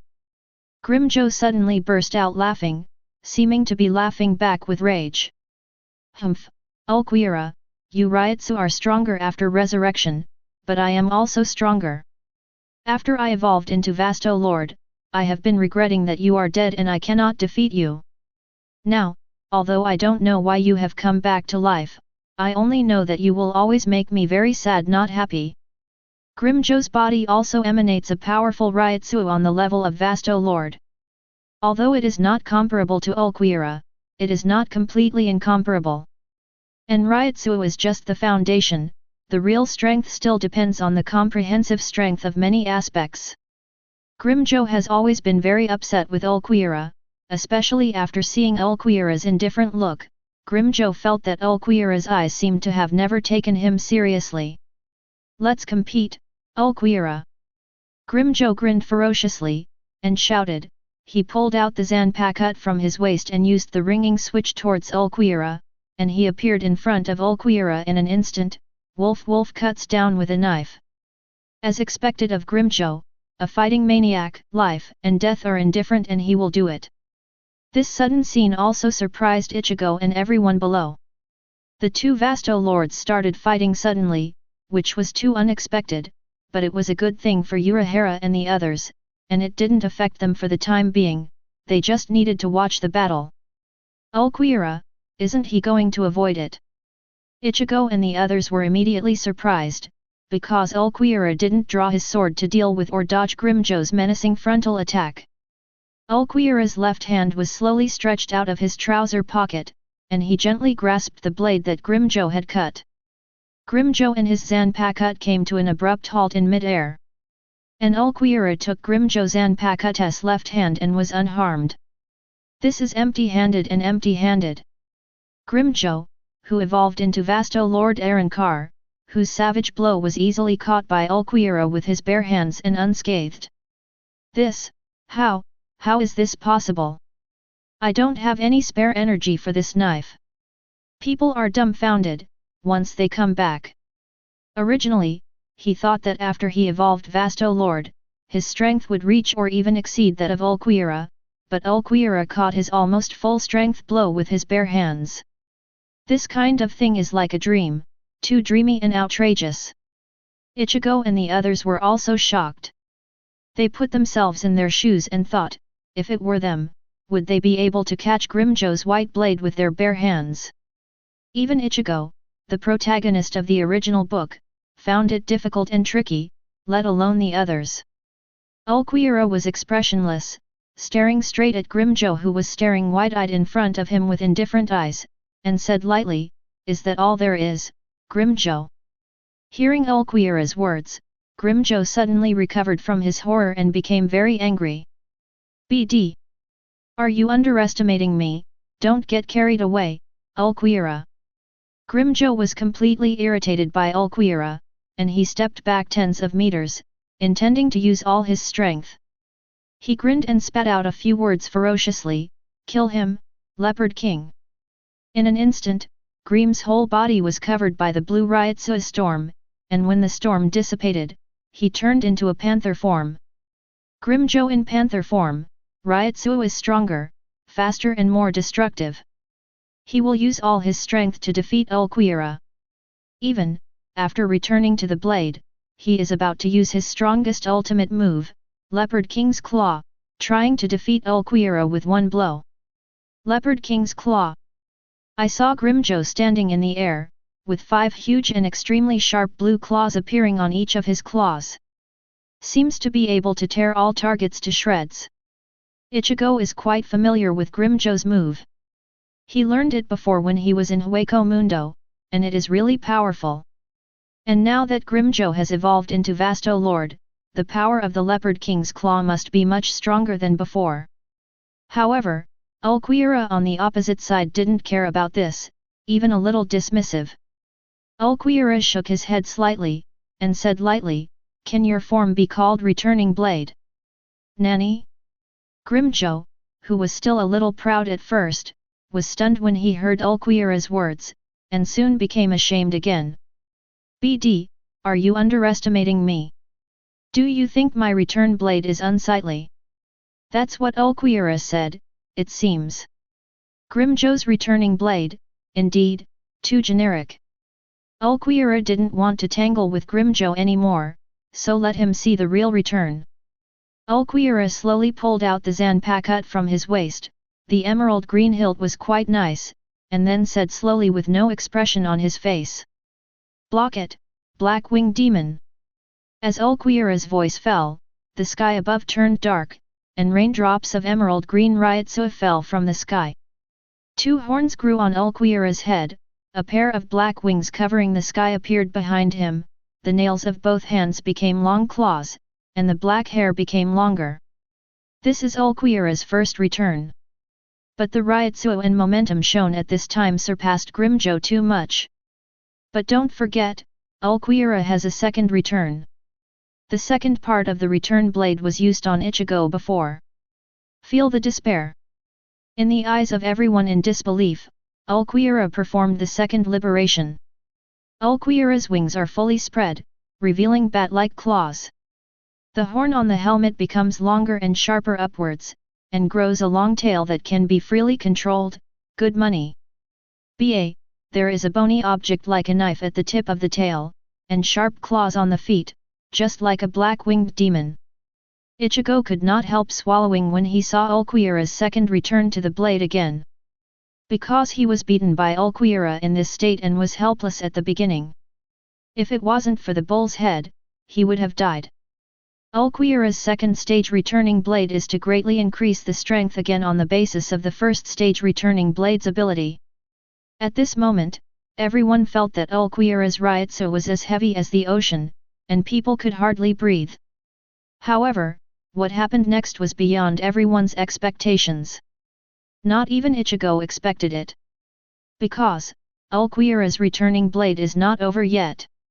The shape can change again. I saw Ulquiorra, who turned into a black-winged demon, slowly said to himself, "Can you see? All the nothingness in this world.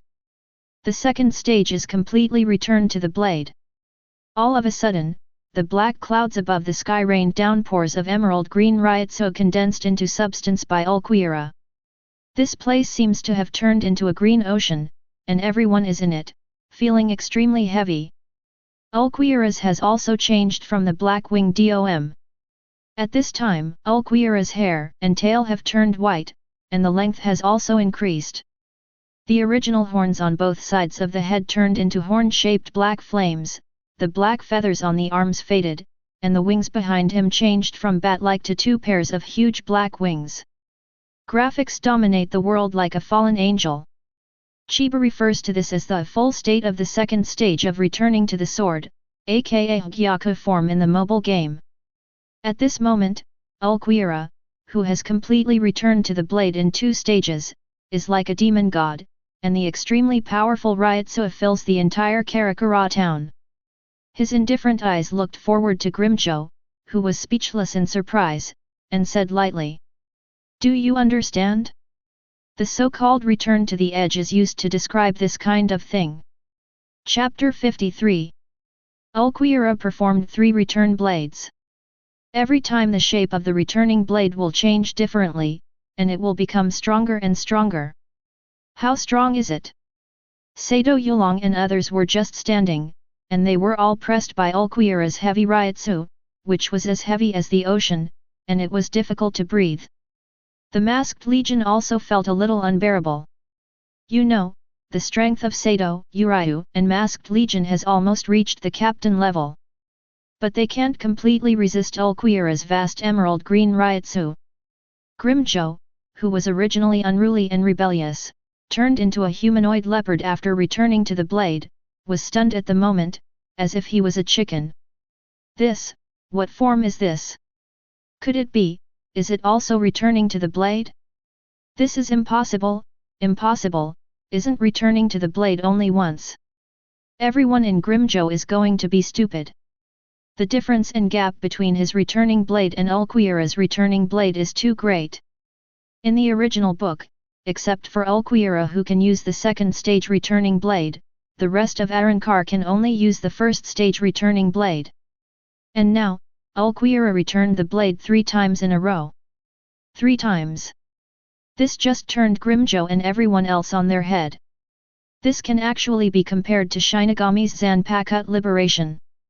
Shinigami's Zanpakutō liberation is divided into Shikai, semi-completed Bankai, Renji's Zabimaru, complete Bankai. Ulquiorra's first returning blade can be said to be Shikai, the second returning blade can be called incomplete Bankai, and now the third form can be understood as complete Bankai. Completely Bankai is naturally much stronger than Shikai, and there is a big gap between the original power of Grimmjow and Ulquiorra, so the gap between Gaijin is like a natural moat. The difference between a grain of rice and a bright moon. As Ulquiorra said, the so-called return to the edge is used to describe his liberation in this state. Ulquiorra, this guy, what's up with this form? Ichigo was also extremely shocked. He used to know that Ulquiorra could do double return, but he didn't expect to continue returning on the basis of second. And it's ridiculously strong.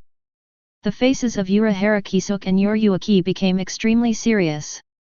Not only because of Ulquiorra's new and stronger returning blade form above, but also because they don't know Ulquiorra at all.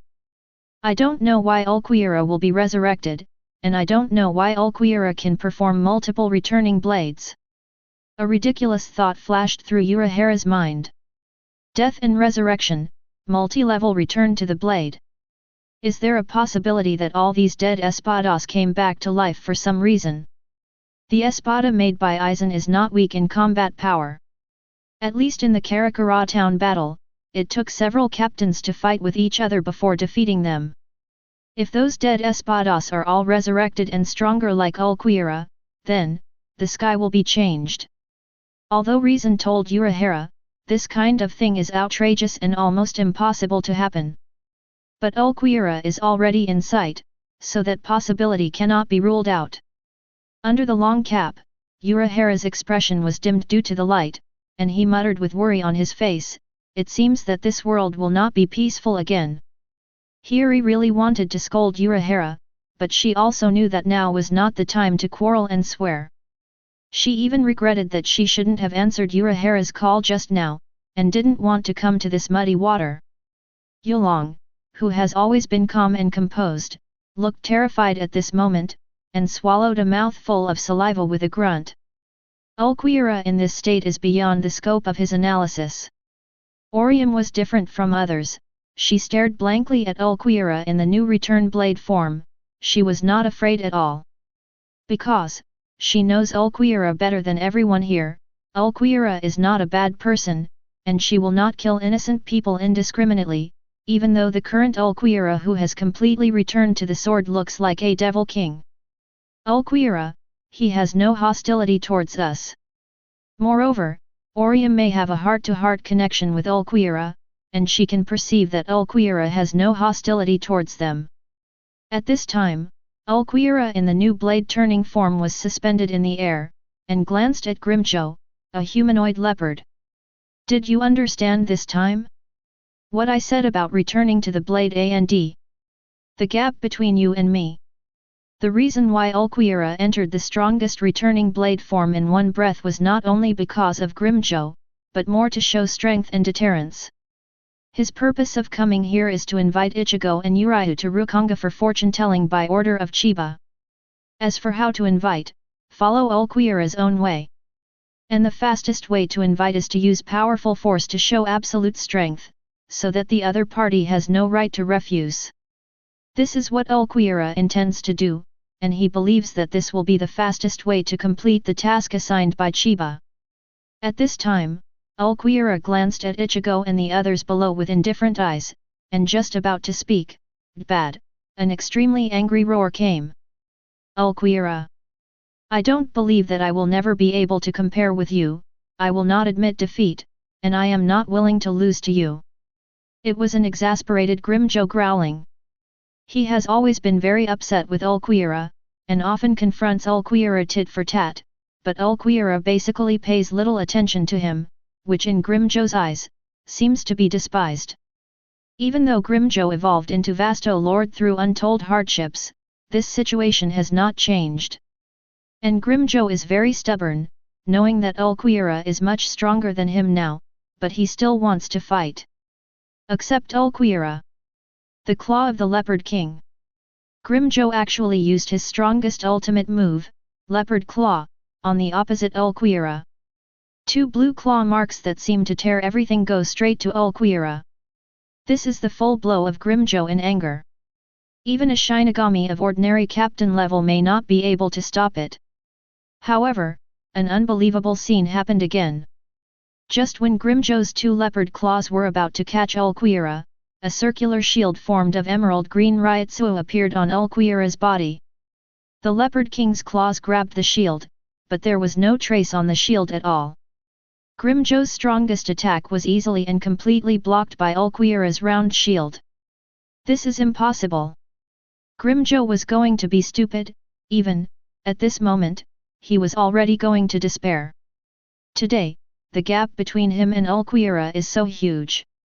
While he was in a daze of despair, Ulquiorra appeared in front of him with almost teleportation speed, expressionless, his left index finger rested on Grimjo's left shoulder, and an emerald green zero blasted out suddenly. Boom! Emerald green zero shines in all directions. Grimjo's entire left arm and arm have disappeared, leaving a shocking wound, blood dripping. And Grimjo also lost consciousness, and the returning blade form on his body disappeared, and he fell slowly from the sky. Seeing this scene, the people below could not help but gasp. It is also Arankar of the Vasto Lord level, but the gap between the two is so large, this is not a duel at all, it can only be called crushing thoroughly. Grimjo. Although Ichigo was also very shocked, it was still important to save lives, so several Shunpo stepped forward to catch Grimjo, who was seriously injured and fell. Although Grimjo is Arankar, it is not Ichigo's enemy now, it is more like a relationship between an enemy and a friend, so Ichigo must still save Grimjo. Ulquiorra naturally didn't stop, too lazy to stop. In fact, he didn't want to fight Grimjo, but Grimjo fought him again and again, so he had to quiet Grimjo. Inu, hurry up! Ichigo catches Grimjo, puts Grimjo, who is missing an arm, on the ground, and calls Orium to come and heal him. Orium also ran over in a hurry, using the healing ability of Shuangtiangui's Hein to heal Grimjo. In the original book, Orium also treated Grimjo, allowing Grimjo's broken arm to recover. But this time is different. Orium's double sky shield can only stop Grimjo's injury, but it can't restore Grimjo's wound and left arm. Several people in Ichigo were very surprised to see this situation. Kurosaki-san, I need more time to heal his injury. Orium felt very guilty. She was kind-hearted and didn't want to see others seriously injured, but her original powerful healing ability didn't work much at this moment. Ulquiorra above just glanced at Orium, and then looked away. Because he knew the answer at a glance. It's Ryutsu. Ulquiorra's Ryutsu still remains on Grimjo's wound. Ulquiorra's Ryutsu is too powerful, and Orium's own Ryutsu is relatively weak. Even if the healing ability of heaven-defying Shuangtiangui's healed can heal Grimjo, who is seriously injured now, it will not be able to heal Grimjo in a short while. If it is cured, it will be pretty good if it can stop the injury. Urahara, Yulong, and Love Aikawa all became more vigilant and dignified. Ulquiorra in this state is really terrifying, and can kill Grimjo in one hit. They have to be tense and deliberate. At this time, Ulquiorra looked down at Ichigo and Yulong, and said the purpose of his trip. Kurosaki Ichigo, Ishida Uryu, I was ordered to take you to the Soul Society, please come with me. Ulquiorra cuts to the chase and asks Ichigo and Uryu to follow him to the Soul Society. What? Hearing Ulquiorra's words, everyone was surprised and full of doubts. Ulquiorra came to Karakura town by someone's order, and the purpose was to take Ichigo and Uryu to the Soul Society. Who does Ulquiorra obey? What's the secret behind sending Ichigo and Uryu to the Soul Society? Urahara and the others thought quickly. Could it be Aizen? Urahara thought of a terrible result. Could it be that Aizen broke the seal and jumped out of hell? But soon he directly denied this speculation. Because Aizen has so many seals on his body, no matter how strong Aizen is, he should not be able to break the seals, and if Aizen really breaks the seals and escapes, there will be an earthquake in Siritii, and he will be able to receive the news. Therefore, the person behind Ulquiorra should not be Aizen. Aizen has no ability to escape from hell or revive Ulquiorra. Why did you let me go to Soul Society? And Yulong also wants to go. Ichigo asked suspiciously. He wasn't afraid, but more puzzled and worried. He wondered why the people behind Ulquiorra asked him to go to the Soul Society. And why did they add Rain Dragon? That's right, why did you invite me to go? I'm just a little Quincy. Yulong also questioned. Yulong's current strength is indeed not strong, and it may not even reach the level of an ordinary captain. However, this does not mean that Yulong has no power. There is no malice in inviting you to the Soul Society. I just want to help you calculate the future, that's all. Moreover, you will also get a piece of good luck and comprehend stronger power. Ulquiorra opened his mouth lightly, explaining his purpose. Letting Ichigo and Uriah go to the Soul Society is for fortune-telling, and there is no other purpose other than that.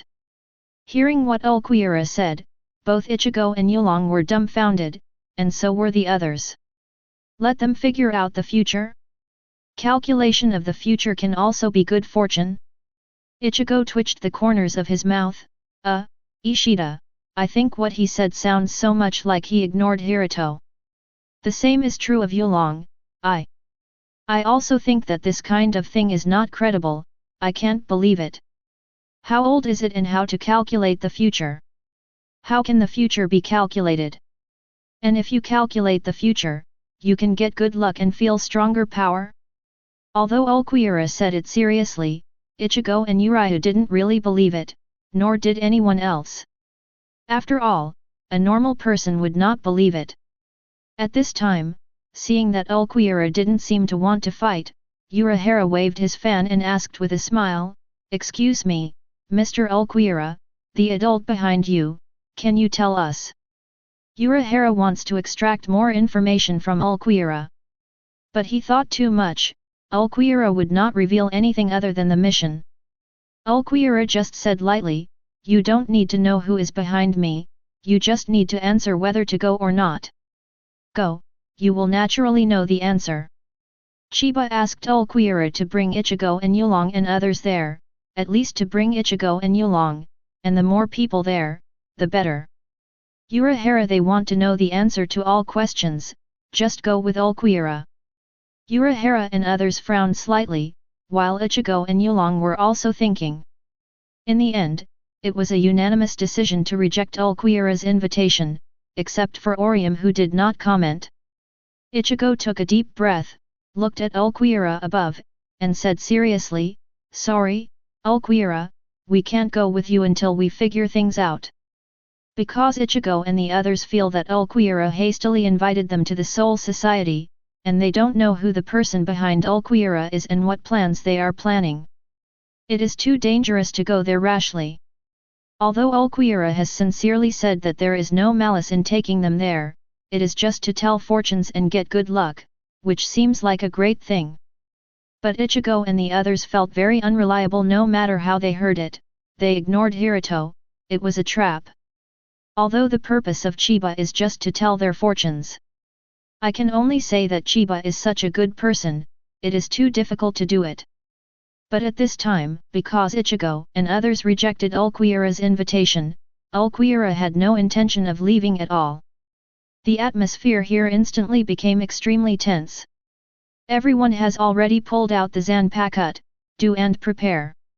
It seems that the next moment, a terrifying battle will break out here. Chapter 54. The two sides did not reach an agreement, and the atmosphere was very tense at this time. Ulquiorra's face was expressionless in full blade form, and his green eyes were full of indifference. "Are you refusing? In that case, I can only take you there forcefully." Kurosaki Ichigo, Ishida Uriah. Ulquiorra in this form no longer has Zanpakutō, or does not use Zanpakutō at all, and every move is attacking. He slowly raised his left hand, with his index finger pointing down, as if he was going to launch the amazingly powerful Zero. Ichigo became anxious on the spot, and quickly yelled, Hey, don't do anything, talk first if you have something to say, don't we have to fight?" Stop. Ichigo really doesn't want to fight Ulquiorra again unless it is absolutely necessary. One is that he has a complicated heart towards Ulquiorra. In the Arrancar chapter, he was his main opponent. In the end, he defeated Ulquiorra by relying on the bull's head, and Ulquiorra died because of this. Ichigo still felt a little guilty in his heart. The second is that the strength of Ulquiorra in this form has soared, so that Ichigo is not sure that he can win, nor is he sure that he can protect Orium and Sato well, so he really doesn't want to fight Ulquiorra unless he has to. Ulquiorra stared at Ichigo, the movement of his hand was slightly stagnant, and he said lightly, either follow me, or I will take you and Ishida Urayu away. Although Ulquiorra's words were flat, there was a sense of indisputability. Ichigo and the others can only choose one of the two, no matter what, they have to go. That's how domineering. Seeing this attitude, Ulquiorra, Rihuo, and Yulong were all furious. You didn't tell us clearly, how can we rest assured to go with you? That is, you ask others to explain things clearly with some sincerity. Ichigo and Yulong cursed and felt that Ulquiorra's attitude was domineering and unreasonable, but they didn't tell them the specific reason of the incident. Ulquiorra narrowed his eyes slightly, and his face was indifferent. I have already told you, and I couldn't be more clear. Just now Ulquiorra has made it very clear to Ichigo and the others that he was ordered to invite Ichigo, Yulong, and others to the Soul Society to help them calculate the future, and at the same time give them 10 battles. I have said everything completely, but Ichigo and the others don't believe it, so what else can he do? We can only take them away by force. Idiot, how did you make it clear? What are you doing at the Soul Society? Fortune-telling? How can we believe this kind of thing? We don't know what you and the people behind you are planning, we won't go with you. Negotiations broke down again. It seemed that a battle was inevitable. Get ready to fight, everyone. With serious eyes, Unohana pulled out Zanpakutō Hungji. Yuryuaki was about to make an instant bombardment, and the members of the Masked Legion took a deep breath, and also pulled out the Zanpakutō. The holy annihilation of the Quincy is condensed in Yulong's hands, and Sato's left and right hands have changed, and they are also ready to fight. After all, Ulquiorra is too strong today, even if they have the advantage in numbers, they must be treated with caution. Ulquiorra is very strong, but there are also Unohana, Ichigo and other combat forces here. The two sides will definitely fight fiercely, and the outcome is unpredictable. Seeing this situation, Orium was full of worry and panic. She was kind-hearted and didn't want anyone on the two sides to get hurt, so she mustered up the courage to stand up and said to Ichigo timidly. Student Kurosaki, or, just trust him and go with him. Nani? Hearing Orium's words, Ichigo, Urayu, and Sato, who were all ready to fight, almost stumbled. Inu, what the hell are you talking about? Go with that guy? Stop kidding, do you know how dangerous it is? That guy may still have evil intentions. We may be more or less fortunate than the past. How can you say such a thing? Inu, I think you're wrong too. Ichigo, Urayu, and Sato strongly objected. Unohana and Yuryuaki didn't speak, just staring at Ulquiorra above. The members of the Masked Legion were also shocked by Orium's words, and Hiri sneered even more, showing his sharp little canine teeth, with jealous and complaining eyes, and complained about Orium.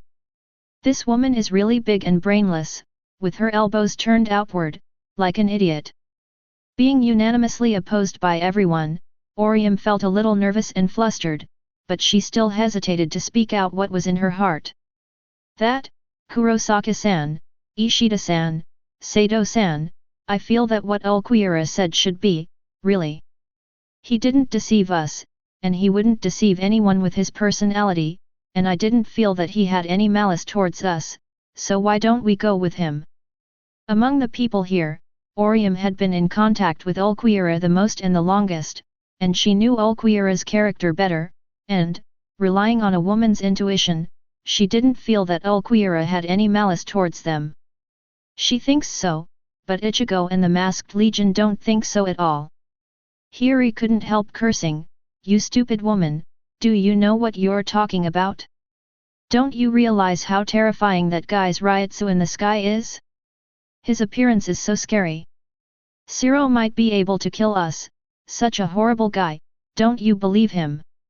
You stupid woman, have your brains grown elsewhere? You have no brains. From Hiri's point of view, what she said was indeed correct.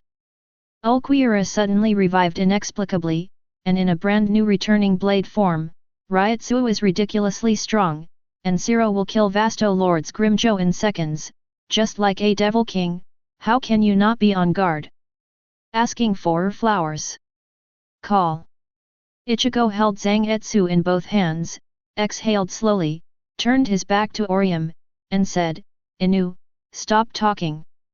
Even if that guy has no malicious intentions, I won't allow everyone to take this risk. Stand back and be careful. Ichigo cares more about the safety of his friends, and if Ulquiorra just said to let him go to the Soul Society for fortune-telling alone, then he might be able to accept it. But Ulquiorra made it clear that Ishida Urayu had to go too. Therefore, day nurses can only refuse. But Orium wanted to say something else. Yoryuki used Shunpo to appear behind Orium, put his hand on her shoulder, and signaled her to stop talking and back away. Ah. I saw Ichigo, who was holding Zangetsu in both hands, and yelled a few times, and the blue Ryutsu on his body soared, shouting 00! Bankai! Tensa Zangetsu! Ichigo resorted to Bankai, wearing a slim-fitting death tyrant all over his body. The Tensa Zangetsu in his hand became slender, and the blade turned all black. Ichigo used Bankai at the beginning because he knew very well that facing the current Ulquiorra, if he didn't have Bankai, he would have no chance at all. Of course, even if Bankai is played, it is probably not easy to fight. Rain Dragon, Sato, Urahara, and Masked Legion also had solemn faces. It seemed that they were preparing to besiege Ulquiorra. Although the siege is a bit shameless, but this time is not talking about martial arts or the like, because if you are not careful, you will die. Ulquiorra in the sky was also unafraid. A green ball of light appeared all over his body, completely enveloping him. This is similar to a protective cover, and it also appeared when dealing with Grimmjow before. Grimmjow's full blow after returning to the blade could not break the protective cover. Not only that, the two pairs of big wings behind Ulquiorra flapped, and many emerald green sharp awls appeared above his head, as if as long as he moved his mind, these awls would fall downward like a torrential rain, piercing everything. Seeing this kind of scene, Orium was so flustered that he didn't dare to watch it. Because she really didn't want anyone on both sides to get hurt. At this critical moment, when the two sides were about to fight, something unexpected happened to all of them. I saw the sky on the side twisted unexpectedly, the black cavity slowly opened, and several extremely tyrannical Ryutsu rushed towards my face. These Ryutsu are very tough and are several strands. At this moment, everyone except Ulquiorra was stunned, and their faces were so horrified that ultimate Ichigo and the Zanpakutō in the hands of the Masked Legion almost lost their grip and fell to the ground. How is this possible? Enter. Chapter 55. Three figures walked out of the black cavity. All three were dressed in the same white attire as Ulquiorra's, and they were of different shapes, but all exuded a mighty Ryutsu. And these Ryutsu are familiar to everyone in Ichigo. This. Is it fake? All the Ichigo people below were horrified, their minds were struck by lightning, and they were about to lose their ability to think. They could only stare blankly at the three figures walking out of the sky in disbelief. Because those three figures are Ichimaru Jin, Yami and Wanda Wise sent by Chiba to support Ulquiorra. Three enemies who were already dead reappear in front of Ichigo and others. Ulquiorra, your form is very good, you feel stronger than me, ha ha ha. The big man Yami grinned, showing 2 rows of white and sharp teeth, and said hello to Ulquiorra, who he hadn't seen for a long time. After all, they used to be partners and often performed missions together, so their relationship was relatively good. When Ulquiorra was beaten violently by the bull's head in the empty night palace, Yami still thought of going up to rescue Ulquiorra, which shows that the relationship between the two is actually quite good. In the original book, Yami is a special Arankar. After returning to the blade, it can change from number 10 to Espada. It can be seen how powerful Yami is after returning to the blade. Moreover, after being revived by Chiba, Yami was also endowed with power, allowing Yami to break through from Ajichas to Vasto Lord, and also learned the second stage of returning to the blade. But to Yami's surprise, Ulquiorra, who is completely returning to the blade, is very powerful with Ryotsuo alone. Even Yami can now return to the blade in 2 stages, but he feels that the strength should not be comparable to Ulquiorra. This is natural. After all, Ulquiorra was originally very strong, and his aptitude and talent were also very good. Before that, he understood the meaning of the heart and filled the emptiness in his heart. Now Ulquiorra is the strongest Arrancar, even if it is 747. Yami and Starkey all lesser. Yami, Wanda Wise, and you smiling guy, you're here too.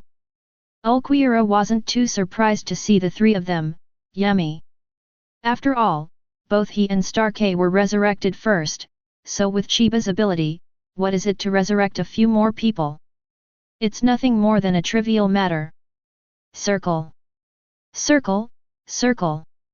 Wanda Wise, who didn't seem to have a high IQ, yelled a few times, but his voice was very sharp to the ears of Ichigo and others, and they had to cover their ears, otherwise the eardrums might be shattered. At the time of the battle in Karakura town, Zhu Chaiwasi's screams shattered Hitsugaichwara's strongest ultimate move, Frozen Flower Burial. And now after being resurrected, Chiba bestowed even stronger power on Wanda Wise, even if it's just an ordinary roar, not everyone can bear it. Ichimaru-jin didn't show his true face at first, but put on a mask similar to Fox laughing, perhaps to give Ichigo a surprise. Oh, long time no see, Kurosaki Ichigo. I didn't misread you at the beginning. You actually defeated Captain Aizen. It's amazing. Ichimaru-jin took off his mask and greeted Ichigo with a smile. Then he squinted his eyes and glanced again, continued to smile and said, Yura Harakisuke, Shihaoran Yoryuaki, and Kohi Yori. Long time no see. Ichimaru-jin seems to be smiling like this except for things about Ranjaku. When Hiri saw Ichimaru-jin, he gritted his teeth and was so angry that he wanted to kill Ichimaru-jin. UBD. UBD. My old lady was cut in half by you and almost fell into 2 pieces. UBD, you still have the face to appear in front of my old lady. I want revenge and kill you. Hiri was furious. If it wasn't for being stopped by Love Aikawa and Hachijin, he would really rush to fight Ichimaru-jin desperately. Because during the war in Karakura town 2 years ago, everyone besieged Aizen in the latter stage, perhaps to show their attitude, Ichimaru-jin used Shin's Shikai to cut Hiri in half. If it wasn't for Unohana who appeared later to treat Hiri, Nishi it's probably gone. Hiri is also impatient, now seeing Ichimaru-jin again, he can't wait to tear Ichimaru-jin into pieces. It's just, with her strength, she shouldn't be able to do it. At this moment, Urahara and Yoryuaki's faces were darkened, and their brows were furrowed. Urahara let out a breath slowly, with dignified and sharp eyes, and said to himself, the worst situation has yet to emerge. As the intelligence quotient in Shinigami, Urahara thought of the most outrageous and worst situation after seeing the reborn Ulquiorra in the first place. Ulquiorra can be resurrected, isn't it possible for the dead Arrancar and Espada to be resurrected? The current scene proved his guess. Could it be?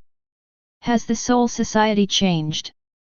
Urahara and Yoryuaki couldn't figure out why the dead people like Ulquiorra would suddenly come back to life, and wondered if some earth-shattering changes had taken place in the Soul Society, which caused all these outrageous things to happen. What Urahara and others don't know is that the resurrection of Ulquiorra and others is just a random move by Chiba, and everything in Soul Society is business as usual now, and nothing has changed. Today, there are 4 standing in the sky, Ulquiorra, Yami, Wanda Wise and Ichimaru-jin. These people were already very strong and difficult to deal with, but now Ryotsuo is much stronger than before. Yami advanced to Vasto Lord, Ichimaru-jin learned Hollow, the 4 of them have even more terrifying fighting power.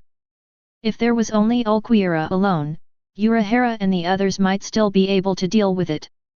But now, with the appearance of the 3 of Yami, the balance of strength has been completely broken. If there is a fight, Ichigo has almost no chance of winning. After all, Ichigo at this time has no bullhead and no moon, and the strength of his own Bankai is not particularly strong. Now, it's very difficult. Yoriyuki also lamented worryingly, because the strength of the four people above is too strong, they are very difficult to deal with, and the fight will be very difficult.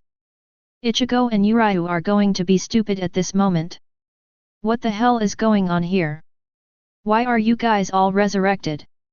Ichigo growled and asked the four of Ulquiorra above. Ulquiorra just glanced at Ichigo lightly, "Come with us, you will know naturally." Wanda Wise yelled a few more times, except for Ichimaru-jin, no one can understand him. The big guy Yami showed a ferocious smile, "You yellow-haired BD, you cut off one of my arms back then. If it wasn't for Master Chiba's order to take you there, I really want to beat you up." Yami had a hand cut off by Ichigo before, and now he has gained more power. If Chiba hadn't asked them to invite Ichigo to tell fortunes, they would also be forbidden to kill innocent people indiscriminately. Yami really wants to have a good fight with Ichigo. Let's see if he is stronger after evolving into Vasto Lord and learning the second stage Return Blade, or the original protagonist Ichigo is stronger. Hearing Yami's two words, Urahara's brows deepened even more. They figured it out. Ulquiorra and the others were ordered by a man named Chiba to come to Karakura town to find Ichigo and Yulong. Urahara estimates that the resurrection of people like Ulquiorra should also be related to this mysterious and unpredictable Chiba who has never heard of it before. "Who is Chiba?" Urahara asked. Yami grinned, "BD in clogs, do you think I'm a fool? How could I tell you? If you want to know, just follow us." Yami is not stupid, he dare not disobey Chiba's orders, and he dare not talk nonsense about the things sent to Chiba. After all, just before that, the former number 7 Espada Zamari, who didn't know the heights of the sky and the earth, tried to shoot Chiba after his resurrection, but Chiba shot him in seconds, which scared Yami a lot. Moreover, Chiba said that the life and death of the person resurrected by him is only in his mind, and Yami dare not give up. Looking at the tense and dignified crowd below, Ichimaru-jin squinted and smiled, "Don't worry, Kurosaki Ichigo, Ishida Urayu, and everyone. If that lord really has malice towards you, it's not as simple as asking us to invite you. There are countless tricks that can be used, or direct attacks. But now that we have an absolute advantage in strength, we still have a good conversation with you. Isn't this our sincerity?" Ichimaru-jin persuaded the Ichigo people well, and if Chiba really had any thoughts about Ichigo and the others, then the order was not an invitation, but a direct fight. However, Ichigo and the others still dare not take risks lightly. Who dares to play with the lives of themselves and their companions? Ichigo yelled, "What the hell do you guys want me to do? Make it clear! Make it clear!" Ulquiorra glanced at Ichigo again with extremely indifferent eyes, and asked Ichigo a question, "Kurosaki Ichigo, are you a descendant of deafness?" "What?" Ichigo and the others were a little confused, "Heirs of the deaf? What does this mean?" I saw Ulquiorra coldly said, "I have already said, we are ordered by Master Chiba to take you and Ishida Urayu to the Soul Society to calculate the future, and we will give you a fortune. How many more times do you want me to repeat that? That's what it means." Ichigo felt a little embarrassed, but still said, "Calculate the future? Give me luck. How can you make me believe this kind of thing?" Ishida Yulong and the others also didn't believe it. The future can be calculated? Give it back to good fortune? Who would give them good luck for no reason? How could such a great good thing happen to them? It looks fake no matter what. Ulquiorra was also unwilling to talk nonsense with Ichigo and the others, and finally said, "In this situation, you have no choice, do you?" After speaking, Ulquiorra, Yami, Wanda Weiss and Ichimaru-jin all exude a very oppressive ryotsu. They all talked about this. If Ichigo and Yulong are still unwilling to leave, then they can only use force. They have 4 great strengths, but there are not many who can really fight on Ichigo's side. Ichigo gritted his teeth. It was difficult to make a choice. It's not that he's afraid of fighting, or that he's afraid of death, it's just that he's afraid that he won't be able to protect Yulong, Orium, and others. At this moment, Orium stepped forward hesitantly, and said to Ichigo, "Trust them, Kurosaki-san, Ishida-san." Orium came up again and persuaded Ichigo to trust Ulquiorra. Urahara and Yoryuaki thought carefully, then took a deep breath, and walked over to Ichigo as well. Nowadays there is really no choice. Even Urahara said that. Yulong was also hesitant. He still couldn't figure it out. He was so weak that he couldn't beat any of the 4 above.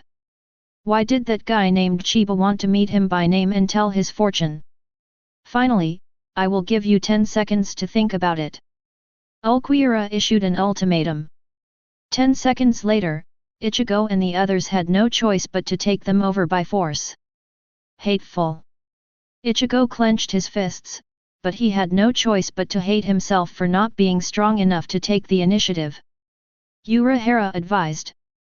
Said, "Ichigo, relax a little, it's not necessarily a bad thing." As the enemy said, they are very sincere. When the overall strength is much stronger than ours, they still give us time to choose, although we have no other choice now. Choose. Besides, we also have to find out what happened to the Soul Society, why these people were resurrected, and who is that person named Chiba. I can only go through it once. That's right, Urahara and the others must go to see Chiba in order to find out why Ulquiorra and others were resurrected and became stronger.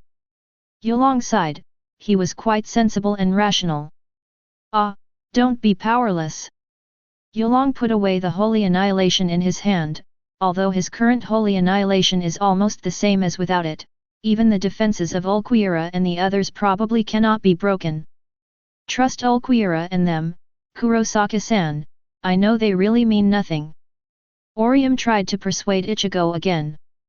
Finally, Ichigo let out a heavy breath, disarmed Bankai and put Zanpakutō away. Okay, Ulquiorra, I'll go with you. Both Ichigo and Yulong expressed their willingness to lose Soul Society with Ulquiorra and the others. To that, Ulquiorra had 2 words, smart move. However, Urahara's voice came. We have another condition, that is, in addition to the 2 of them, several of us must follow. Urahara narrowed his eyes slightly, and asked him to go with Yoryuaki, Sato, and Anu. What? UBD in clogs, how dare you negotiate terms with us? Yami immediately became angry. He had a little relationship with Urahara before, so he hated Urahara. However, Ulquiorra stopped Yami with his hand. Can. Ulquiorra agreed to Urahara's request and allowed 2.7 to come with them. After all, Chiba's order to him at the beginning was, bring Ichigo and Uryu and others, at least bring Ichigo and Uryu. Now that Urahara and the others are willing to follow, it is naturally a good thing. Cut. Yami snorted coldly and turned his head away. Hey? Go with these guys? No, I don't want it. I don't want to die. Hiri was very reluctant to go with Ulquiorra and others, so she just slipped away. She doesn't want to take care of this kind of thing in the future, and she can't take care of it. But Love Aikawa and Aizen thought for a while, and they could only tell Urahara and Ichigo to be careful, so they went to Hiri. Of all this, Ulquiorra and others naturally didn't bother to pay attention. I saw that Ulquiorra returned to the form of returning to the blade, and changed back to the ordinary appearance of wearing a white dress with a Zanpakutō pinned to his waist. He tapped his left hand a few times in the air to open the black cavity. Let's go. Wait a moment. Orium yelled.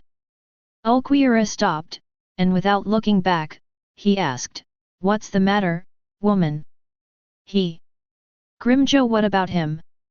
Orium pointed to the seriously injured Grimjo on the ground who was being healed by his Shuangtian Guishishi. Hey? There is actually a leopard here, I didn't notice it just now. Yami immediately taunted, "This leopard is so injured, I guess it's due to you singled out Ulquiorra? Do you think that if you evolve to Vasto Lord, you can stand shoulder to shoulder with us? Really? Know the heights of the sky and the depths of the earth." Ha ha ha. Yami laughed, but Ulquiorra ignored him. Instead, turning his back to Orium, he said lightly, "Take him with you." So, Ichigo, Ulquiorra, Orium, Sato, Urahara, Uruaki, and Grimjo, who was seriously injured and only kept a weak consciousness, followed Ulquiorra into the black cavity. Going to Soul Society with apprehension. Chapter 56. When Ulquiorra led Ichigo and his party to the Soul Society, Starkey had brought Hueco Mundo's main errand car to Chiba's fortune-telling shop, and easily completed the task Chiba gave him. Of course, this is not to say that Ulquiorra's execution ability is not as strong as Starkey's, it's just that Starkey's mission is simpler. Just now Starkey went to the virtual circle and directly airborne the virtual Night Palace. After the Karakura town battle, the original number 3 Espada Hurley Bell became the master of the Void Night Palace, also the king of the Void Circle. Nilu, who is also the third Espada, is also in the Night Palace, and Grimjo is missing. Starkey came to the Void Night Palace and explained the situation to Hurley Bell and Nilu. Although Hurley Bell and Nilu also found it unbelievable, the Starkey in front of them was very real. Moreover, Starkey is the number 1 Espada, and his combat power is stronger than that of Hurley Bell and Nilu, let alone strengthened by Chiba. So Starkey easily brought Hurley Bell and Nilu to Chiba, and of course their subordinate officers also followed. Because the teleportation point was set within the range of Chiba's shop, Starkey and others teleported over without causing any fluctuations, and everything was so silent. "Lord Chiba, my subordinates have brought Hurley Bell, Nelly Lu, and others to the Espada that survived, but Grimjo is nowhere to be found." Putting his left hand on his chest, Stark bowed to Chiba and said. Starkey's respectful appearance made Hurley Bell, Nilu, and the others behind him slightly startled. Although Starkey had told them about Chiba when he was in Sui Palace just now, it was still a bit inconceivable to see the very powerful Starkey respect Chiba so much with his own eyes. You know, Hurley Bell is the king of Hueco Mundo now, and now Starkey is much stronger than Hurley Bell. Even if Starkey wants to be the king of Hueco Mundo, there is no difficulty. But it is such a powerful Starkey who is so respectful to Chiba. Even Hurley Bell and Nilu can see that Starkey's respect comes from the heart, and he had too much respect for Aizen before. This is natural, for Starkey, Chiba revived him and Lilynet, and gave them stronger power. Chiba, the leader, also looks better than Aizen, naturally respectful. 31 Very well, have you told them all? Chiba smiled lightly. This smile looks very approachable, without any airs. The subordinates have already told them, and the calculation can be started immediately. Starkey respected Kide. Chiba nodded in satisfaction, motioned for Starkey to back down, and then said to Hurley Bell and Nilu, who seemed a little nervous behind Starkey. Hurley Bell, Nelly Lu, hello, first time meeting, my name is Chiba, I am a fortune teller, I can help you calculate the future. Chiba's voice was relatively gentle, and seemed to have a strange magic power, which made Hurley Bell and Nilu, who were a little nervous, relax a lot. However, Hurley Bell and Nilu couldn't see through Chiba in front of them at all. Easy to approach, no Ryotsu fluctuations, a fortune teller, can revive Starkey and give it more powerful. They can't see through all this. Can't see through it all. Of course this is not important, they just need to know that Chiba is very unusual and very strong. Hurley Bell took a deep breath, and then said, Master Chiba, hello, thank you Master Chiba first. Thank you Chiba-sama. Nilu obediently bowed slightly to salute. That's enough nonsense, let's get started. Chiba looked at the two, which of you two will come first? Hurley Bell hesitated for a moment, then quickly made up his mind and took a step forward, I'll come first, Lord Chiba. Hurley Bell is the king of the Hueco Mundo right now and she deserves to be at the front of everything. Okay, let's invest money first, the money is not too much, just do whatever you want. Chiba tells fortunes to customers, and customers need to pay. Hexagram money can be in various forms, such as Soul Society's Soul Coin and the current world's currency, it's just a form and introduction, but it must be there. Because after the fortune telling is over, the secret value is changed from the hexagram money. When he was in Sui Palace before, Stark also told Hurley Bell and others about the rules of Chiba's fortune telling, and they were already prepared. Pai, take out the money. Nilu called out to Guan Pai, her subordinate behind her. Paixiu, who is thin and has a pair of horns, ran over immediately, then took out a few coins from the present world, and put them in front of Chiba. Here, to you, Chiba-sama. Paixiu was so nervous that his body was trembling. Well, back off. Hearing Chiba calling him to back down, Paixiu immediately stood up as if he had been pardoned, and quickly ran behind Nilu. The fortune-telling money has been paid, and the fortune-telling begins. My rule is to count the past first, and then the future. Chiba's fortune-telling rules are always to calculate the past first and then the future, because only by calculating both the past and the future is a complete fortune-telling, and you can get rewards of divine value. Chiba closed his eyes and told everyone about Hurley Bell's past. Meanwhile, the other side. Siritii, the residents of the Kukaki family.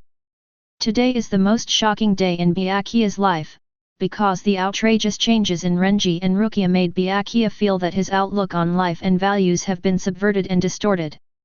With his talent of penultimate plus hundreds of hard work day in and day out, he can't beat Renji and Rukia to tell his fortune once.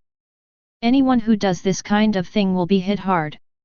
Fortunately, Byakuya's heart is still strong, and he didn't lose his composure too much. Under the persuasion of Renji and Rukia, he gradually accepted and believed in this outrageous reality. Brother, without further ado, let's go to Senior Chiba now, and let Senior Chiba tell your fortune. Rukia's expression is sincere and serious, with a hint of eagerness. Because in her and Renji's fortune-telling content, Chiba said that after the Millennium Blood War, Byakuya will meet a powerful opponent, and then lose miserably and be seriously injured to the point of death. Rukia doesn't want Byakuya to have an accident at all, so she wants Byakuya to go to Chiba immediately to tell her fortune, know the future, gain stronger power, and change the future. Yes, Captain Kukaki, you continue to grow stronger now. The times have changed.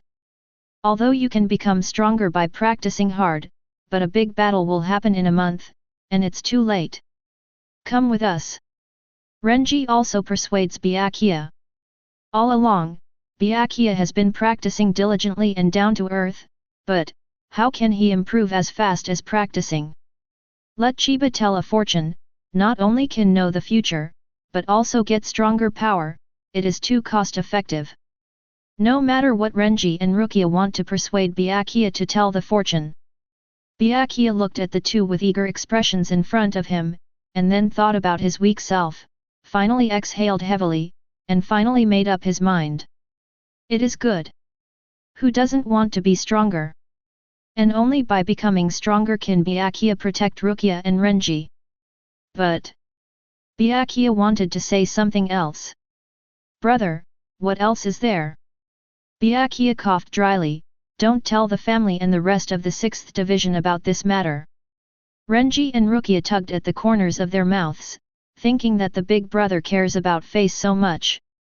The two nodded, expressing that they thought the matter would be kept secret. Rukia, brother, let's go to Captain Jushiro first. Byakuya was slightly taken aback, that guy Jushiro is going too. Rukia's expression became serious and worried, she nodded, yes, brother, Captain Jushiro's future doesn't seem to be very good, and I want her to figure it out too. In the previous fortune-telling, Chiba said that Rukia will become the captain of the 13th Division 10 years later, which means that Jushiro at that time is likely to be gone. Otherwise, the position of captain cannot be passed to Rukia. Moreover, Rukia also made an agreement with Chiba, as long as Rukia brings Byakuya and Jushiro here for fortune-telling, he will give Rukia the same dream thing as a gift. Byakuya knows that Rukia respects Jushiro very much, and Jushiro has always taken care of Rukia, and he does not hope that Jushiro will have an accident in the future. I see, let's go directly to Jushiro's mansion. Jushiro's health has not been very good, so he often recuperates in his own mansion.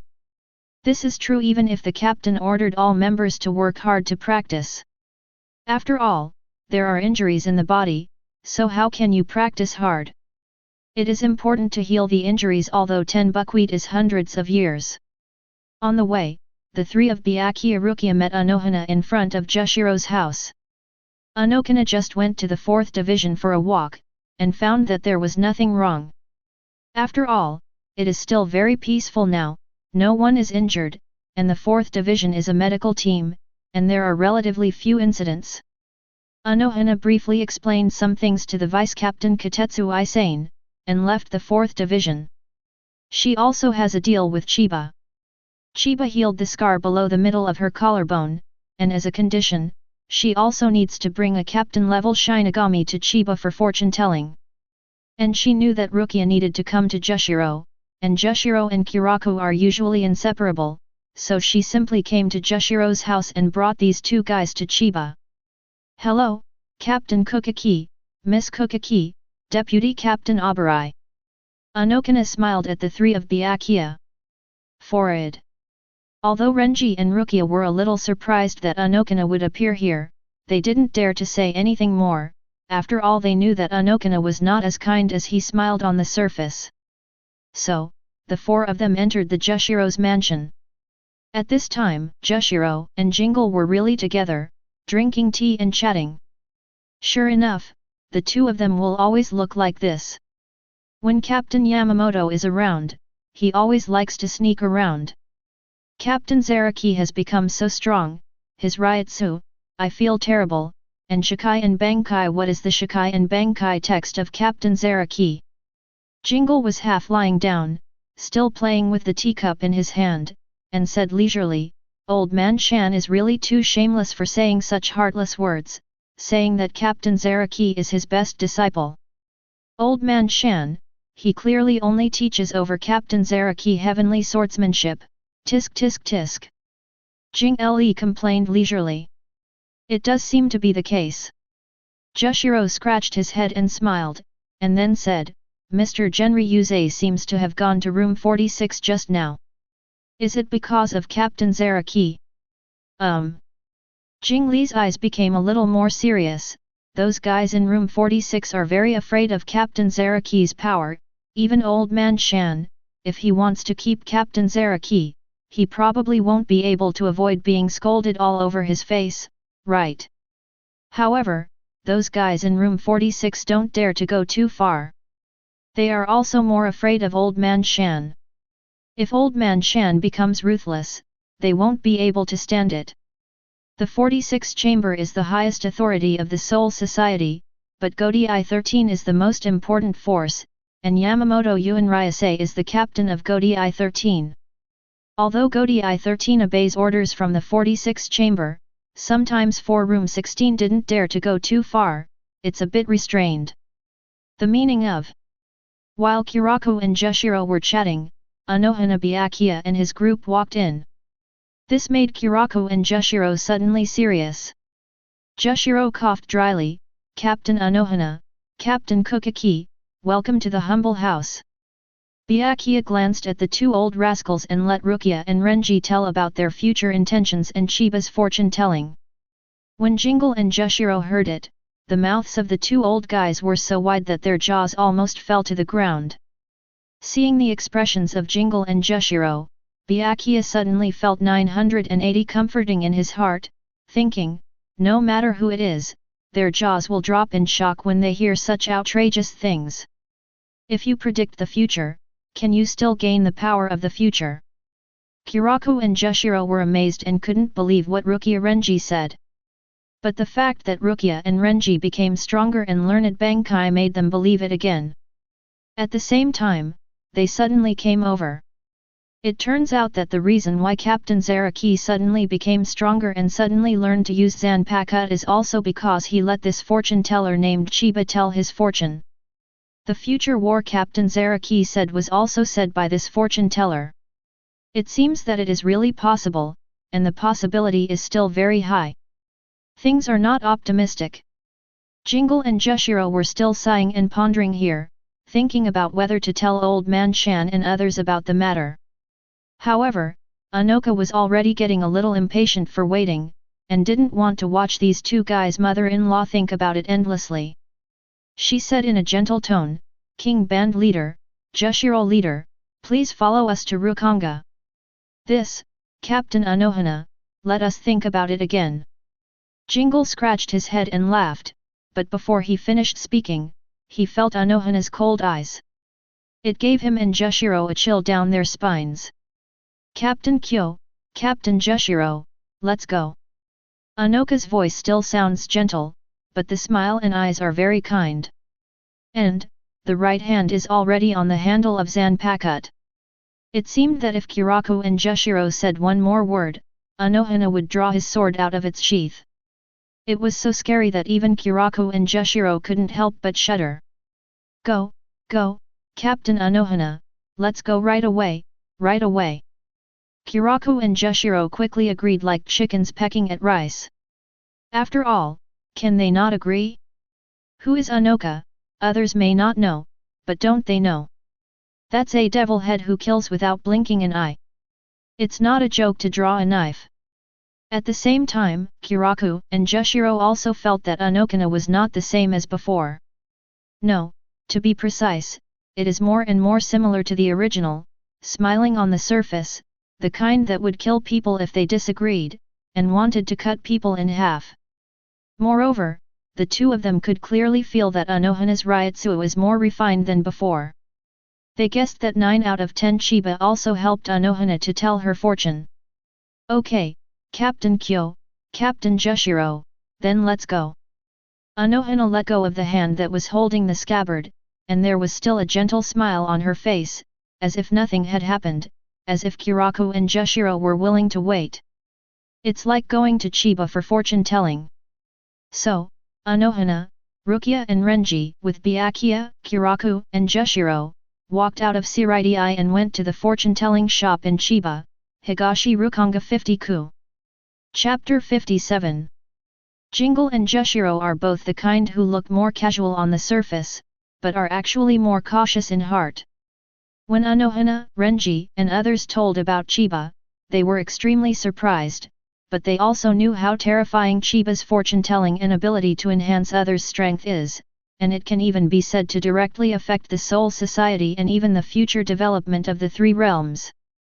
Kiraku and Jushiro originally wanted to ask Captain Yamamoto for instructions, but thinking that Captain Yamamoto should be in room 46 at this time, or helping Kenpachi in training, Unohana in front of him made no secret of his desire to draw his sword. Therefore, they followed Unohana and planned to go to Rukongai with Unohana to find out, to see if Chiba's ability is really as magical as Unohana and the others said.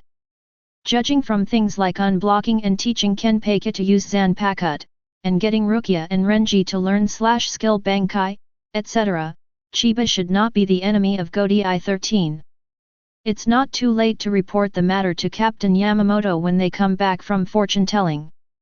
So, Kiraku and Jushiro followed Unohana and his party to Rukongai, planning to ask Chiba for fortune-telling. Unohana led the way, with a kind smile on her face all the time, so that Jingle and Jushiro behind her did not dare to talk in a low voice, they could only smile awkwardly and follow along. Shirai is very vast, and its shadows are everywhere. What all the dead Chengdu don't know is that under their noses, in the shadow of Shirai hides an empire as huge as Shirai. This empire is called the Invisible Empire, and it is the place where the Quincy hid after the defeat thousands of years ago. The Invisible Empire in the shadows is similar to a space in the same place but in a different dimension. Let the Shinigami cannot find them, nor can they spy on the movements of the Shirai above. At this time, in the hall of the Invisible Empire, Juhabok sat on the throne, his eyes were actually closed. But even if he didn't open his eyes, he was not angry, and his whole body exuded the majesty of an emperor, so that no one dared to look directly at him. Ever since Yamamoto led the Quincy division to attack the Soul Society thousands of years ago and was defeated by first-generation Gōdai 13 led by Captain Yamamoto, Ihabich was beaten unconscious. According to the original book, it takes 900 years for Yamamoto to regain his heartbeat, 90 years to regain his consciousness, and 9 years to regain his strength. Now he has regained his heartbeat and consciousness, but he has not completely regained his strength, that is, he is still in the closed-eyes state. The closed-eyes state of Yamamoto is not omniscient and omnipotent. Beside the throne, stood a handsome and indifferent man with long yellow hair. He is the assistant to the emperor and the head of the Knights of the Star Cross, Hugran Hasward. In the nearly 1,000 years that Yamamoto slept, he was ruling the invisible empire. And under the throne are the members of the Star Cross Knights and other powerful Quincy masters. Most of them look unruly and arrogant, after all, each of them has the strength of captain level or above. They gathered here today, of course they were summoned by Yamamoto for a meeting. Hasward glanced at the members of the Star Cross Knights below, then looked away, and respectfully said to Yamamoto who was sitting on the throne beside him, "Your Majesty, everyone has arrived, and the meeting can begin." As soon as Hasward finished speaking, a back on the throne slowly opened his eyes. "Just open your eyes normally, it has nothing to do with gaining omniscience." Immediately, the Knights of the Star Cross below and all the other Quincy masters became tense and stood up straight, not daring to breathe. After all, they are afraid.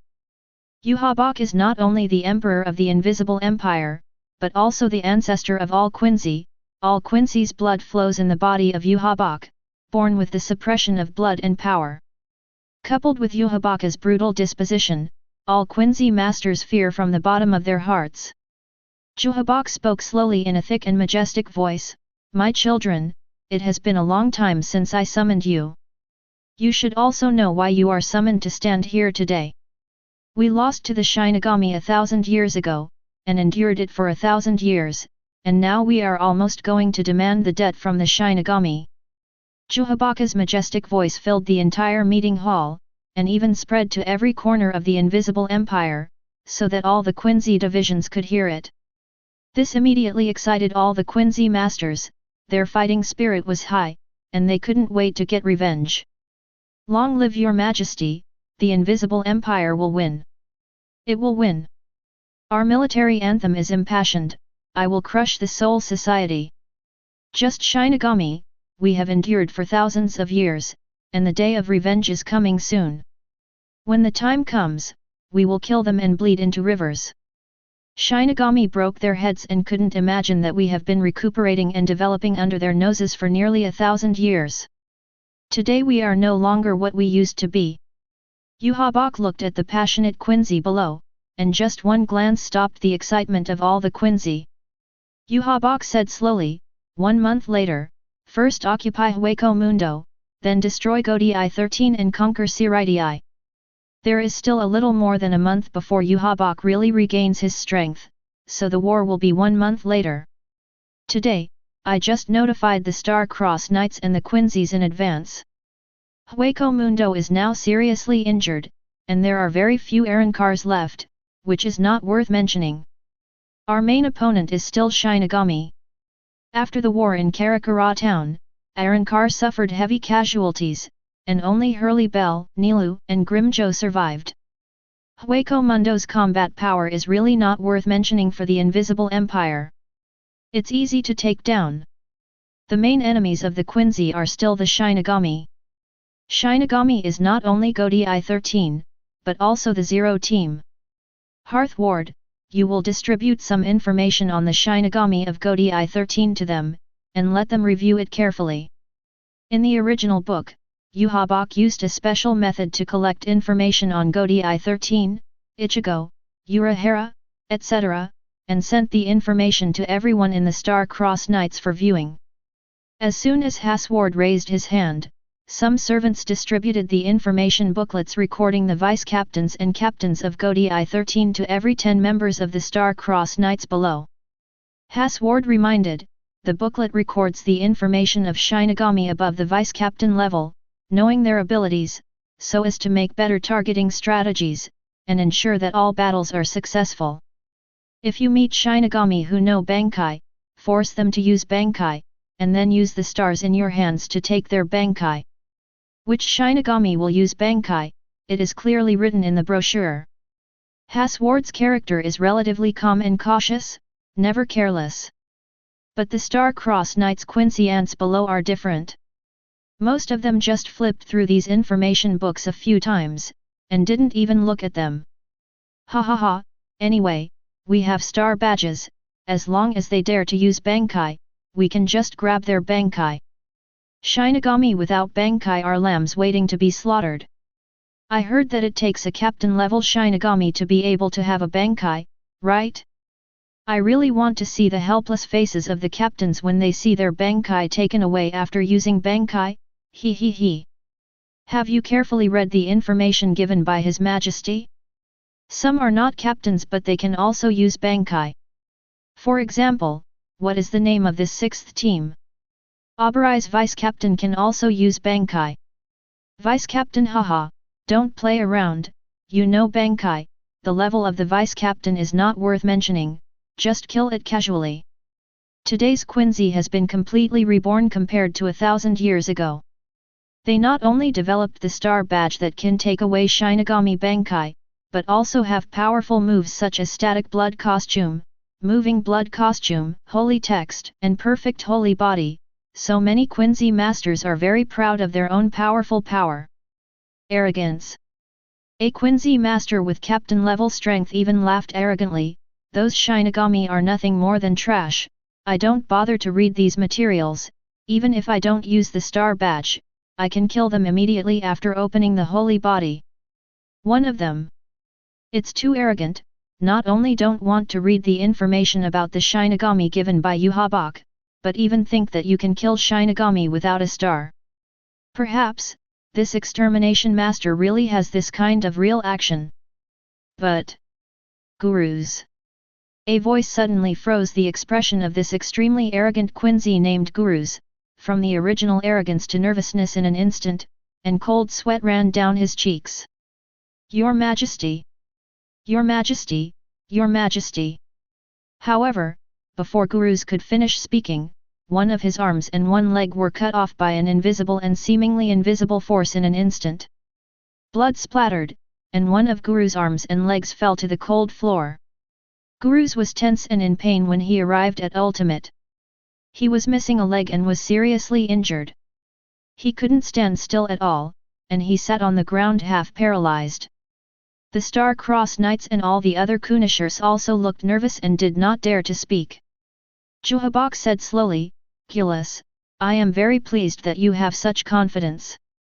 But, do you have any objection to my decision? This Quincy master named Gurus was so arrogant that he said that he could blast Shinigami without reading the information or using the star badge that can capture Shinigami Bankai. The Shinigami information is obtained by Yamamoto or Hasward in a special way, so that the Quincy can understand the opponent, let them see the Shinigami use Bankai, and use the star badge to take it. But Gurus is arrogant and refuses to listen. Isn't this violating the order of Hōgyoku? Your Majesty, I don't mean that, I just think that Shinigami and others are like ants, unworthy. Gurus, who had lost an arm and a leg, didn't dare to complain or show any anger, only endless fear, and hurriedly explained. Did I tell you to sit and talk, Gurus? Stand up and speak if you have something to say. Only, Yubik just made him stand up and talk. Gurus looked panicked to Ultimate, struggling in a hurry to stand up. But with only one leg and one arm left, he couldn't stand up because of the panic. Juhabok, since you can't stand up anymore, then there is no need for you to exist. Be the cornerstone of peace, Gurus. Ah! The other Quincy's only heard a shrill scream, and the quincy named Gurus was cut into pieces by Yamamoto in an instant, and died. Everyone looked terrified. At the same time, I understood once again that this is the end of violating the will of Yamamoto. In the Invisible Empire, if anyone makes Yamamoto unhappy, the only way to go is death. Many regulations of the Invisible Empire are also relatively strict. For example, if anyone is defeated, he will basically be executed. If he wants to survive, he must not lose. It can be said that Yamamoto is an out-and-out tyrant. As soon as Hasward on the side raised his hand, someone came to clean up the corpse and clean up the traces. Yamamoto swept towards the crowd below, making all the quincy hold their breath and concentrate, and even tensed their throats. Yamamoto smiled lightly, and said slowly, "The only shortcoming of the Star-Crossed Knights is that they underestimate the enemy." He continued, "In addition to, there are still 5 unknowns on the Shinigami side, I call them the 5 special forces." Then, Hathward is responsible for explaining the 5 special combat powers of the Shinigami side appointed by Yamamoto to the Star-Crossed Knights and, obtained, all the quincy divisions. Potential combat power, Kurosaki Ichigo, has the possibility of unpredictable evolution, which must be ruled out first. 11. Combat power, Zaraki Kenpachi, will not attenuate under any circumstances and will only further increase the combat power and fighting spirit, which cannot be underestimated. Means, Yura Harakisuke, can solve problems and dilemmas cleanly and neatly with endless unknown means, which may be a variable. Ryutsu, Aizensuke, whose Ryutsu is unfathomable, any skill may be in vain in front of this overwhelmingly powerful Ryutsu, although Aizen is now imprisoned in the endless hell. But we must not underestimate it, it is best to recruit him. Wisdom, Ichibe Hisub, the oldest known Shinigami, has the highest seniority and the deepest intellect, we know almost everything about him, probably only His Majesty knows. Can handle. 11. Hasward explained to the Star-Crossed Knights and other quincy men below the 5 special combat powers of the Shinigami side appointed by Yamamoto. This time, everyone dared not talk nonsense and listened carefully. Went in. However, the pride in the bones of many members of the Star-Crossed Knights cannot be changed. From the bottom of their hearts, they sneered at many Deathshendu, even the 5 special combat powers, they didn't fully pay attention to them. Subsequently, the session ends. Hathward asked the Star-Crossed Knights and all the quincy divisions to go back to prepare their troops and attack Hōgyoku and Shirai a month later. But, what they don't know is that Sequan and Shirai have undergone earth-shaking changes because of Chiba. The battle a month later was not as simple as they expected. Chapter 58. Chiba's fortune-telling shop. Chiba is telling Hurley Bell's fortune at this time. Hurley Bell is a Minos Grande of the Vasto Lord level, and her strength is relatively strong. After her fortune-telling, it is estimated that Chiba can also get several hundred days of intelligence. It was the first time for Hurley, Bell, Nilu, and others to see Chiba fortune-telling. They all stared at Chiba, wanting to see whether Chiba knew everything as Starkey said. Chiba closed his eyes and spoke slowly to everyone. "You, Hurley Bell, rescued your 3 subordinate officers in the early stage. You regarded them as partners, and lived and acted together later. Because of your relatively strong strength, there are very few ghosts in Hōgyoku who dare to attack you. Your life is pretty peaceful. However, you are too kind. Hōgyoku is a place where the weak prey on the strong, but you have the idea that you don't want the power gained by killing others to make yourself stronger. Even in the face of enemies attacking yourself, you don't choose to kill devouring, but also think that the pursuit of sacrifice must pay the price of sacrifice. Baragan, the former king of Hōgyoku, invited you to be his servant, but you refused, and he held a grudge. Afterwards you were besieged by Baragan and Baragan's subordinates, you were defeated, and Aizen just appeared to save you, so you maintained an attitude of gratitude to Aizen, and at the same time, in order to strengthen your own strength and protect your 3 subordinate officers, and become a member of Aizen, the third Espada. 2 years ago in the Karakura town battle, you faced Hitsugayachwir, the captain of the 10th squad. Your water attribute was restrained by the opponent, but you still performed well, but in the end you were rejected by Aizen, thinking that you had lost value, and Aizen attacked you. In the face of a huge gap in strength, you are invincible and defeated. After the war in Karakura town, you received a new Orium's treatment, returned to Hueco Mundo with 3 subordinate officers, and gradually became the master of Sui Palace. The above is your past. 11. Chiba calmly told everyone about Hurley Bell's past. 420. This made the eyes of Hurley Bell and her 3 subordinates widen in disbelief. Because what Chiba said, it is not bad at all. Everything about Hurley Bell's past, Chiba has accurately calculated it all. Oh my god, it's amazing, Master Chiba is absolutely right. How did Chiba-sama do this? It's as if he knows everything. That's right, we were deceived by that guy Aizen and worked for her. In the end, we only said that you are worthless, and even chopped up Mr. Hurley Bell with our own hands. It's disgusting. Hurley Bell's 3 subordinates, Lioness, Deer, and Snake, either marvel or complain about the indifferent and heartless Aizen and their tragic experience. Nilu and his 2 subordinates couldn't help admiring Chiba Mulu. Master Chiba's ability is amazing, good. It was also the first time for Stark to see Chiba's fortune-telling. At this time, he released the form of Returning Blade, and the subordinate officer Lilynet was beside him. He touched Lila Knight's head with one hand, and sighed softly, Master Chiba, those eyes seem to be able to see through everything in this world. After fully merging with Hōgyoku, Chiba's original black hair was covered with a layer of lavender, and his eyes turned into a slightly weird purple. Coupled with Chiba's mysterious fortune-telling ability, Stark and Lilynet felt that Chiba seemed to be able to see through everything in this world. That's right, Chiba is a time traveler who knows everything about the Shinigami world like the back of his hand. Chiba smiled lightly, the past has been counted, and the next is your future. It's finally time for the future. The future is unpredictable, and except for Chiba, no one dares to say what will happen in their future. Hurley Bell and the others are ill-fated, so naturally they also hope to know what will happen to her future.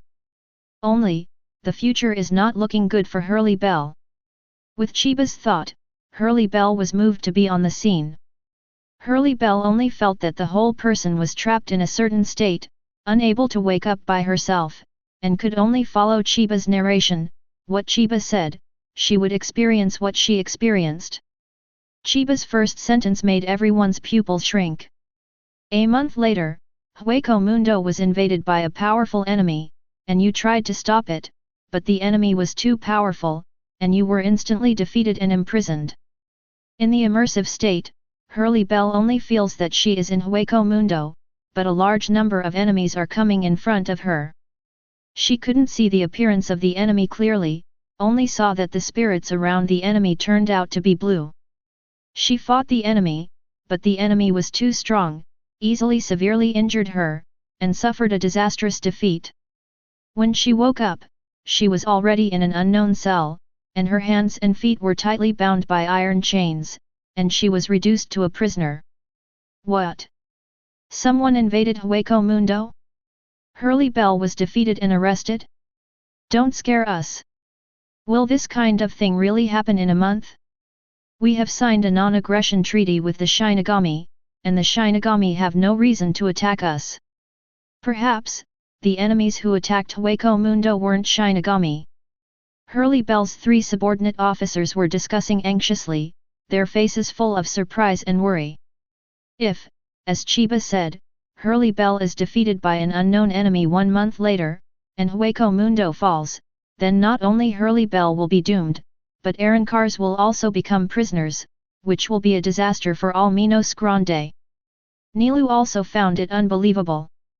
After all, who would have imagined that Hueco Mundo would encounter such a catastrophe after the Karakura Town War and they had lived peacefully for a year or 2? Nilu's 2 subordinates jumped up in fright and hugged each other. What about Pai Pei? There are enemies who want to capture our Hueco Mundo, and even Master Hurley Bell is no match for us. What will we do then? It doesn't matter if the two of us die, Mrs. Nilu, we will protect Mrs. Nilu even if we die. Starkey was also a little surprised. And judging that the enemy who will invade Hueco Mundo in the future should not be the Shinigami. After all, Shinigami has already signed a treaty with Hueco Mundo, and Shinigami is playing the role of maintaining the balance of the three realms. It is impossible for them to invade Hueco Mundo and kill the virtual to destroy the balance. Who could it be? Starkey narrowed his eyes, thinking. And Chiba also said the last sentence, in the end, you survived and were rescued, DBBE. In the original book, Hurley Bell was imprisoned in the prison of the Invisible Empire, and it was Nilu who finally rescued her. The fortune-telling is over. The voice of the system rang in Chiba's mind. Congratulations to the host for completing the fortune-telling for Hurley Bell, rewarding you with 300 boot points. Although this fortune-telling was relatively brief, Chiba also gained 300 points of secrets, which is quite good. And because the fortune-telling was over, Hurley Bell's immersive state disappeared and he woke up with a start. I saw her expression was a little frightened, and cold sweat was pouring out of her body. It's not that Hurley Bell's mind is not firm enough, but that in her consciousness just now, she really experienced the battle with Yamamoto and other Quincy masters, and was imprisoned again. Can she not be frightened? Okay, you've finished your calculations, and you know your original future trajectory. Chiba said lightly. After hearing Chiba's voice, Hurley Bell's panic eased a bit. Sorry Chiba-sama, I lost my composure. Chiba smiled, it's no fault of you, and what you are most worried about is not yourself, but what happens to your three partners. A large part of Hurley Bell's gaffe was because she was worried about whether her three subordinate officers would be imprisoned like her in the future, or would be directly killed by the enemy, which was the last thing she worried about or wanted to see. Master Chiba, are those enemies who invaded Hueco Mundo the Shinigami? Who are they? Hurley Bell's three subordinate officers also asked in panic and confusion. Chiba shook his head slightly. This question no longer belongs to the category of fortune-telling. Chiba fortune-telling basically only tells about the main things that will happen to the fortune-teller in the future, and I don't want to talk about other things. Hurley Bell's subordinates were somewhat disappointed, but they did not dare to show any dissatisfaction with Chiba. Because they feel that Chiba's strength is unfathomable, and there is a Starkey standing beside him, how dare they make a mistake? If you really want to, Starkey alone can take down Hueco Mundo. Chiba said lightly, since I have already told your fortune, I will naturally give you a good fortune. Because Hurley Bell's future doesn't become stronger or anything, she can't become stronger in the future, and Chiba's practice is that anyone who comes to him for fortune-telling can get all kinds of fortune. Hurley Bell is no exception. The simplest and most effective good luck is to give Wan Chu directly. Chiba said, I will give you stronger power. Hearing Chiba's words, Hurley Bell, Nilu, and several subordinate officers all cheered up, and their breathing became short of breath. Everyone in the Shinigami world, especially Hueco Mundo, longs for great power. Only with strength can one dominate one's own destiny, one can protect one's companions, and one can change one's future. Aizen has used Hōgyoku before, to help these virtuals perform Arrancar and get a stronger force zone. And the power bestowed by Chiba is not comparable to what Aizen bestowed by Hōgyoku. Hurley Bell had heard it from Starkey earlier when he was in the Void Palace.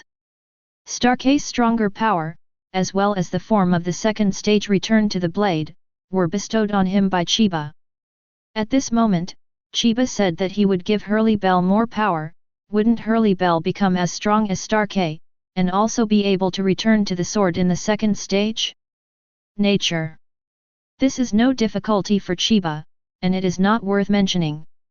I saw Chiba's eyes fell on Hurley Bell, and then a burst of purple ryotsu that was so strong that people were about to suffocate burst out behind him, and this ryotsu was directly injected into Hurley Bell's body. Chiba's Ryutsu has surpassed the limits of Shinigami and Hollow, reaching a higher level of Ryutsu, and with the fully integrated breath of Hōgyoku, it is extremely powerful. At the same time, Chiba also gave Hurley Bell the finishing touch, making it easier for Hurley Bell to comprehend this powerful force.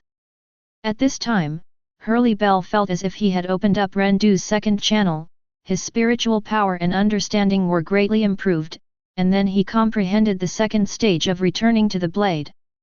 She instinctively shouted, "Conquer him, Queen of the Shark!"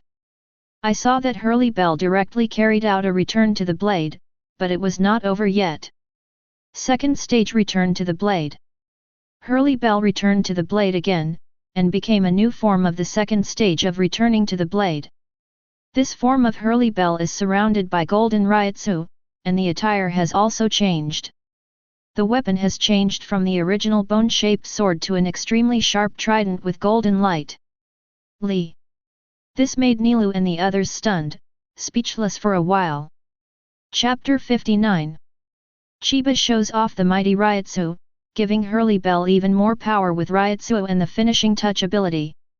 Originally, Nilou and others couldn't feel the Ryutsu on Chiba's body. First, Chiba's Ryutsu was too powerful, far surpassing them. In addition, Chiba restrained Ryutsu on purpose, so they couldn't perceive it at first. But when Chiba actually released Ryutsu, all of them looked shocked, including Stark. Because the Ryutsu released by Chiba is too powerful, beyond their imagination. Was Aizen's Ryutsu strong enough in Hueco Mundo? However, today Chiba's Ryutsu is scarier than Aizen, far more than Aizen at that time. It's outrageous. And Hurley Bell, with the help of Chiba, gained a stronger Ryutsu and a second stage return to the blade. At this moment, Hurley Bell, Ryutsu, and the combat power of the second stage return to the blade are much stronger than before. It's like Shikai for the first stage of returning blade, and Bankai for the second stage of returning blade. Bankai is of course better than Shikai. Everyone was suddenly surprised and envious. Nilou, Sister Bell, you are so strong in the second stage returning blade form. Nilou is far inferior to you, Sister Sleepy. Nilou and Hurley Bell are both the original number 3 Espada, and both are Arankars of the Vasto Lord level. The difference in combat power should not be much different, but Nilou has old injuries on her body and is not stable. And Nilou clearly felt that Hurley Bell, who is now in the second stage of returning to the blade, is far from what she can match in the first stage of returning to the blade. Hurley Bell is already much stronger than her. Stark on the side nodded. That's right, you have also obtained the power of the second stage returning blade form bestowed by Master Chiba. Hurley Bell, who also learned the second stage returning blade, may still not be able to beat Stark, but the difference is not too big. The three subordinate officers of Hurley Bell were extremely excited, shouting one after another, "Master Hurley Bell! Congratulations to Mr. Hurley Bell for gaining stronger power, so that we may not be afraid of the enemy in a month's time. Congratulations, Lord Hurley Bell!" They even thought that Hurley Bell, who has gained more power now, might be able to stop the enemies from invading Hueco Mundo in a month's time.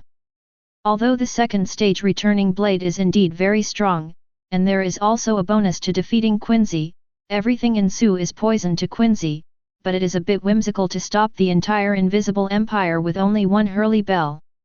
Hurley Bell himself knelt down on one knee after feeling her brand new form and power, and stuck the weapon in his hand that resembled the trident of the sea god on the ground, clasped his fists together and said gratefully, "Thank you Lord Chiba for giving me the power, I will always be grateful and remember." Hurley Bell has always wanted to have stronger power to protect her partners, especially after hearing from Chiba that a powerful enemy invaded Hueco Mundo a month later. Chiba also gave her more powerful power, and she expressed her gratitude to Chiba, heartfelt gratitude.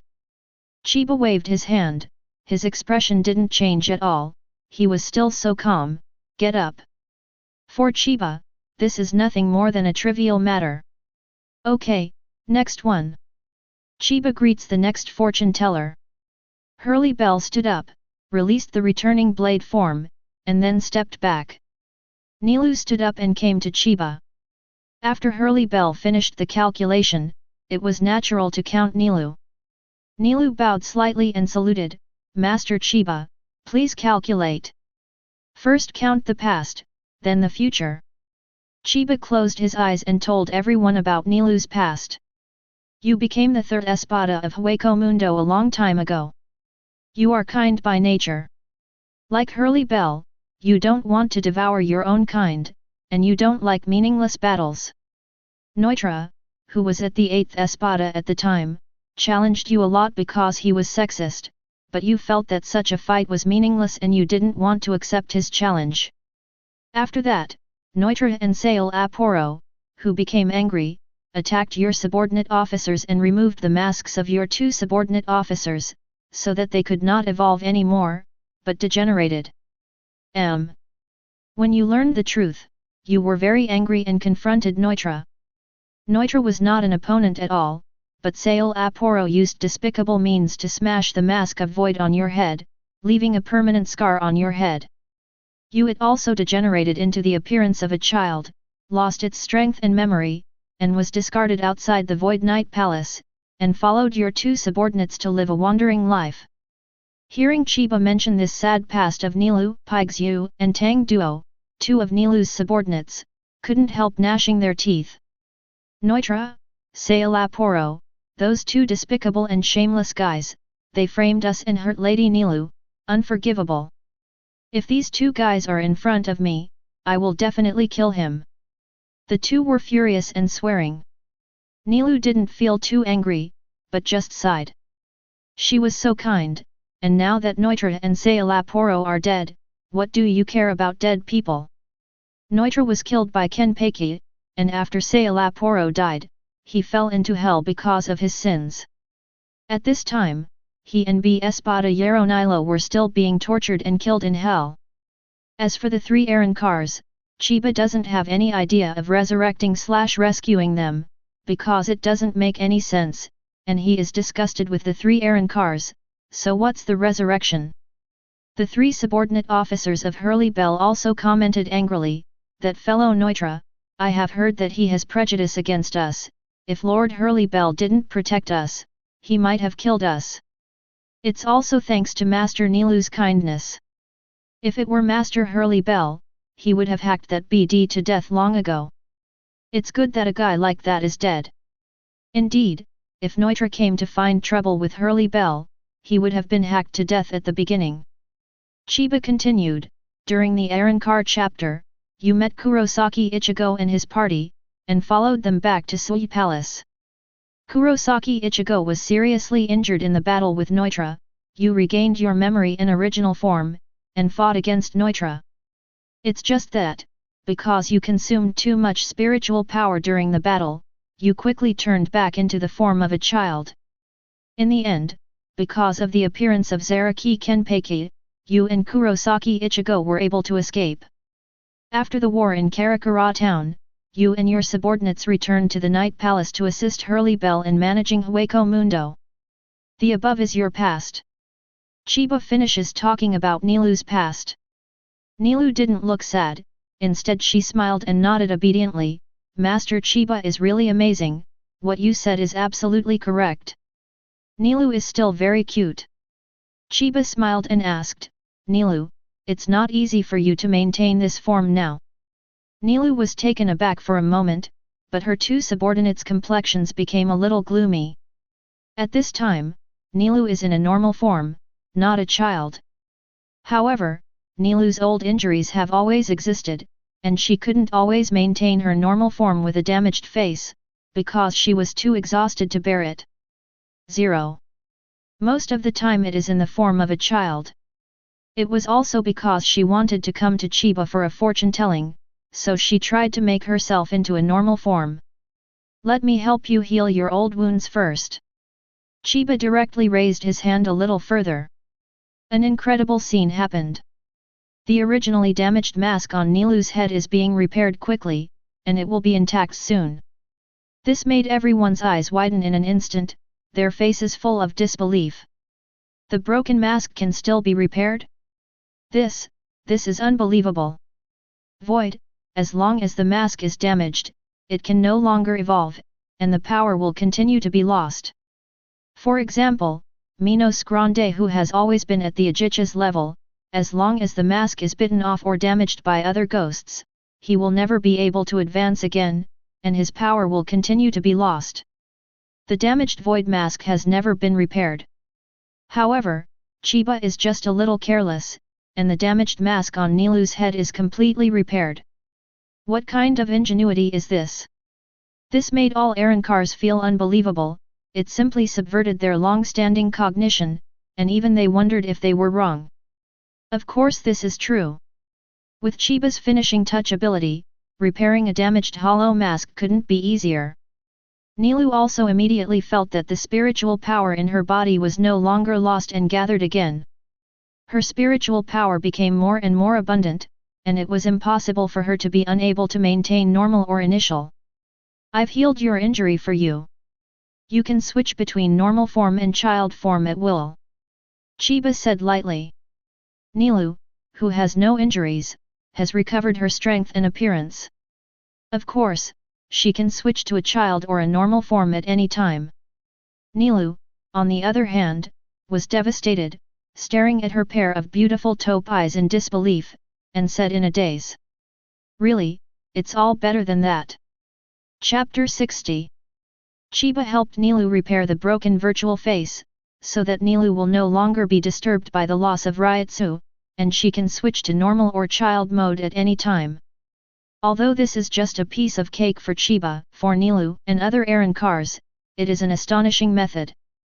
After all, among all the Shinigami, only Chiba has such a shocking ability.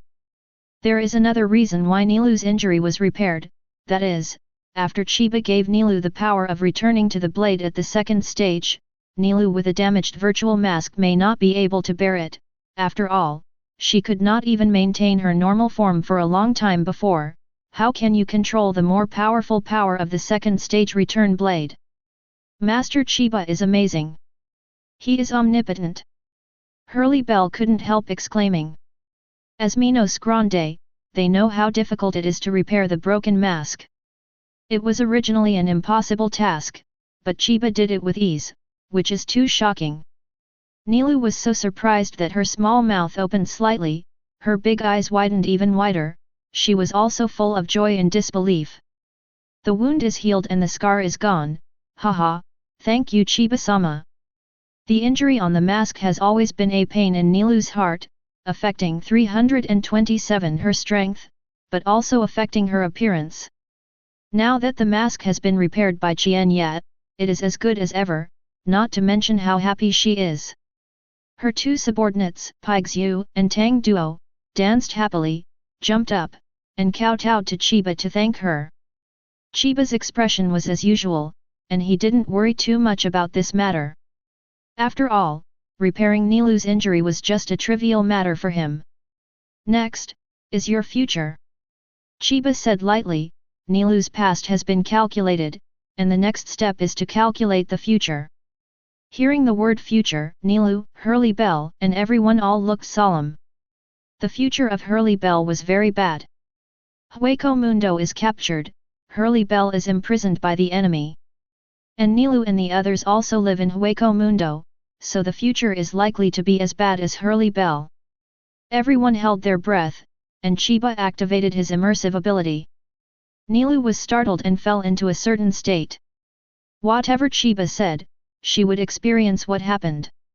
Chiba said, 1 month later, powerful enemies invaded Hueco Mundo. Hurley Bell, the king of Hueco Mundo, was defeated and arrested, and Nelilu escaped to the present world. Hearing that Chiba said that Nilu had escaped to the present world, Nilu's two subordinates breathed a sigh of relief. At least it turned out better than Hurley Bell's arrest. For them, it's great that Nilu is fine. However, Nilu, who was on the scene, knew that her escape from Hueco Mundo was so thrilling and difficult, and the enemy was so powerful and terrifying. Chiba continued, you escaped to the present world and met Kurosaki Ichigo. You explained the news that Hueco Mundo was captured to Kurosaki Ichigo and others, and then followed Ichigo and others to Hueco Mundo for rescue. You got some injuries while fighting in Hueco Mundo.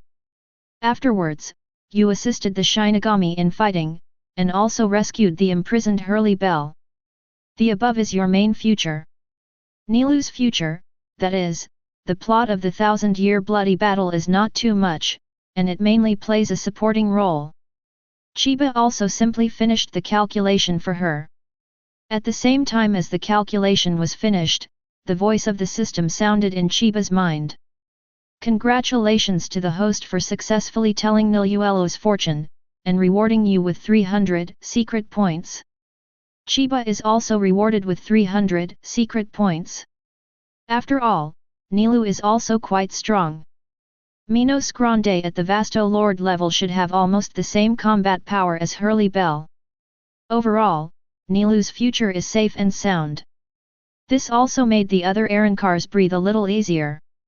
The immersive state ended, and Nilou came back to her senses and opened her eyes. It's just that the surprise and solemnity in his eyes are far from gone. After finishing the fortune-telling, Chiba also directly bestowed fortune on Nilou. Since you already know your original future, what you have to do is to change the future as much as possible. I will give you greater power. As Chiba said, he raised his hand towards Nilou. I saw Chiba's purple Ryutsu, which was so powerful that the world changed color, poured into Nilou's body in an instant, and Nilou's whole body was wrapped in purple Ryutsu.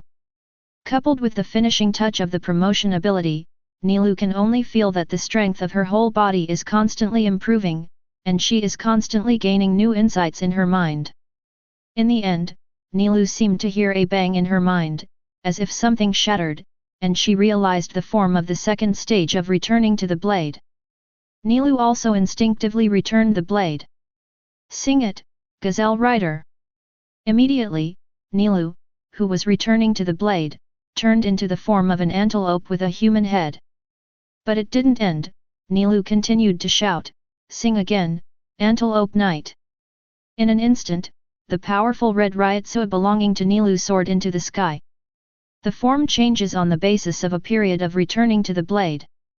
Originally 2 antelope horns, one grew from the middle of the forehead and became 3 horns. The mane on the antelope became darker, protecting the body like armor, and the blue hair and tail became longer. The oval javelin also flashes a dazzling and powerful red light. This is Nilou's second return to blade. Master Nilou will also return to the blade at the second stage, and the form of the second stage return of the Master Nilou is too powerful. Master Nilou, who has become stronger, will definitely be able to beat the enemy violently, and beat the enemies who invaded Hueco Mundo to the ground. Ha ha ha! Nilou's 2 subordinates jumped up excitedly again. At this moment, they felt that there was nothing that would make them happier than Nilou becoming stronger. Hurley Bell is also a little scared by Nilou, who is in the second stage of returning to the blade, because Nilou in this form, Ryutsu, and combat power are probably almost the same as hers. Of course, this is better. The stronger they are, the more likely they are to protect Hueco Mundo in the future. This is the second stage of returning to the blade. Nilou herself muttered. She felt the more powerful power brought by the new form, and only after she obtained it herself, would she know how powerful it is. It's as if the original return blade is Shikai, and the second stage return blade is Bankai. It's several times stronger. After experiencing this power for a while, Nilou released the returning blade status and returned to normal. She took a deep breath, and then bowed to Chiba. "Master Chiba, thank you very much for giving me this strength. Nilou will always remember it in my heart."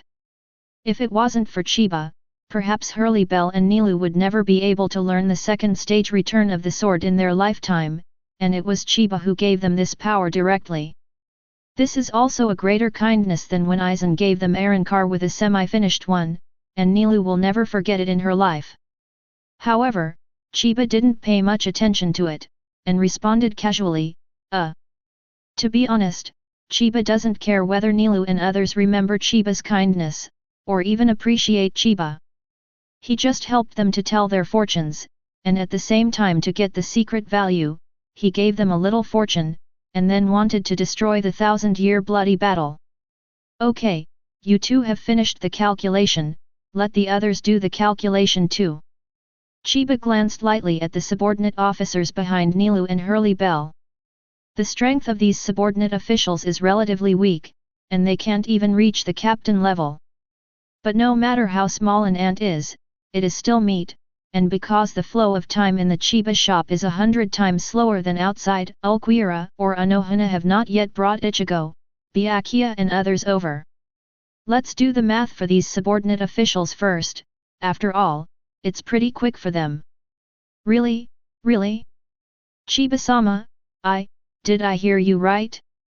Are you really going to tell our fortune?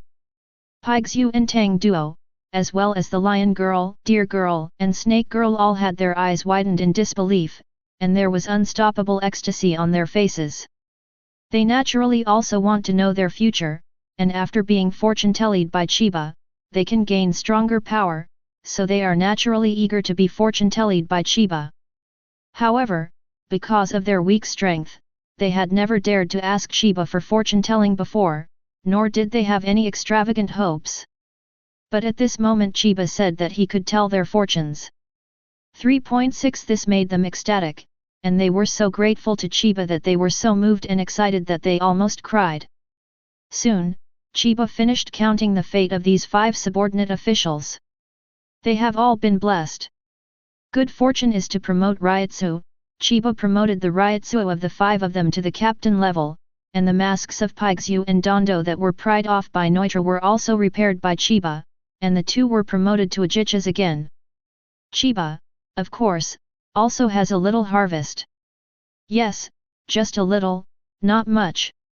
Because the strength of these 5 subordinate officials is too weak, Chiba only got 50 secret points for fortune-telling to one person, and the total of 5 people is 250 points, which is indeed a little less. Including the 600-day machine value obtained by fortune-telling Hurley Bell and Nilou, the total is 850, and the harvest is not bad. Not long after Chiba finished telling the fortunes of the 5 people, the space in front of his shop twisted and the space was torn apart. Ulquiorra and his party came out from inside. Master Chiba, your subordinates have brought Kurosaki Ichigo, Ishida Uryu, and others here. Chapter 61. Ulquiorra and his party came out of the black cavity. Because this black cavity is directly connected to Chiba's fortune-telling shop, all of them Ryotsu did not spread outside, and everything was so silent. Putting his left hand on his heart, Ulquiorra bowed in salute. Master Chiba, Kurosaki Ichigo, Ishida Uryu, and others have been brought here. Chiba nodded slightly. You're doing well, Ulquiorra. Originally, Chiba only asked Ulquiorra to invite Ichigo and Uryu, but now Ulquiorra also brought Urahara, Uryuaki, and Grimjo, which is considered an overfulfillment of the task. Of course, all this is also under Chiba's anticipation. Ichigo and the others were the first to see Hurley Bell, Nilou, and others, which made them very surprised and surprised. Nilou? Paigyu, Tang Duo? You, how are you here? A few people in Ichigo saw Nilou and the others by accident, and Ichigo and the others could clearly feel that Nilou, Hurley Bell and they are all subordinates, and everyone is different from before. The most intuitive feeling is that Ryotsu has become stronger. Nilou and Hurley Bell, as well as Starkey who was revived by Chiba, their Ryotsu is much stronger than before. This is relatively easy to understand. Ichigo and the others can guess that Nilou and the others should have learned the second stage 31 returning blade like Ulquiorra and Yami, and gained even more powerful power. However, what makes them even more incomprehensible is that even Nilou and the others have become so strong.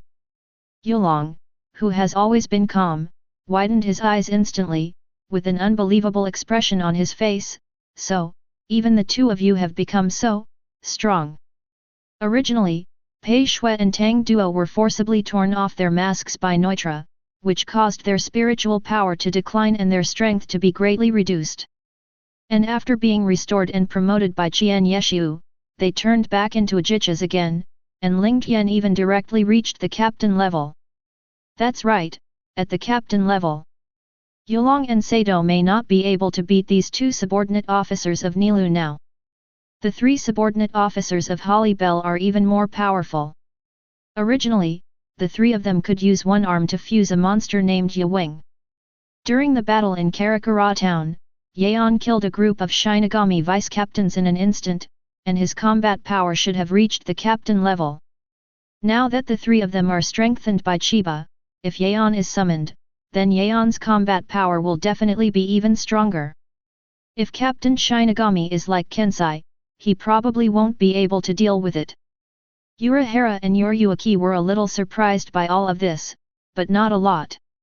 Because they made a worst guess from the beginning, it is not very difficult to predict that Chiba can resurrect these dead espadas, then resurrect a few more, or strengthen Arankar. It's just that Urahara couldn't guess why Chiba would do this. Urahara looked dignified, narrowing her eyes slightly, looking at the man in white with black hair and long black hair sitting behind Holly Bell, Nilu, and the others.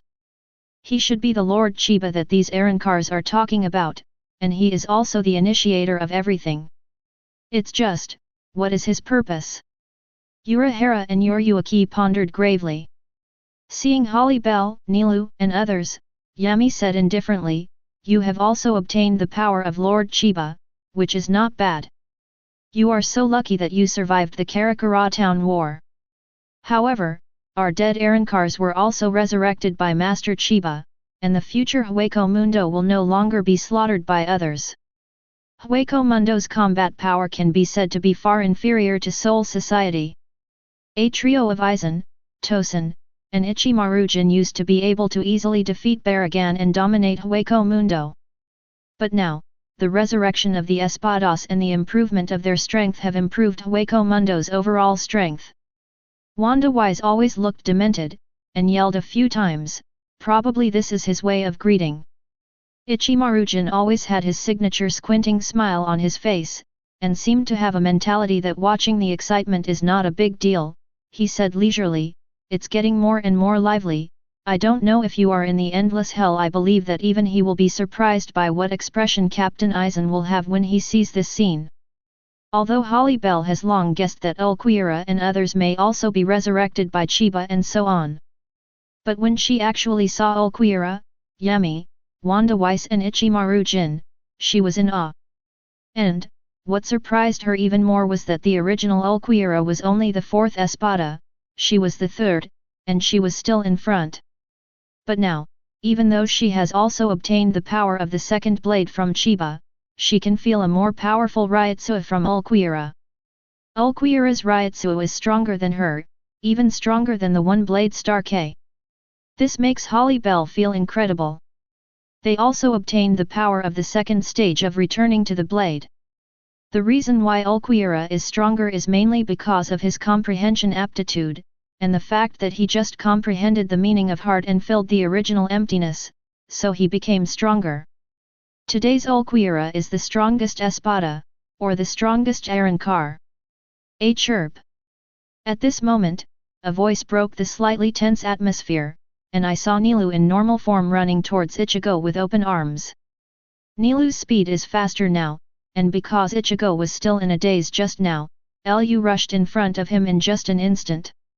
"Hey, wait, ah!" Ichigo looked terrified, but it was too late to dodge, and was hugged by Nilu, who was full of excitement and opened her arms. "Shishiju, Nilu misses you so much." "Shishiju. Woohoo!" Nilu hugged Ichigo tightly, crying with joy. Because after the war in Karakura town, Ichigo lost the power of Shinigami. Even if he regained the power of Shinigami in the completion of the magic chapter, Ichigo has not been to Hueco Mundo and has not seen Nilu for 2 years. That's why Nilu is so excited when she sees Ichigo at this time. Even if she is in a normal form now, she has almost the same personality as a child. It's just that this is a pain for Ichigo. Crunch! Everyone only heard the sound of bones creaking, and the sound became louder with Lu's strength. "Ah, ah!" Ichigo kept screaming and wailing, "Nilu! Don't, Let go, let me go, Nilu, I can't breathe, I'm going to die. Ichigo was so miserable that he was hugged tightly by Nilu without any warning. You must know that Nilu is in a normal form now, and the broken mask was repaired by Kyunyi, her spiritual power is no longer lost, and she has gained a stronger power. In addition, Nilu is not serious or serious when she is excited. The pain only Ichigo knows. What?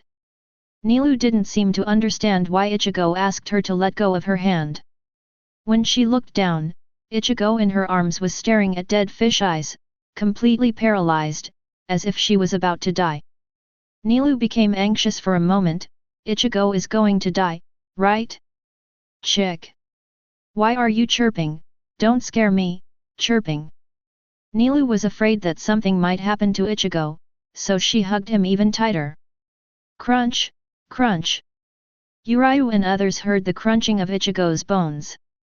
This embrace of Vasto Lord Minos Grande is simply terrifying. Ichigo, are you alright? Sato, who was carrying Grimjo on his shoulder, asked hesitantly. Yulong's throat moved 457, and he twitched the corner of his mouth. Should be fine, that guy Kurosaki has thick skin and thick flesh, he shouldn't be able to die, he should. Orium was completely flustered, and waved his hands anxiously on the side. Miss Nilu, please. Please don't do this, if this continues, classmate Kurosaki, he will die. Miss Nilu. Let go, classmate Kurosaki is already foaming at the mouth. Under Orium's hurried persuasion, Nilu realized that she was hugging too hard, and then quickly let go of Ichigo. However, at this time, Ichigo felt as if his bones were about to be broken, rolled his eyes, and collapsed on the ground weak. He coughed a few times before he was able to catch his breath. Also, Orium noticed that Ichigo was injured. Kurosaki-san, your nose is bleeding, let me treat it for you. Seeing that Ichigo was bleeding from his nose, Orium was very anxious and nervous. She felt that Ichigo might have suffered an internal injury, so she immediately wanted to treat Ichigo with the Shuangtianguis healed. However, the expressions of Yulong and Urahara on the side were a little strange. Yulong coughed dryly and reminded, Inu, there is no need to treat him, he is fine, it's just a little nosebleed, it's normal. Ichigo also quickly endured the pain, stood up desperately, wiped off the nosebleed, and said solemnly, Inu, I'm really fine, I'm fine. To improve his convincing, Ichigo also waved his arms and jumped to prove that he was really okay and not injured. Seeing that Ichigo is fine, Nilu and Orium are relieved. At this moment, several Ryotsuo appeared again, and Ichigo and others hurriedly turned their heads to look, and their eyes widened instantly. Unohana, Renji, Rukia, and others also came. Chapter 62. Renji, Rukia, Byakuya, Captain Unohana, Captain Kyo, Captain Jushiro, are you all here? Ichigo and others were very surprised that Renji, Rukia and several Shinigami captains also came here. Are they also invited? Yulong pushed his glasses and thought, perhaps they were invited here by force just like us. No, they are more like coming here by themselves. Because Renji and the group did not have Arankar like Ulquiera, but were led by Renji and Unohana, so it was more like they came by themselves. Urahara and Yoryuki also don't understand what's going on. Does Godi 13 already know about Chiba? Yoryuki asked subconsciously. Urahara observed Renji Unohana and his party coming, and shook his head, no, they probably don't know, or they don't fully know, just look at their expressions. Seeing Renji Uzawa and his party, they were all stunned in place at this moment. What's going on here? Why are these Espada here? Aren't those guys dead? Why did they appear again? Renji looked a little panicked and stammered. Others also found it unbelievable that the dead Espada was resurrected before their eyes. Ulquiera, Yami, Stark, Vandal with, all of them are Vasto Lord level Minos Grande, and they seem to be getting stronger. Unohana's expression couldn't help becoming serious, and she also felt a stronger aura from these Arankars.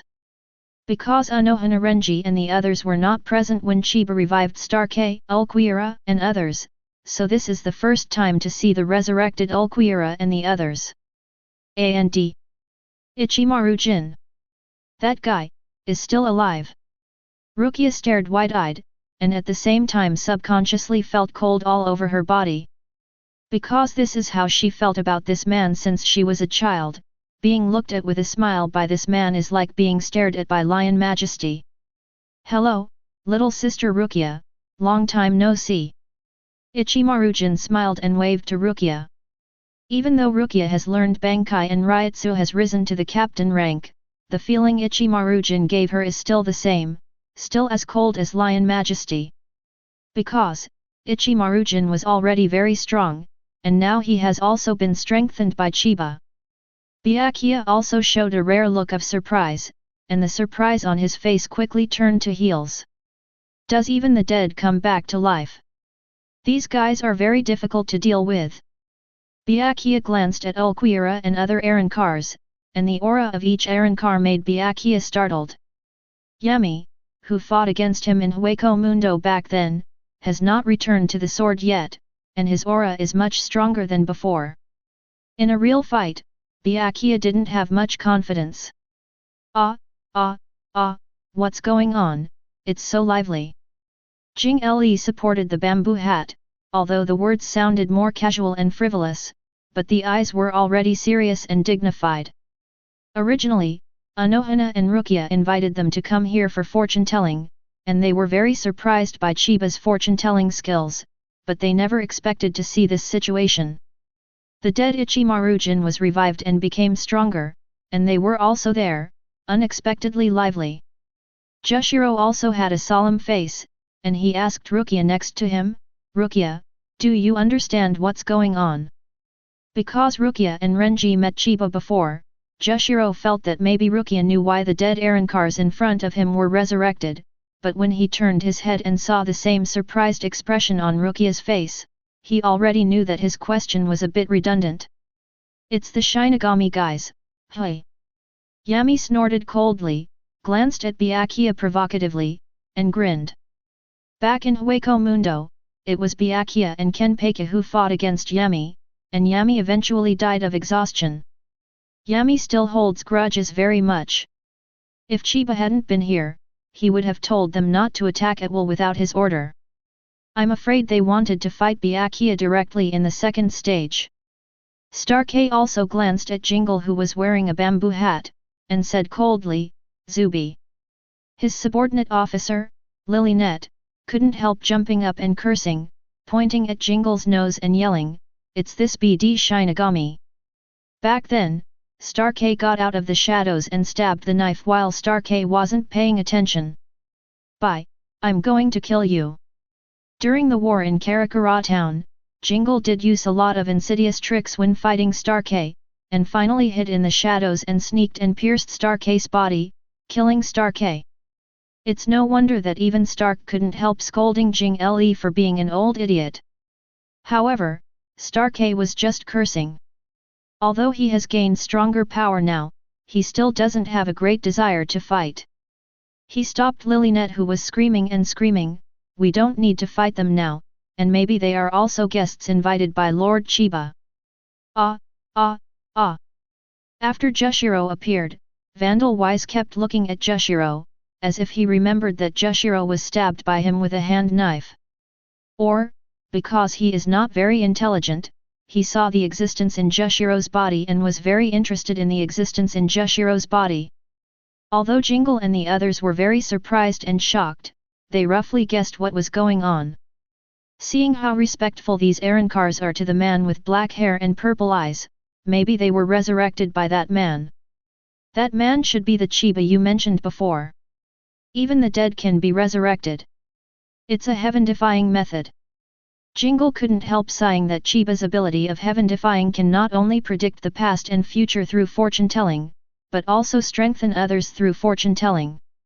He can even do such outrageous things as resurrecting a dead person, which is simply beyond common sense. category. However, Jingle couldn't help thinking. Chiba, what is the purpose? If Chiba wants to stand on the opposite side of Shinigami, then Chiba, who has such a heaven-defying ability and many Arrancar subordinates, is definitely qualified to compete with Godai 13 like the previous Aizen, and even today's Chiba's original Aizen fear. So, can Jingle, Unohana and others not be worried? Can they not be vigilant? Just when everyone in Shinigami was surprised and dignified, Ichigo shouted in surprise, "Renji! Rukia, I haven't seen you for a few months, and you have become so much stronger." At this time, Ichigo clearly felt that Renji and Rukia were much stronger than they were a few months ago. A few months ago, the strengths of Renji and Rukia were estimated to be at the level of vice-captains, and there is still a distance from the real captain level. But now, in terms of Ryutsu alone, the Ryutsu of Renji and Rukia is definitely the Ryutsu of the captain level. Seeing Ichigo's surprised and unbelievable appearance, Renji, who had been defeating in front of Ichigo, immediately came to his senses and was secretly pleased. "Hey, Ichigo, I haven't seen you for a few months, you still haven't improved at all. Me and Rukia are very disappointed in you, very disappointed. Don't think that you don't have to work hard if you have talent, you have to work hard. Ha ha ha, ha ha ha."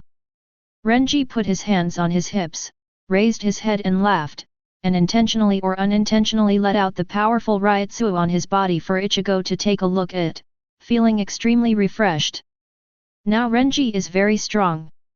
After being strengthened by Chiba, Renji is at the level of the late period of the Millennium Blood War.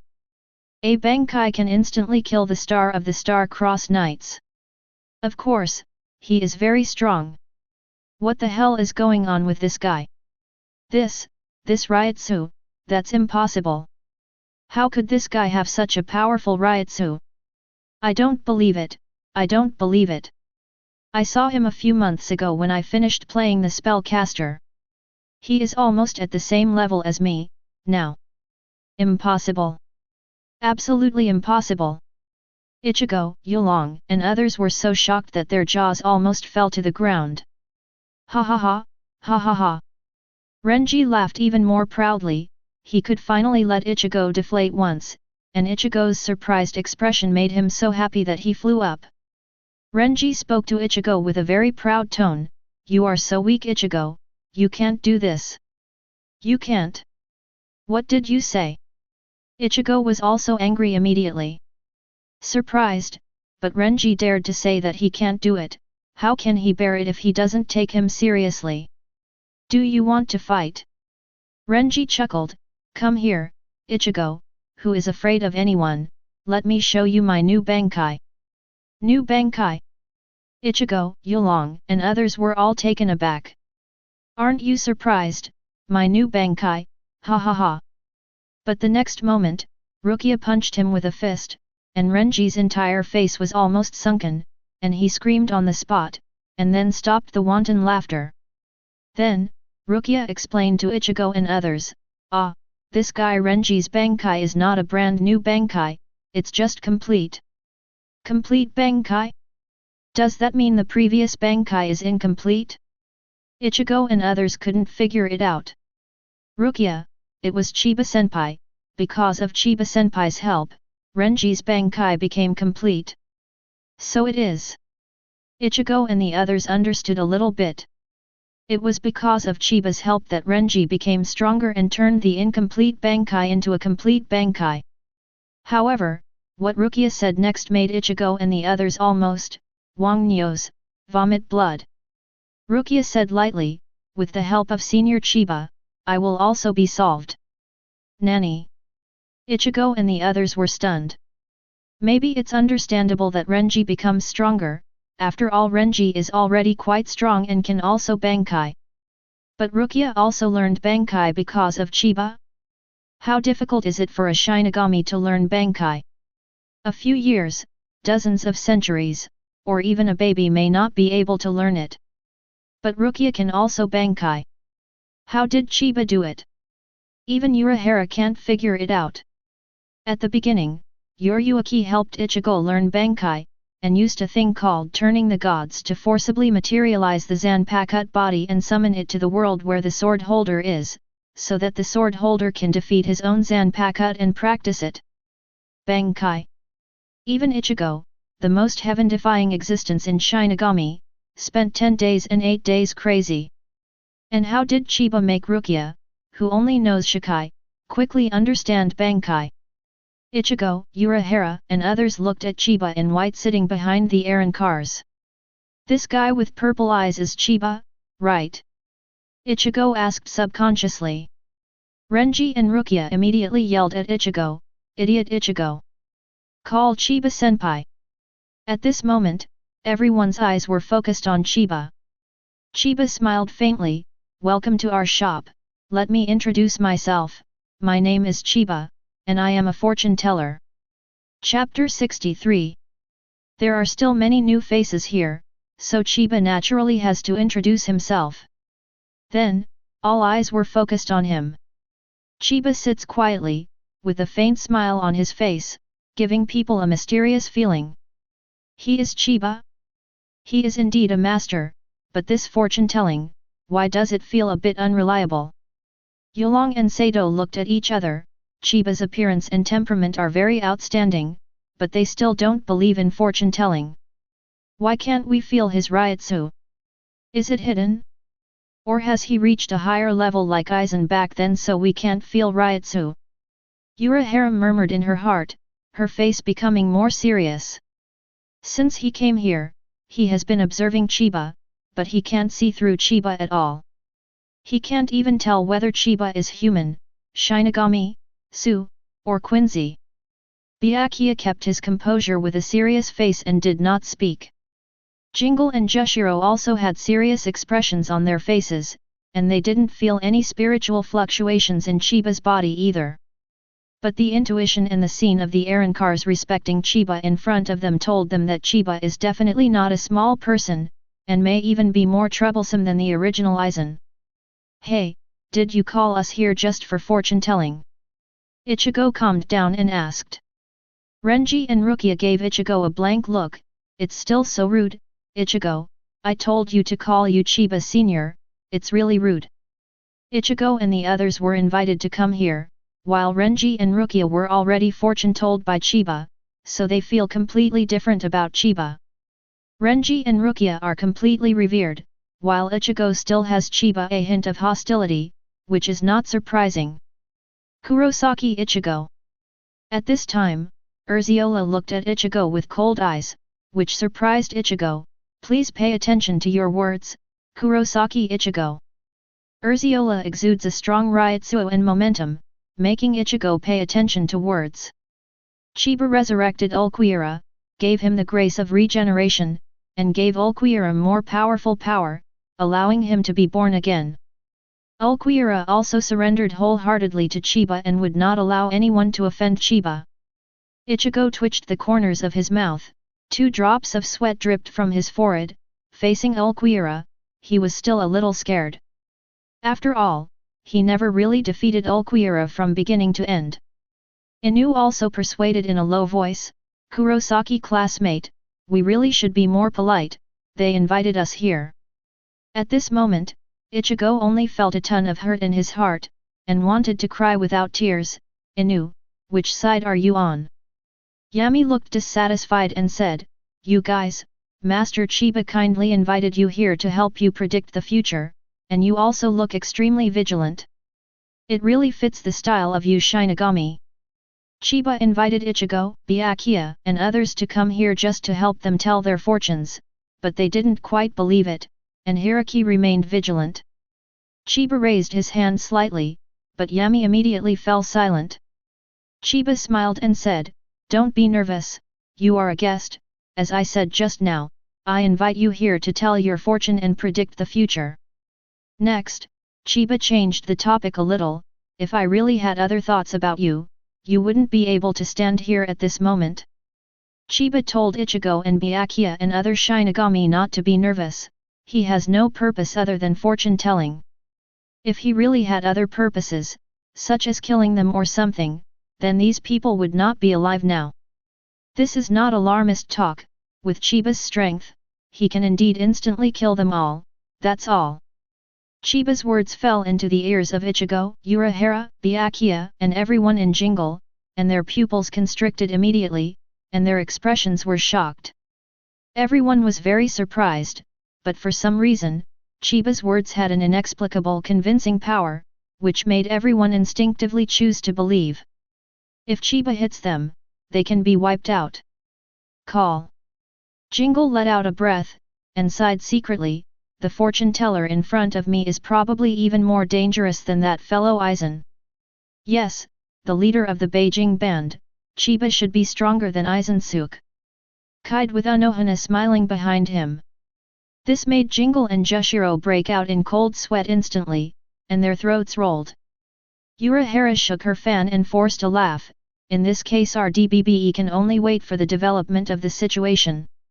Whether it was before or now, the initiative is in the hands of Chiba and Urahara, and the others have no way to resist or raise any objections. After all, Chiba is a heaven-defying existence who can wipe out all of them at will, and now they can only let things develop. Fortune-telling is fortune-telling. Don't worry, Ichigo, I don't know how many people would love to be told by Senior Chiba. Don't look so bitter. Renji and Rukia said to Ichigo angrily. Being fortune-told by Chiba, not only can you know your future, but you may also gain more powerful power. If this kind of thing gets out, how many people will break their heads and want to come here for fortune-telling? Chiba smiled slightly and said, the fortune-telling process is very simple, just put in any currency of any denomination. First count the past, then the future. You, who will come first? Chiba got straight to the point and killed them directly. However, Ichigo and Yulong were a little hesitant, as if they were not willing to be the first. Ichigo suggested, Ishida, why don't you come first? Yulong coughed dryly, no, Kurosaki, you are Shinigami, you have always been better than me, you should come first. Urahara, Yuruaki, Jingle, and Shishiro didn't speak, and they didn't want to be the first. They wanted to see Chiba's fortune-telling with their own eyes and wanted to observe the 12. Mother-in-law, you are still the same Ichigo. Renji was speechless to Ichigo. Rukia sighed a little, and then said to Byakuya, brother, you come first. When Chiba told the fortunes of Rukia and Renji before, they both mentioned the big battle in a month later, and Byakuya would encounter a powerful enemy and be in danger. Rukia was very worried and eager to know the result, so he proposed to let Byakuya be the first fortune-teller. As Rukia said, she took out a soul coin, and the soul coin flew to Chiba automatically. After Chiba finishes calculating, this soul coin will be converted into the corresponding secret value. Byakuya's cheeks moved slightly. In fact, he didn't want to be the first one. After all, no one wants to be the guinea pig first, but Rukia has already decided for him without authorization, so he can only nod in agreement. Byakuya took a light breath, yet. Start fortune-telling. All eyes were on Chiba, holding their breath and not daring to breathe. I saw Chiba slowly closed his eyes, and his tone was extremely calm, first count the past and then the future. Then, Chiba told everyone about Byakuya's past. Byakuya Kukaki, you were born in the Kukaki family, one of the 4 nobles, and you are the eldest son of the Kukaki family. When you were young, you were impulsive. Just one sentence from Chiba made Ichigo and the others stunned. Ichigo, Uraiu, Renji, and Rukia all stared in disbelief. Hasn't Byakuya always looked this cold? Were you impulsive when you were young? Is this fake? Ichigo and Rukia all looked at Byakuya, who was frowning slightly at this time in disbelief. In this case, Byakuya did not deny it, but absolutely cannot admit it. He remained silent, and simply closed his eyes, ignoring Ichigo's and the two of them's suspicious glances. At the same time, I also feel that Chiba is really good at fortune-telling, and even knows about his impulsive personality when he was a child. Yuruaki, Kiraku, and Shishiro looked at each other and laughed. Of course, they knew very well what happened to Byakuya when he was a child. They also think that Chiba's fortune-telling ability is really strong. Chiba, after you became the 28th generation heir of the Kokaki family, your external personality gradually changed. 55 years ago, regardless of your status as the son of a nobleman, you married Kokaki Hima, who was born in Rukongai. 54 years ago, you found Rukia Kokaki, who was still studying at the Spiritual Arts Academy. You overcame all objections and adopted her as your younger sister in accordance with your wife's will. But you were also at the grave of your parents. I swear that I will never violate the order of the Soul Society again. 2 years ago, due to the operation of Aizen and others, Rukia Kokaki was sentenced to death for imparting the power of Shinigami to Kurosaki Ichigo without authorization. You are a sister on one side and a family on the other. In fact, your heart is more painful and entangled than anyone else. At Bipolar Hill, you fought Kurosaki Ichigo and it was evenly matched. Then you also untied your knot and told the truth to Rukia Kokaki. Hearing Chiba's words, Byakuya and others widened their eyes. It was completely accurate. Chiba spoke out the past of Byakuya with great accuracy. The expressions of Rukia and Renji are quite normal, because they have been fortune-tellied by Chiba before and know the ability and accuracy of Chiba's fortune-telling, but Ichigo, Byakuya and others find it very unbelievable. Chiba ignored their surprise and continued. In the Arrancar chapter, you and several other captains went to Hueco Mundo to rescue Kurosaki Ichigo and his party. You arrived in time, rescued Rukia who was being targeted by the 7th Espada Zamari, and killed Zamari. You then teamed up with Zaraki Kenpachi against number 0 Espada Yami and managed to kill him. Then you fought Zaraki Kenpachi at Hueco Mundo and it was evenly matched. This is what Byakuya did in Arrancar. Yami's face was very angry at this time, and he stared at Byakuya fiercely. If it wasn't for being afraid of Chiba, Yami would want to fight Byakuya again now, to get revenge. Chiba, in the Homojutsu chapter, you come to the present world and start a duel with Tsukijima Hidekuro, a member of the Homojima. The opponent's ability is very important. Cut to your Senbonzakura, so as to master Senbonzakura's attack pattern and use your Senbonzakura's weakness to cut you. Byakuya took the risk of speeding up the rotation speed of Jianjing, but was still cut by Tsukishima's left hand, and the opponent activated an ability on you, inserting memory in your past, making you think that he is the teacher who taught you, so that you can't take action against the teacher.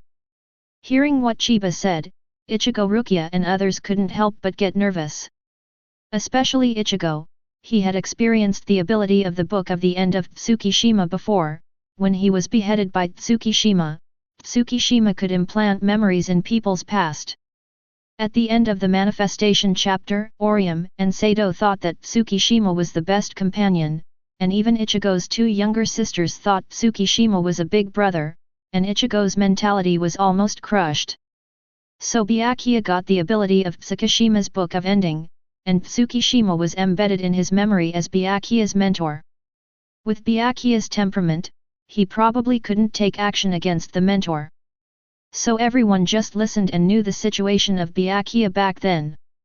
How dangerous! However, at this time, Byakuya's face became a little weird, as if he was a little embarrassed. Think about it. Chiba continued, although you were hit by the opponent's ability, you still grabbed Senbonzakura's petals, and without hesitation, you shot at your mentor Hidekuro Tsukishima, killing him. The body pierced through and won the battle. Byakuya won, and shot without hesitation. This makes Ichigo feel very incredible. Ichigo knows just how difficult Tsukishima's abilities are to deal with. If it was him, he might not be able to do it. He couldn't take action against his companion or mentor, it was very difficult to do it. But Byakuya can. And without any scruples. As expected of Byakuya, she has such a firm heart, amazing. Ichigo couldn't help admiring Byakuya. Rukia and Renji looked at Byakuya with admiration, like little fans and little girls. Brother is awesome, so amazing. Byakuya's expression became more and more strange. Cough cough. Byakuya coughed dryly and turned his head away. But the more this happens, the more Rukia worships Byakuya. Rukia's eyes are staring. Brother, don't feel embarrassed, you will always be my excellent and respected big brother. At this moment, Byakuya was secretly praying in his heart, I can't talk about this matter anymore, otherwise my face as a big brother will be lost. But of course Chiba has to keep talking. Chiba smiled lightly and continued, afterwards, Tsukishima Hidekuro asked why you were so cruel to kill the benefactor who taught you fighting skills. And you're telling Hidekuro Tsukishima that the only reason you're fighting him is because he's an enemy that threatens Kurosaki Ichigo. As long as the opponent is Kurosaki Ichigo's enemy, whether it is a friend or a mentor, you will not hesitate to shoot and kill any object that threatens Kurosaki Ichigo. In short, as long as you are Ichigo's enemy, Byakuya will not hesitate to attack. It doesn't matter if you are my mentor, friend, or other. After Chiba finished these two sentences, the audience fell silent.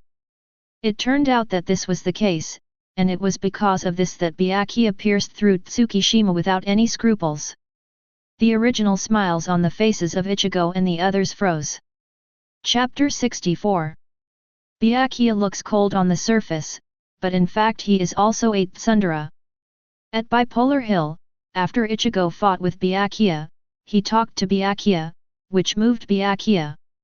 It turns out that when Ichigo came to Soul Society to save Rukia, the enemy Ichigo had to deal with was not Byakuya, but the rules of Soul Society.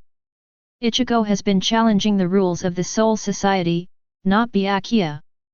Moreover, Ichigo also said to Byakuya, if he can't even protect his own sister, then even if he maintains the order of the Kukaki family and the cold rules of the Soul Society, then what's the point? In short, Byakuya realized something after Ichigo's words, and he also changed his mind towards Ichigo, and he is very grateful. Although the tsundere Byakuya doesn't show it on the surface. So, even if Byakuya has the ability of Tsukishima, Tsukishima becomes Byakuya's mentor, but as long as Tsukishima is Ichigo's enemy, then Byakuya doesn't care what kind of mentor you are. Still shoot through you. At this time, Byakuya has turned around, with his back to Ichigo and others, so that they cannot see the expression on his face. Rukia still had gold stars in her eyes and a look of admiration on her face. Amazing, Big Brother is really good. In order to protect Ichigo, no matter how tricky the opponent's ability is, Brother Yin will not be soft. That's too good Big Brother. Ichigo and Renji are different from Rukia. They first looked at each other, both of them saw the disbelief on the other's face, and then they both looked at Byakuya who had turned around. He burst out laughing. Ha ha ha, Captain Kukaki, I can't see that you are so protective of Ichigo, I thought you always looked down on him, ha ha ha, ha ha ha. Renji clutched his stomach, almost laughing out of tears. Usually Byakuya has a cold face, and his attitude towards Ichigo is also very cold, but unexpectedly, his heart is really warm, the contrast is really big. Byakuya is so arrogant, ha ha ha, he turned around now, I don't know what his expression is. Ha ha ha, he must be blushing, ha ha ha. Ichigo also laughed, he didn't expect Byakuya to have such a side. As long as it is Ichigo's enemy, Byakuya will attack without hesitation, and Ichigo is a little moved. Jingle and Jushiro looked at each other and smiled, and did not speak a little bit wisely, but they were also secretly laughing. Yoriyuki joked, Byakuya, he is still the same as when he was a child. So arrogant, so embarrassing, Byakuya, ha ha ha. Hearing the half-joking words of Ichigo, Renji, and Yoriyuki, Byakuya turned around and his cheeks twitched, as if he could hardly restrain the urge to kill someone. Ichigo and Renji were also shocked by the murderous aura emanating from Byakuya, and restrained their jokes. Although I was still secretly happy. At this moment, besides being a little ashamed, Byakuya himself was more shocked. Who is this guy? Not only can he calculate my past, but he can also clearly know what I think in my heart. How did he do it? Byakuya murmured in his heart, Chiba's fortune-telling ability is really too strong, he knows his past completely, exactly. Uruhara and Jingle have also been watching Chiba. But how Chiba's fortune-telling ability was activated, they couldn't see why. I just saw Chiba close his eyes, and the opening came. This is very miraculous, and it makes them wonder. In fact, Chiba knows the past and future of each of them, mainly because he is a time traveler, so he can speak out without any difficulty. These few people are still stupidly observing and analyzing Chiba's fortune-telling ability. It's really dumbfounding. Byakuya Kokaki, your past is over. Next, is your future. Chiba said calmly. Hearing the word future, Byakuya and the others stared blankly. Who doesn't want to know their future? And it can't help but make people wonder, can things like this in the future really be calculated? If it can be calculated, Chiba's literary ability is too shocking. It's okay big brother, take it easy, Senior Chiba is very accurate in predicting the future, and you are likely to benefit from it. Rukia comforts Byakuya. Renji also said carelessly, Captain Kokaki, you should be able to feel that state soon, enter that state and experience your future. Rukia and Renji have been fortune-told by Chiba, knowing that when Chiba predicts the future, the fortune-teller will fall into an immersive state and experience what will happen in the future. In addition, it is very possible to get a fortune in it, which can bring the power gained in the future to reality. Renji's complete Bankai, Rukia's Bankai. This is how it came about. Wow, is it really that amazing? Ichigo asked Renji and Rukia in surprise. Renji and Rukia nodded earnestly, yes, Ichigo. All eyes were also on Chiba and Byakuya. I saw Chiba smiled lightly and nodded casually. The immersive effect is applied to Byakuya. Byakuya instantly felt that he had fallen into a strange state. He knew that this was the state created by Chiba, but he couldn't wake up by himself. He can only follow Chiba's mouth and experience his future for himself. Chiba spoke slowly. A month later, a powerful enemy invaded Shirai, and Godai 13 suffered heavy casualties. Just one sentence made the expressions of Ichigo, Uruhara, and others change drastically in an instant. Because it was the first time for them to hear the news that a powerful enemy would invade Shirai a month later. Is this impossible? Ichigo was stunned, and said subconsciously, a powerful enemy invaded Shirai? The Shinigami are still suffering heavy casualties? Is it true? The expressions of Uruhara, Yoruyuki, and others are even more dignified to the extreme. Uruhara couldn't help but feel his heart fluctuate, and murmured, what a terrible prediction. Ichigo and the others just listened to Chiba's troubles.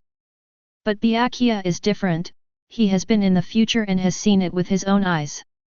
Byakuya saw the dilapidated Shirai, heard the screams of Godai 13 soldiers, and saw the corpses of Shinigami soldiers scattered on the ground. All of this is so real. You and Abarai Renji encountered an enemy with the power of fear.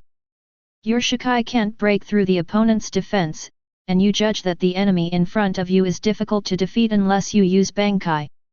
In the original book, during the Millennium Blood War, Byakuya and Renji confronted Ace Knot who possessed the power of fear. Both Byakuya and Renji's Shikai could not break through Ace Knot's static blood suit, and Byakuya had to resort to Bankai. And hearing this, Ichigo and others couldn't help but feel shocked. The guy with the power of fear. Even Byakuya's Shikai can't break through that guy's defense? That guy is so strong. Byakuya's strength can be regarded as average among Shinigami captains. Even with only Shikai, the combat power is not low. However, Byakuya's Shikai couldn't even break the defense against Ace Knot. The strength of the enemy is beyond the expectations of Ichigo and others. However, Byakuya played Bankai, so the battle should be over. Ichigo murmured that if Byakuya used Bankai Senbonzakura Kage Yoshi, he should be able to defeat that strong enemy. After all, Byakuya's Bankai has always been quite strong. Yulong also nodded, "That's right," and Byakuya Kukaki's mind is very firm, even if he was hit by Hidekuro Tsukishima's ability before, he still can shoot without hesitation. This guy who has the power of fear, his fear should also have no effect on Byakuya Kukaki. Asking for flowers. Yulong's analysis was thorough, and he believed that Ace Knot's power of fear could not affect the determined Byakuya. In this battle, Byakuya should have a greater chance of winning. However, Renji and Rukia frowned, their faces looked gloomy and worried. They know the outcome of this battle. Byakuya, who was in the immersive state, slowly let go of the Zanpakutō in his hand, and said the liberation language indifferently. Bankai, Japan Sakura Jingyan. Chiba calmly told everyone, "Byakuya Kukaki, you used Bankai, but your Bankai was controlled by the opponent. You were badly wounded by your own Bankai." What? All the Shinigami looked shocked. Byakuya's Bankai can be controlled by the opponent? Can control Byakuya's Bankai? Really? Can Shinigami's Bankai be controlled by someone else? Ichigo swallowed, surprised. Controlling Bankai, using Bankai to counter-injure Byakuya, what method did that enemy use to control Shinigami's Bankai? Although Urahara is very smart, but based on the only information, it is impossible to judge why the enemy Chiba mentioned can control Bankai of Byakuya. The faces of Jingle and Jushiro were also extremely serious. 0, 0. If the enemy really has the means to control Shinigami Bankai, it will be a devastating blow to the Shinigami side. Because Shinigami's main fighting method is Zanpakutō, and Zanpakutō's strongest ability is Bankai. Except Aizen. Once Bankai is controlled by the opponent, there is almost no chance of winning under the counterbalance. You can see the seriousness of the matter. The Arankars were also a little surprised. Holly Bell ponders, are the enemies who attacked Siraidai the same as the ones who attacked Hueco Mundo? Chiba said that a strong enemy invaded Hueco Mundo 1 month later, and an enemy invaded Siraidai at about the same time, which made Holly Bell and others think that it was probably the same group of enemies. Nilu widened her big eyes, and said in disbelief, the Bankai who controls Shinigami? Then can our Arankar's returning blade also be able to control it? As soon as Nilu said this, all Arankar's expressions froze. If the enemy can also control their returning blades, wouldn't they be as passive as the Shinigami? Ichimaru-jin thought for a while, squinted his eyes and smiled, this should not be possible. Shinigami's Bankai is mainly Zanpakutō, and Arankar's returning blade is to liberate the original power, the feeling is a bit different. Arankar's returning blade is indeed different from Shinigami's Bankai. Returning blade is Arankar's recovery and becoming the strongest fighting form. It is one with Arankar himself. Unlike Shinigami and Zanpakutō's Bankai, which are separate, so Ichimaru-jin and others judged that even if the enemy can control Shinigami's Bankai, but it should be impossible to control Arankar's return blade. Chiba ignored the surprised crowd and continued to speak calmly. Although you try your best to resist the enemy's attack, you have no chance of winning without Bankai and being seriously injured. You have also been hit by the enemy's fear force, your mind was shaken, and your chest was pierced by the enemy's bare hands. You, who were seriously injured, feel more and more ashamed. You only feel that your whole body is being climbed by countless swarms of insects, and the insects are going to devour you. You tried your best to protect Abarai Renji, and you yourself were hit hard by the enemy again and lost your fighting power. You, who were seriously injured and dying, felt scared and ashamed. As the leader of Shinigami, you failed to defeat the enemy who invaded Siraidai, which caused Renji and Rukia to be severely injured by the enemy and fell to the ground, and caused many soldiers to die. The family is deeply saddened and deeply guilty. This is the first battle between Byakuya and Ace Knot. Fear, the situation is one-sided, Byakuya is seriously injured and dying. Ichigo, Urahara, Jingle, and others did not expect that the battle between Byakuya and the enemy would turn out to be such a tragic result. Chapter 65. Although Chiba's tone was very calm, it seemed that he was narrating an ordinary matter to everyone. But it exploded in the ears of Ichigo, Unohana, Jingle, and others like a thunderbolt. Byakuya. Seriously injured and dying? Is this true? Ichigo looked dull, with disbelief all over his face. All along, Byakuya's strength and combat power are not bad, but facing the enemy with the power of fear that Chiba said, he was defeated so badly. He was tortured throughout the whole process, and he was beaten to the point that he had no strength to fight back. In the end, he was seriously injured to the point of death. The enemy is so terrifying. Yulong also felt unbelievable and frightened. He still doesn't know who the enemy with the power of fear is, but this enemy easily defeats Byakuya. Yulong just analyzed that Byakuya is determined and will not be affected by fear. But it turned out that Byakuya couldn't bear the power of the enemy's fear at all. After all, fear is a human instinct. No matter how powerful a person is, they will feel fear. Even Byakuya is no exception. Yulong and Sato looked at Byakuya, who was in the immersive state at this time, and saw that Byakuya's eyes were closed, his expression was a little panic, his body was trembling, and he looked like he was terrified. Uryu and Sato were startled. Even Byakuya Kokaki is terrified.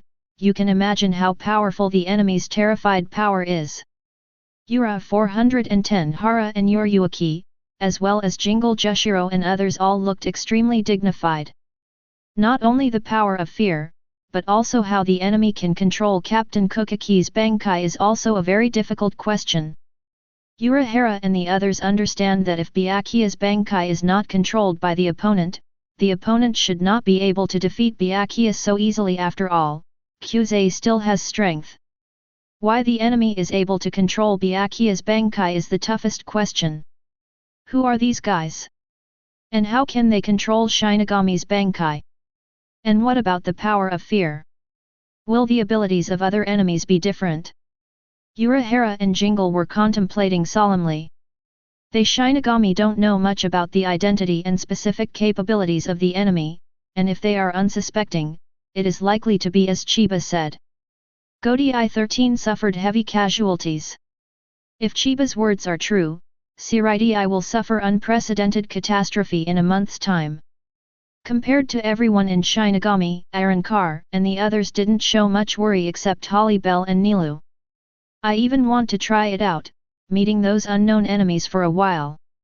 After all, Yami and other Arankars are already more aggressive, and after being revived and strengthened by Chiba, they have stronger power, and they don't believe that those enemies can control their returning blade. Moreover, it is also the most important point. Behind them is Chiba. In their eyes, Chiba is almost omnipotent, so they have nothing to fear. Is it fear? Wonder if it makes me feel fear too. Yami said nonchalantly, no, if I really meet that guy, I'll smash his head with zero while he's still activating the so-called power of fear. Ulquiorra reminded, Yami, don't underestimate the enemy. Ulziola's personality is relatively strict. The enemy who can severely injure Byakuya is definitely not an ordinary person, and this is just an enemy, and there will inevitably be stronger enemies, even if they have obtained the second level now. Duangairan's powerful strength, but still should not underestimate the enemy. Renji and Rukia had known for a long time that Byakuya would be defeated and near death. Rukia was very worried and wanted to know what would happen to Byakuya and whether he could survive. However, Renji put his hand out in front of Rukia at this moment. Renji said in a deep voice, Rukia, don't panic, even if the captain really dies, this is just the original future trajectory of the captain. And we're different now, aren't we? This time, let's protect Captain Kokaki and never allow that to happen. Renji was very firm. Now he does have the capital to say this. Rukia was startled and woke up. Renji is right, no matter what the original future of Byakuya will be, he and Rukia should not be too entangled. They should use the power they have gained to protect Byakuya. Reverse and change. Byakuya was seriously injured by the enemy and was dying. This is the most important. Rukia exhaled heavily, and his eyes became firm. You are right, Renji, no matter what, we just need to protect our brother from now on. At this time, Jingle lifted his bamboo hat and asked Chiba, well, Mr. Chiba, can you tell us the identities of those enemies?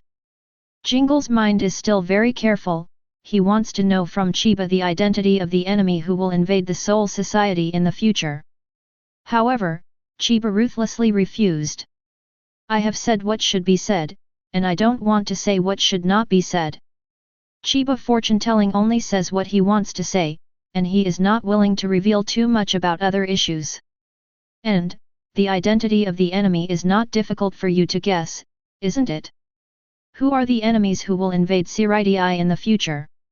It's not hard to guess. There are only a few occupations or identities in Shinigami. Either Shinigami, or Hollow, or Quincy, or Fullbringer. It is estimated that there are unknown forces on the other side of Hell. The number of Fullbringers is small, and their power is relatively weak. There is a natural contradiction with Shinigami, and it is Himishi. Because of Aizen, Su had already fought against Shinigami before, and his vitality was greatly injured. Hueco Mundo and Soul Society also signed a treaty, and Hueco Mundo will also be invaded by unknown enemies. Theoretically Su can be ruled out. So there is only. It won't take long for Jing Le and the others to guess the identity of the enemy. Chiba continues to tell Byakuya's fortune. Byakuya Kokaki, although you were seriously injured and on the verge of death, Shin survived under Unohana full treatment. Everyone was relieved to hear that Byakuya had survived, at least it turned out well. But your injuries are too severe, far beyond Unohana ability to heal. When everyone heard this, they became nervous again. Byakuya survived but was seriously injured and still in very bad shape. Chiba, Squad 0 came and took you and several other Shinigami Spirit King officers who were also seriously injured for treatment. Hearing the words Zero Division, Urahara, Yoryuaki, and Jingle frowned instantly. It's not because they're hearing about Team Zero for the first time, nor is it because they have any prejudice against Team Zero. But under normal circumstances, the Zero team will not be dispatched. For example, in the Karakura town battle 2 years ago, Aizen led the Arankars to fight against the Godei 13 Shinigami. Godei 13 was almost completely wiped out, and the Zero team was not dispatched. Because the duty of the Zero division is to guard the Spirit Palace, and Godei 13's duty is to guard the Spirit Court. The division of labor between the two is different, and the responsibilities are naturally different. As Chiba said, Team Zero actually parachuted into Soul Society and took away the seriously injured Byakuya and others. But the old foxes Urahara and Jingle know that things are definitely not that simple. It is impossible for the Zero division to parachute in order to treat certain people. It should be that the matter has become so serious that even their Zero division has to go out. Jing Le let out a breath slowly, and said in a deep voice, perhaps, the General Ti Ting at that time is estimated to be too miserable to look at and is about to fall. The others were silent, their faces equally solemn. They understand that what Jingle said is not scaremongering, but extremely possible. With a thought, Chiba gave Byakuya the finishing touch, and then continued to speak calmly. You were taken to Lingwang Palace and recovered from your injuries under the treatment of Tianqilang in Kailan Temple. After recovering from your injuries, you realized that your abilities still need to be strengthened, so Tianshiro Kailan Temple asked you to find other Lydians of the Fan Squad to improve your abilities. Your strength has been greatly improved after you have practiced in the Lingwang Palace. In the original book, Byakuya's strength has been greatly improved after some training in the Lingwang Palace. At this time, Byakuya, who was in the immersive state, also experienced some training in the Lingwang Palace in his consciousness, and with the improvement of Chiba's finishing touch ability, the effect was even greater. Everyone looked at Byakuya in unison. I saw Byakuya with his eyes closed, the Ryutsu on his body was steadily improving. What's going on? Byakuya he's getting stronger. The eyeballs of Ichigo and others almost popped out. They don't know why this happened to Byakuya at this time, but they can only clearly feel that the Ryotsuo in Byakuya's body is steadily improving. This kind of thing, is it possible to do it? It's unbelievable. Even Urahara and Kirako couldn't help being amazed. Urahara has a variety of high-tech, such as the transformation of the body, which can help Shinigami practice and become stronger more quickly. But compared to Chiba's fortune-telling, which directly becomes stronger, the gap is not a star and a half, it's a world of difference. Could it be possible, Captain Kukaki's future practice in the Lingwang Palace, through fortune-telling, can the power be brought to the present? Jushiro was shocked. Renji and Rukia on the side nodded. Rukia, yes, Captain Jushiro, that's how Renji and I became stronger, and now the big brother is too, it's great. Rukia and Renji smiled at each other. It would be great if Byakuya also became stronger through Chiba fortune-telling like them. The future Byakuya may be able to defeat the opponent with the power of 5.6 sphere. Before finishing the calculation, Chiba continued. After your training is over, you leave the Lingwang Palace and return to the Lingting Court to fight against the invading enemies again. You assisted Rukia Kukaki in killing the enemy with the power of fear. Then you severely wounded 3 other enemies with overwhelming strength. In the original book, Byakuya assisted Rukia in killing Ace Knot after returning from practicing in the Spirit Palace, and then easily solved several members of the Star Cross Knights. From this we can see how strong Byakuya is after returning from practice. Finally, on the Palace of the King of Souls, you and several captains face a powerful enemy with miraculous power. The fortune-telling is over, and the above is your rough future, Byakuya Kukaki. Chiba calculated the future for Byakuya, and slowly opened his eyes. From the soul coin in front of him, an invisible secret appeared and entered Chiba's body. Congratulations to the host for completing the fortune-telling for Byakuya Kukaki, rewarding you with 300 days of fortune-telling. The value of 300 points is still very good. And Byakuya is out of the immersive state, and the powerful aura on his body spreads in all directions. Byakuya's aura is so strong that even Jingle and Urahara are shocked. Byakuya slowly opened his eyes, and Byakuya's eyes also changed. Chapter 66. Captain Kukaki's Ryotsu has become so strong. Both Kirako and Jushiro couldn't help being amazed. Although Byakuya's previous Ryotsu was not weak, he could be regarded as a mid-level captain, but he was still a little short of a veteran captain like Jingle. But now, Byakuya, whose fate has been counted by Chiba, has the strength of Ryotsu on his body, which makes Jingle and Jushiro feel shocked. Ha ha ha, Captain Kukaki has become stronger too, that's great. Big brother. Congratulations big brother. Both Renji and Rukia were overjoyed. They got stronger through Chiba fortune-telling before, and now Byakuya is too, which is great. After becoming stronger, Byakuya probably won't be seriously injured or dying in a month's time. Is this fake? It has become so much stronger? Impossible. Ichigo and Uriah were dumbfounded, shaking their heads frantically, suspecting that they were dreaming. The Ryotsu's strength and aura between the Byakuya before and the Byakuya who opened her eyes now are totally different. Also, it's not a hallucination or anything like that. Everyone can feel the strong Ryotsu in Byakuya.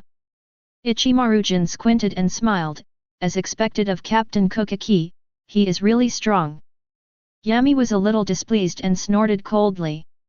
Humph, it's not because of Master Chiba that this guy can become stronger, or he's as weak as an ant. Urahara took a deep breath, eyes condensed slightly, it's really unbelievable.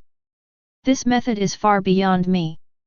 No matter how many inventions Urahara has, there is no comparison with Chiba's ability to tell fortunes and enhance human strength.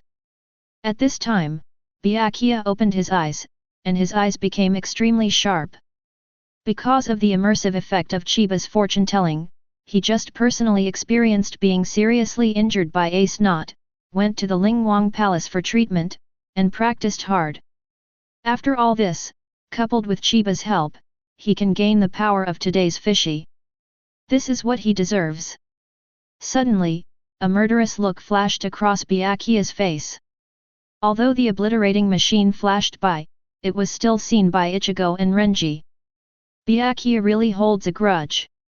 Ichigo understands that Baiwen's killing machine is aimed at the enemy who Chiba said has the power of fear. The original future is that Byakuya was seriously injured by Ace Knot, but now that Byakuya has obtained a powerful force ahead of time, Byakuya must change the original trajectory and replace him with killing Ace Knot.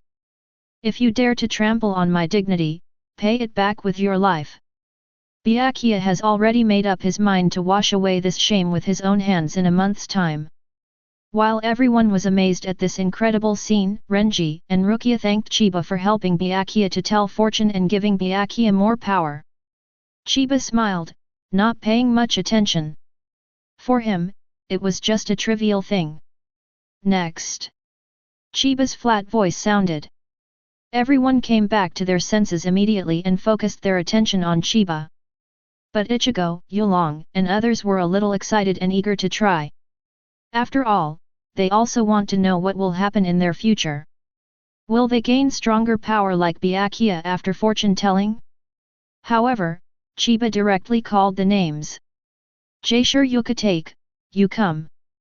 Chiba rolls the roll directly, counting Jushiro after Byakuya.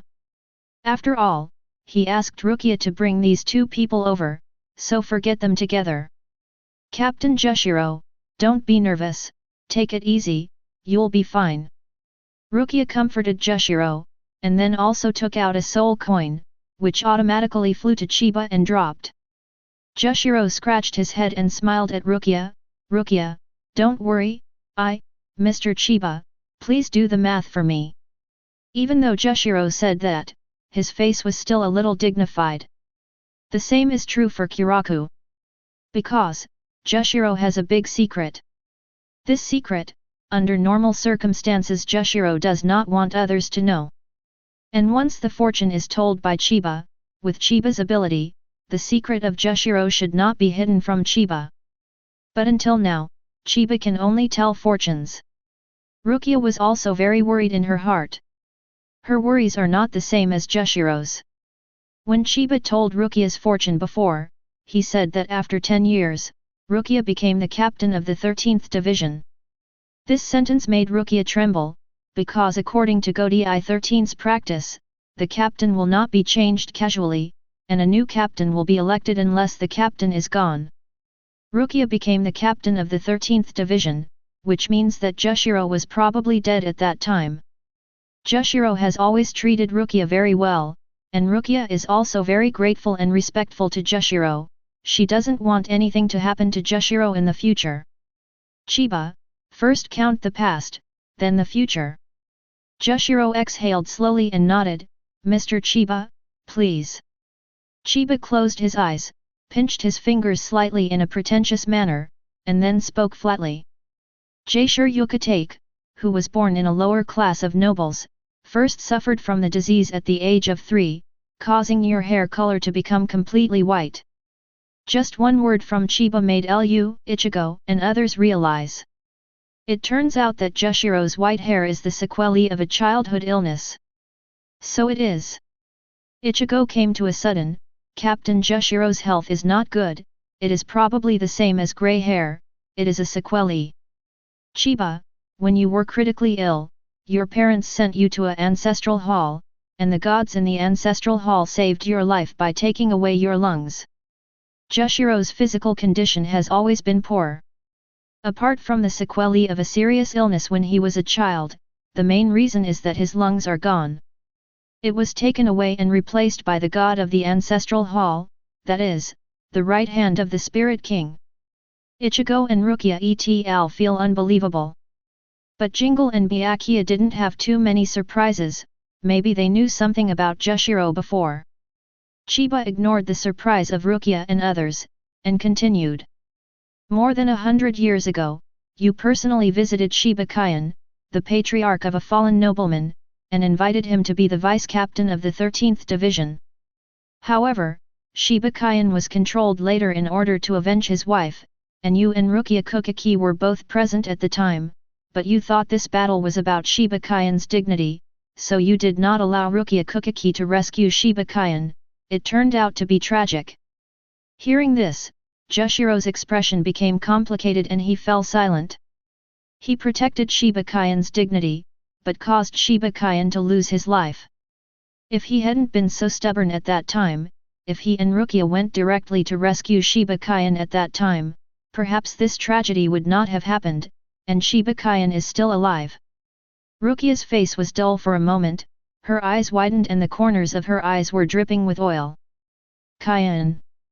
Your Excellency. The death of Shiba has always been a knot in Rukia's heart. Although in the Arankar chapter, Rukia personally killed the 9th Espada Yaronilo who swallowed Shiba in the Void Night Palace. But how can this kind of knot disappear completely? If I had the power I have now, maybe Lord Kayan wouldn't have died. Rukia still felt very self-blaming, blaming herself for being weak back then. If she had had such powerful power back then, she could have easily killed the ghost at that time, and Shiba would not have died. Ugh! Renji, Kiraku, and the others sighed. Tragedy has happened, and what happened can't be changed. Chiba, 2 years ago, Aizen and others were behind the scenes and Rukia Kokaki was sentenced to death.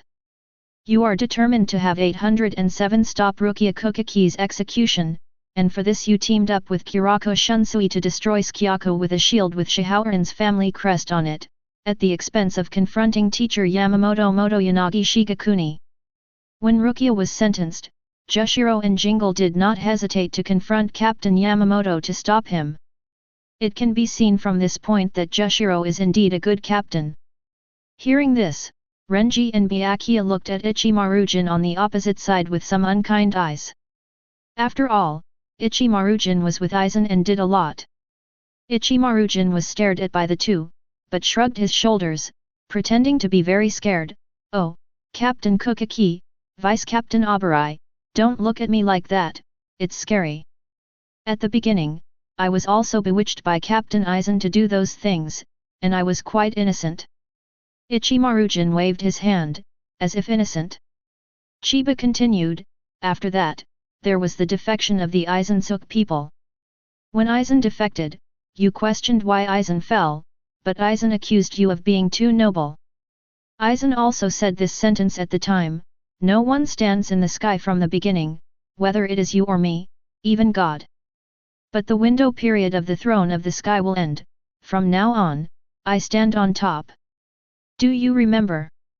Chiba asked everyone if they still remembered what Aizen said to Jushiro back then.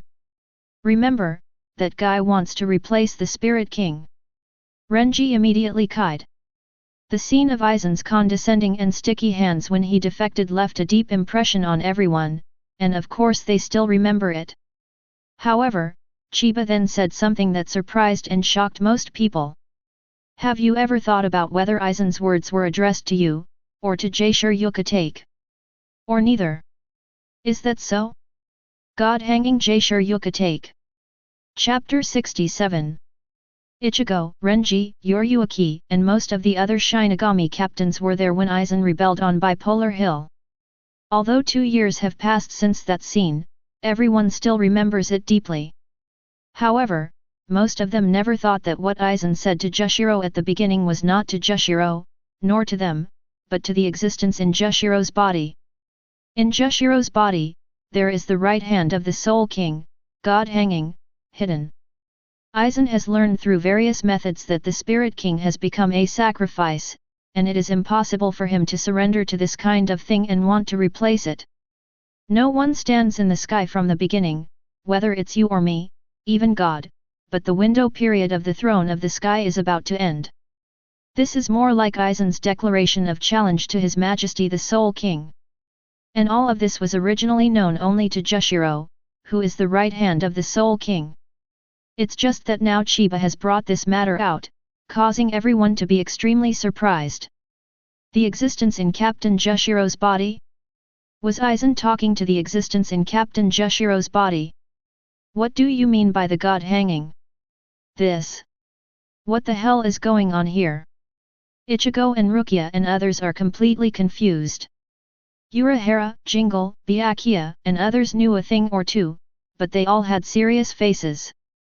After all, this is a matter related to the Spirit King. Many people in the Soul Society have heard of the Spirit King, but they have never seen the Spirit King, and they don't know how the current Spirit King is doing. But it is impossible for Unohana, Kiraku, and Byakuya and Yoriyuki, who are the heads of the four nobles, to know. If Chiba tells the secrets about Jushiro, then there must be some things about the Soul King that cannot be hidden. Jushiro was silent, and his face even became a little gloomy, which was completely different from his usual gentleness. Under Captain Hayori, on Jushiro's back, there is a dark arm-like pattern. There is also a big eye in the middle of this arm, which looks extremely gloomy and weird. This is the right hand of the Soul King parasitic on Jushiro. Ah, ah, ah.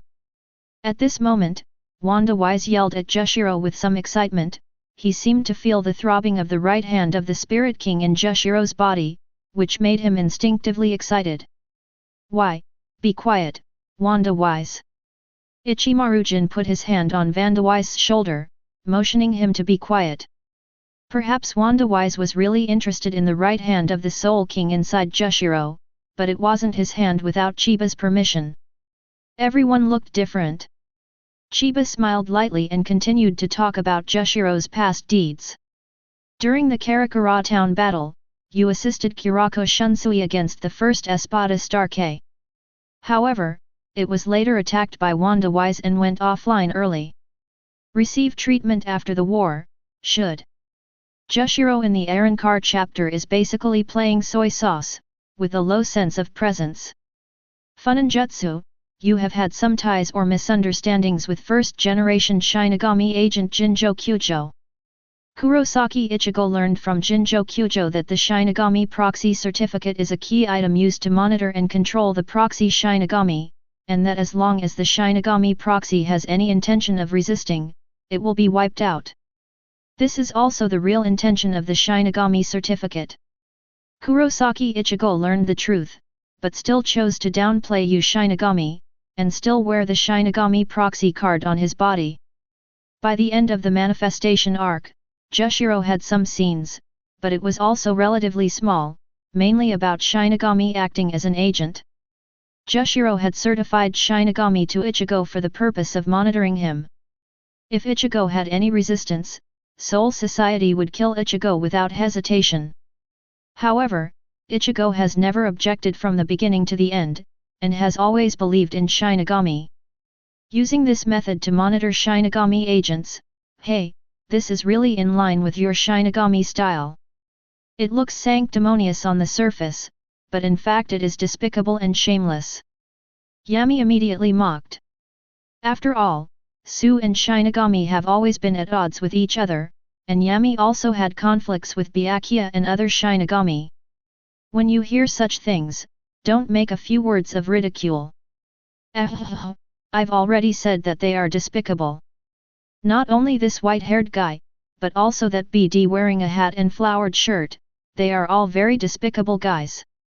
Lilynet, Stark's subordinate, yelled. At the beginning of the Karakura town battle, Jingle made various insidious tricks, and Jushiro supported them. The moves were all kinds of sneak attacks. In the end, Jingle also pierced Stark's body through sneak attacks. Lilynet naturally had a lot of opinions on these two guys. Jushiro, Kiraku, Unohana, Yoriyuki, and others were silent. The role of the Shinigami proxy certificate is to monitor and obliterate the rebellious Shinigami proxy, which Ichigo has already known and accepted, so there is no need to explain too much. Ichigo took a deep breath and said seriously to Jushiro, Captain Jushiro, I can understand this matter, and I also understand your difficulties.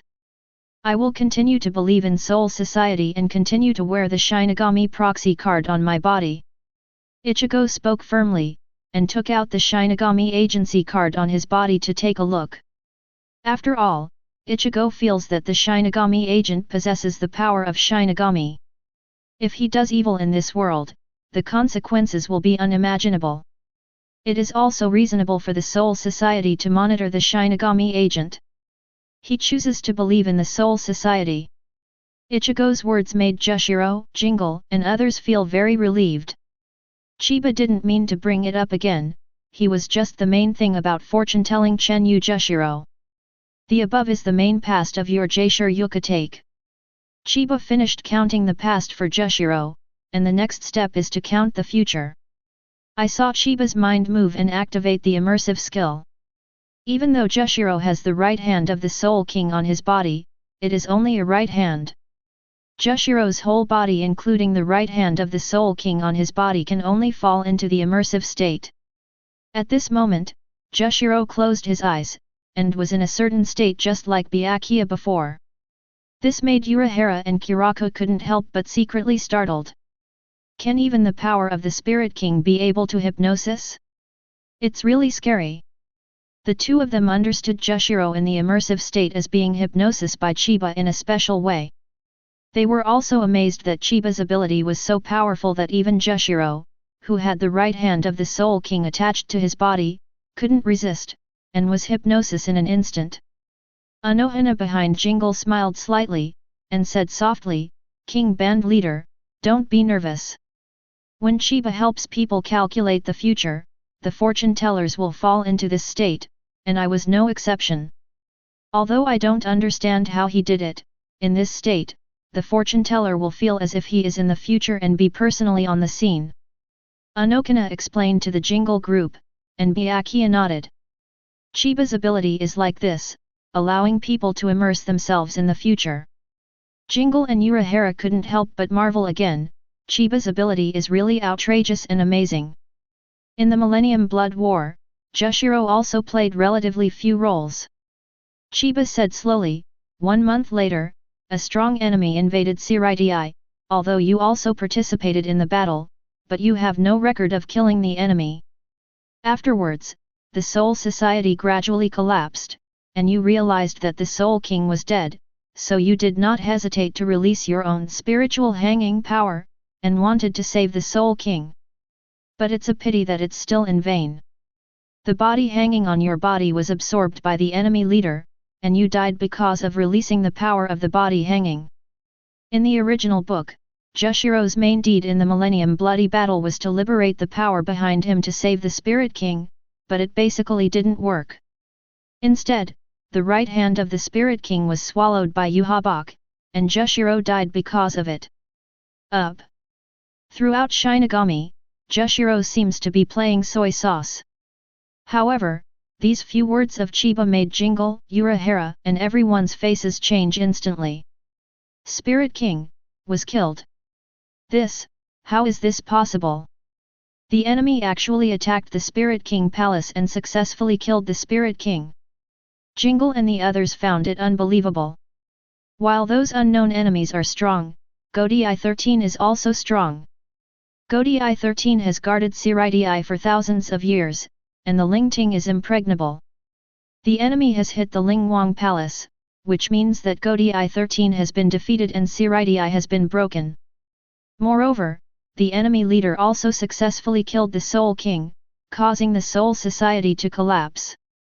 Does this mean that even the Zero Team, which protects the Soul King, has also lost?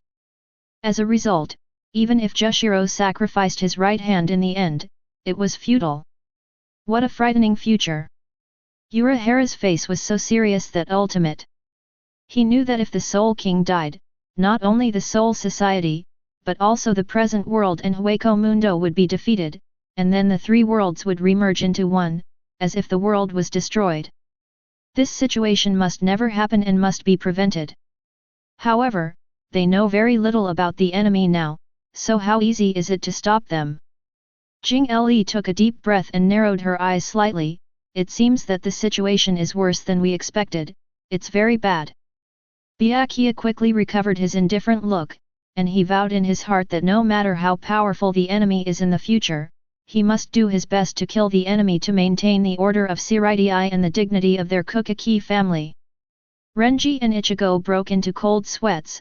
The Soul King will be killed, and the world will collapse. This kind of thing, Qianhao, is too shocking for anyone to hear. Yuzu, Natsurai. No, I can't let this happen. Absolutely not. The terrified Ichigo roared angrily. He wanted to stop all this and protect his family. But sometimes the output can't just rely on yelling. Yelling can't solve the problem, you have to become stronger. Arrancar and others were also very alarmed. If the three realms really collapse, that means Hueco Mundo is gone, everything is gone. They naturally do not want to see such a result. Ichimaru-jin sighed a little. Captain Aizen has been planning for hundreds of years, but in the end he failed to ascend the Soul King Palace to replace the Soul King, and then, someone actually did it, boarded the Soul King Palace and killed the Soul King. This is really not good news. Rukia's face was full of panic. Captain Jushiro, don't die, don't die. I must stop this from happening. Chiba said that Jushiro would die because of releasing the power on his body, and Rukia finally understood why she would become the captain of the 13th Division 10 years later. But she doesn't want Jushiro to die, she has to work hard to change this outcome. When everyone is shocked, or afraid, or determined, Chiba utters the last word about Jushiro's future. After death, you fell into hell. 10 years later, when the original 8th Espada Sailaporo escaped from the gate of hell, you took him back to hell. Chapter 68. Chiba opened his eyes. The soul coin in front of him emitted a ray of invisible secrets, which entered Chiba's eyebrows. Congratulations on your successful fortune-telling for Jaishur Yucatake, you will be rewarded with 400 secret points. Telling Jushiro's fortune, I can get 400 secret points, which is very good. After all, Jushiro, like Jingle, is the two most proud disciples of Captain Yamamoto for hundreds of years, and he also has the right hand of the Soul King.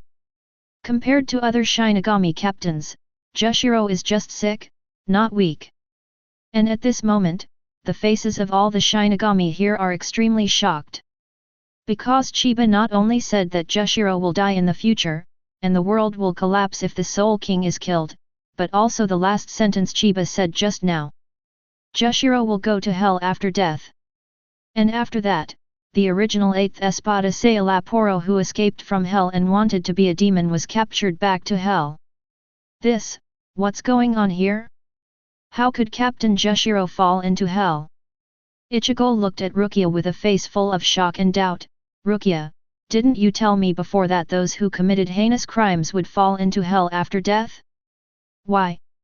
In Death Kanbaru, the concept of hell was introduced very early on.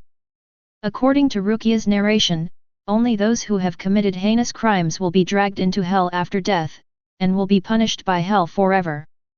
Sail Aporo, a vicious and evil guy, goes to hell when he dies. However, Jushiro seems to be a good old man. He has basically done no evil for hundreds of years, and there is very little blood on his hands. Why would such a person fall into hell after death? Why was Sail Aporo able to escape from hell 10 years later? What kind of role did Jushiro play in hell, and he took Sail Aporo back to hell by himself? There are too many doubts. Even because it was too unbelievable, I wondered whether Chiba's remarks were made up indiscriminately. Impossible. Captain Jushiro is so kind, even if he dies, he shouldn't go to hell. Rukia's mentality is about to collapse. Originally, Jushiro's original future was not good, he would sacrifice the right hand of the Soul King and die, not only that, but also fell into hell in the end. This made it hard for Rukia to accept and couldn't believe it. Yes, Senior Chiba, this kind of thing shouldn't happen. Captain Jushiro is not a bad person. Even if he is gone, he shouldn't fall into hell. Renji also asked Chiba anxiously. Chiba's expression didn't change at all.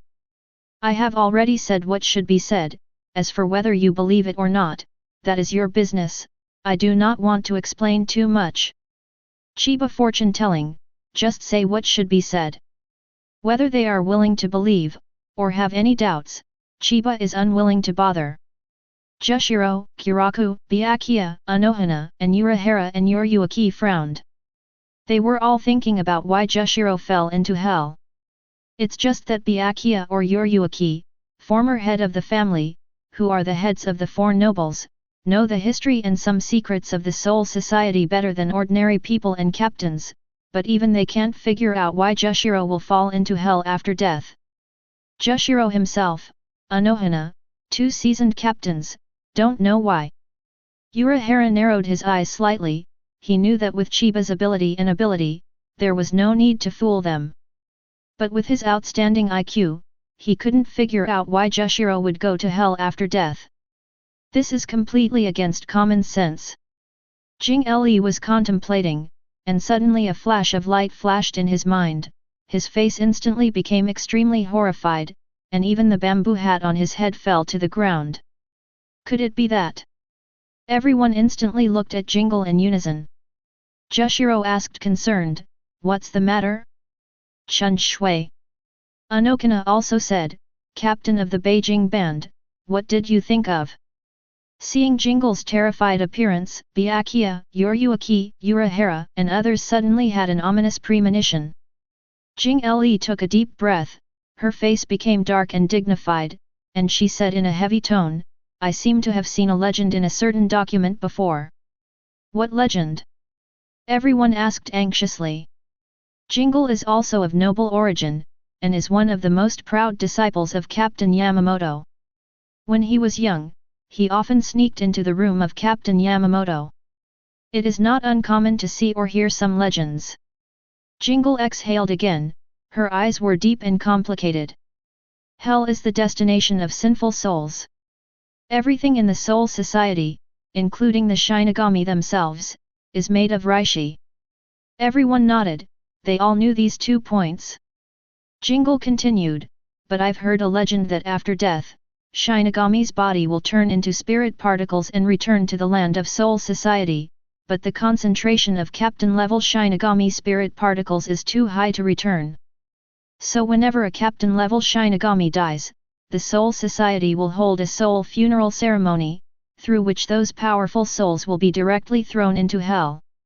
Very likely, we are the ones who sent our dead companions to hell with our own hands." "What?"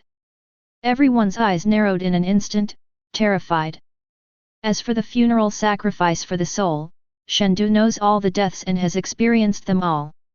After the death of a Shinigami at the captain or vice-captain level, a soul burial device will be held according to the usual practice. Originally, everyone thought that the soul funeral ceremony was to let the dead captain or vice-captain rest in peace, but now it seems to be another matter. The function of this soul burial offering is not to let the companions rest in peace, but to send them to hell. That makes sense. Jushiro died during the Millennium Blood War, and then the Soul Society held a soul funeral ceremony for Jushiro, sending Jushiro to hell. What an incredible and cruel truth! Ichigo, Uryu, Renji, Rukia, and others broke out in cold sweat, feeling the cold rushing straight to the sky. Cheat, lie? This kind of thing, too. Renji spit and swallowed wildly, unable to accept it for a while. The same is true for Ichigo and Rukia. Originally thought that the soul burial ceremony was to let the dead rest in peace, DBDH, but unexpectedly it made them fall into hell forever. Shinigami have been sending their companions to hell with their own hands for a long time. This is really an absurd and sad fact. This truth shocked everyone in Shinigami too much. Kiraku, Jushiro, Byakuya, Unohana, Urahara, and Yoruyuki were all silent, thinking and digesting this appalling truth. At this time, Ichimaru-jin said slowly, "If this is the case, then all the captains and vice-captains who died in Godai 13 before are in hell." Call. Ichigo and others were shocked again. And Jingle, Urahara and the others also thought of this appalling result. The dead Shinigami captains and vice-captains, as long as Godai 13 helped them hold the soul funeral ceremony, were sent to hell. Whether it is the dead Godai 13 captain of the first generation, or the dead Shinigami captain of modern times, they are all in hell. This truth simply overturned all Shinigami's cognition. It even almost destroyed Rukia Renji's mentality. Jushiro took a deep breath, put his hands on Rukia's shoulders, and smiled kindly. "Rukia, don't be nervous, I'm still here. As for the matter that the soul funeral ceremony sent the dead captain to hell, it may not be entirely true. After all, we are just guessing now. After returning from this trip, we will report this matter to teacher Unohana and let him judge whether it is right or not. Decide." Jushiro comforts Rukia, he is still fine now, not dead nor going to hell. Their speculation about the soul funeral ceremony, because this matter is too important, must also invite Captain Yamamoto to hold a captain's meeting for discussion. Don't think too much now, after all, it's useless to think too much, the captains who died before are already in hell. After a while, the Shinigami people slowly came back to their senses. Chiba is always smiling indifferently, raising his left hand and pointing at Jushiro casually. "During the fortune-telling, you didn't get good luck, so I'll help you eradicate the injuries on your body. Jushiro's future is either to be killed or to fall into hell, and he is not as good as Rukia Renji Byakuya and others who practiced strength in the Lingwang Palace. And Chiba is not stingy, helping Jushiro heal his injuries is a blessing to him." However, Jushiro, Jingle and others were surprised. Because the root cause of Jushiro is not so curable.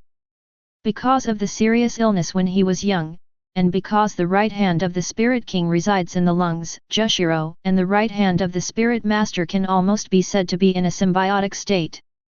In this case, even the Technology Development Bureau has nothing to do. They feel that Chiba wants to help Jushiro heal his injuries. Even if Chiba has the ability of heaven-defying, it is extremely difficult and may not be successful.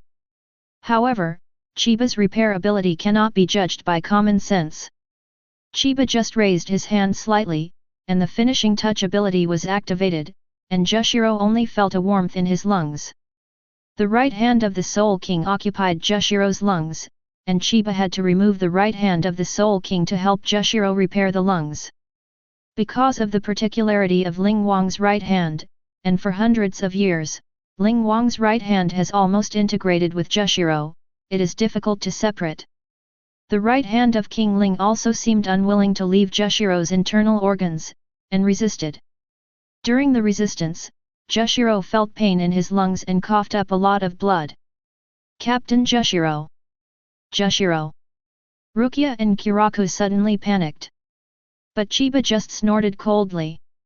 "A mere right hand, dare to compete with me."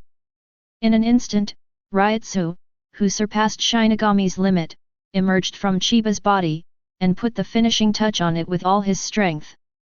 The next moment, Jushiro, Kiraku, and everyone else's eyes widened in disbelief. I saw that although the right hand of the Spirit King was not reconciled, it was moved from Jushiro's lungs to the back by Chiba abruptly. A right hand was engraved on Jushiro's back, and there was another one on the back of the right hand looks like some evil eyes. And this right hand can only be on Jushiro's back forever, and can no longer invade other places of Jushiro. The Soul King's right hand was removed, and Jushiro's lungs were instantly emptied. But almost for a moment, Chiba repaired this ability like a miracle, or put a new set of lungs on Jushiro. Subsequently, Taha withdrew the ability and restrained Ryutsu. This healing process, in fact, is only a moment. Chiba easily removed the Soul King's right hand and healed Jushiro. Jushiro's complexion improved instantly, and even his original white hair turned black. It's like being reborn. Chapter 69. Look, Jushiro's, captain's hair has, become black. Renji yelled in disbelief with his eyes wide open. In everyone's impression, Jushiro's hair is always white, but now it has turned back to a healthy black. The black-haired Jushiro. This style of painting made everyone look at each other in disbelief, and couldn't accept it for a while. Amazing! Rukia's face was full of excitement, and stars of admiration almost appeared in her eyes. With her aesthetics, Jushiro with black hair is also cool.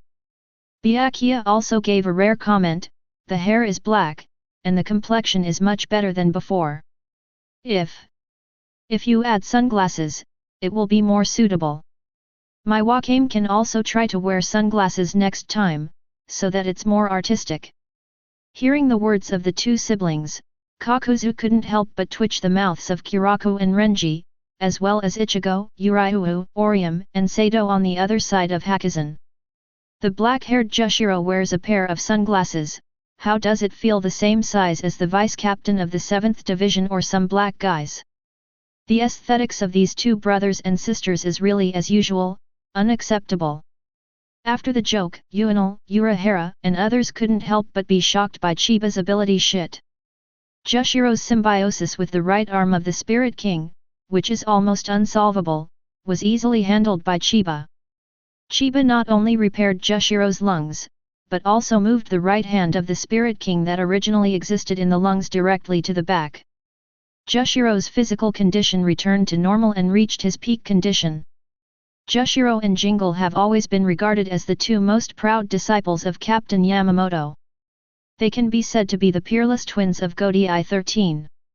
Jushiro's talent and even strength should not be weaker than Jingle, and Jushiro also has a parasitic right hand of the Soul King.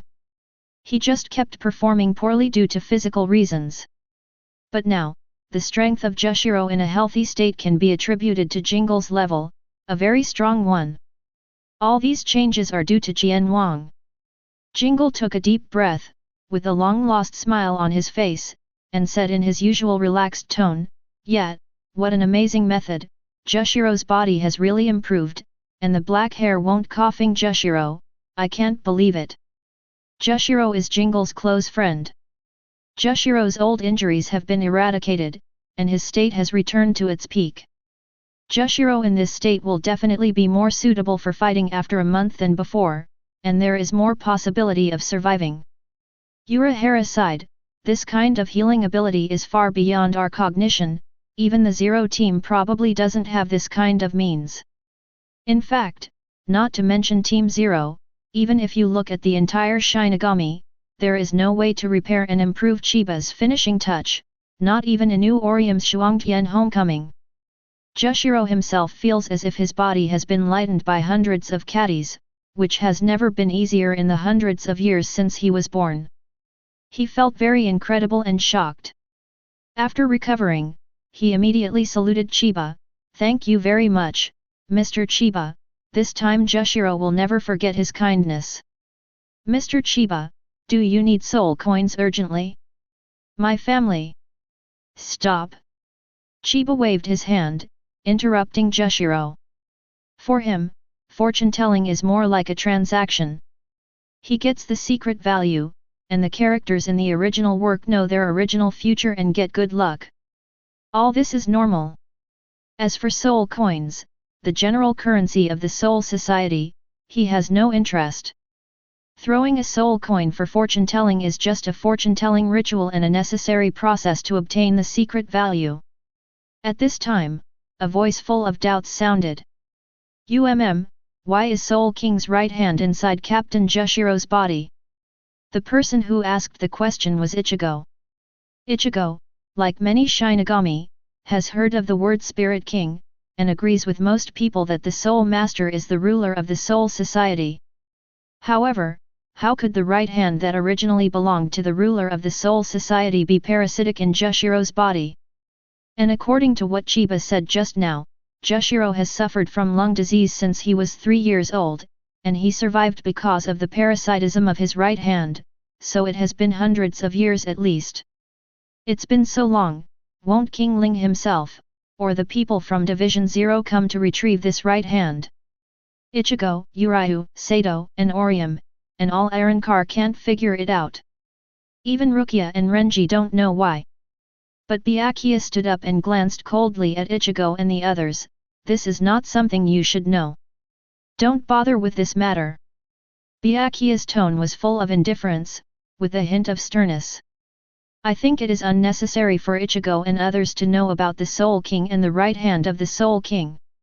"Ahaha yes, Ichigo, and everyone, there are some things you don't need to know. Urahara scratched his head with an embarrassed smile. Yoriyuki shifted the focus, Ichigo, and everyone else, instead of thinking about these irrelevant things, it's better to think about the battle in a month, isn't it? Jing Li lifted the bamboo hat slightly, revealing a pair of deep eyes. Yes, that kind of tragic battle will kill many people. Oh. Ichigo, Renji, and Rukia were persuaded and stopped asking about the right hand of the Soul King behind Shishiro. At this time, a transparent bead appeared out of thin air in Chiba's hand. Chiba played with it boredly, while looking at Rukia, said lightly, Rukia Kukaki, you bring me Akia Kukaki and Jaishir Yuka take here for fortune-telling, and I will also give you an item as agreed. Rukia was taken aback for a moment, then quickly recovered. Yes. Before Chiba asked her to bring Byakuya and Jushiro here for fortune-telling, and in exchange promised to give her a dream item. She was either too worried or excited just now, and almost forgot about this. Everyone also looked at Chiba in unison, and the transparent bead in Chiba's hand. Everyone is carefully looking at the transparent bead in Chiba's hand. A transparent bead. Beads? Rukia's dream? I thought it was wakame or chappy rabbits. 4.8 What kind of beads are these? What's their effect? I can't tell. Based on the handwriting of Senior Chiba, this bead is definitely a good thing. The beads are unremarkable, just like the kind of glass beads played by children in Karakura town in the present world, so it is hard to see what is different. They can't see it, but it doesn't mean that this bead is not rare and powerful. And although everyone couldn't understand it, they were convinced that the things Chiba brought out must not be ordinary things. Chiba senpai, what is this? Rukia asked with a puzzled face. Chiba glanced over the crowd, the corners of his mouth raised slightly. This is the Resurrection Orb. Resurrection Orb. Everyone is at a loss as to what the Resurrection Orb is. And Chiba's next sentence left everyone stunned. That is, something that can bring the dead back to life. Chapter 70. To save trouble, Chiba asked Rukia to bring Byakuya and Jushiro here for fortune-telling, and promised to give Rukia a dream item. This thing is the Soul Resurrection Orb.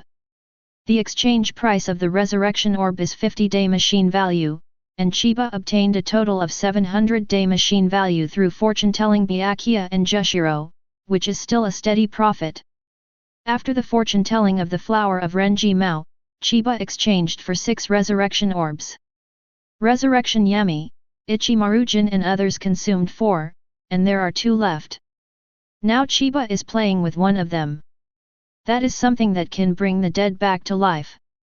Chiba twirled the transparent resurrection bead in his hand casually, and said in a very casual tone. But when his words fell into the ears of Shinigami, Arankar, and others, it was like a thunderclap, leaving everyone dumbfounded. Resuscitate the dead? This, did I hear correctly? Does such a thing really exist? It's unlikely, is it? What's impossible, aren't those Arankars resurrected? Resurrection, resurgence, as the name suggests, means resurrection. Ichigo, Uryu, Renji, and Rukia argued in shock. Although it seems absurd to bring the dead back to life, how could Chiba deceive them with his strength and demeanor? Moreover, the resurrection of Urziola and others, doesn't it prove the Xia vitality of the Resurrection Orb? Ichimaru-jin looked at the Resurrection Orb in Chiba's hand with his blue eyes open, closed his eyes again after a while, squinted his eyes and said with a smile, oh, so that's the case, we should also be resurrected through this thing, right? Chiba-sama, not only is it highly capable, but it also has such heaven-defying objects, which is really admirable. Ulquiera, Starkey, Yami and others also understood at this moment that they should be resurrected by Chiba with the Resurrection Orb. Before Chiba revived them, he didn't say the specific method, only told that their life and death depended on Chiba's thought. Of course, it doesn't matter if they know about the Resurrection Orb now. It can bring the dead back to life, it's really an amazing thing. Kiraku and Jushiro exclaimed. If Chiba puts this resurrection orb in Siridi, it will definitely cause an uproar in Siridi, and the 46 rooms or countless nobles will definitely want to buy it crazily. But Chiba was taken out so easily, and it looked a bit boring. At this moment, Uruhara's eyes were fixed, as if she was using all her life's knowledge to observe the resurrection orb in Chiba's hand. Possess the power of resurrection? What is the principle of this resurrection pearl? Uruhara thought about it, but he shook his head again. No, this thing is beyond common sense, it's hard to explore its principle. That's right, the resurrection orb is not a product of this world, and it is impossible to get a glimpse of its mysteries with the technological means of the Shinigami world, because it has no principle at all. Resurrection of the dead.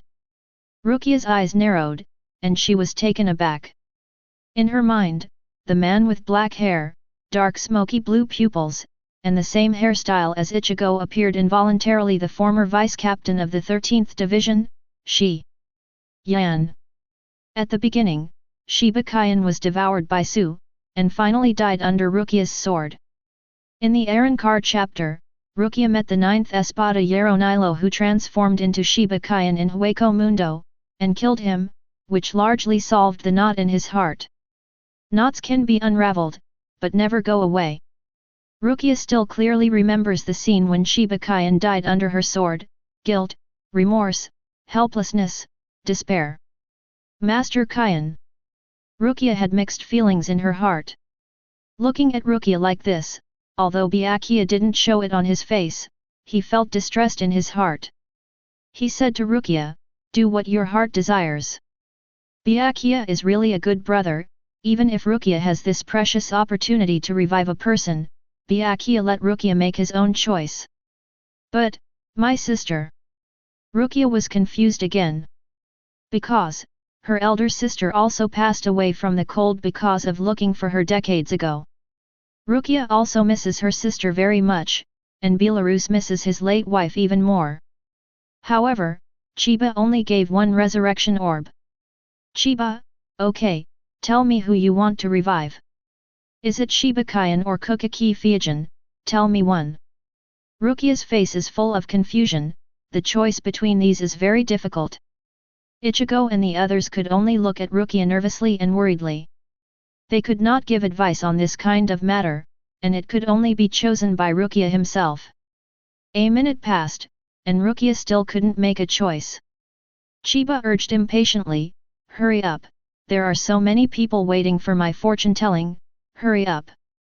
There are still 7 or 8 people here who have not had fortune-telling, and Chiba told Rukia to make a quick choice. However, after struggling for a while, Rukia sat slumped on the ground, with tears in her eyes, and cried, "I can't do it. I can't do it, choose one of the two, I really. Senior Chiba, I'm sorry. Rukia can't choose between the two. One is Shibukayan who takes good care of her like a big brother, and the other is her sister whom she has not seen since she was young, she really can't do it." Ichigo and others understand Rukia's mood at this time. If it were them, they would probably be like Rukia, unable to choose between the two. However, at this moment Chiba looked as usual. It's as if this situation has been expected a long time ago. "Forget it. I'll be a good person to the end." When the others heard Chiba's words, they were startled, not knowing what Chiba was going to do. Everyone looked at Chiba in unison, only to see that Chiba had another soul resurrection bead in his hand at some point, and there were 2 soul resurrection beads in Chiba's hand in total. The 2 resurrection orbs are what he had left before. Two? Really 2 resurrection orbs? Renji yelled, widening his eyes and rubbing them again. Jing Li's cheeks trembled slightly. What a rare item, what a great deal." Ichigo swallowed a mouthful of saliva, and said to himself in a daze, "Does he have many resurrection orbs like this in his hand?" Yulong nodded, "I think this is very possible."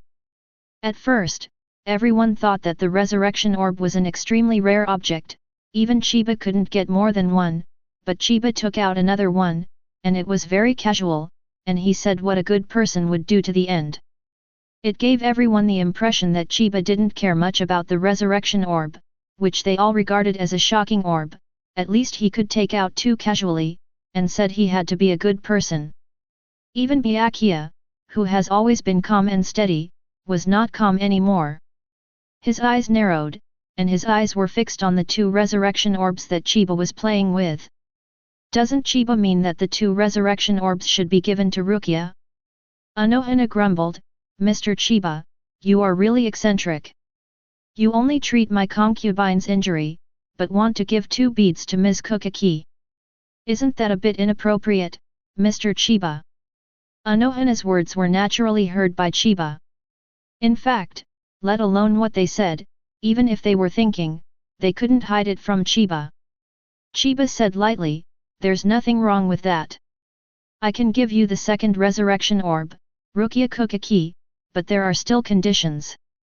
Chiba's things will not be given away for nothing, and there will be no such thing as partiality.